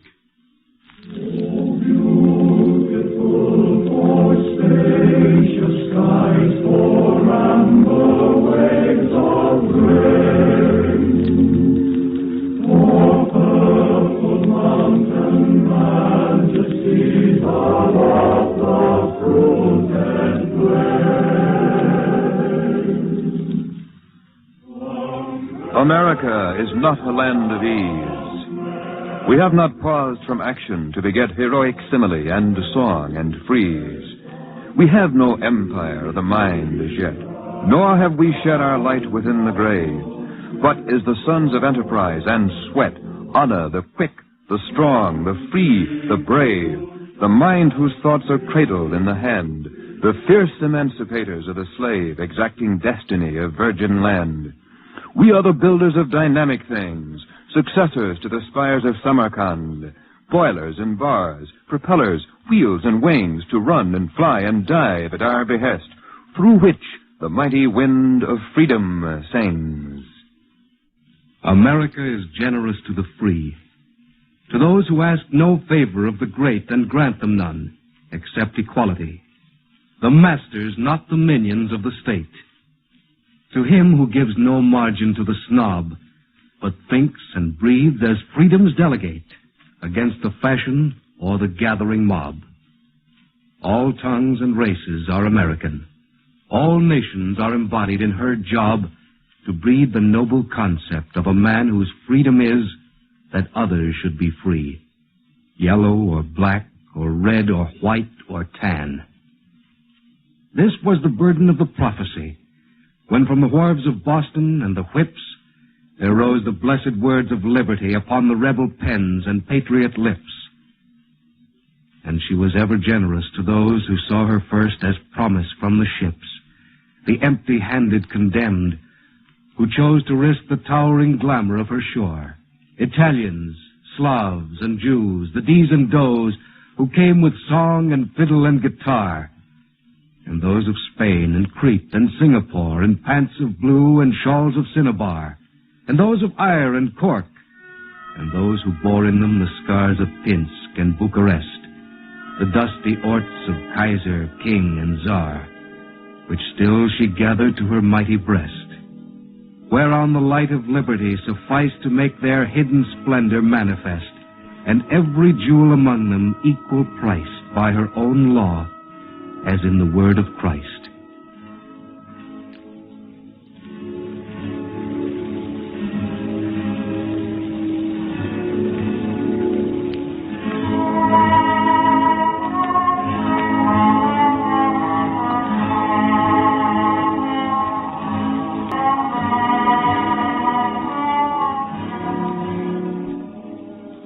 My country loves the lovers of her land.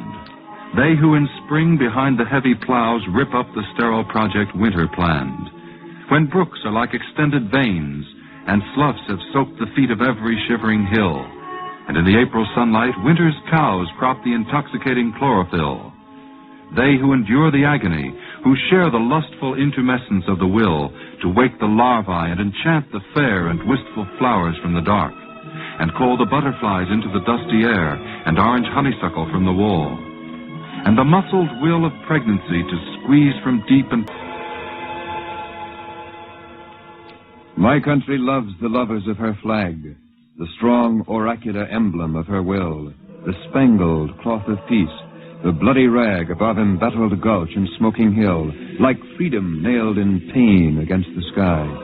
O flag most beautiful, most versatile, of all the banners men have lifted high, bright promise which the winds articulate, great seal of freedom, raised to certify that man is fit to love and liberate. Spread over us the shadow of your bars, projected from the authors of our state, the red for courage like the heart of Mars, the white between the red for liberty, and shed the light of multiplying stars out of blue, majestic mystery of union under God across the earth, the blue of heaven which is loyalty. Whatever we are worth, this flag is worth. Whatever we may dare to dream or do, we live in it as it in us from birth. Our will is cast in red and faith in blue. Let us not make of it for bargainers, a rich and unregenerate parvenu among the empires and their connoisseurs, but as a universal sign to man, raise it above the states and ministers to show that freedom, called American, is carried for all peoples in our trust. My flag is bound by no meridian. Its realm is transcendental and august. It represents the hand of God within all creatures of the water and the dust. All nations made my flag. The Pole, the Finn, the English and the Irish and the Swede, the Czech who found in it his origin, the glowing French who helped to build its creed. All nations, north and south, the light, the dark, are in this flag and cannot now secede. Nor yet can we, the guardians of the spark, betray their freedom in our own behalf. Unless we free those lands, this flag will mark America as freedom's cenotaph, where faith for all the world was lost, and hope was hauled at dusk forlornly down the staff. It is not ours. We cannot bound its scope. What we have borrowed we must now return, to live in Earth's revolving envelope, which wings surmount and slow propellers churn. We must pass back the fire they pass to us, that it may freshen and forever burn. To those who live among the hideous ruins of fear, revenge, and phobia, haunting their fallen hopes, cadaverous, bereft, and lonely for America, along the northern sea, or on the Rhone, or down the sad, majestic Letaba, O priceless flag, immense and sacred loan from heaven, which the earth cannot confine, raised first upon the ranger's staff and flown above the muskets of the Brandywine, bright shred of Gettysburg and Belleau Wood, spirit of Tarawa and Kwajalein, symbol of struggle pitched in brotherhood, and many sovereigns held in unity. Old glory, guard the hopeful and the good, and lead us onward unconfusedly, that in our freedom others may be free.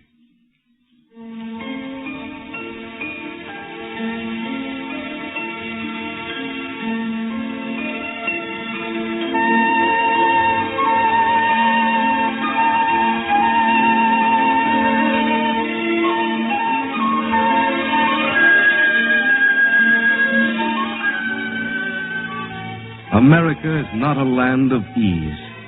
We cannot live upon this soil enwrapped in the sweet safety of cerulean seas. Our multi-tongued Hesperian shores are lapped by war and discord, breaking in from time the mounting swells of human struggle, capped with envy, hate, rapacity, and crime. But ever outward, over all the earth, where deserts wait the skulls or eagles climb, we must put forth the products of our birth, our faith, our laws, the meaning of our will, our aeroplanes to weave a magic girth across the continents, to trade or kill, our bright machines, our medicines, our bread, our tireless vessels, armed or mercantile, our boys, our lovers and our loved, our dead, who mark the beaches of democracy. Put forth not as in conquest, but to spread assurance of a world community from lone Ascension Island's foaming shore across Uganda to the ancient sea, and on from Basra through the eastern door with life and labor from the Chesapeake, to Prestwick, where the hornet engines roar like freedom in from icy Reykjavik, to Coral Isles and Polynesian joy, or through the fog to touch the future's cheek, the cold and desolate slopes of Stanovoy. Freedom is not an empty word. It springs from hands in Arkansas and Illinois. Its being is in men and thoughts and things forever born on keels and silver wings. America lives in her simple homes, the weathered door, the old wisteria vine, the dusty barnyard where the rooster roams, the common trees like elm and oak and pine, in furniture for comfort, not for looks, in names like Jack and Pete and Caroline, in neighbors you can trust, and honest books and peace and hope and opportunity. She lives like destiny in Mom, who cooks on gleaming stoves her special fricassee, and jams and cakes and endless apple pies. She lives in Pop, the family referee, absorbing Sunday news with heavy eyes, and in the dog, and in the shouting kids returning home from school to memorize the history of the ancient pyramids. And still she lives in them when darkness wakes the distant smells and infinite katydids, and valleys seem like black and fearsome lakes guarded by windows of American light, while in the wind the family maple rakes the loosened stars westward across the night. And still, however far her sons may go to venture or to die beyond her sight, these little windows shine incognito across incredulous humanity, that all the peoples of the earth may know the embattled destination of the free, not peace, not rest, not pleasure, but to dare to face the axiom of democracy. Freedom is not to limit, but to share, and freedom here is freedom everywhere.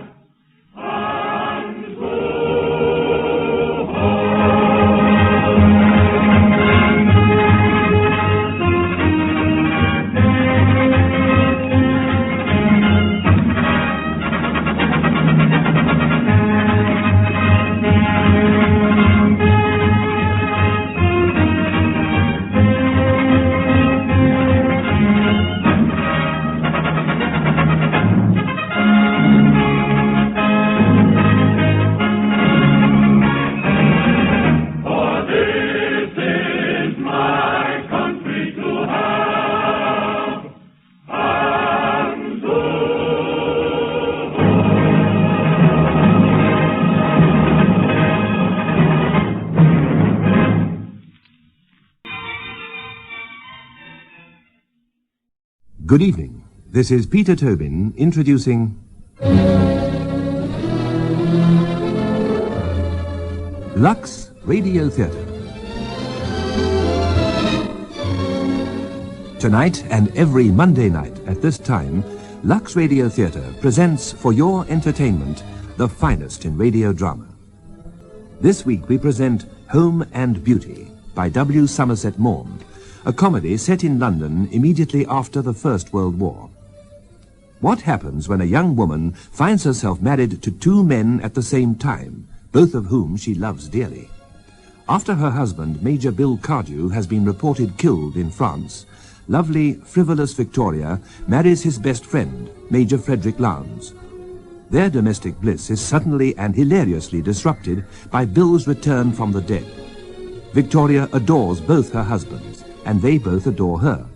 But while the two men argue the toss in the most gentlemanly way, Victoria finds her own way of unraveling the matrimonial tangle. Listen in a few moments to Home and Beauty, adapted by Helen Cunningham, produced for Lux Radio Theatre by Rolf Jacobs, and directed by Delphine Lethbridge.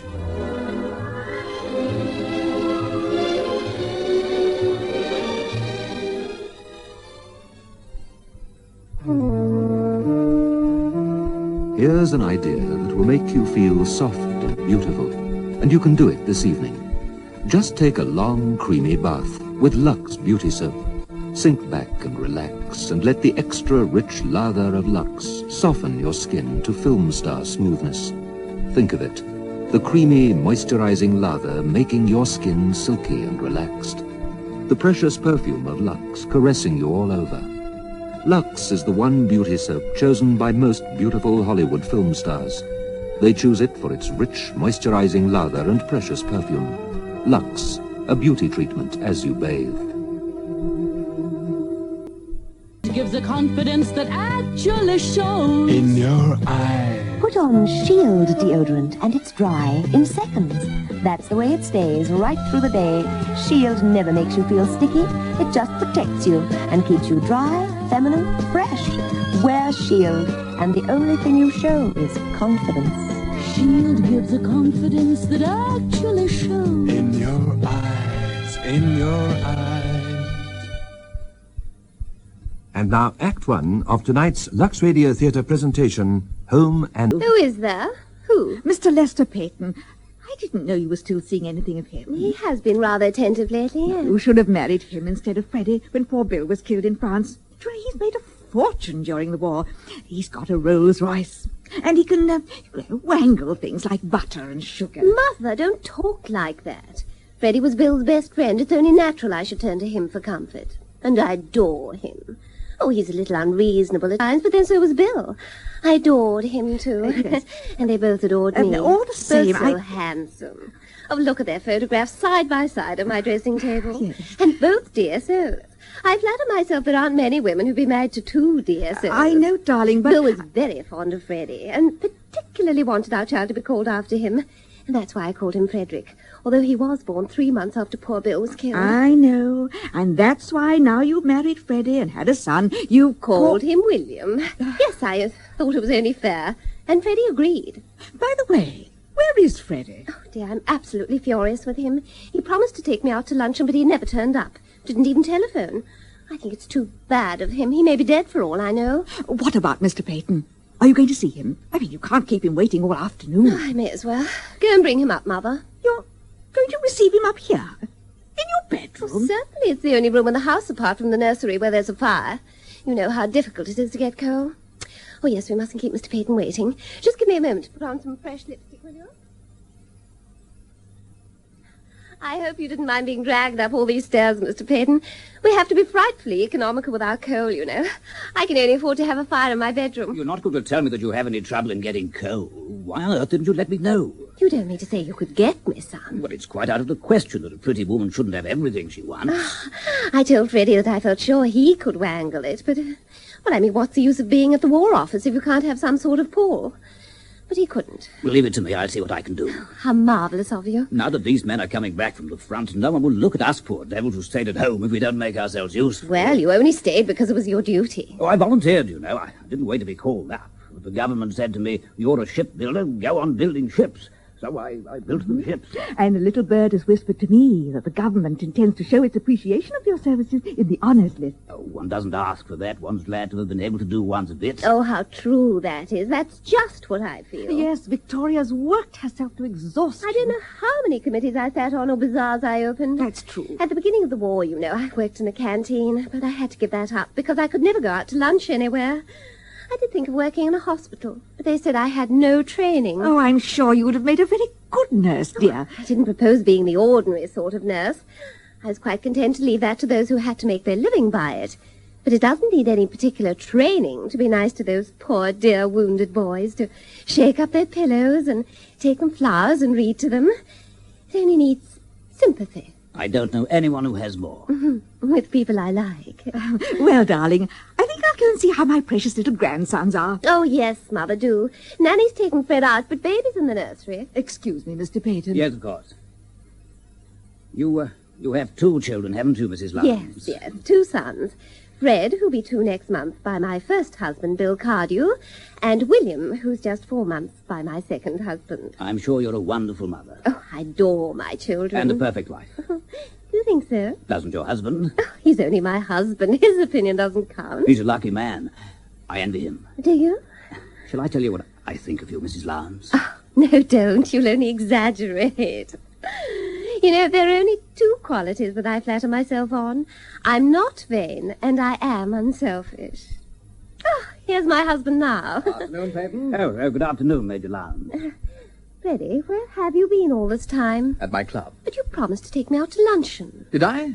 Oh, I forgot all about it. I'm so sorry. Were you busy? Yes. Well, Bill was never too busy to give me luncheon when I wanted it. Well, fancy that. Well, I've been getting along. Now the war's over, you fellas can take things easily. My work goes on just the same. That's a new car you've got, isn't it? I have to get about somehow, you know. So do I, but being only a soldier, I manage it on my own 2 feet. Well, goodbye, Mrs. Lyons, and goodbye, Major. Goodbye. So nice of you to come and see me. Now, Freddie, I'd be glad to know why you threw me over like that. Are you obliged to receive visitors in your bedroom? Oh, you don't mean to say you're jealous, darling. I thought you seemed grumpy. Come and give me a nice kiss. I'm not in the least jealous. Oh, you silly old thing. You know it's the only room in the house that's got a fire. Why the dickens don't you have one in the drawing room? My poor lamb, have you forgotten there's been a war and there happens to be a shortage of coal? I'll tell you exactly why we don't have a fire in the drawing room. Patriotism. Well, I'm dashed if I can see why it'd be less patriotic to have a fire in the drawing room where we could all benefit from it, rather than here where it's no good to anyone but you. Darling, you're not going to ask me to do without a fire in my bedroom. How can you be so selfish? Heaven knows I don't want to boast about anything I've done, but after slaving my life out these last 4 years, I do think I deserve a little consideration. I'll go and see the kid. It's not as if I grudged you the use of my room. You can sit here as much as you like.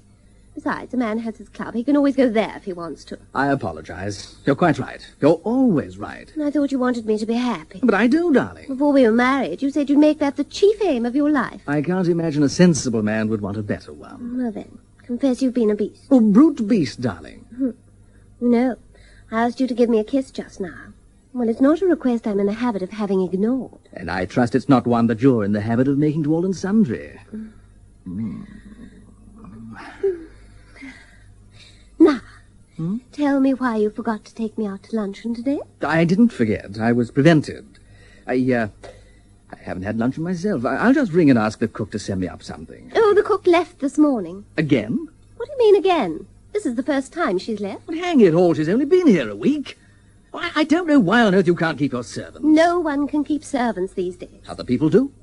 Don't speak to me like that, Freddie. I'm not used to it. I shall speak to you exactly as I choose. Well, it's so petty to lose your temper just because you can't have something to eat. I should have thought after spending 2 years in the trenches you'd be accustomed to going without a meal now and then. Oh, for goodness sake, don't make a scene of it. It's not I who am making a scene. I don't know how you can be so unkind to me. Bill would never have treated me like that. But I can't imagine how you can... I'm not exacting. I do everything I can to make you happy. I'm patience itself. Even my worst enemy would have to admit that I'm not selfish. Victoria, now please, all I wanted Bill was... wouldn't have taken my poor loving heart and thrown it aside like an old hat. Bill loved me. He would always have loved me. Oh, I adored that man. He waited on me, hand and foot. I'd give anything in the world to have my dear, dear Bill back again. Well, I'm very glad you feel like that about it, because he'll be here in about 3 minutes. What? What on earth do you mean? He rang me up at the club this morning. Freddie, what are you talking about? Who spoke to you? Bill. Bill? Well, Bill who? Bill Cardew. But he's dead, poor darling. He showed no sign of it on the telephone. Oh, Freddie, how can you be so heartless to joke like Well, just wait and see for yourself. Oh, now, Freddie, please, don't be vindictive. I didn't mean what I said. I adore you, darling, you know that. You can have a fire in your study and to the devil with a fuel controller. I'm sorry for all I said just now. There now. It's all right, isn't it? Yes, perfectly. But it's not going to prevent Bill from walking into this room in about 2 minutes. But it's not true. It can't be. Poor Bill was killed at the Battle of Ypres. He was actually seen to fall. He was reported dead by the War Office. Oh, you know how distressed I was. I wore mourning and everything. We even had a memorial service. Yes, I know. It'll want a devil of a lot of explaining turning up like this. I shall go stark staring mad in a minute. How do you know it was Bill on the telephone? I recognize his voice.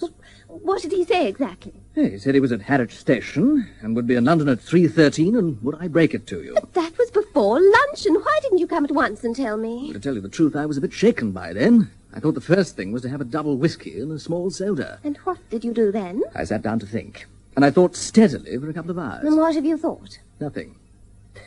It's a devilish awkward position for me. For you? And what about me? I mean, after all, Bill was my eldest pal. You may think it rather funny that I've married his wife. May think?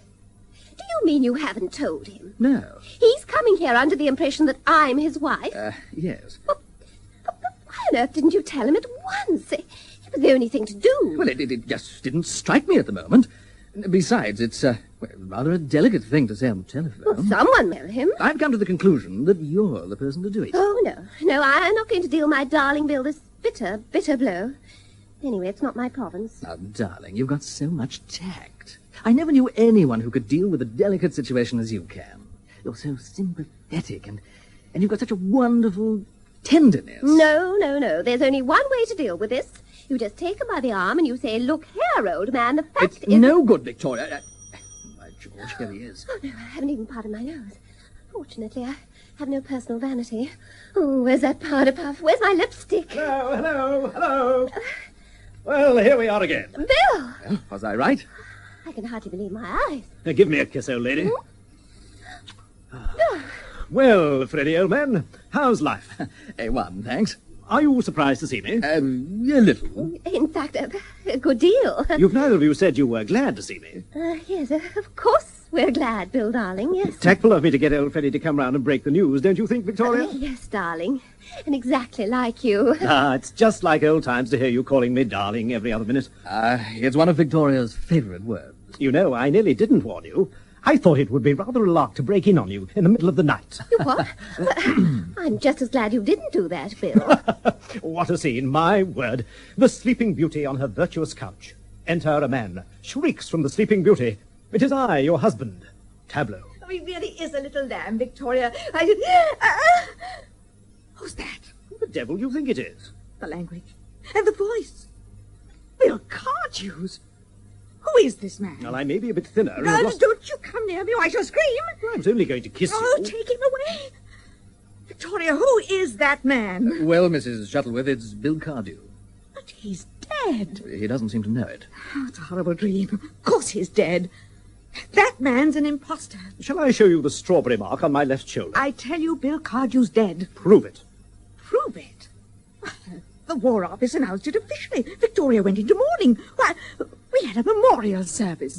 Fully choral. Yes. Did you have a memorial service for me, Victoria? Oh, that was nice of you. I say, old man, we don't want to hurry you, but we're all waiting for some sort of explanation. Well, I was coming to that.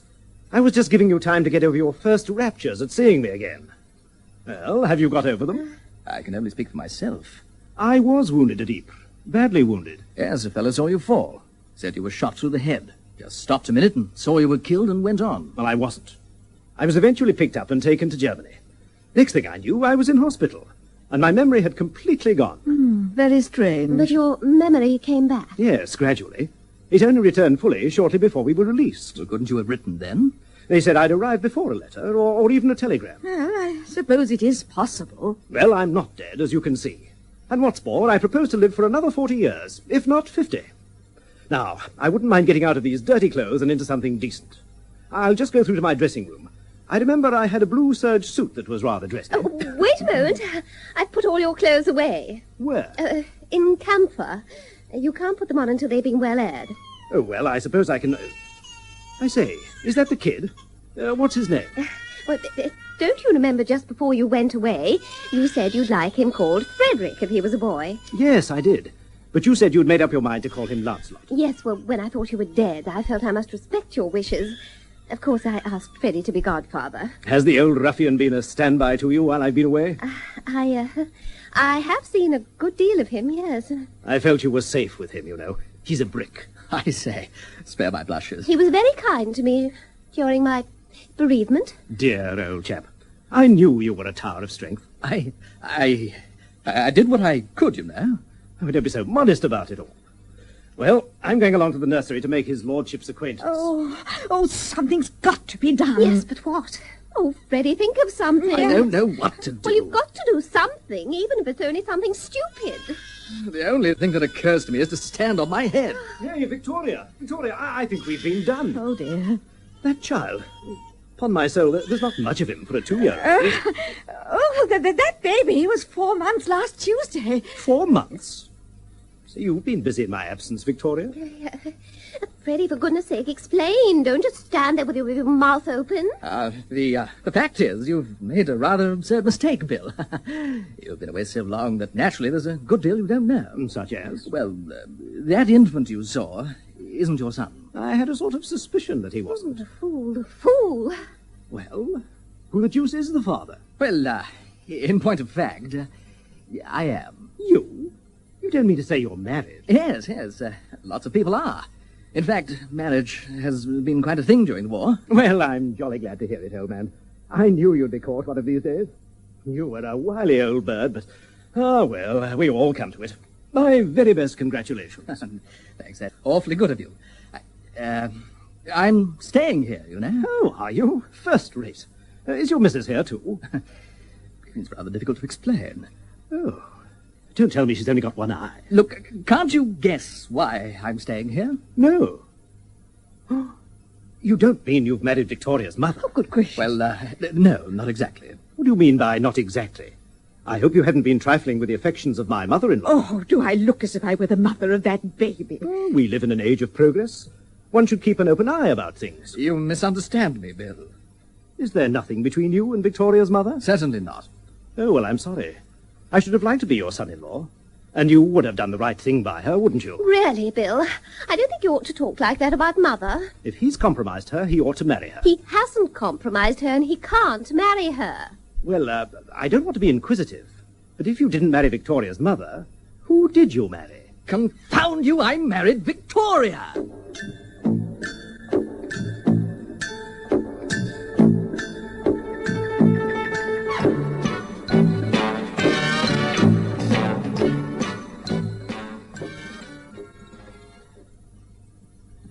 It's hello to Mrs. Felicity Usher, known as Flick. Hello, Flick. Hello, Mr. John. Tell me, Flick, what's the biggest wash day challenge that you could possibly imagine? My son's white shirts. Quite honestly, I think he's the dirtiest boy in the school. Really? Now, if I gave you a challenge, just one chance to get these dirty white shirts of your son's perfectly white again, how would you do it? I'd use surf, because surf contains super glue. I think it's most important that white clothes should be white and not grey and grubby looking. And to look smart, they must be white. Obviously, whiteness is very important to you. Yes, definitely. Yes, like Flick, most housewives I've challenged trust the experienced one, Surf with Super Blue for perfect whiteness. Gosh, Mary, you're lucky to have such a hard-working servant.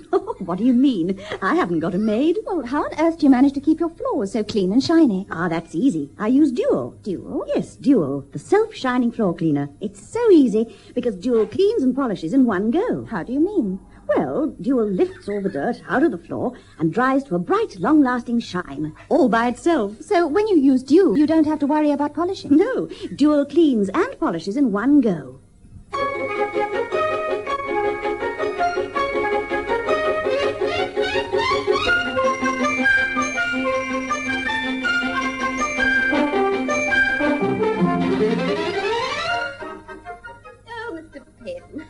I'm so sorry to have kept you waiting in this chilly drawing room, but I was still dressing. You're very kind to have come so soon. What a catastrophe. You must be beside yourself. What in heaven's name are you going to do? I've no idea. That's why I telephoned you. You have encouraged me to bring all my difficulties to you. Yes, of course, yes. We must discuss the matter. I suppose you've been having the most terrible scenes. Oh, heartrending.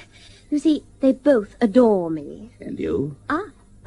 I only want to do my duty. How like you. How exactly like you. It was so sweet of you to come and see me at once.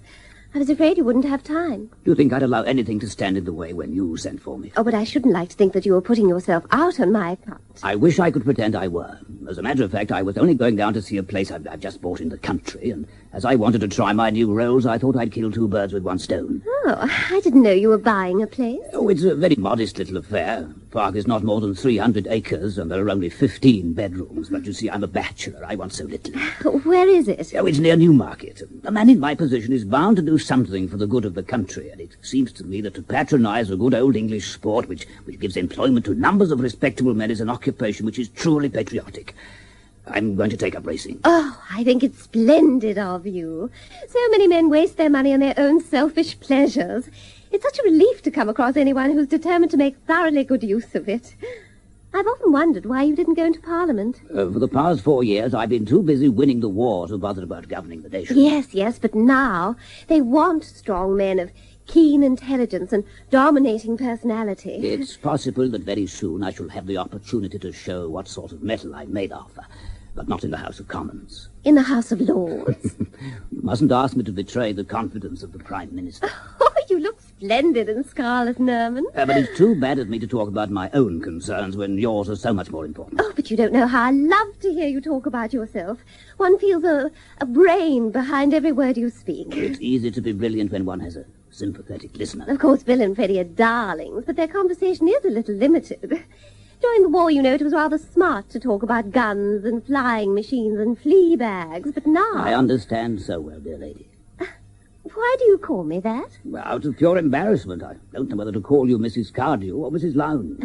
Well, why don't you split the difference and call me Victoria? May I? It'll make me feel that you're not an entire stranger. Oh, and I need a friend badly. I'm all at sea. I'm married to 2 men, and I feel as if I were married to neither. I wish you weren't. I wish with all my heart you weren't. Why? Can't you guess? Oh, I must be very stupid. Don't you know that I dote on you? I curse my unhappy fate that I didn't meet you before you were married. Would you have asked me to marry you? Morning, noon, and night, until you consented. Oh, well, I never want a Paris model so much as when I know it's been sold to somebody else. I wonder if you'd want to marry me if I were free. Yes, with all my heart. But I'm not free. And you, if you were, would you marry me? I don't believe you're the sort of man who'd ever take no for an answer. Oh, you're perfectly adorable. I wonder if you'd take me out to luncheon. Give me a chance. Then come back in half an hour, and you'll find me ready. Victoria! Oh, you're in here, Freddie.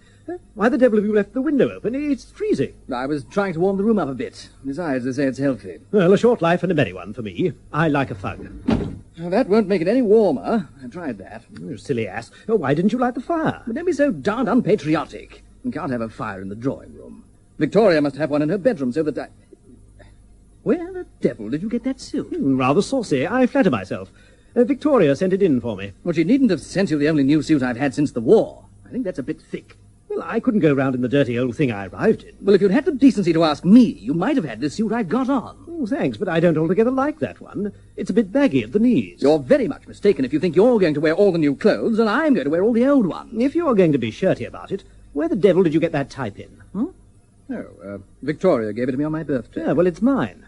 She gave it to me on my birthday first. And where did you get those cufflinks? Those? Oh, Victoria gave them to me as a Christmas present. Oh, did she? Well, she gave them to me as a Christmas present before she gave them to you. You jolly well take them off. I'll see you blowed first. At your death, you left everything to her in your will. If she chose to give them to me, it's no business of yours. Well, I'm not going to argue about it, but I think it's dash bad form to swank about in a dead man's jewellery. By the way, did you ever have a hammered gold cigarette case? Rather. That was Victoria's wedding present to me. Did you get it too? Thrifty woman, Victoria. I say, unless I have a fire, I shall turn into the Albert Memorial. Well, it's all late. Apply a match and see what happens. I think I will. Here are some matches. Oh, thanks. There. But now I can take my overcoat off. You know, Victoria will be furious. Well, that's your lookout. You'll have to take the responsibility. Me? But it's nothing to do with me. You're the master of this house. Not at all. I am but an honoured guest. Oh, no. The moment you appeared, I sank into insignificance. My dear fellow, where did I sleep last night? In the spare bedroom. That proves conclusively that I'm a guest, and nothing more. Nonsense. Where the devil do you think I slept? Down here. Oh, why on earth did you do that? You were perfectly sober when I went to bed. They said I couldn't sleep in the next room to hers now that you were back. Oh, well, I dare say you made yourself very comfortable on the sofa. Look at the darn thing. By the way, why has all the furniture been changed? Well, Victoria had the room redecorated after you were killed. It had too many old associations. She wanted to distract her mind. Oh, I was under the impression that you'd undertaken that. I was sympathetic. That is surely what you'd have liked me to be. Of course. I'm not blaming you. If you'd seen Victoria in tears, you couldn't have expected a man not to try and console her. She's the only woman I ever knew who looks as pretty when she cries as when she smiles. It's a great power. There. I knew you'd take it like a sensible man. Quite so. When would you like me to clear out? My dear fellow, why should you want to do that? Surely you don't for a minute imagine that I shall be in the way. I propose to make my visit quite a brief one. Oh, I'm sorry about that. Victoria will be very disappointed. But of course that's no concern of mine. You and your wife must arrange that between you. My dear fellow, you quite misunderstand me. I am not a man to come between husband and wife. What the devil do you mean? Well, if it comes to that, what the devil do you mean? Good morning, Bill, dear. Good morning, Victoria. Good morning, Freddie. Good morning, Victoria. I went to Bill first because he's been away so long. Very naturally. And he was your husband long before I was. I don't want either of you to be jealous of the other. Who lit that fire? He did. It was his match. Of course, you don't care if we run so short of coal that my wretched babies die of double pneumonia. It's simply criminal to use coal in here. I'm tortured by the pangs of remorse. But if you feel so badly about it, need you get quite so close to the fire? Well, if there is a fire, I may as well get some benefit from it.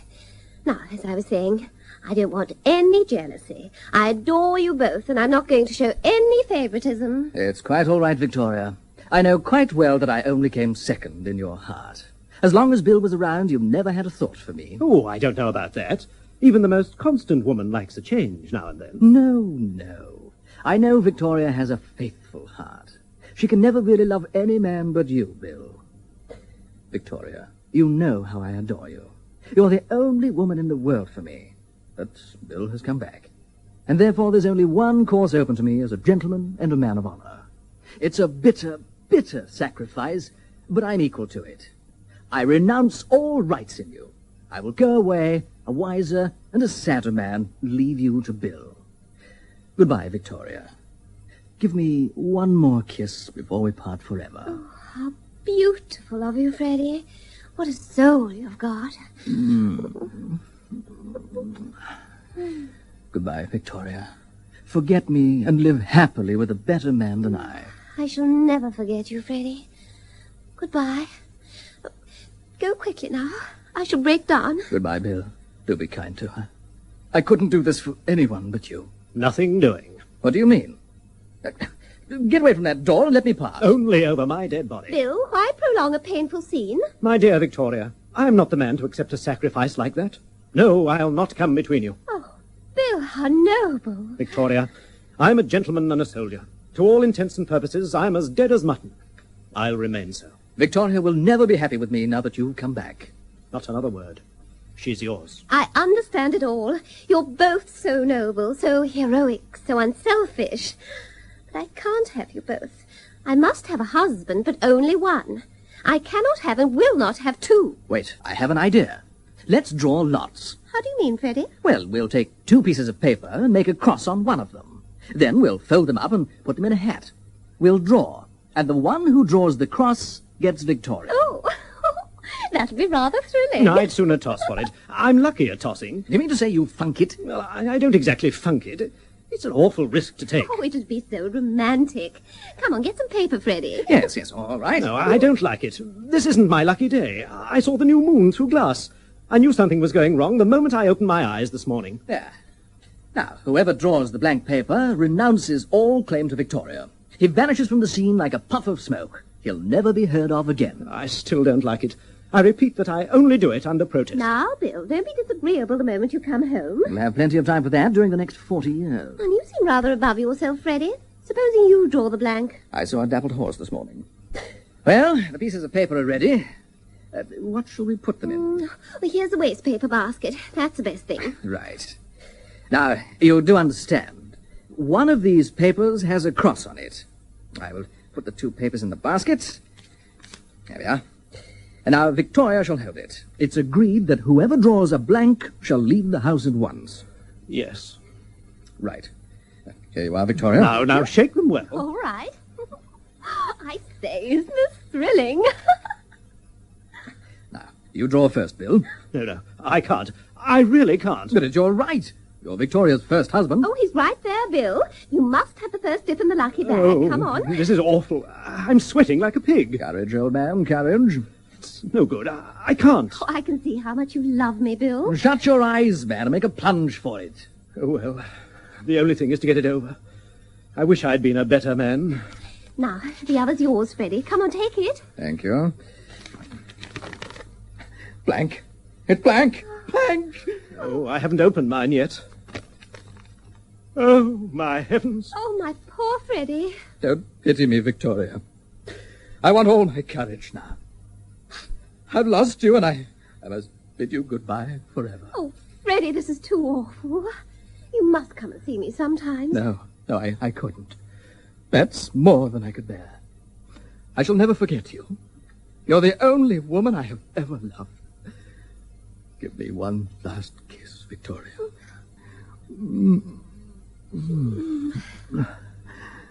Goodbye. Before you go, you might just let me have a look at that other piece of paper. The one with the blank on it. Why do you want to see it? Just curiosity. Now, really, Bill. I don't know how you can be so heartless, giving way to curiosity when my heart is breaking. Anyway, I threw it on the fire. Oh, no, you didn't. You put it in your pocket. I've had enough of this. Can't you see that I'm a desperate man? Not half so desperate as I am. If you don't give me that piece of paper quietly, I'll take it from you. Go to blazes. Come on, give it up. What is the matter? Have you both gone mad? I'll make you. Here, don't you touch me. Now, will you give it up? Let go of my arm. You're twisting. Yes, and I'll break it if you don't give me that paper. Ow, you devil. Stop it. All right, you can have it. That's better. Hand it over now. There you are. I don't know how you can call yourself a gentleman. You dirty dog. Oh, what's the matter? Well, look at that. It's got a cross on it. They both had crosses on them. I don't understand. Don't you? He was making quite sure that I shouldn't draw a blank. What? I did it for your sake, Victoria. I knew that your heart was set on Bill. Only you couldn't bear to hurt my feelings, so I thought I'd make it easier for you. Oh, that was just like you, Freddie. You have such a charming nature. It almost brings tears to my eyes. Oh, now that's the baby. I must go and see where Nanny is. Now, don't say anything important till I get back. How did you guess? You were so devilish calm about it. That was the calm of despair. One might almost think you didn't want Victoria. Bill, old chap, you know I'm not the sort of man to say a word against my wife. Nor am I the sort of man to listen to a word against mine. But hang it all, if a fellow can't discuss his wife dispassionately with her first husband, who can he discuss her with? I can't imagine, unless it's with her second. Tell me what you really think of Victoria. The sweetest little woman in the world. No man could want a better wife. She's pretty, charming, delightful. I confess that sometimes I've thought it hard that when I wanted a thing it was selfishness, and when she wanted it was only her due. I did sometimes wish I could call my soul my own. The fact is, I'm not worthy of her, Bill. As you so justly said, no man could want a better wife. No, you said that. But I'm fed up. If you'd been dead, I'd have seen it through like a gentleman, but you turned up. So now it's over to you. No. Look here, there's only one thing to do. She must choose between us. I'd rather toss for it. I'm not going to risk anything like that. I've had enough of your hanky-panky. I thought I was dealing with a gentleman. Here she's coming up. Oh, really, this is too much. Nanny's given notice. What? So I've telephoned Mother to come and fetch the children. Oh, well, that's all right, then. No, all the other servants are leaving too, right now. Oh, well, that's a bit thick, I must say. Oh, I've done everything in the world for them. And now to walk out like this. They're following the example of that wretched cook, of course. Oh, well, Freddie and I will do the housework and cooking until you get some more. But there's one thing, Victoria. Yes? Well, we've decided there's only one thing to be done. You must choose between us. Oh, how can I? I adore you both. Besides, there's nothing to choose between you. And I don't want to hurt anyone's feelings. No, you must decide. Now take a good look at us, Victoria, and say which of us it's to be. To tell you the truth, I don't see why it should be either. What? Hang it all, it must be one or the other. I think no one can deny that since the day I married you, I've sacrificed myself in every mortal way. I've worked myself to the bone to make you comfortable. Very few men have had such a wife as I've been to both of you. But one must think of oneself sometimes. How true. Well, the war's over now, and I think I've done my bit. I've married 2 dear souls. Now I want to marry a Rolls Royce. But I thought you adored us. Well, you see, I adore you both. It's 6 of one and half a dozen of the other, and the result is... a washout. Hang it all, I think it's a bit thick. Do you mean to say that you fixed up to marry somebody else behind our back? Oh, you know I wouldn't do a thing like that, Freddie. Well, I don't get it. My dear Freddie, have you ever studied the domestic habits of the unicorn? We're afraid our education was very much neglected. The unicorn is a shy and somewhat timid creature, and it's impossible to catch him with the snares of the hunter. But he's strangely impressionable to the charms of the fair sex. When he hears the frou-frou of a silk petticoat, he forgets his native caution. In short, a pretty woman can lead him by the horn. Oh, Victoria, dear, I've come for the children. Oh, and Mr. Peyton is downstairs. Did he come in a Rolls Royce? Why, yes. I'll come down at once. The unicorn's going to take me out to luncheon.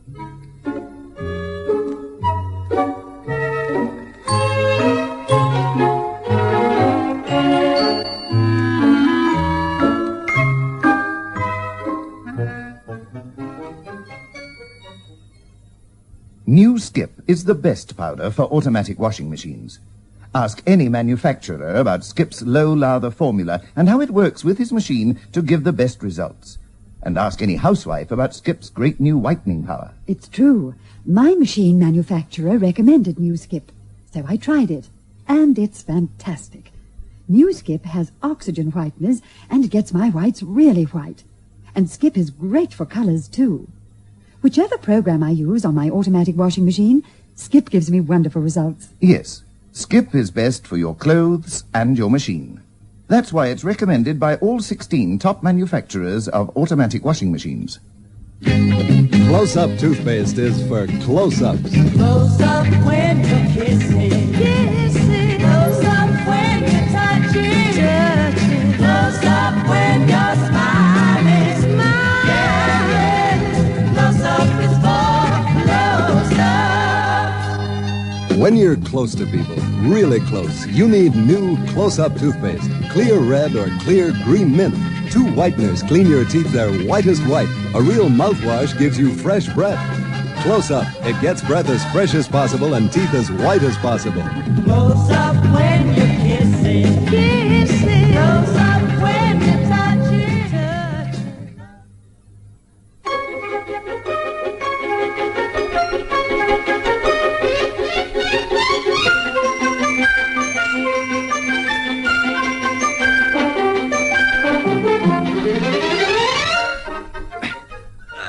I say, these coals weigh about a ton.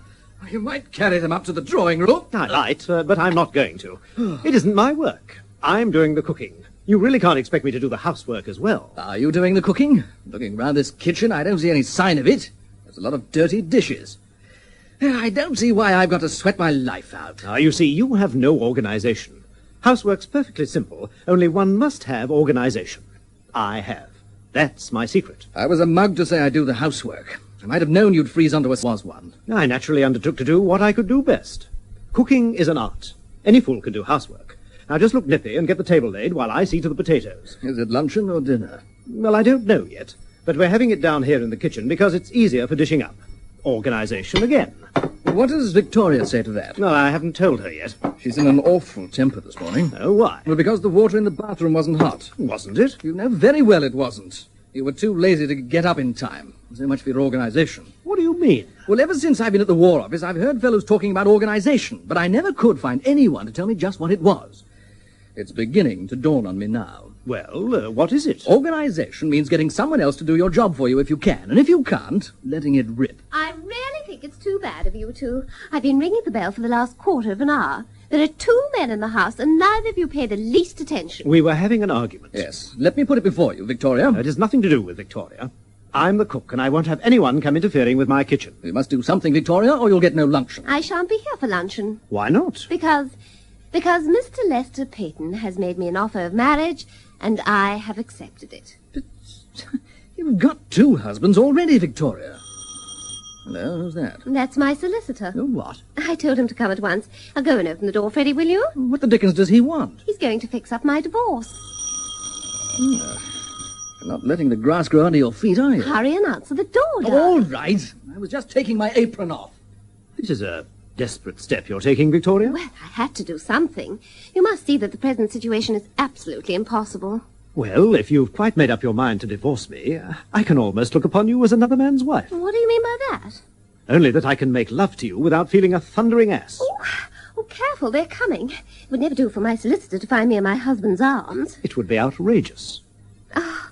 How do you do, Mr. Raham? How do you do? Do you know my husband? I'm pleased to meet you, gentlemen. I dare say it will facilitate matters if I am told which of you is which and which is the other. Well, this is Major Cardew, my first husband, and this is my second husband, Major Lance. Oh, that makes it quite clear. How do you do? How do you do, Major? How do you do, Major? Oh, interesting coincidence. What? Both majors. I suppose Mrs. Lance has put you in possession of the facts, Mr. Raham. I think so.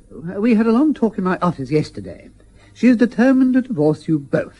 I've told her that this is not necessary, since she is obviously the wife of only one of you. It's just as well to take no risks. But do I understand that you 2 gentlemen are agreeable? Speaking for myself, I'm prepared to sacrifice my feelings, deep as they are, to the happiness of Victoria.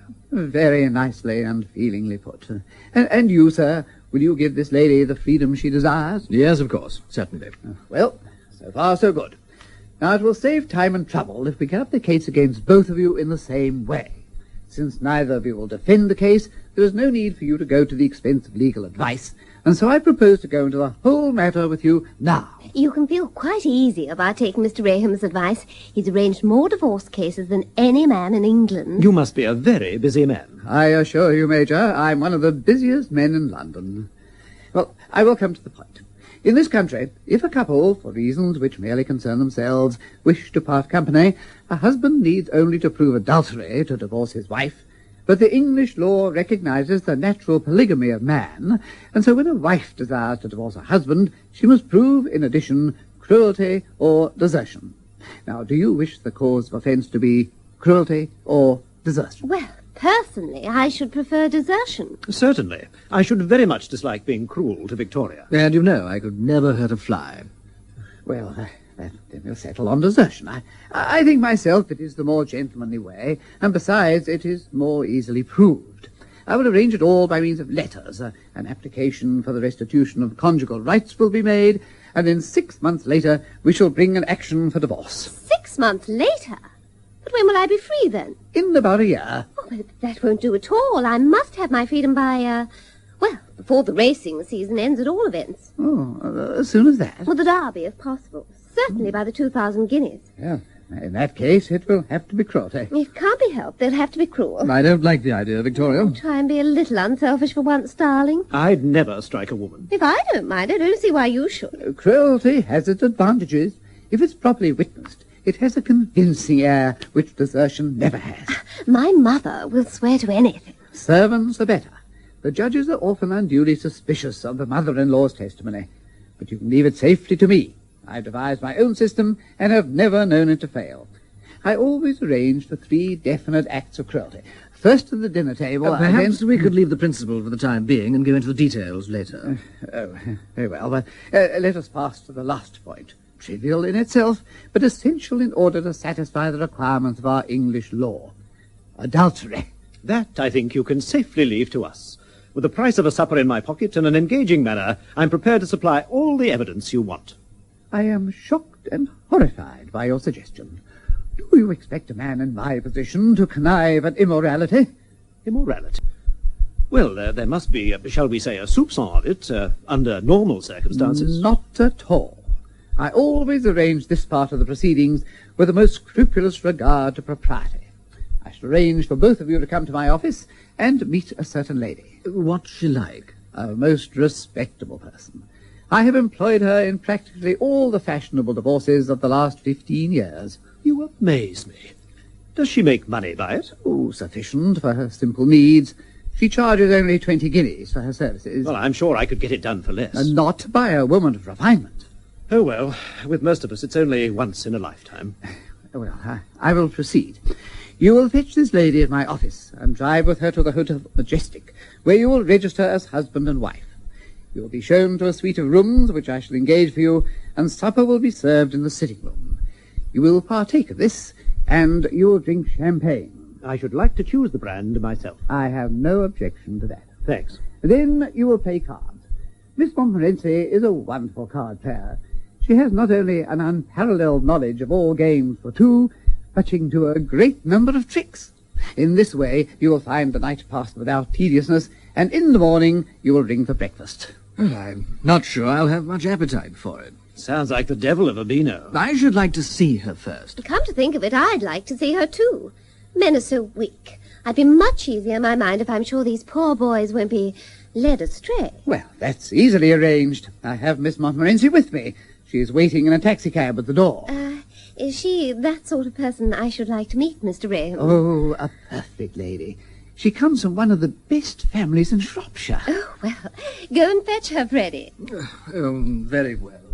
Do you mean to say that with this evidence you'll be able to get a divorce? No doubt of it. I've got hundreds. Well, I'm only a soldier, and I dare say you'll not be surprised that I find it difficult to believe. Brandy. What's the matter? Is this the way? You'll soon see.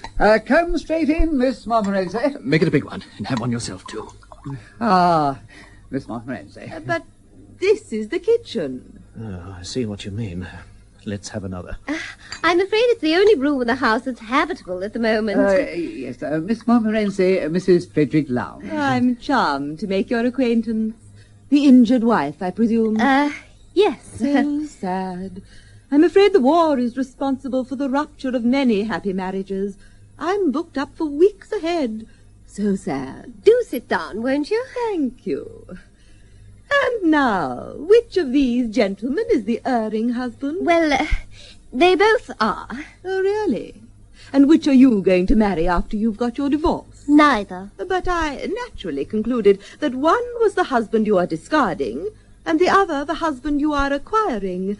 The eternal triangle, you know. In this case, the triangle is four-sided. Oh, how very peculiar. I don't want you to think I've been at all careless, but the fact is, through no fault of my own, they're both my husbands. Oh, really? How very interesting. And which are you divorcing? I'm divorcing them both. Oh, I see. Oh, very sad. But I think I ought to tell you at once that I shouldn't like to misconduct myself.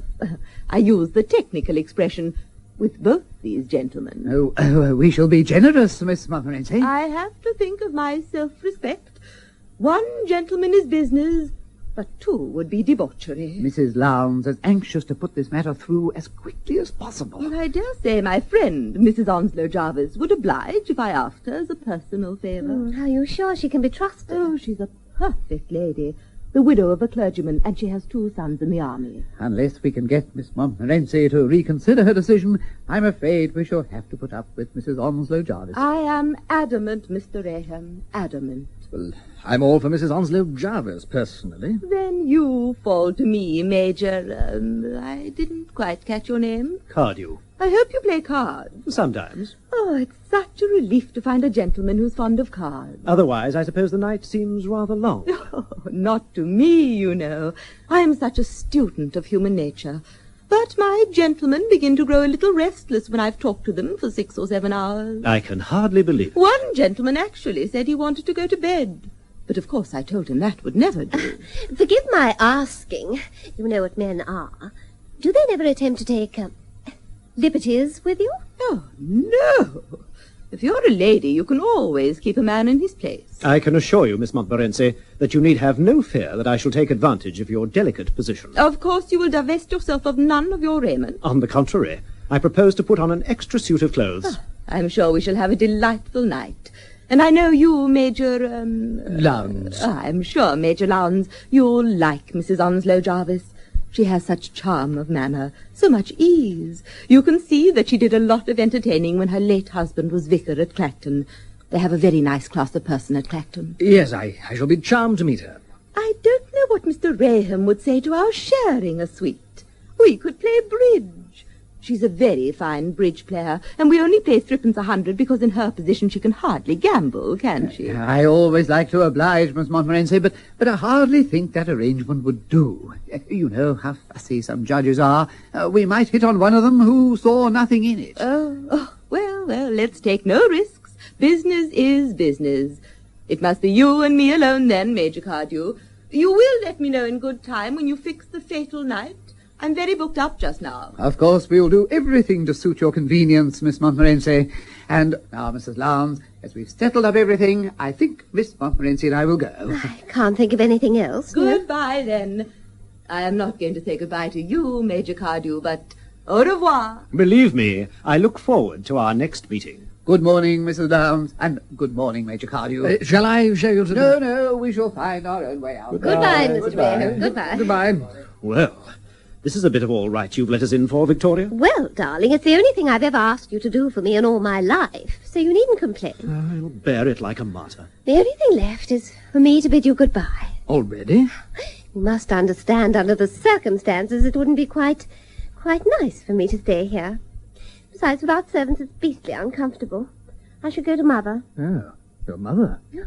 Where else would you expect a woman to go in a crisis like this? And the children are there already, so, Won't you even stay for luncheon? Lester will give me a better one, I think.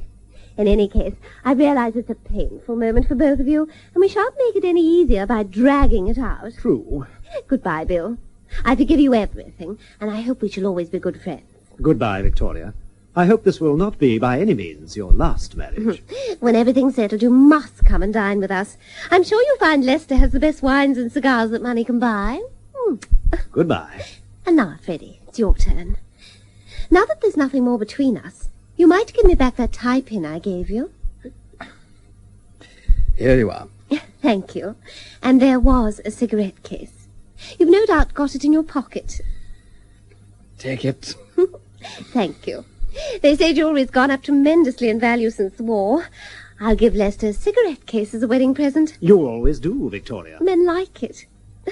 Goodbye, Freddie, dear. I'll always have a pleasant recollection of you. Goodbye, Victoria. Would you like a taxi? No, thanks, I'll walk. I think the exercise will do me good. Wonderful woman. Yes, I shall never regret having been married to her. Now, Annabella, if we could just have a turn to the left. That's enough. Now, smile. Yeah, I think that's just about it. Now we'll move on to the interior shots, and that's it for the day. International fashion model Annabella G is on location in southern France. Being a top model, you can imagine how Annabella cares for her complexion. She uses Lux Beauty Soap. Lux is so creamy, so very soft. It cares for my complexion.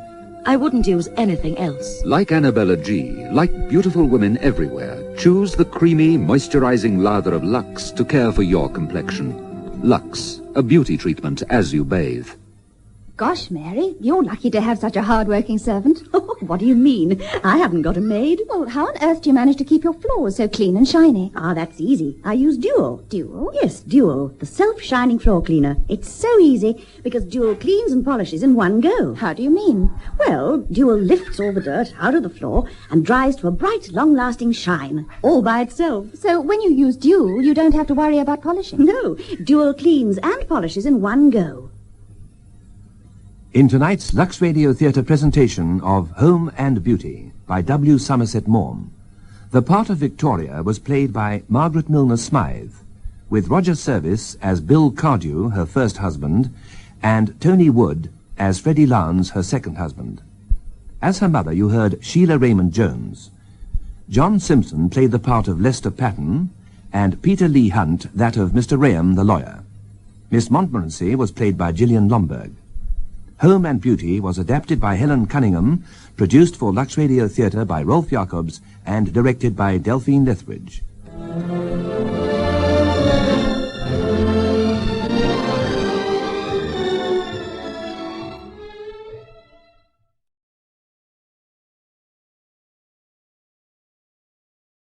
Saturday Night Theatre. I Said the Sparrow by Michael Davis.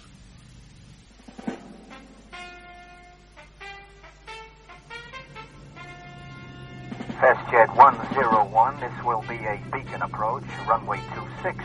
The weather 220 degrees, 10 knots. Visibility 3 kilometers in light snow. 6 OKTAS at 800 feet. QNH 1014, AFE 1013, over. QNH 1014, QFE 1013, Fastjet 101. Fastjet 101, clear for straight-in approach. Report established, ILS. Wilco, Fastjet 101. Mayday, mayday, mayday. Anchorage approach. This is Fastjet 101. We have an explosion. Rudder response nil. We are falling. We are falling.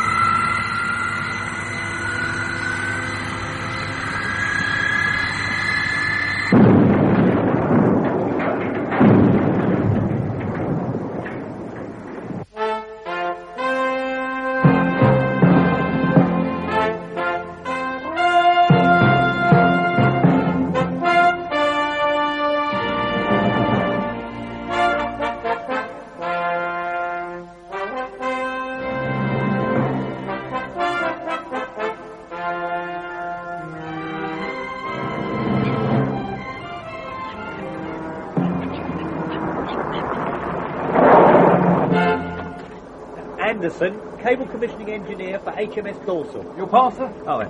Thank you. Wait there. Excuse me. Yeah? Are you going to board HMS Dorsal? I am. Can I help you? I want to get a message to my husband, weapons electrical mechanic Graham Bowles. They said they were sending somebody, but nothing seems to be happening.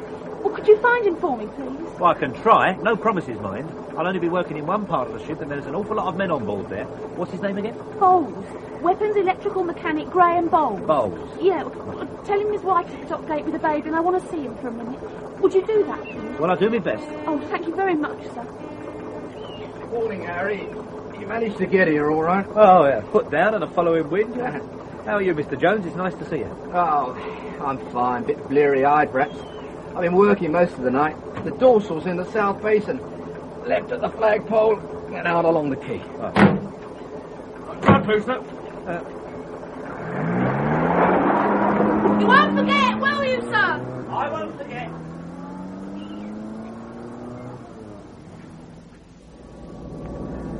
What was that all about? The girl? Well, she asked me to get a message to her husband. He's on board the Dorsal somewhere. God knows how I'm going to find him. Left here, is it? Left here. That's one hell of a black eye she's sporting. Isn't it just? Marriage does funny things to people, Harry. No, we're not designed for it. Oh, that's the Dorsal right out at the end. My God, she's enormous. Yeah, there's 3 times as much again of her below the waterline. Yeah? Your first nuclear submarine, is she? Yeah. I've done a couple of Oberon-class diesel electrics in the past, but this is my first nuclear job. Oh, it'll be interesting for you. Nukes are something else, Harry, me boy. How are things in South Wales, then? How's Dr. Hellman? Well, you're a bit out of touch, aren't you? Dr. Hellman left the company. Oh, really? Yeah, shortly after the upheaval over Harry Morgan. 3 months ago now. Oh, what company did she go to? She didn't. She packed the whole thing in and went home to Cambridgeshire. Now, how close can I park to this gangway?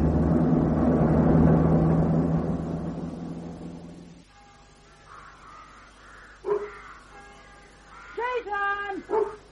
Here, boy! Jason! He's probably drawn a fox or the like. Very deuce of a job to call him off now. A task to test the authority of Mrs. Woodhouse, no less. Jason! Come here, you silly ass! It's a beautiful morning. A time of year to knock spots off all the rest, I always think. The woman of the seasons. Colourful, beautiful, reliable. Not that woman always is, of course, reliable.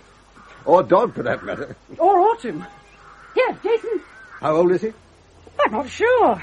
7 or 8, perhaps. It's my parents' dog. I'm just his minder. I see. My father is the vicar of Kinford. It's his bell you hear tolling. Ask not for whom the bell tolls. It tolls for the vicar of Kinford. There's a good boy. What was it then? What were you after? The day begs company, Dr. Hellman. May I walk part of the way with you and your friend? Please do. You know my name. Please do forgive me, Dr. Hellman. Henry Maslin, Ministry of Defence Accidents Branch, PPTO. Principal Professional... Technical Officer, yes, I know. How do you do? How do you do? I journeyed to Cambridgeshire via Houston in Texas to see you, Dr. Hellman. You have? A young man lecturing at the university there suggested that I should. Perhaps you remember him, Nigel Morgan. Frank Morgan's son? Yes, of course. Jason, stay close now. How's Nigel enjoying America? Very much indeed. He returns to England tomorrow, somewhat reluctantly, one gathers. You've travelled a long way to see me, Mr. Maslin. May I ask why? The crash of the FJ-101, Dr. Hellman. You know, the aeroplane that came down in Alaska 3 months ago.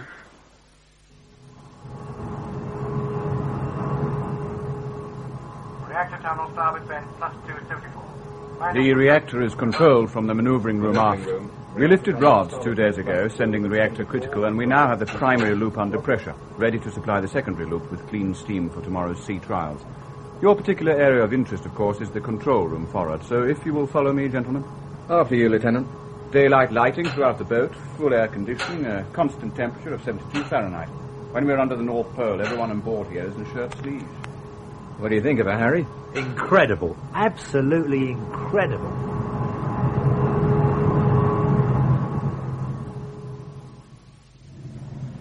"800 gallons forward to aft, sir. Trim pump stopped and line secured." 800 gallons forward to aft. Trim pump stopped, line secured. Ready to start the FB. Bus loading. Stand by to start the FB. Check zero loading all meters. All meters zero loading, sir. Bus floating. Close DFB breaker. DFB energized. DFB energized, roger. This way, gentlemen. Officer of the day is Second Lieutenant Swinburne. He is in charge of the control room and will see that you have everything you need. Morning, gentlemen. Good morning. I will leave you in his capable hands, if you will excuse me, Mr. Jones, Mr. Anderson. Thank you, Lieutenant. Carry on, Mr. Swinburne. Answer. You have test equipment you want brought on board, Mr. Anderson? Yes, oscilloscope, decade box, AVAL and the like. Richardson Powell. Sure detail, that's the double. If you give these men your vehicle keys, Mr. Anderson, they'll see your gear on board. I'll go with you, lads. Just one thing. How do I get a message to Weapons Electrical Mechanic Graham Bowles? His wife and Kitty are at the dock gate. She asked me to tell him that they're there. She'd like a word with them, if that's possible. Yes, we are aware of that situation, sir. I should leave well alone if I were you. Let Welfare handle it. Of course, anything you say, Lieutenant. I just thought I'd mention it. Right, lads, lead the way. Let's get Operation High Tension Cable underway. I'll be right back, Mr. Jones. Okay, Harry. Sonar room. Sonar electrics running. Control. Control, one trial all-round sweep. Audible signal for trial run. Roger.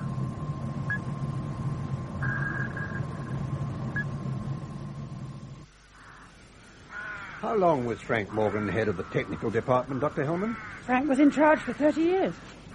And you were his assistant for... 15 years. A very long time indeed. Yes. He was to become director of research, and you were to take over as head of technical after him. Is that correct? Yes, that's correct. Forgive me, Dr. Hellman, but it does seem a little odd that just when you are about to receive well-deserved and hard-earned promotion, that you should decide to resign in order to come and live here in what appears to be early retirement. What made you do that, Dr. Hellman? Actually, I'm working extremely hard. I'm writing a book on corrosion in aluminium alloys. Much needed. At least I hope it's much needed. Your managing director, Mr. Saunderson, told me that you retired because of ill health, that you suffered a nervous breakdown, in fact. I was quite ill for some time. Perhaps Mr. Saunderson saw what happened to me as a nervous breakdown. I don't know. Was any one event responsible for your breakdown? There is always the danger that in the absence of evidence to the contrary, that one will assume things that are simply not true. When Frank Morgan died, I no longer wanted to go on working in the place where I'd known my greatest happiness, Mr. Maslin. It isn't complicated or difficult to understand in any way. I simply resigned my job, that's all.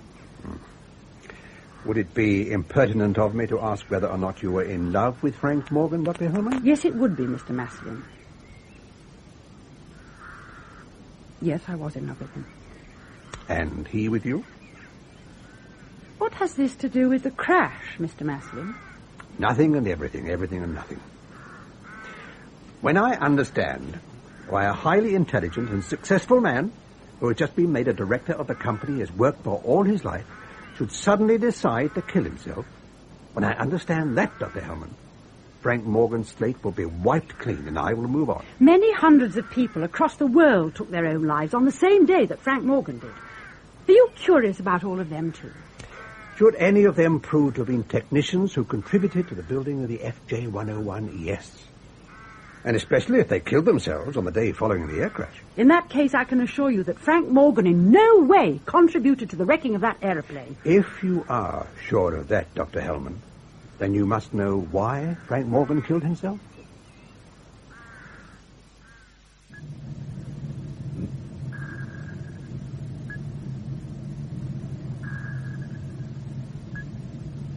Sonar Electrics all sound and functioning, Control. Over. Control, Sonar Electrics all sound and functioning. Thank you, Sonar. Kill signal. Roger. Come in. Good morning, First Lieutenant. Welfare Officer Khan, sir.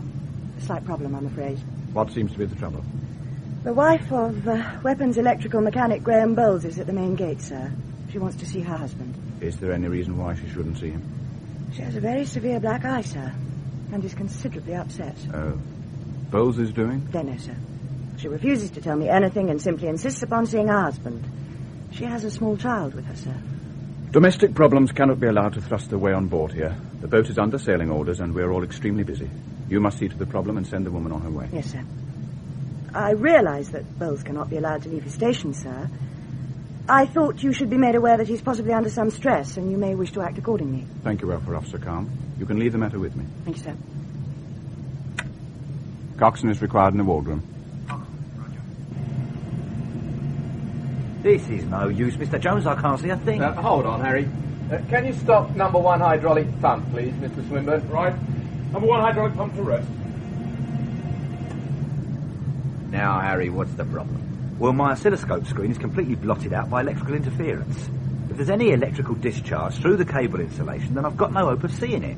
Look at it. It's like a television set with the aerial pulled out. Oh, I should have done this work weeks ago, before they switched in the computers and the radar and Lord knows what else. But is there a landline telephone on board? Yeah, because it's perfectly obvious I'm not going to finish commissioning this lot by lunchtime tomorrow. I'd better have a word with John Saunderson back at the ranch. Along the starboard alleyway, there's a telephone alongside the radio room. Oh, well, I won't be a tick. Your factory plant shutdown figures make sober readings, Saunderson. What's the matter? Are you missing the expertise of Frank Morgan and his sidekick, Dr. Hellman? I must admit they've left something of a gaping void in the technical department. We're trying to recruit, but it's not easy getting the right people. Hanson's away commissioning equipment on board a nuclear sub.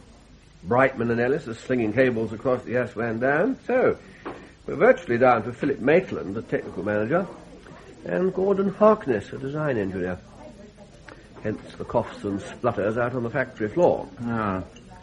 If the dust's more or less settled after the crash of the FJ-101 and the business of Frank Morgan doing himself in? Yes, pretty well. We're back to normal. Apart from being short-staffed, of course. Are you aware that Henry Maslin has been sniffing around the university at Houston, Texas, talking to Frank Morgan's son, Nigel? It was I who sent him that. Oh. Indeed? Well, he needed the help of an expert on silicon chips and microcircuitry.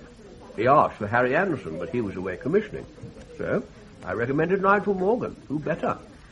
He's considered to be a world authority on the subject, I believe. Cheeky. I went one better.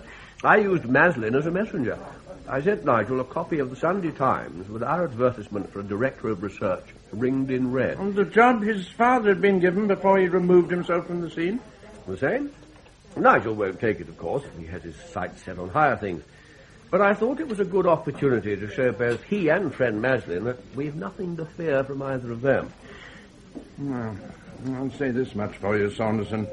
You've got nerve. Thank you, Lord Glengower. I have been schooled by a master. Yeah, so you have, my dear chap, so you have. What if Maslin makes his way to Dr. Hellman via young Morgan in America? Had you thought of that? It has to be a possibility. Well, aren't you concerned what the silly bitch might say now that she's shot off in a fit of self-righteous pique? She could jolly well sink the lot of us. But to do that, she'd have to reveal her beloved Frank as a fool and an incompetent. I can't see her doing that, can you? Well, a cool one, Saunderson. I'd rather have you for a friend than an enemy. Excuse me, Mr. Sanderson. Yes. Telephone call for you, sir.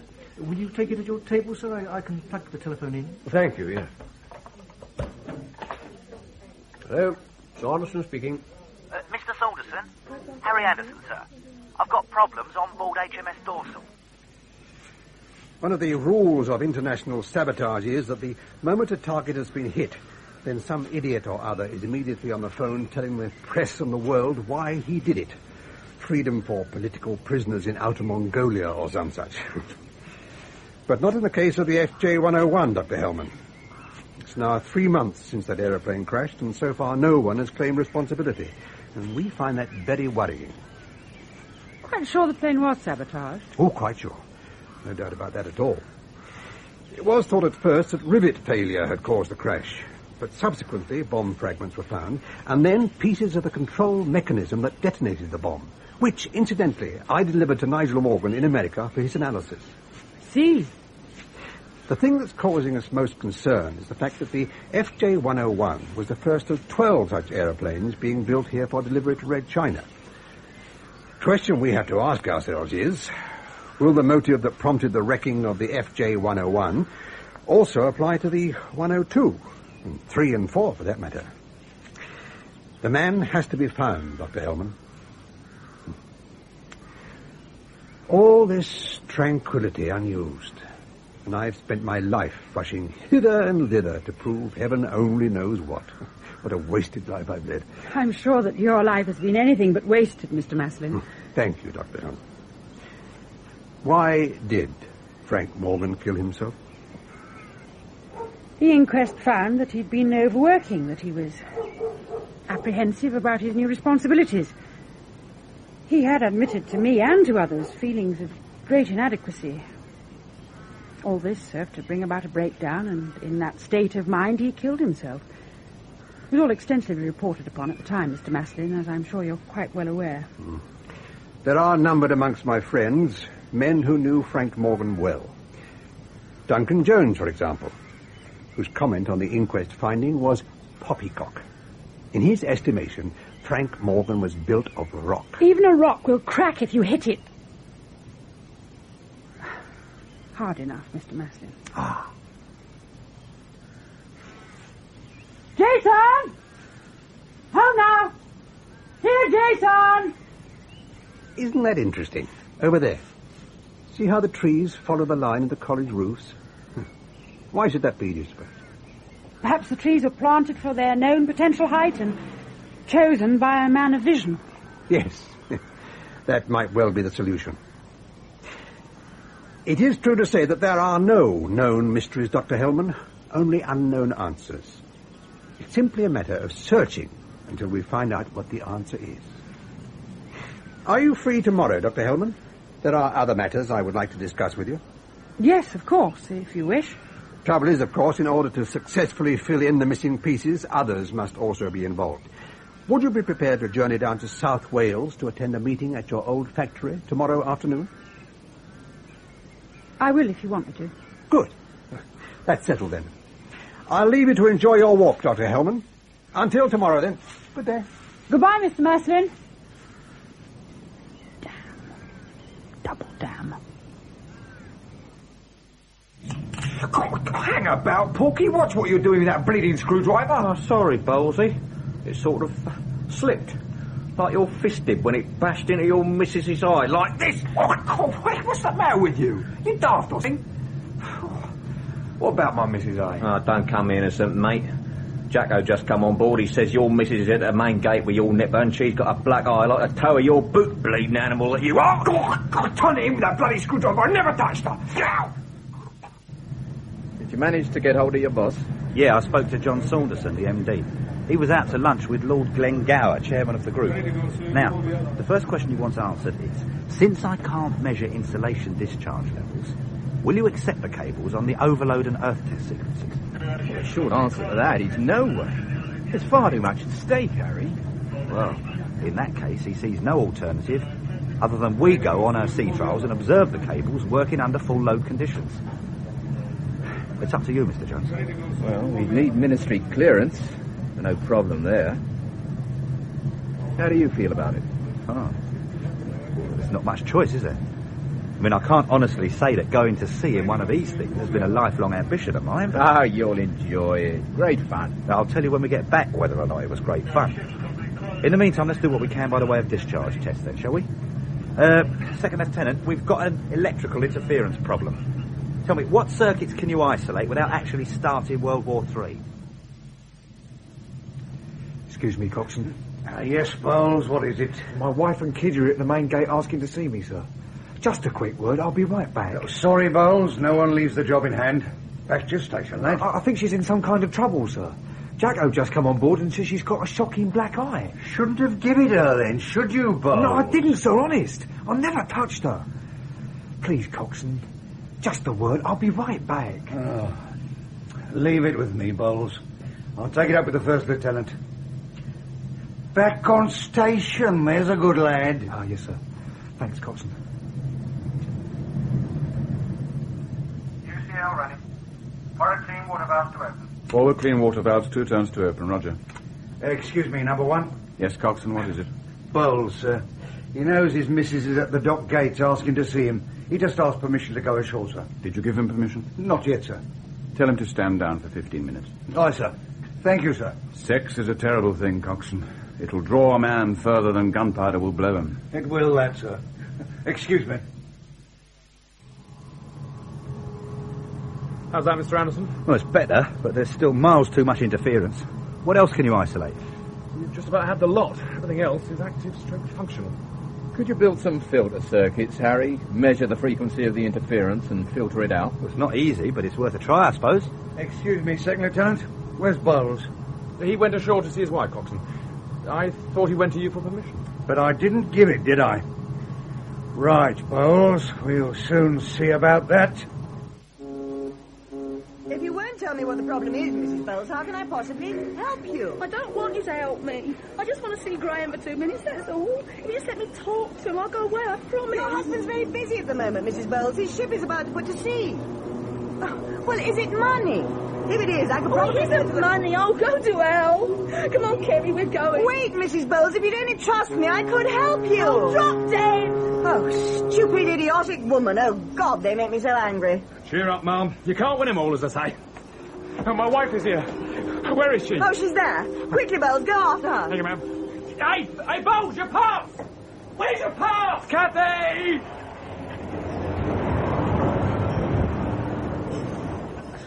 Graham. Hush now. It's all right. I've got you. Kathy, you're all right. What happened? He beat me up. Hold me, Graham, hold me. It's all right, it's all right. I've got you.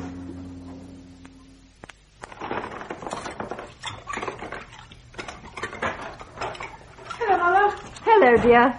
Did you have a nice walk? Yes, thank you. Oh, you're back, are you? With your muddy paws all over my clean kitchen floor. All right.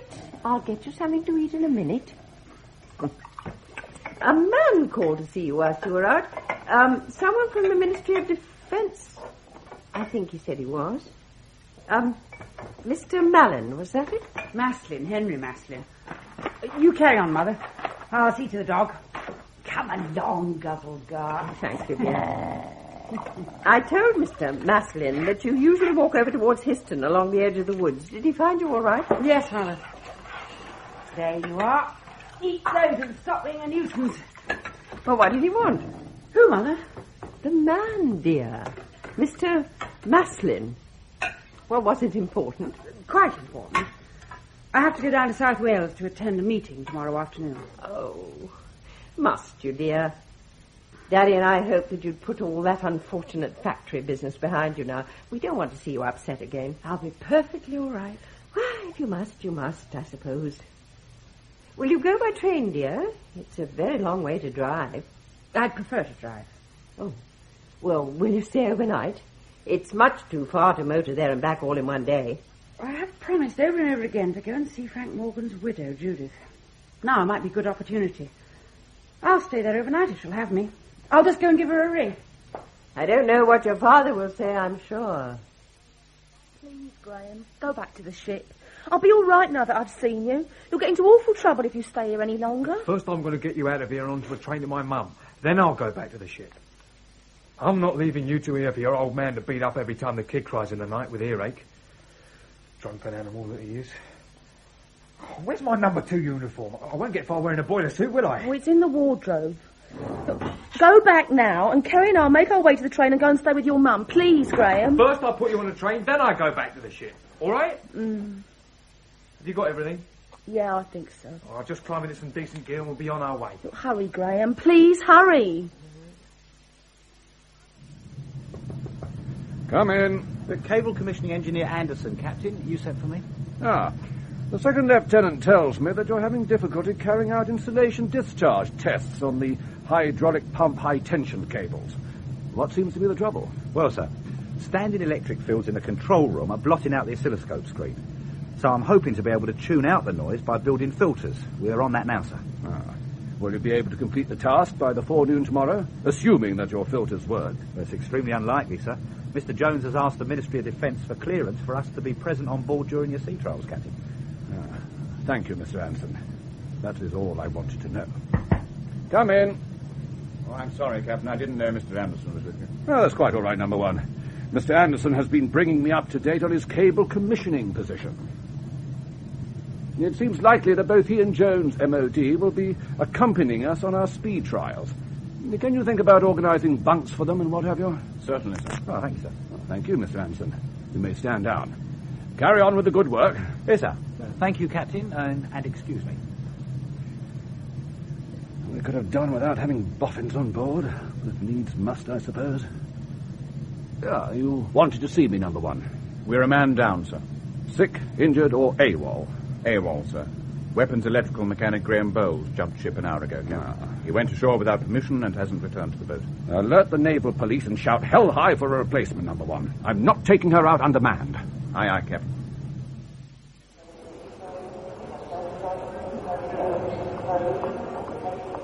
Here we are. A cup of tea and a sandwich for Mum, and an ice cream for you. How's that? How long since you've eaten? The baby had some cornflakes and a piece of toast for breakfast. I had a cup of tea and a fag. Oh, dear. Graham, I'm worried. You're going to get into awful trouble. It'll be all right. Stop worrying. I'll go back on board just as soon as I've got you two fixed up. What will I tell your mum about my black eye? You tell her the truth. Tell her what your old man did. Drunken swine that he is. How is your poorly here now, my handsome? God, Graham! What is it? Don't turn round.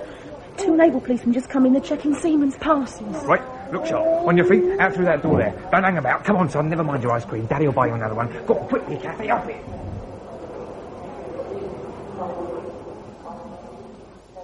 Well, aren't you sick of it, Saunderson? Up to your ears in this bang bang and you're dead business?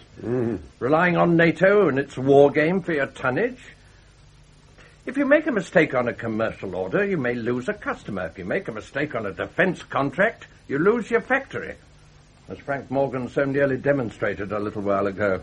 I'd have thought the fright that man gave you would have sent you scurrying off looking for safer outlets for your product before the sod had closed over the old idiot's head.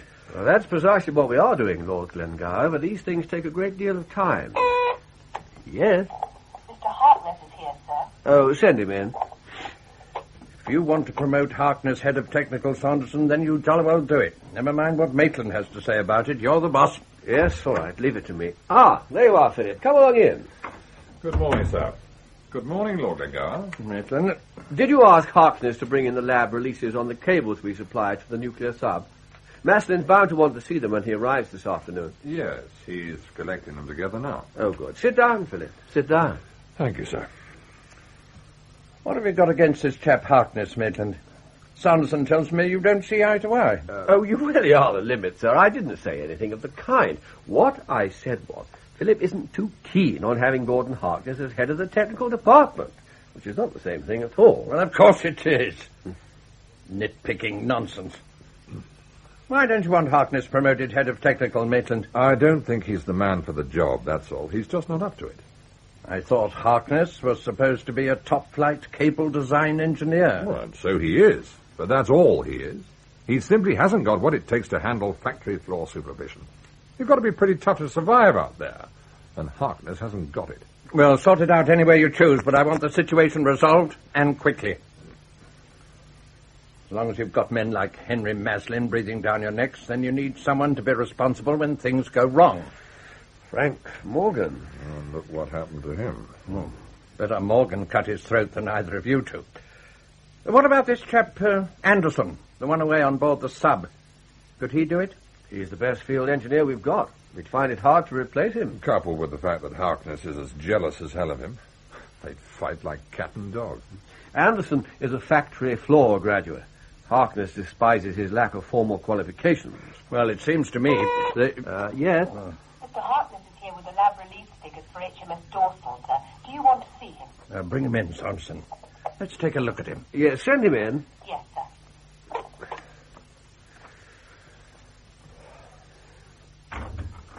Come along in. And close the door.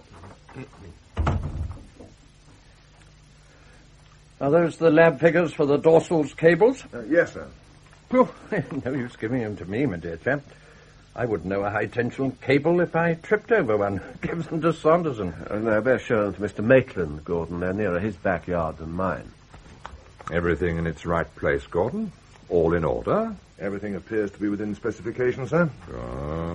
How much current carrying capacity over and above normal working loads do you build into such a cable, Mr. Harkness? Perhaps Mr. Maitland had better answer that, sir. I didn't design these particular cables. What was that? I said, sir, that you designed the cables for HMS Dorsal. It says so here on the release note. Cables designed by Philip Maitland under your signature. My dear chap, you know perfectly well that is a mere technicality. You designed them, I released Your them. design, my draftsmanship. It says so here on the release I note. had nothing whatsoever to do with the design of these cables. You know that as well as I do. What the devil are you playing at? You signed as the design engineer. Therefore, the cables are your responsibility and not mine. You see? You see what I mean? Is this the man you want as head of the technical department? The moment the slightest responsibility is placed upon him, he immediately wriggles out of it.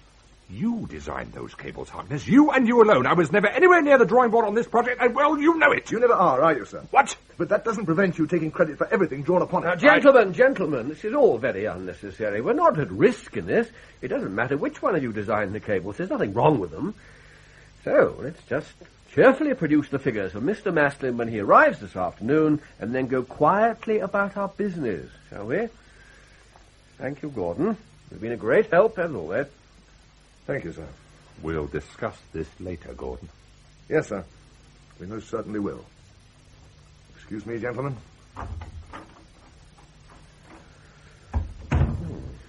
Devious, lying little swine. He designed those cables. He knows damn well he did. Then why, may I ask, did you sign away the man's credit? If you ask me, Maitland, you jolly well got what you've been asking for. If this is the way you carry on. But surely, as technical manager, I am required to sign for such work. In that case, you must accept ultimate responsibility when the time comes and not wriggle out of it, as you so graphically accused Harkness of doing a moment ago. Can we get on, Saunderson? I've rather a heavy schedule ahead of me if I'm to be away by lunchtime. Yes, of course, Lord Glengarry. Thank you, Philip. That'll be all. Keep me informed of any development on board HMS Dorsal. Yes, sir. If you will excuse me. Well. Fancy Harkness getting up on his hind legs like that. I didn't think he had it in him. One in the eye for Maitland. Serves him damn well right. Never did like the fellow. I've a jolly good mind to crown it all by promoting Harkness head of technical and let Maitland pick the bones out of that. Only if it's very important, Mrs. Crawford. Lord Glengar and I are extremely busy. Dr. Hellman is here to see you, sir. Good Lord. Well, show her in, Mrs. Crawford. Show her in. Upon my soul. I thought we'd seen the last of the worthy doctor. Dr. Hellman, sir. Oh, what a truly wonderful surprise. Do come along in, my dear. Mrs. Crawford, coffee, right away. Certainly, sir. Come along in and sit down, Dr. Hellman. You're looking absolutely splendid. Fit again, are we? Yes, thank you, Mr. Saunderson. Good morning, Lord Glengar. It's nice to see you again. Thank you. You arrive in time to solve with the merest nod of your lovely head a problem we wise old men find insoluble, Dr. Hellman. And what might that problem be, Lord Glengar? Who is to lead us now that you are no longer here?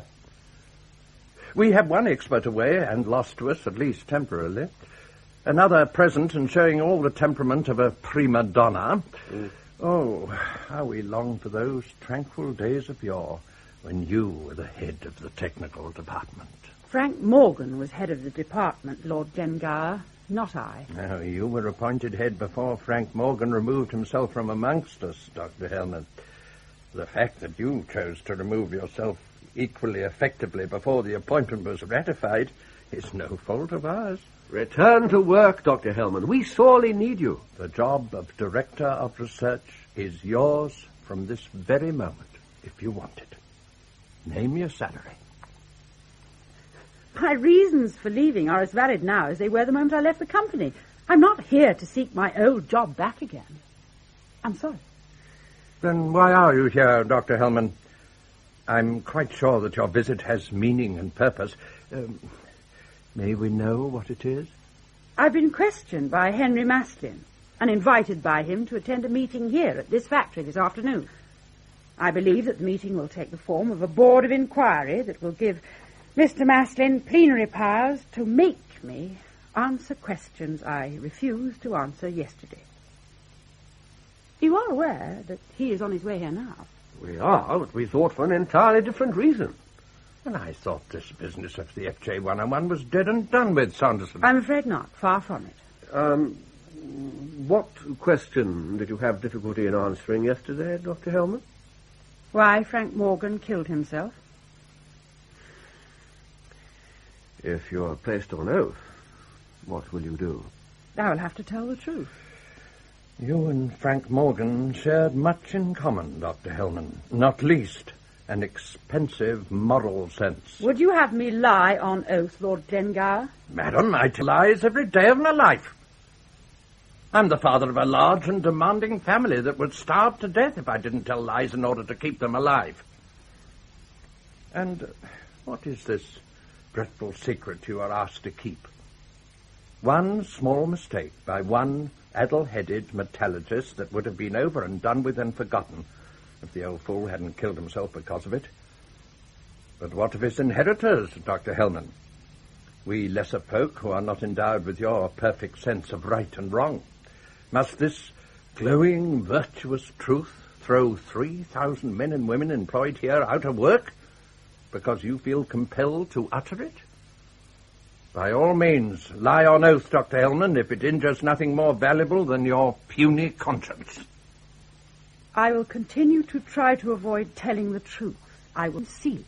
Then go to the devil, woman. If you had done as I asked in the very beginning and admitted Frank Morgan's error to the Ministry of Defence, instead of covering it up, this situation would not now exist. Nor would the factory, madam, nor would the factory. We are here because we had the courage and determination to survive. We cannot all of us run and hide in the countryside writing our memoirs or books on corrosion or whatever else your valuable contribution is at the moment. The decision to conceal Frank Morgan's slip-up from the authorities was based on the fact that it in no way contributed to the loss of the FJ-101. The fact that Morgan believed that it had and killed himself because of it is unfortunate, but it is not our responsibility.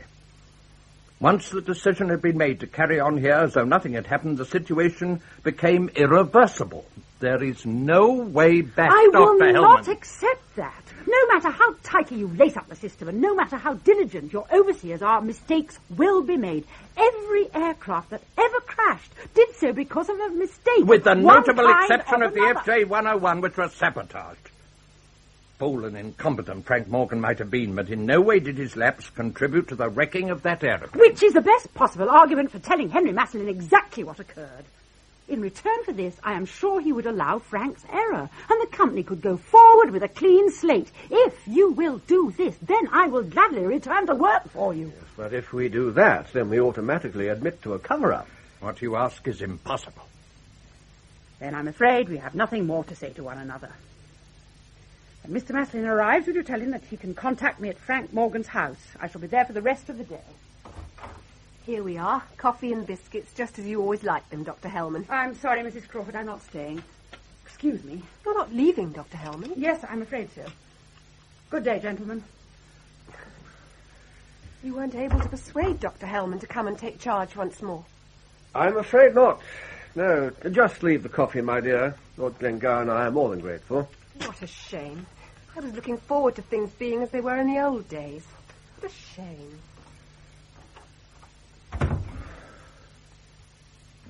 What do you think, Sanderson? Will she scupper the lot of us, or will she button her lip? If she does decide to keep quiet, it'll be for better reasons than we've been able to invent. She's a woman of considerable resolve, is Dr. Hellman. Who else is involved in this god-awful business? Well, Harry Anderson, who raised the incorrect procedure which Frank Morgan signed, he's away, so Maslin can't get to him.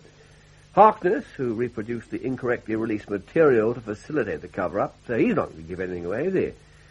And a lab girl called Helen, who uncovered the whole thing. A considerable area of risk there, I'm afraid. Being young and innocent and not yet corrupted by it all, she's quite likely to tell the simple truth, God help us all. Then someone had better put the fear of God into her. I think a word with Philip Maitland, don't you? Yes. Ask Mr. Maitland to come in, would you please, Mrs. Crawford? Yes, sir.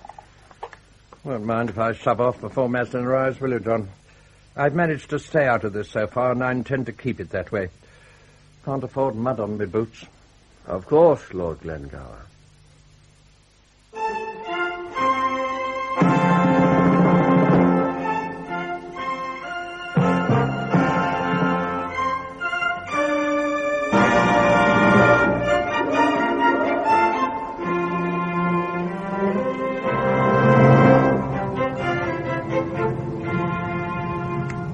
Harbour stations. Make your reports. Torpedo loading hatch shut and clipped. 4 clips. Bow cap check shut. Number 1 main vent shut and cotted. Tube space ready for sea. Tube space ready for sea. Roger. Reactor space, make your report. Clean steam in secondary loop. Reactor space ready for sea. Reactor space ready for sea. Roger.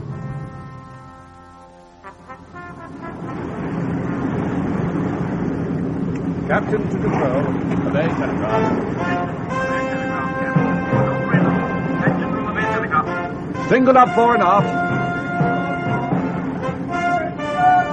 Let go fore and aft.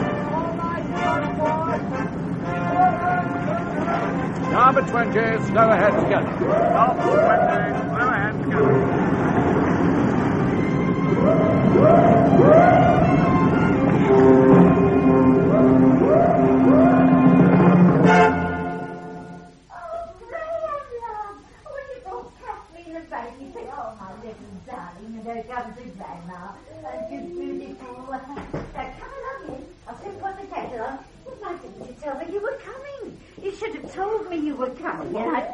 We didn't know ourselves till yesterday, did we? No, not till yesterday. Whatever have you done to your eye, dear?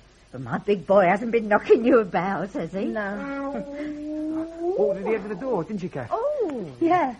Wham, bam, head on into it. Oh. I've been telling her, raw steaks the thing. £3 a pound, you must be joking. Oh, let me look at you. Oh, what a big boy you've grown. Oh, what a lovely surprise. What a lovely surprise.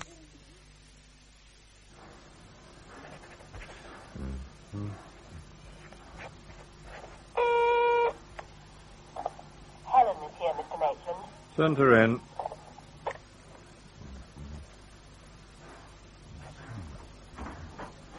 Come in, Helen, and close the door.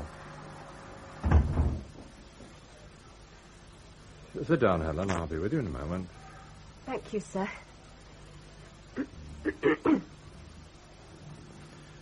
How long have you been with us, Helen? 4 years, sir. Long enough to know the laboratory record system pretty well, wouldn't you say? Yes, sir. And as senior laboratory assistant, you are responsible for the correct filing of all paperwork relating to the testing of material manufactured by this company. Yes, sir. Have you any idea what takes place at a board of inquiry, Helen? Questions are asked and answers are given, I imagine, sir. Precisely. Questions are asked and answers are given.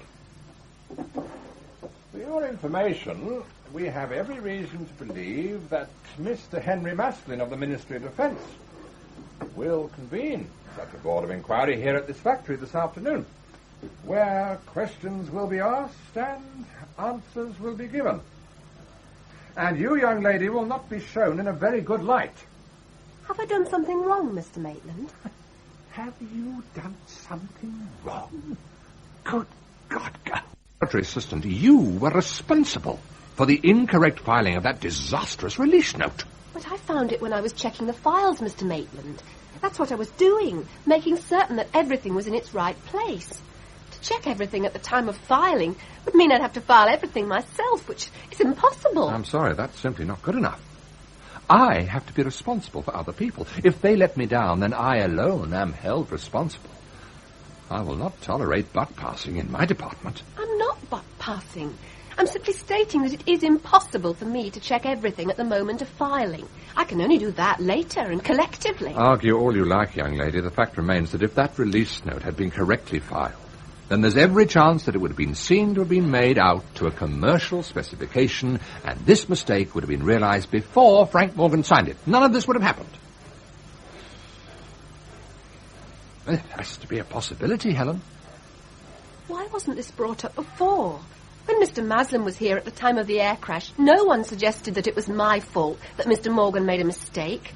Why now, Mr. Maitland? Because no one asked then, Helen. But things could be very different here this afternoon.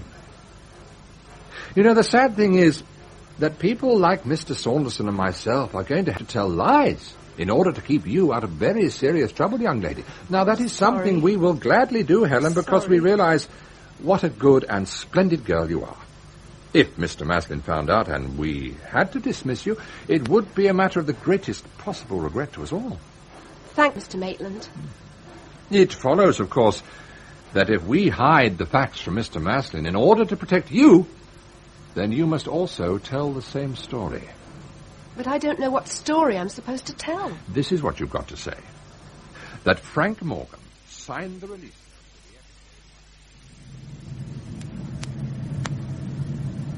Ease your helm. Ease your helm, sir. Sea stations, make your reports. Reactor maintain at critical. Clean steam standing at both engines. Control valves track 4 turns to open. UCL running. UCL running. Roger, maneuvering room. Main vent uncutted. Main vent uncutted. Tube space vent uncutted. Tube space vent uncutted. Control space vent uncutted. Control space vent uncutted. Captain, sir, submarine opened up for diving. Q-tank flooded. Thank you, number 1. Go to the watch. Aye, sir. Go to the watch, coxswain. Red watch close. Red watch close, sir. Send off diving and next of kin signal to SM3 Fastlane, Cox. Aye, sir. All phases in balance, Mr. Jones. Variac standing at 200 volts, 30 amps flowing in all lines. All phases in balance, Harry. What's all this submarine ready to dive, sir? I thought at least I'd have time to get used to the idea. Relax, Harry. We're not diving yet. She'll steam in this condition at all times, ready to dive at a moment's notice. No panic. Well, thank the Lord for that. What's the matter? Are you nervous? Oh, just a bit. Don't worry, I'll soon get over it. We'll be lost in the job and you'll forget all about it. You'll see. Who did you get as Bowles' replacement, Coxswain? Fresh out of training school, God help him. I've put him with Killick Seaman Evans in the hydraulic pump room. Keep an eye on him, Coxswain. Aye, sir. Starboard 20, half ahead together. Starboard 20, half ahead together, sir.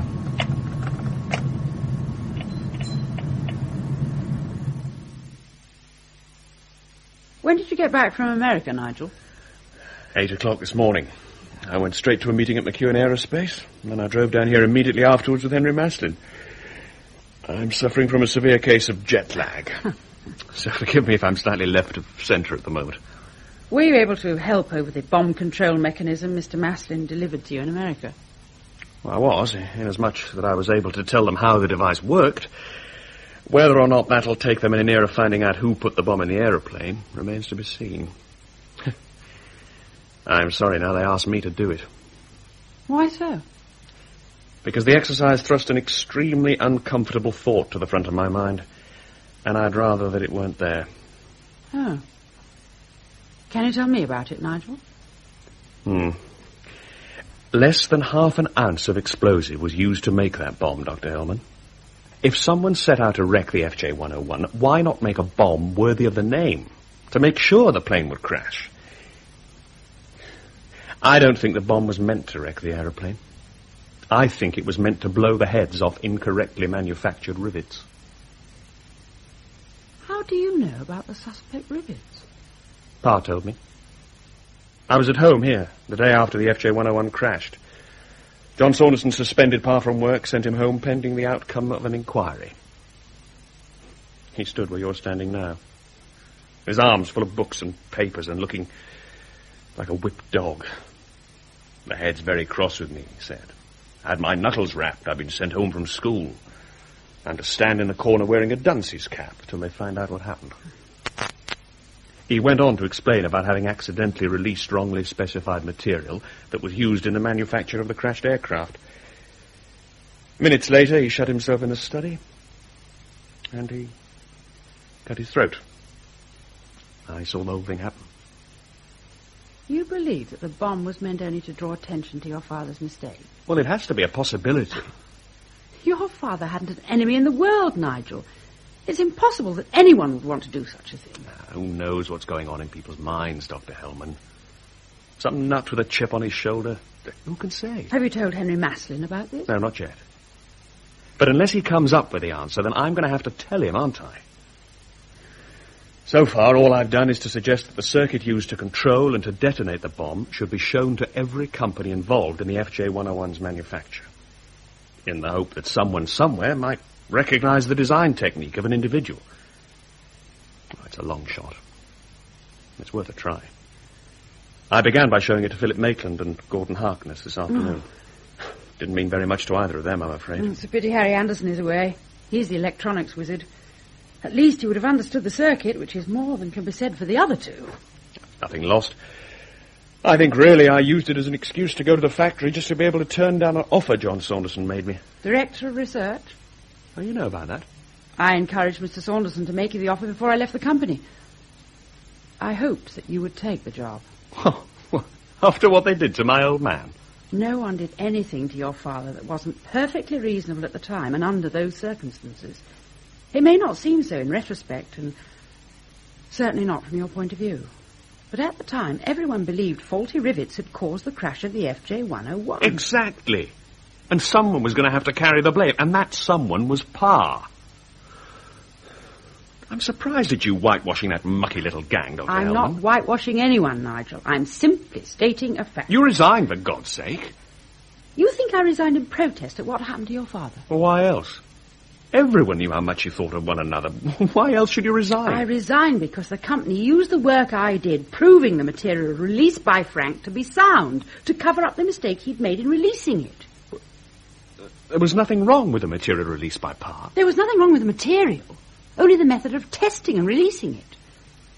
A commercial specification was used, and consequently no samples were kept in what is known as the aircraft blood bank.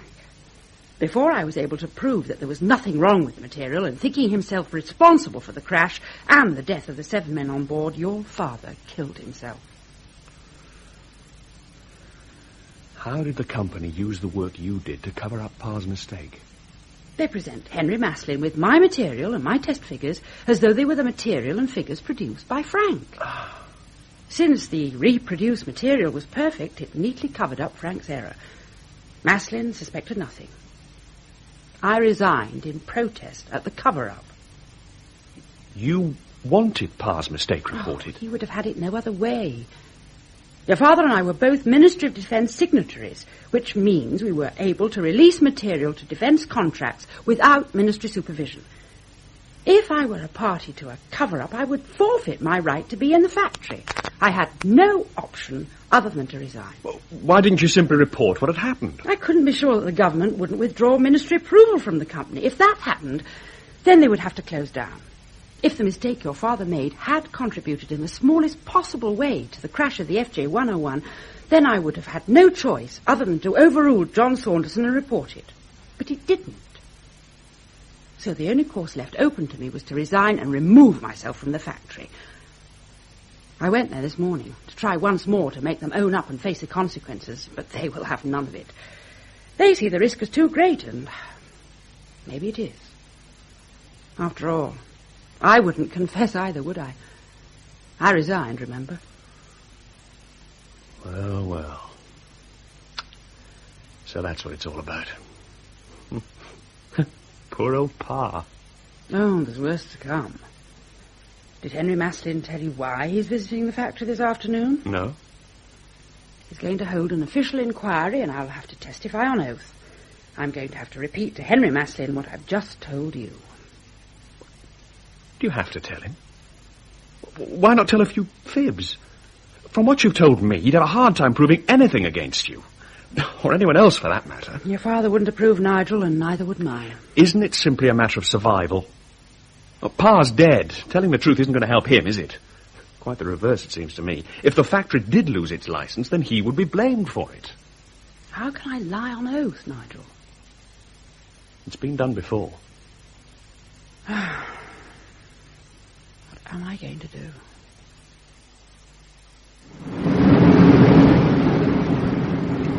Prepare to dive the submarine. Submarine secure and ready to dive, Captain. All men below decks, secure the fin. Aye, Captain.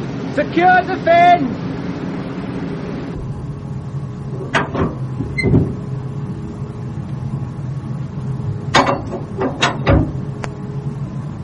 Make a signal to our escort ship. We are about to dive. Fearless, Fearless. This is Dorsal. Radio check. Over. Fearless to Dorsal, receiving you, strength 5. Pass your message. Dorsal to Fearless. Submarine at diving stations. Go to underwater telephone. Over. Fearless to Dorsal, go to underwater telephone. Good luck, Dorsal. Roger and out. Mr. Jones, Mr. Anderson, everything in order, gentlemen? Yes, Captain. All cables well in hand, sir. Very well, number one. Let's baptize the baby, shall we? Dive the submarine. Press the klaxon twice. Aye, sir.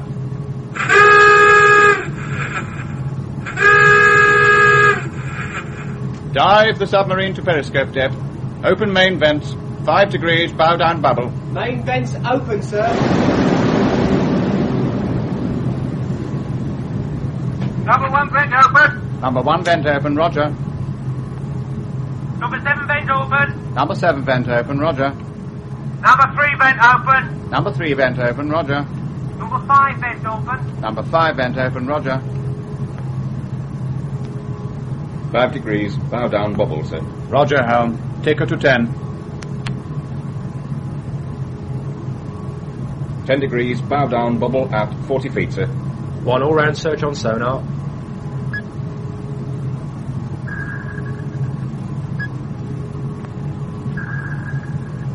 Submarine at 60 feet, sir. Periscope depth. Periscope depth, Captain. Close main vents. Trim 100 gallons from forward.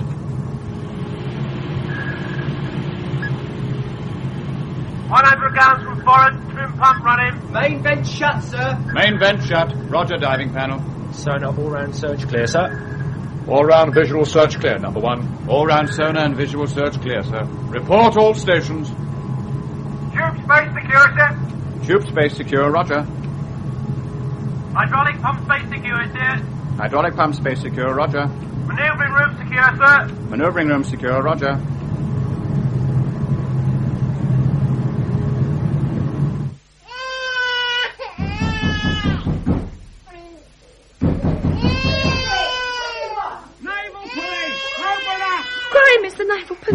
crush us, Graham. What are we going to do? Right, I'm off. Tell them you come here on your own. Tell them you haven't seen me. All right, Graham, go quick, out the back window, quick! All right. If I get clear, I'll meet you in the feathers tonight, all right? Come on.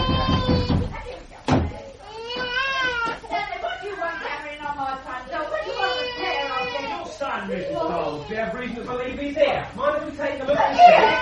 You push in! I'll have the law on you! Charlie! Mrs. Bowles? What do you want? Mrs. Kathy Bowles? What's it to you?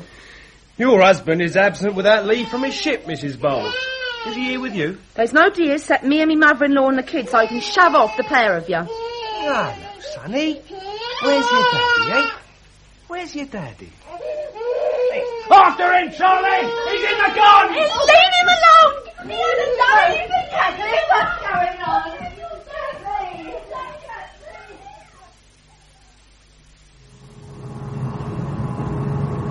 Take the submarine to 600 feet. Aye, Captain. Down periscope. Take the submarine to 600 feet, Coxswain. Diving panel. Trim 100 gallons from aft. 10 degrees, bound down bubble. 100 gallons from aft. Trim pump running. Trim pump running. Roger. 10 degrees, bow down bubble aft 100 feet, sir. Make signal to escort ship. I'm diving to 600 feet. We'll patrol at that depth. Quiet state. Dorsal to Fearless. Dorsal to Fearless. Come in, Fearless. Depth 200 feet, 10 degrees, bow down bubble. Fearless dorsal. Pass your message. Dorsal to Fearless. And diving to 600 feet. Control at that depth.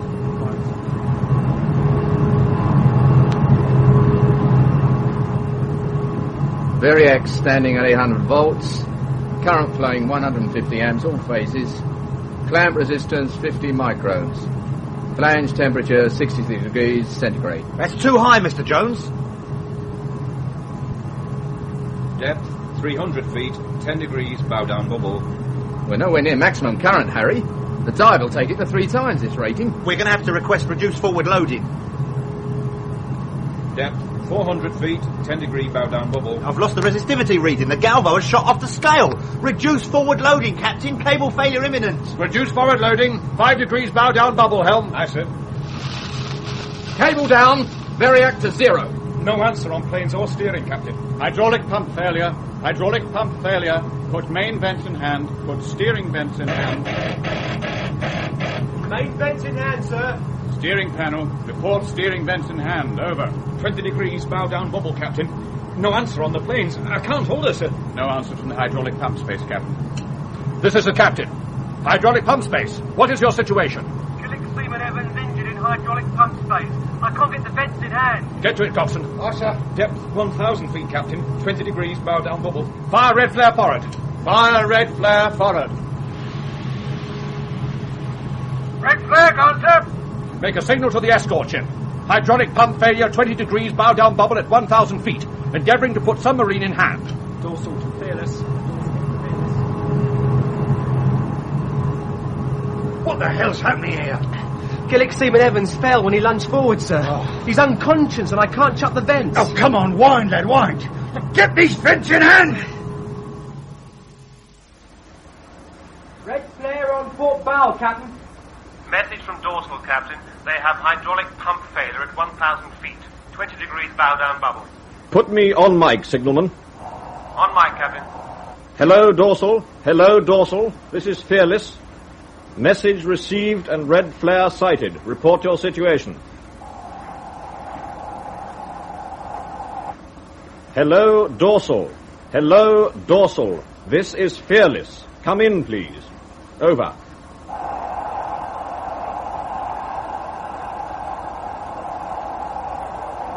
She's not answering, number 1. Signal to Commander SM3 Faslane.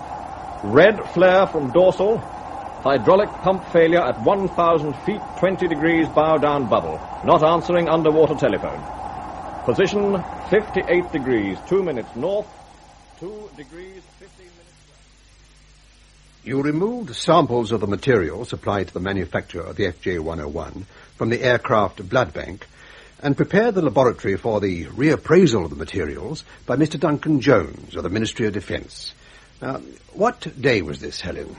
The day following the crash of the FJ-101, Mr. Maslin. And how did you know that the material you took from the blood bank was in fact part of the original consignment supplied to the FJ-101?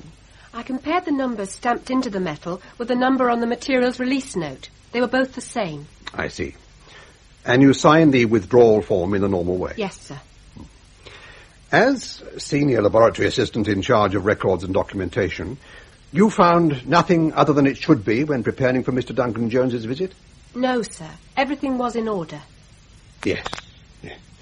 Well, I think that gives a clear picture of the situation as you found it on that day, Helen. Thank you very much, young lady. You've been most helpful. Would you ask Dr. Hellman to come in, please? Yes, sir. Thank you, sir. Will you come in, please, Dr. Hellman? Sit down, Dr. Hellman. Thank you. Take the book in your right hand and repeat after me. I swear. I swear. That the evidence I shall give. That the evidence I shall give. Shall be the truth, the whole truth, and nothing but the truth, so help me God. Shall be the truth, the whole truth, and nothing but the truth, so help me God. Does the number 79/6/548902 mean anything to you, Dr. Hellman? It's the works order number relating to the rivet material this company supplied to the FJ-101. Quite so, Dr. Hellman. Quite so.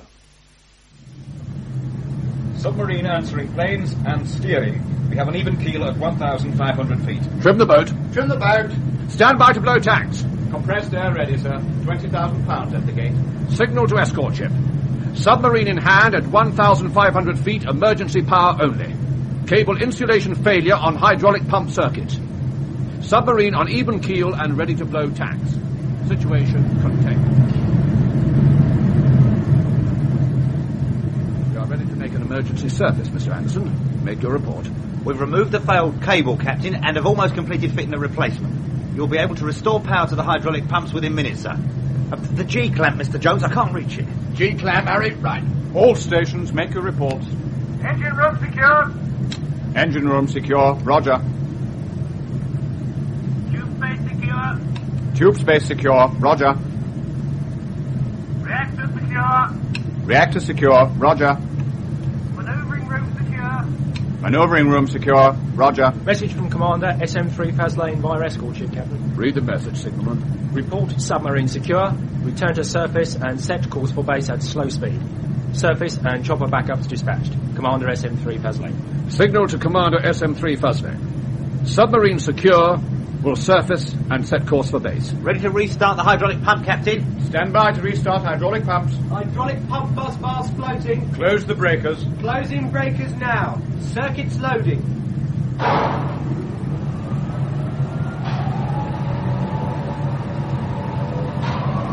Submarine answering planes and steering on hydraulic pump. 10 degrees up bow bubble. Take the submarine to periscope depth. A word with you, Mr. Jones and Mr. Anderson, as soon as you are free.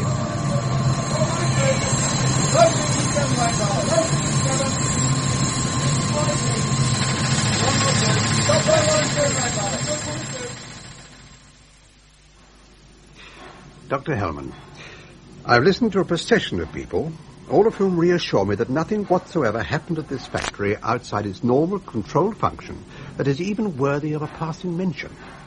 And yet, on the day following the crash of the FJ-101, Frank Morgan, head of the technical department, went home at lunchtime, locked himself in his study, and killed himself. Now, I find that extraordinary. Unless, of course, he believed himself to be responsible for the air crash and killed himself because of it. That would make sense. Did Frank Morgan believe himself responsible for the crash of the FJ-101? If he did, then he was mistaken. That does not answer my question. Whether he was or was not responsible for the crash is entirely beside the point at the moment. What I want to know is, did he believe himself to be responsible?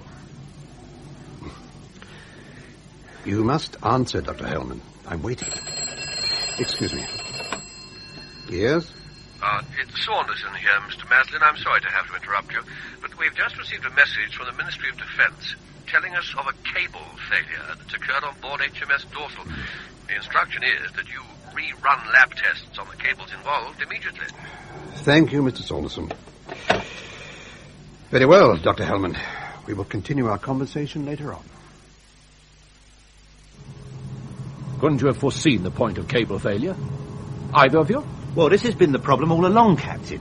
If we'd been able to monitor the cable insulation discharge as intended, then of course we would have seen the event long before it happened. We would have spotted it in port immediately the cables were fitted. But you see, local interference completely blotted out the oscilloscope screen, and we've been flying blind the whole time. But these cables were laboratory tested and passed fit. Why should they break down the moment they were put under stress? Because the cables were tampered with, Captain. I beg your pardon, Mr. Jones. Did I hear you correctly? You claim the cables were interfered with in some way? Yes, sir. Look, sir, here's the damaged piece of cable. Now you can see where a corona discharge took place through a rupture in the insulation here. Huh? I see. Now, if only one pinhole had existed, then it would have been impossible to say what happened because of the charring effect of the current discharge. But there are two further minute holes immediately adjacent, sir. Look there. See for yourself. Could the holes have been made accidentally when the cables were being installed? It's quite impossible, sir. The insulation is very thick and extremely tough. In my opinion, these holes were drilled in order to make the cable fail. You are aware of the seriousness of what you are saying, gentlemen. You are stating that someone tried to sabotage this boat. Yes, Captain. I'm afraid that's the truth of it. Good God. But there is a possible answer, sir. Now, the idea occurred to both Mr. Jones and myself independently, and we could be hopelessly wrong. I hesitate to say what's in our mind. This is no time to prevaricate, Mr. Anderson. Out with it, man. Say what you have to say. Well, all right, then.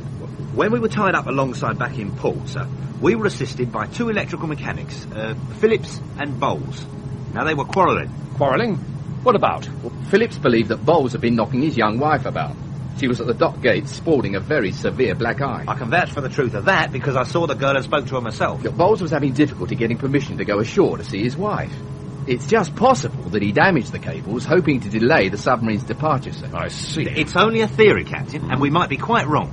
We might be doing this Bowles a great disservice. The first lieutenant to the captain's cabin immediately. First Lieutenant, Roger. It is at times like this that I regret we no longer hang men for tricks like this. What will they do to you, Graham? Well, first they've got to catch me, ain't they? But when they do, what will they do to you? Oh, make me write out 100 times I must not jump ship. Oh, and I'll have to sit through 16 showings of We Dive at Dawn. Graham, I'm worried. Kath, I don't care what they do to me.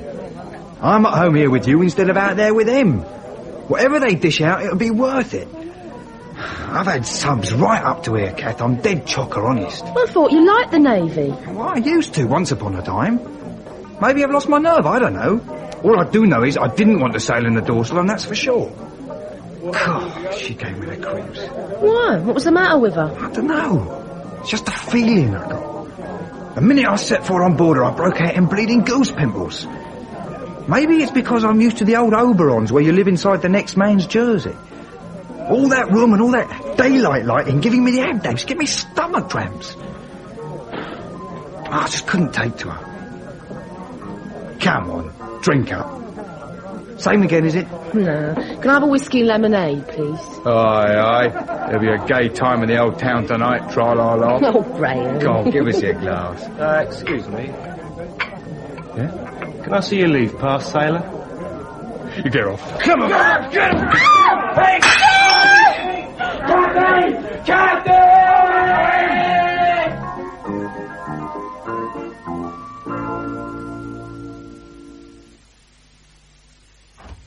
Just a few more minutes, Mr. Maslin, and the laboratory will be ready for you to start your reappraisal tests. I've explained the urgency of the matter to the test house people, and they've agreed to work through until the task is completed. Thank you, Mr. Saunderson. Have you shown Dr. Helm on the work you did on the bomb fragments, Nigel? Not in any detail, no. Then you should, my dear chap. Nothing short of genius, Doctor. Have you your copy of the circuit Nigel showed us this afternoon, Mr. Saunderson? Yes, it's here. Thank you. Explain its function, Nigel. Right.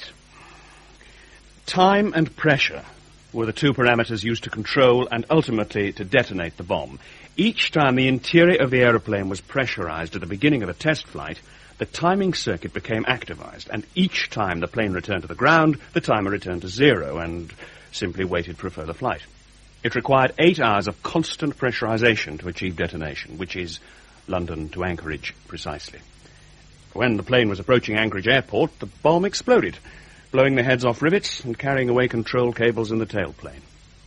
The pilot immediately lost control and the aeroplane tumbled from the sky. Here you see a cadmium microdot cell linked to a Schmidt-trigger timing circuit with a constant negative bias on the collectors. Now, this enables the pressure within the aircraft cabin... Oh, sorry. My gabbling. I've spent so much time studying this circuit, but I imagine everyone's familiar with it. All right, I'll try again. You don't have to. I recognise the circuit. You've seen this circuit before, Dr. Hellman. Many times. An originally designed circuit is like a fingerprint. It can only belong to one person. If you know who designed this circuit, young woman, you know who put the bomb on board the FJ-101. That circuit is based upon a system used here in this factory to control extruder ram speeds. Frank Morgan installed those extruders. But he didn't design the control circuit. Who did design the control circuits, Dr. Hellman? Harry Anderson. Good God. I've been looking in the wrong place. It isn't the FJ-102 he's after. It's the nuclear submarine. I never touched the rotten cables! Oh, yes, you did, Bowles. The commissioning engineer on board HMS Dorsal has already told us how and why you did it. Honest to God, sir, I never touched the cables! Someone reached you, didn't they, Bowles? Someone worked your missus over and threatened to do it again and again unless you did as they asked. Isn't that the truth of it? No! Her father beat her up because the kid was crying. He tried to bash the kid and she stopped him. Ask her! Ask my wife, she'll tell you. I jumped ship, that's all I did. I never damaged no cables, sir. Honest to God, I didn't. You jumped ship because you knew when and where those cables would fail. You intended to send that submarine to the bottom of the sea. I couldn't. How could I? What if I tell you that all those mates you are so fond of are dead, Bowles? I don't believe you. When the cables you damaged broke down, the hydraulic pumps failed. Before they could put the sub in hand, she plummeted down past a crushed depth and 20,000 tons of water squashed that boat as flat as a beetle beneath your boot. Now, will you tell me who made you do it? No one! No one made me do it! You admit to acting independently, and for reasons of your own, you sabotaged HMS Dorsal? No, I didn't! I didn't! I jumped ship, that's all I did! Oh, please, sir, you've got to believe me. I didn't do anything to harm HMS Dorsal. All right. Put him on Admiral's charge. You can answer to the old man first thing in the morning.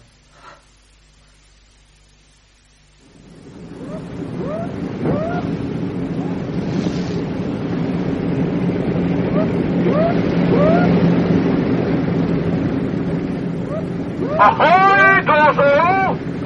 Do you require any assistance? Submarine secure. No assistance required, thank you, Captain. Are you ready to form line astern and to proceed to base? We are ready when you are, Captain. Roger and out. Message from Commander SM3 Faslane, Captain. Thank you, Signalman. Good God. What is it, Captain?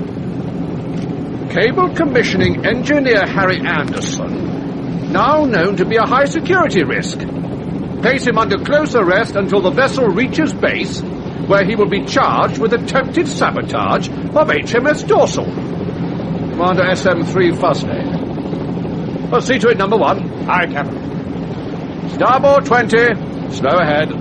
Starboard 20. Slow ahead, sir.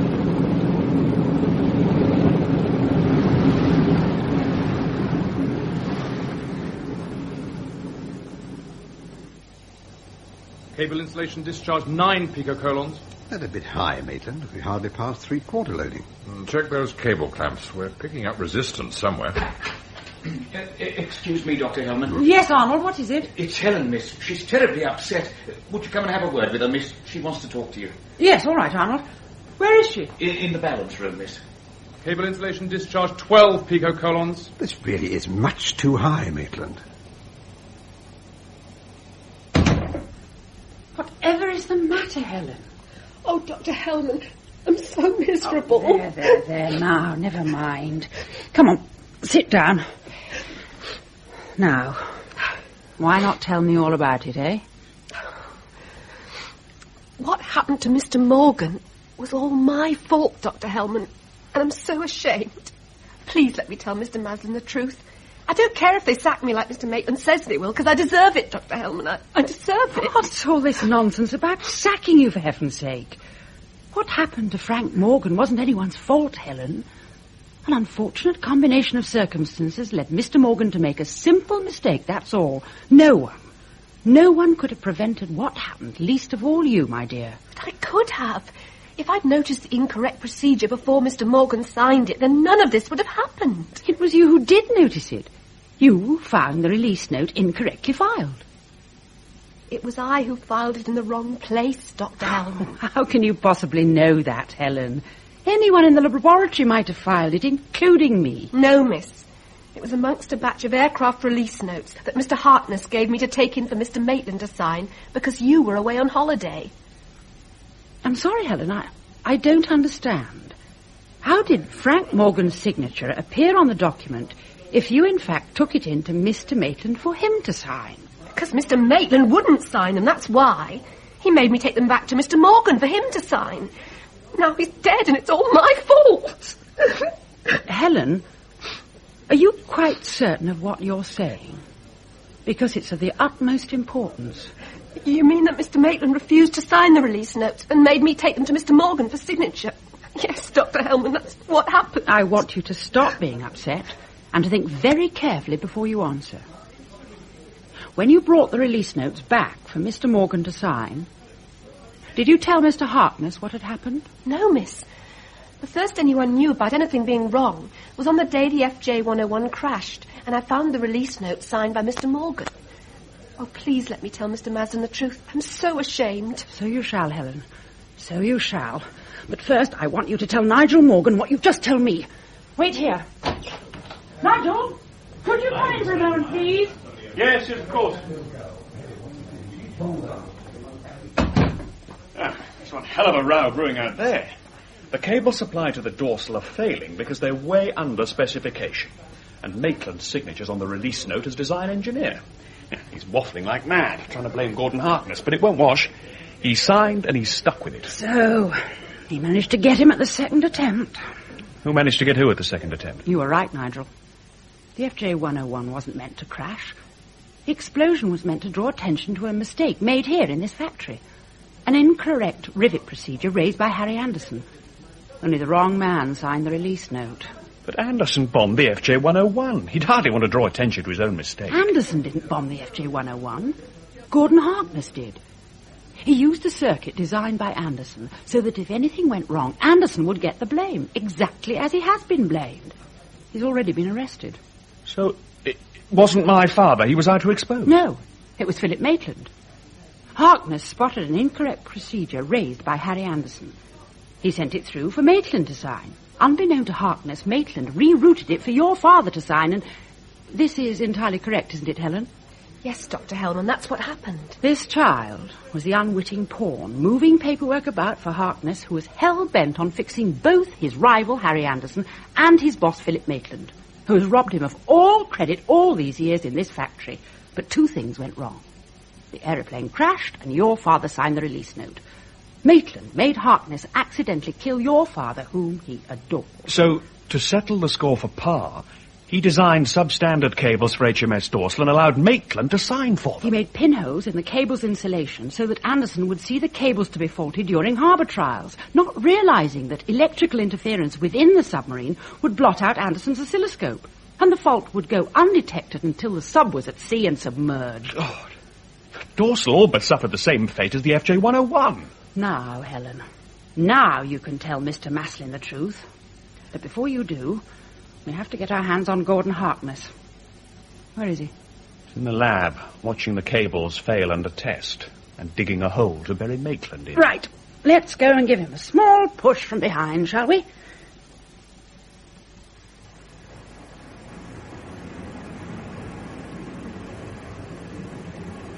Ground control. Fastjet 102. Push back from stand. Juliet 08. Over. Fastjet 102. Hold position. Fastjet 102. Clear to push back. Fastjet 102. Roger.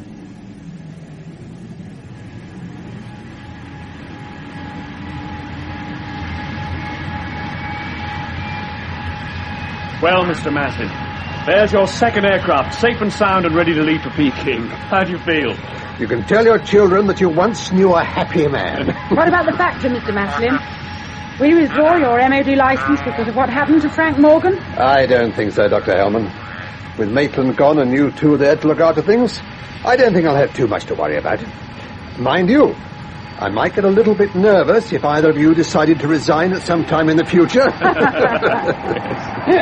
There she goes. Goodbye. And good luck.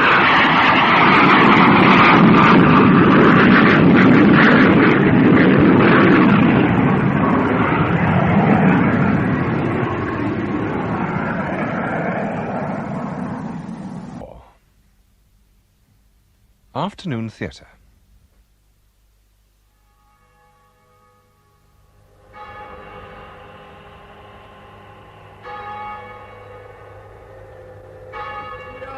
Memento peccatoribus quoque nobis commixtio hec salutaribus preceptis salutaris calicem.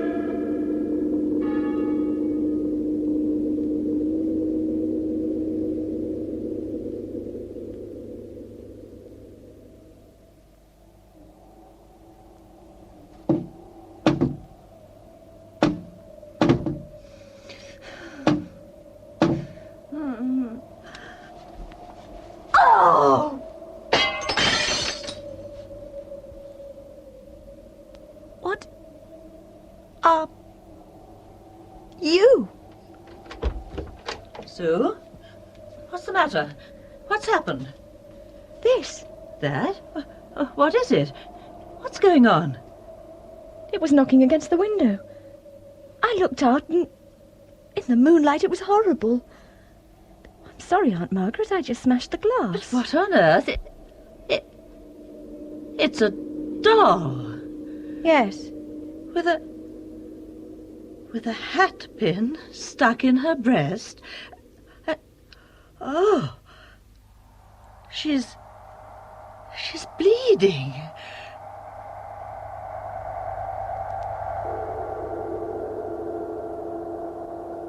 We present Richard Morant, Kim Hartman, Peggy Thorpe-Bates and Brian Hewlett in The Kashmir Fugitive, a play for radio by John Ash. The Kashmir Fugitive.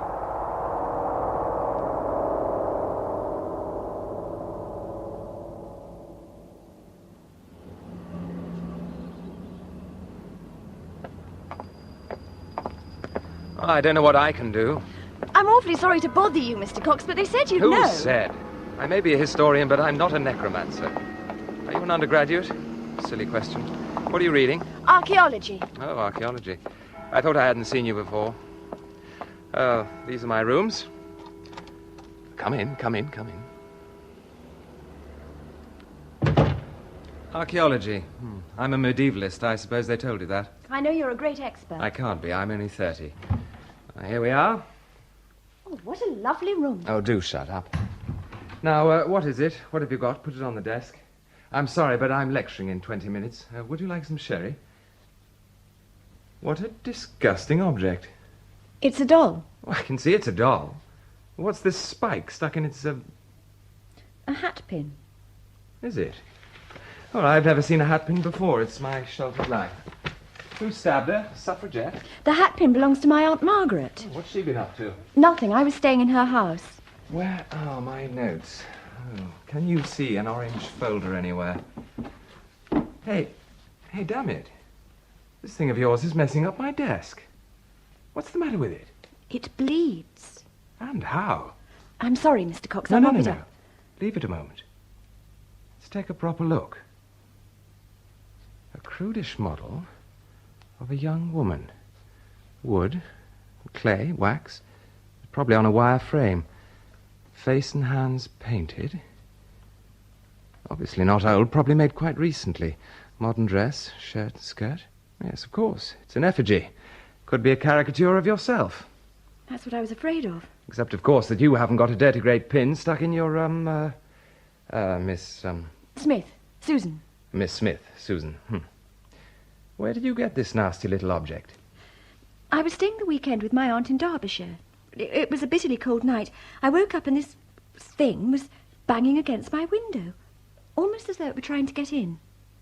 I was really frightened, seeing it there in the moonlight. I smashed the window pane and snatched at it, and when I got it in, my hand was covered with this red, sticky stuff. Well, look, it's obviously some kind of practical joke, you know? And some people find where a girl's sleeping, you know, they... No, I don't. They're bad enough in Oxford. What can they be like in, where was it? Gatrop. It's only a village, a quiet village. Oh, but villages are appalling places, absolutely appalling. Have you any idea what goes on in villages?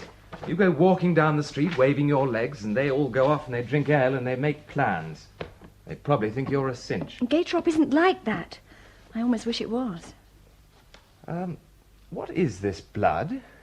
It's a good imitation. If you squeeze her, more runs out. Ugh. I think I've discovered what it really is. A man I know does chemistry. He took it to the lab and they've given me a note here. Well, go on then. Read it. What does it say? Adria stigerola. Oh, you've lost me. Crine bark extract. They're not sure about it because it's vegetable matter with a lot of impurities, but that's what they think it is. Perhaps mixed with alder root, fermented and distilled. Not a laboratory product anyway. Not a chance. Mixed in a cauldron, perhaps? The Bodleian found me a rare book on 16th century necromancy, with the only mention of Adria stigerola they could find in the entire library.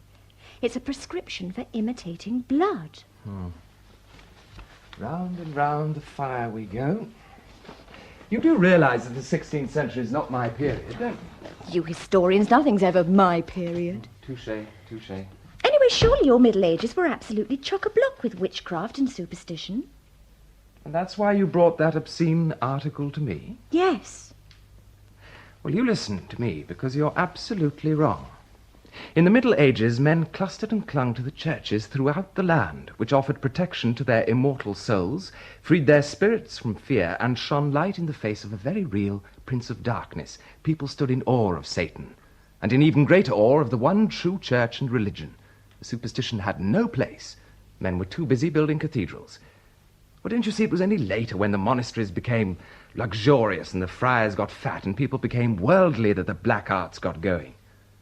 You know what Carlyle said: when men cease to believe in God, God pays them back by making them believe in Cagliostro. The great necromancer. Yes, and he'd have been happy enough in the 16th century. Persecution of witches, so-called, from poor wretches up to royalty.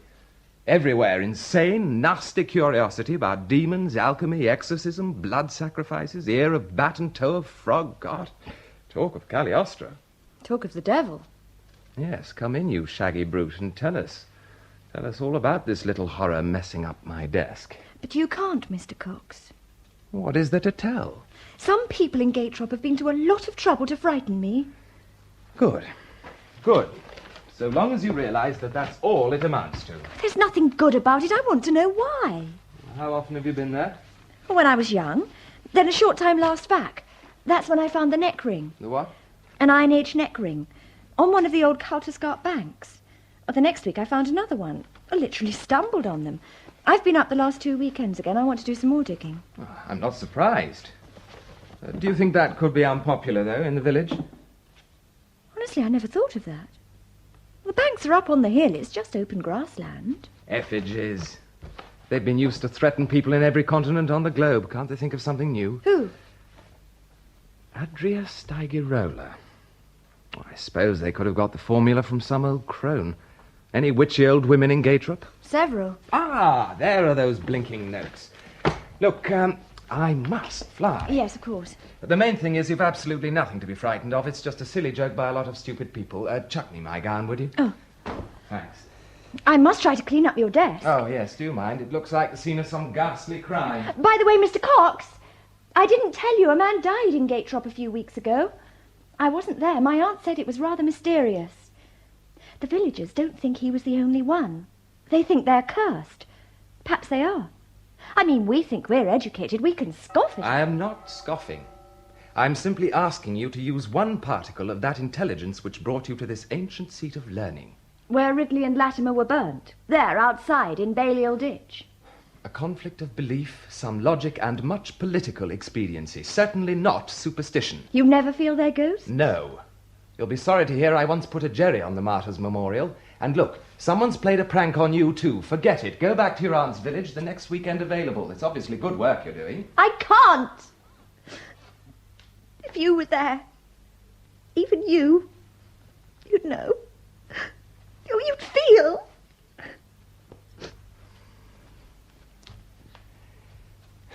I'm not an exorcist, but if you really want someone to hold your hand... Yes, dear. Yes. Yes, of course. It'll be quite all right. The same train. All right. Goodbye, dear. And this time do bring some warmer clothes. Yes. Goodbye. That was my niece. Oh, yes, Susan. Oh, of course, you met her last weekend. I did indeed. Such a pleasant girl. Very intelligent. She was saying that these things she found up at Stendland have attracted a lot of attention in her department at the university. I'm not surprised. She showed them to me. They're Iron Age ornamental neck rings. The kind of thing they found at Castle Naze. Afraid I don't know much about them. Clever girl. She followed the tracks of one of the old counterscarp banks and just turned them over with her foot. Well, I suppose you have to know where to look. It's very bare and bleak out there. She's very kindly offered me one for my little museum, if it's authenticated. Well, I think she said that they have been. Do you know if she found anything else up there? Anything else? Well, I'm not sure. Of course, she hasn't been at it long. I bet she can't wait to come back and have another look at the hill. She's bringing a friend from Oxford, James. Well, I hope he isn't too much of a distraction. Oh, it's not that kind of a friend. He's a lecturer. A don? Suppose he must be a senior archaeologist. His name is Cox.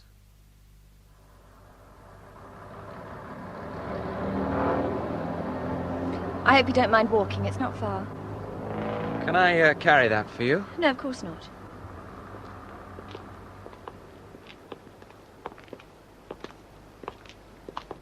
Oh, it's a pretty little place. If you say so. Anyway, it doesn't run to a taxi. One shop, one pub. That's the pub. You go in there? Yes. Well, not that I'm exactly welcome, I don't think. No, why not? A girl alone, in jeans. It's very quiet.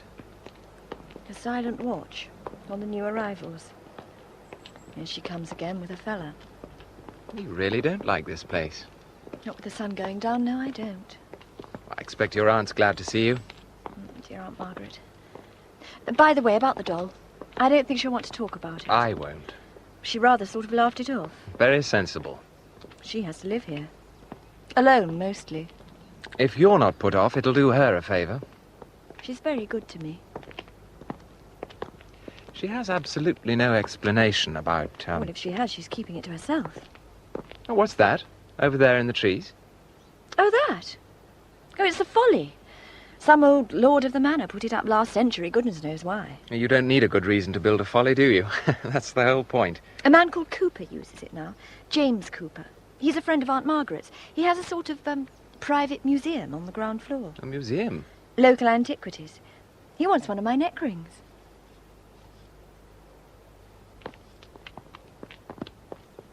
It's a pretty ghastly pile, isn't it? Now more ghastly than ever.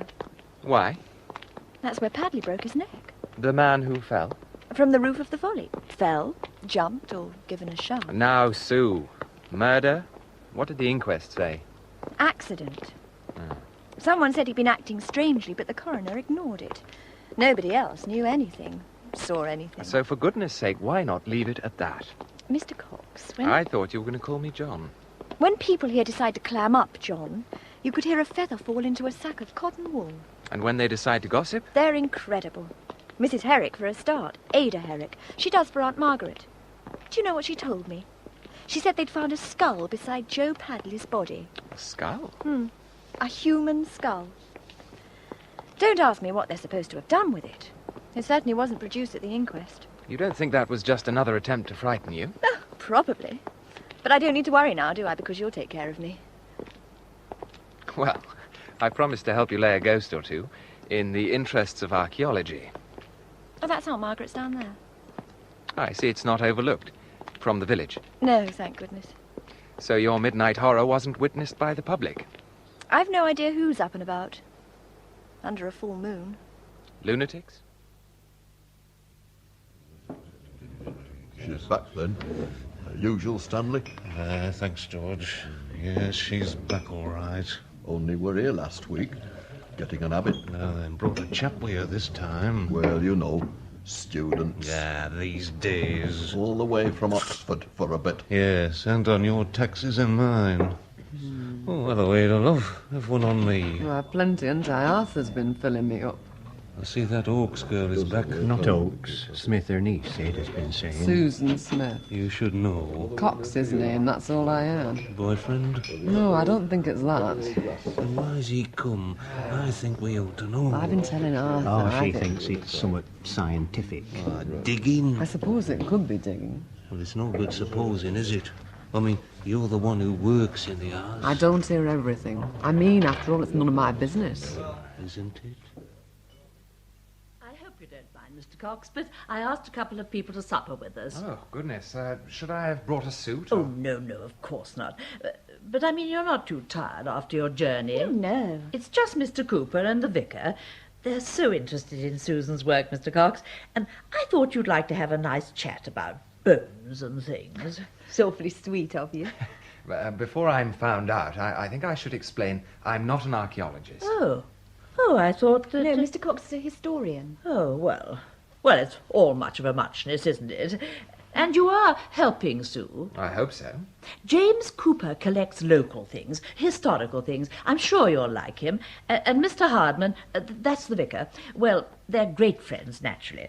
So we should have a very jolly evening. You'll let me know what I can do to help. Now, you won't have to do anything at all, Sue. I've got some help. Mrs. Herrick? Yes, she's very kindly offered. Oh, I don't know what I'd do without Ada. You could hardly call it work, Mr. Hardman. I just picked up some things by chance, that's all. But you knew where to look. It's no use arguing, Susan. The whole business was quite spectacular. Better than I've been able to do myself for a very long time. What do you think, Mr. Cox? Oh, well, I'm no specialist, but I must admit I was impressed. The time these ancient things lay there and nobody noticed. Well, of course, it does take education. How long are you staying? Oh, just the weekend.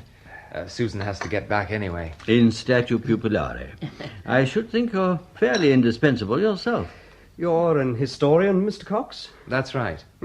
Perhaps you would care to look at some of our headstones. There are 2 Saxon crosses. And a variety of legends. What would your main interest be? I mean, political, cultural? Well... We try not to make distinctions now, Mr. Cooper. Pitch in sociology and religion, if you like. As the lady says. Sometimes I think sociology is becoming a religion. I don't imagine the absentees from my services are engaged in sociology. Oh, they're a pagan lot here, Norris. But they mean no disrespect. No, not to you. What do I matter? No, it's the same everywhere. Empty churches, and I'm afraid empty minds. I don't know. Television, the Sunday papers, Scrabble. Television reception in Gateway is almost non-existent. We're in a sort of dead spot. And I may say the milkman can't spell any better than I can. I think the bad TV has something to do with Stendon Hill. You might dig it away a bit, Susan. Are you taking Mr. Cox up there tomorrow? I hope so, Mr. Hardman, if it's fine. Now, make her be careful, Mr. Cox. It's very steep in places. Well, is there anything else? Oh, no, thank you, Ada. It's very nice of you to stay. Good evening, Susan. Good evening. Mr. Cooper, Parson. Ah, but is it safe? That's what I want to know. Safe, George? I don't know I should keep it here. Behind my own bar, such a thing. Bit of patience, George. Is it legal, Arthur? I wish Mark Follett had kept it to himself. I do, and that's a fact. He couldn't, could he? It's common property, like you might say. Common property? Aye, and here it is in a public place, and that's fitting. Now, if Mike Follett had taken it to his cottage, The law might have had something to say about that. It's not foot law. It's foot parson, ain't it? Hardman? That's what I said all along. Hardman don't count. Never did, never will. Never tried. Well, I don't fancy keeping it, and that's the truth. Time it were buried in a decent bit of earth. We're never meant to be worried. Not with them markings on. Evening, Ada. I'll have an half, George. It's been a long day, but... Oh, Arthur's still at it. Hey, what's the news then? They think this Cox fella could beat press. Well, you know best than that. The press went after the inquest. Weren't no more to be said or found. So they thought. Didn't make no difference where Joe Padley died. Didn't make no difference at all. To what? To who? Here we are, Ada. Thanks, George. He... Show us that thing again. Nay. Go on, George. Fetch it out. Any time you said. Not yawn, you said. You're morbid, Ada. Morbid. Come on, George. Well, then. Open it. What's it supposed to mean, do you fancy? It's disgusting. And no one's come looking? Why, Mike never told the police nor nothing. The way I see it, I wish he had. I don't mind telling you. It were our business, not theirs. Either he had it with him when he fell, or he saw it lying down there. Either way, he fell. Why? That's what they want to know. No one knows, do they? Don't they? Don't they? Naturally, it won't be easy to avoid the subject. Has she told Mr. Cox, do you think? I really don't know. Margaret, it's pretty obvious that he's come here for some reason. I agree. I didn't expect to see Susan back so soon after what happened. I'm surprised she wanted to come back at all. And it's always worse at the weekend. They don't know that yet. Oh, well. I expect they'll be up on the hill tomorrow and get some fresh air. Then I hope they're coming to see my collection. James, I think you're only happy when you're nosing round in that folly of yours. Maybe. Well, thanks so much. Lovely meal. Good night, James. Good night, my dear. Good night, Norris.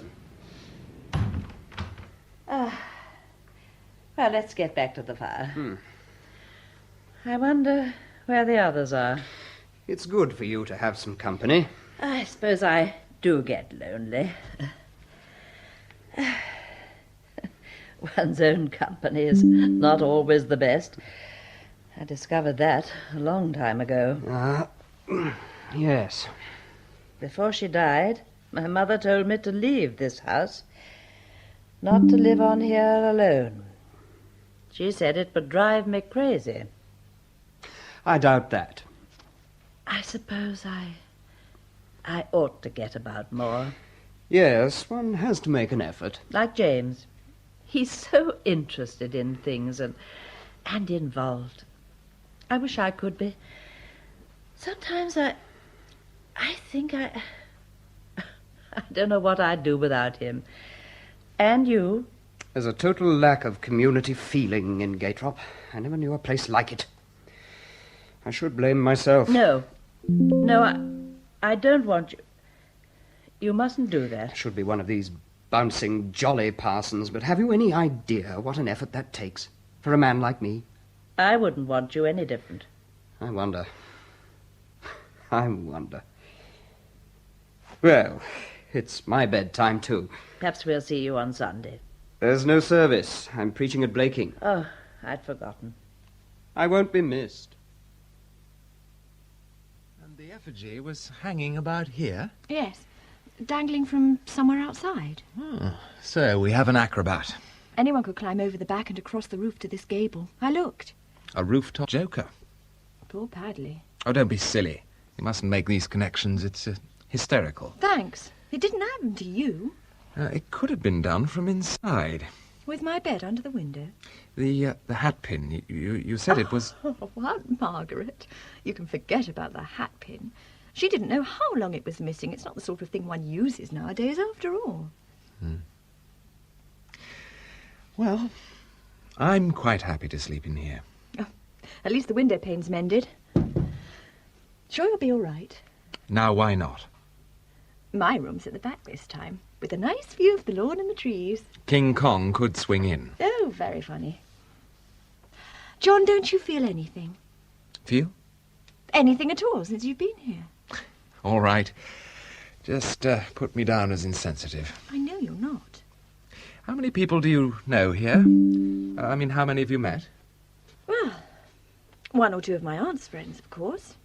George at the pub. Harry Dempster. He's the farmer who owns part of Stenland Hill. Then there's Mr. Follett, the blacksmith. Not a very good farrier, they say, but he makes all sorts of other things. Oh, well, country people are never rude, are they? They all pass the time of day. Oh, they don't talk much in Gaytrup. Not to me. I sometimes think they'd like to. They're a bit uptight just now.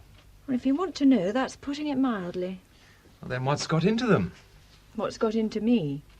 That is the question. You're an intelligent girl, Sue, and I'm not exactly an idiot. I admit someone did try to give you a scare. But that's not all that worries you in Gaytrup. No. I shall open the window and sleep like a log. I can vouch for the bed. It's not bad. We'd better go up the hill tomorrow to show Willing. Fine. Oh, by the way, have you ever seen James Cooper's museum? No, I've never seen the Folly properly. Well, that's something to look forward to. Is it? Oh, come on, Sue. Oh, I'm sorry. He said he'd got things to interest both of us. I begin to envy Iron Age man in Gaytrup. He slept through it all. I'm sure he had his neuroses. Perhaps. Oh, ay me. What perils do environ the man that meddles with cold iron? I'm glad you're here, John. Through perils both of wind and limb, through thick and thin, she followed him. We'll see about that. Oh, what's this Billy do on my pillow? Oh, I don't know. A note. Pretty awful scrawl. Top, cliff, I, that, us? It's nonsense. Top cliff. Cliff top. I, that, sat, us. It's not your aunt's, It Henry. can't be. Anyway, even she'd hardly spell sat with a Z. Well, then who? Who would? I don't know. Top of the cliff? Well, who sat and who's us? Well, how did this get here? I see the window isn't fastened. It was meant for me. They thought this was still my room. They? You keep talking about them. You make it sound so malignant. Anyway, it's just a scrap of paper. It could have come from anywhere. Just a doodle. It doesn't say anything. Doesn't it? At Cliff, I sat there. Where? What are you talking about? On Stenland Hill. The ground's given way in places. Where it has, it's quite steep and dangerous. You could say I sat on top of the cliff often. All right. On the top of the cliff I sat. Then what about the us? Who's that? Them? Them? Or you and I? Oh, there you are, you two. Sue, you're shivering. It is cold up here. Oh, I'm so sorry. Come on down to the fire, and we'll all have some more coffee. Evening, Mr. Cooper. All gone home, George? I don't stay late these evenings. Am I in time for a brandy? Not strictly speaking. Oh, too bad. I've been up at Miss Oakes's. A cold night. You can have one on me, sir. That makes it all right. Here we are. Oh, it's extremely kind.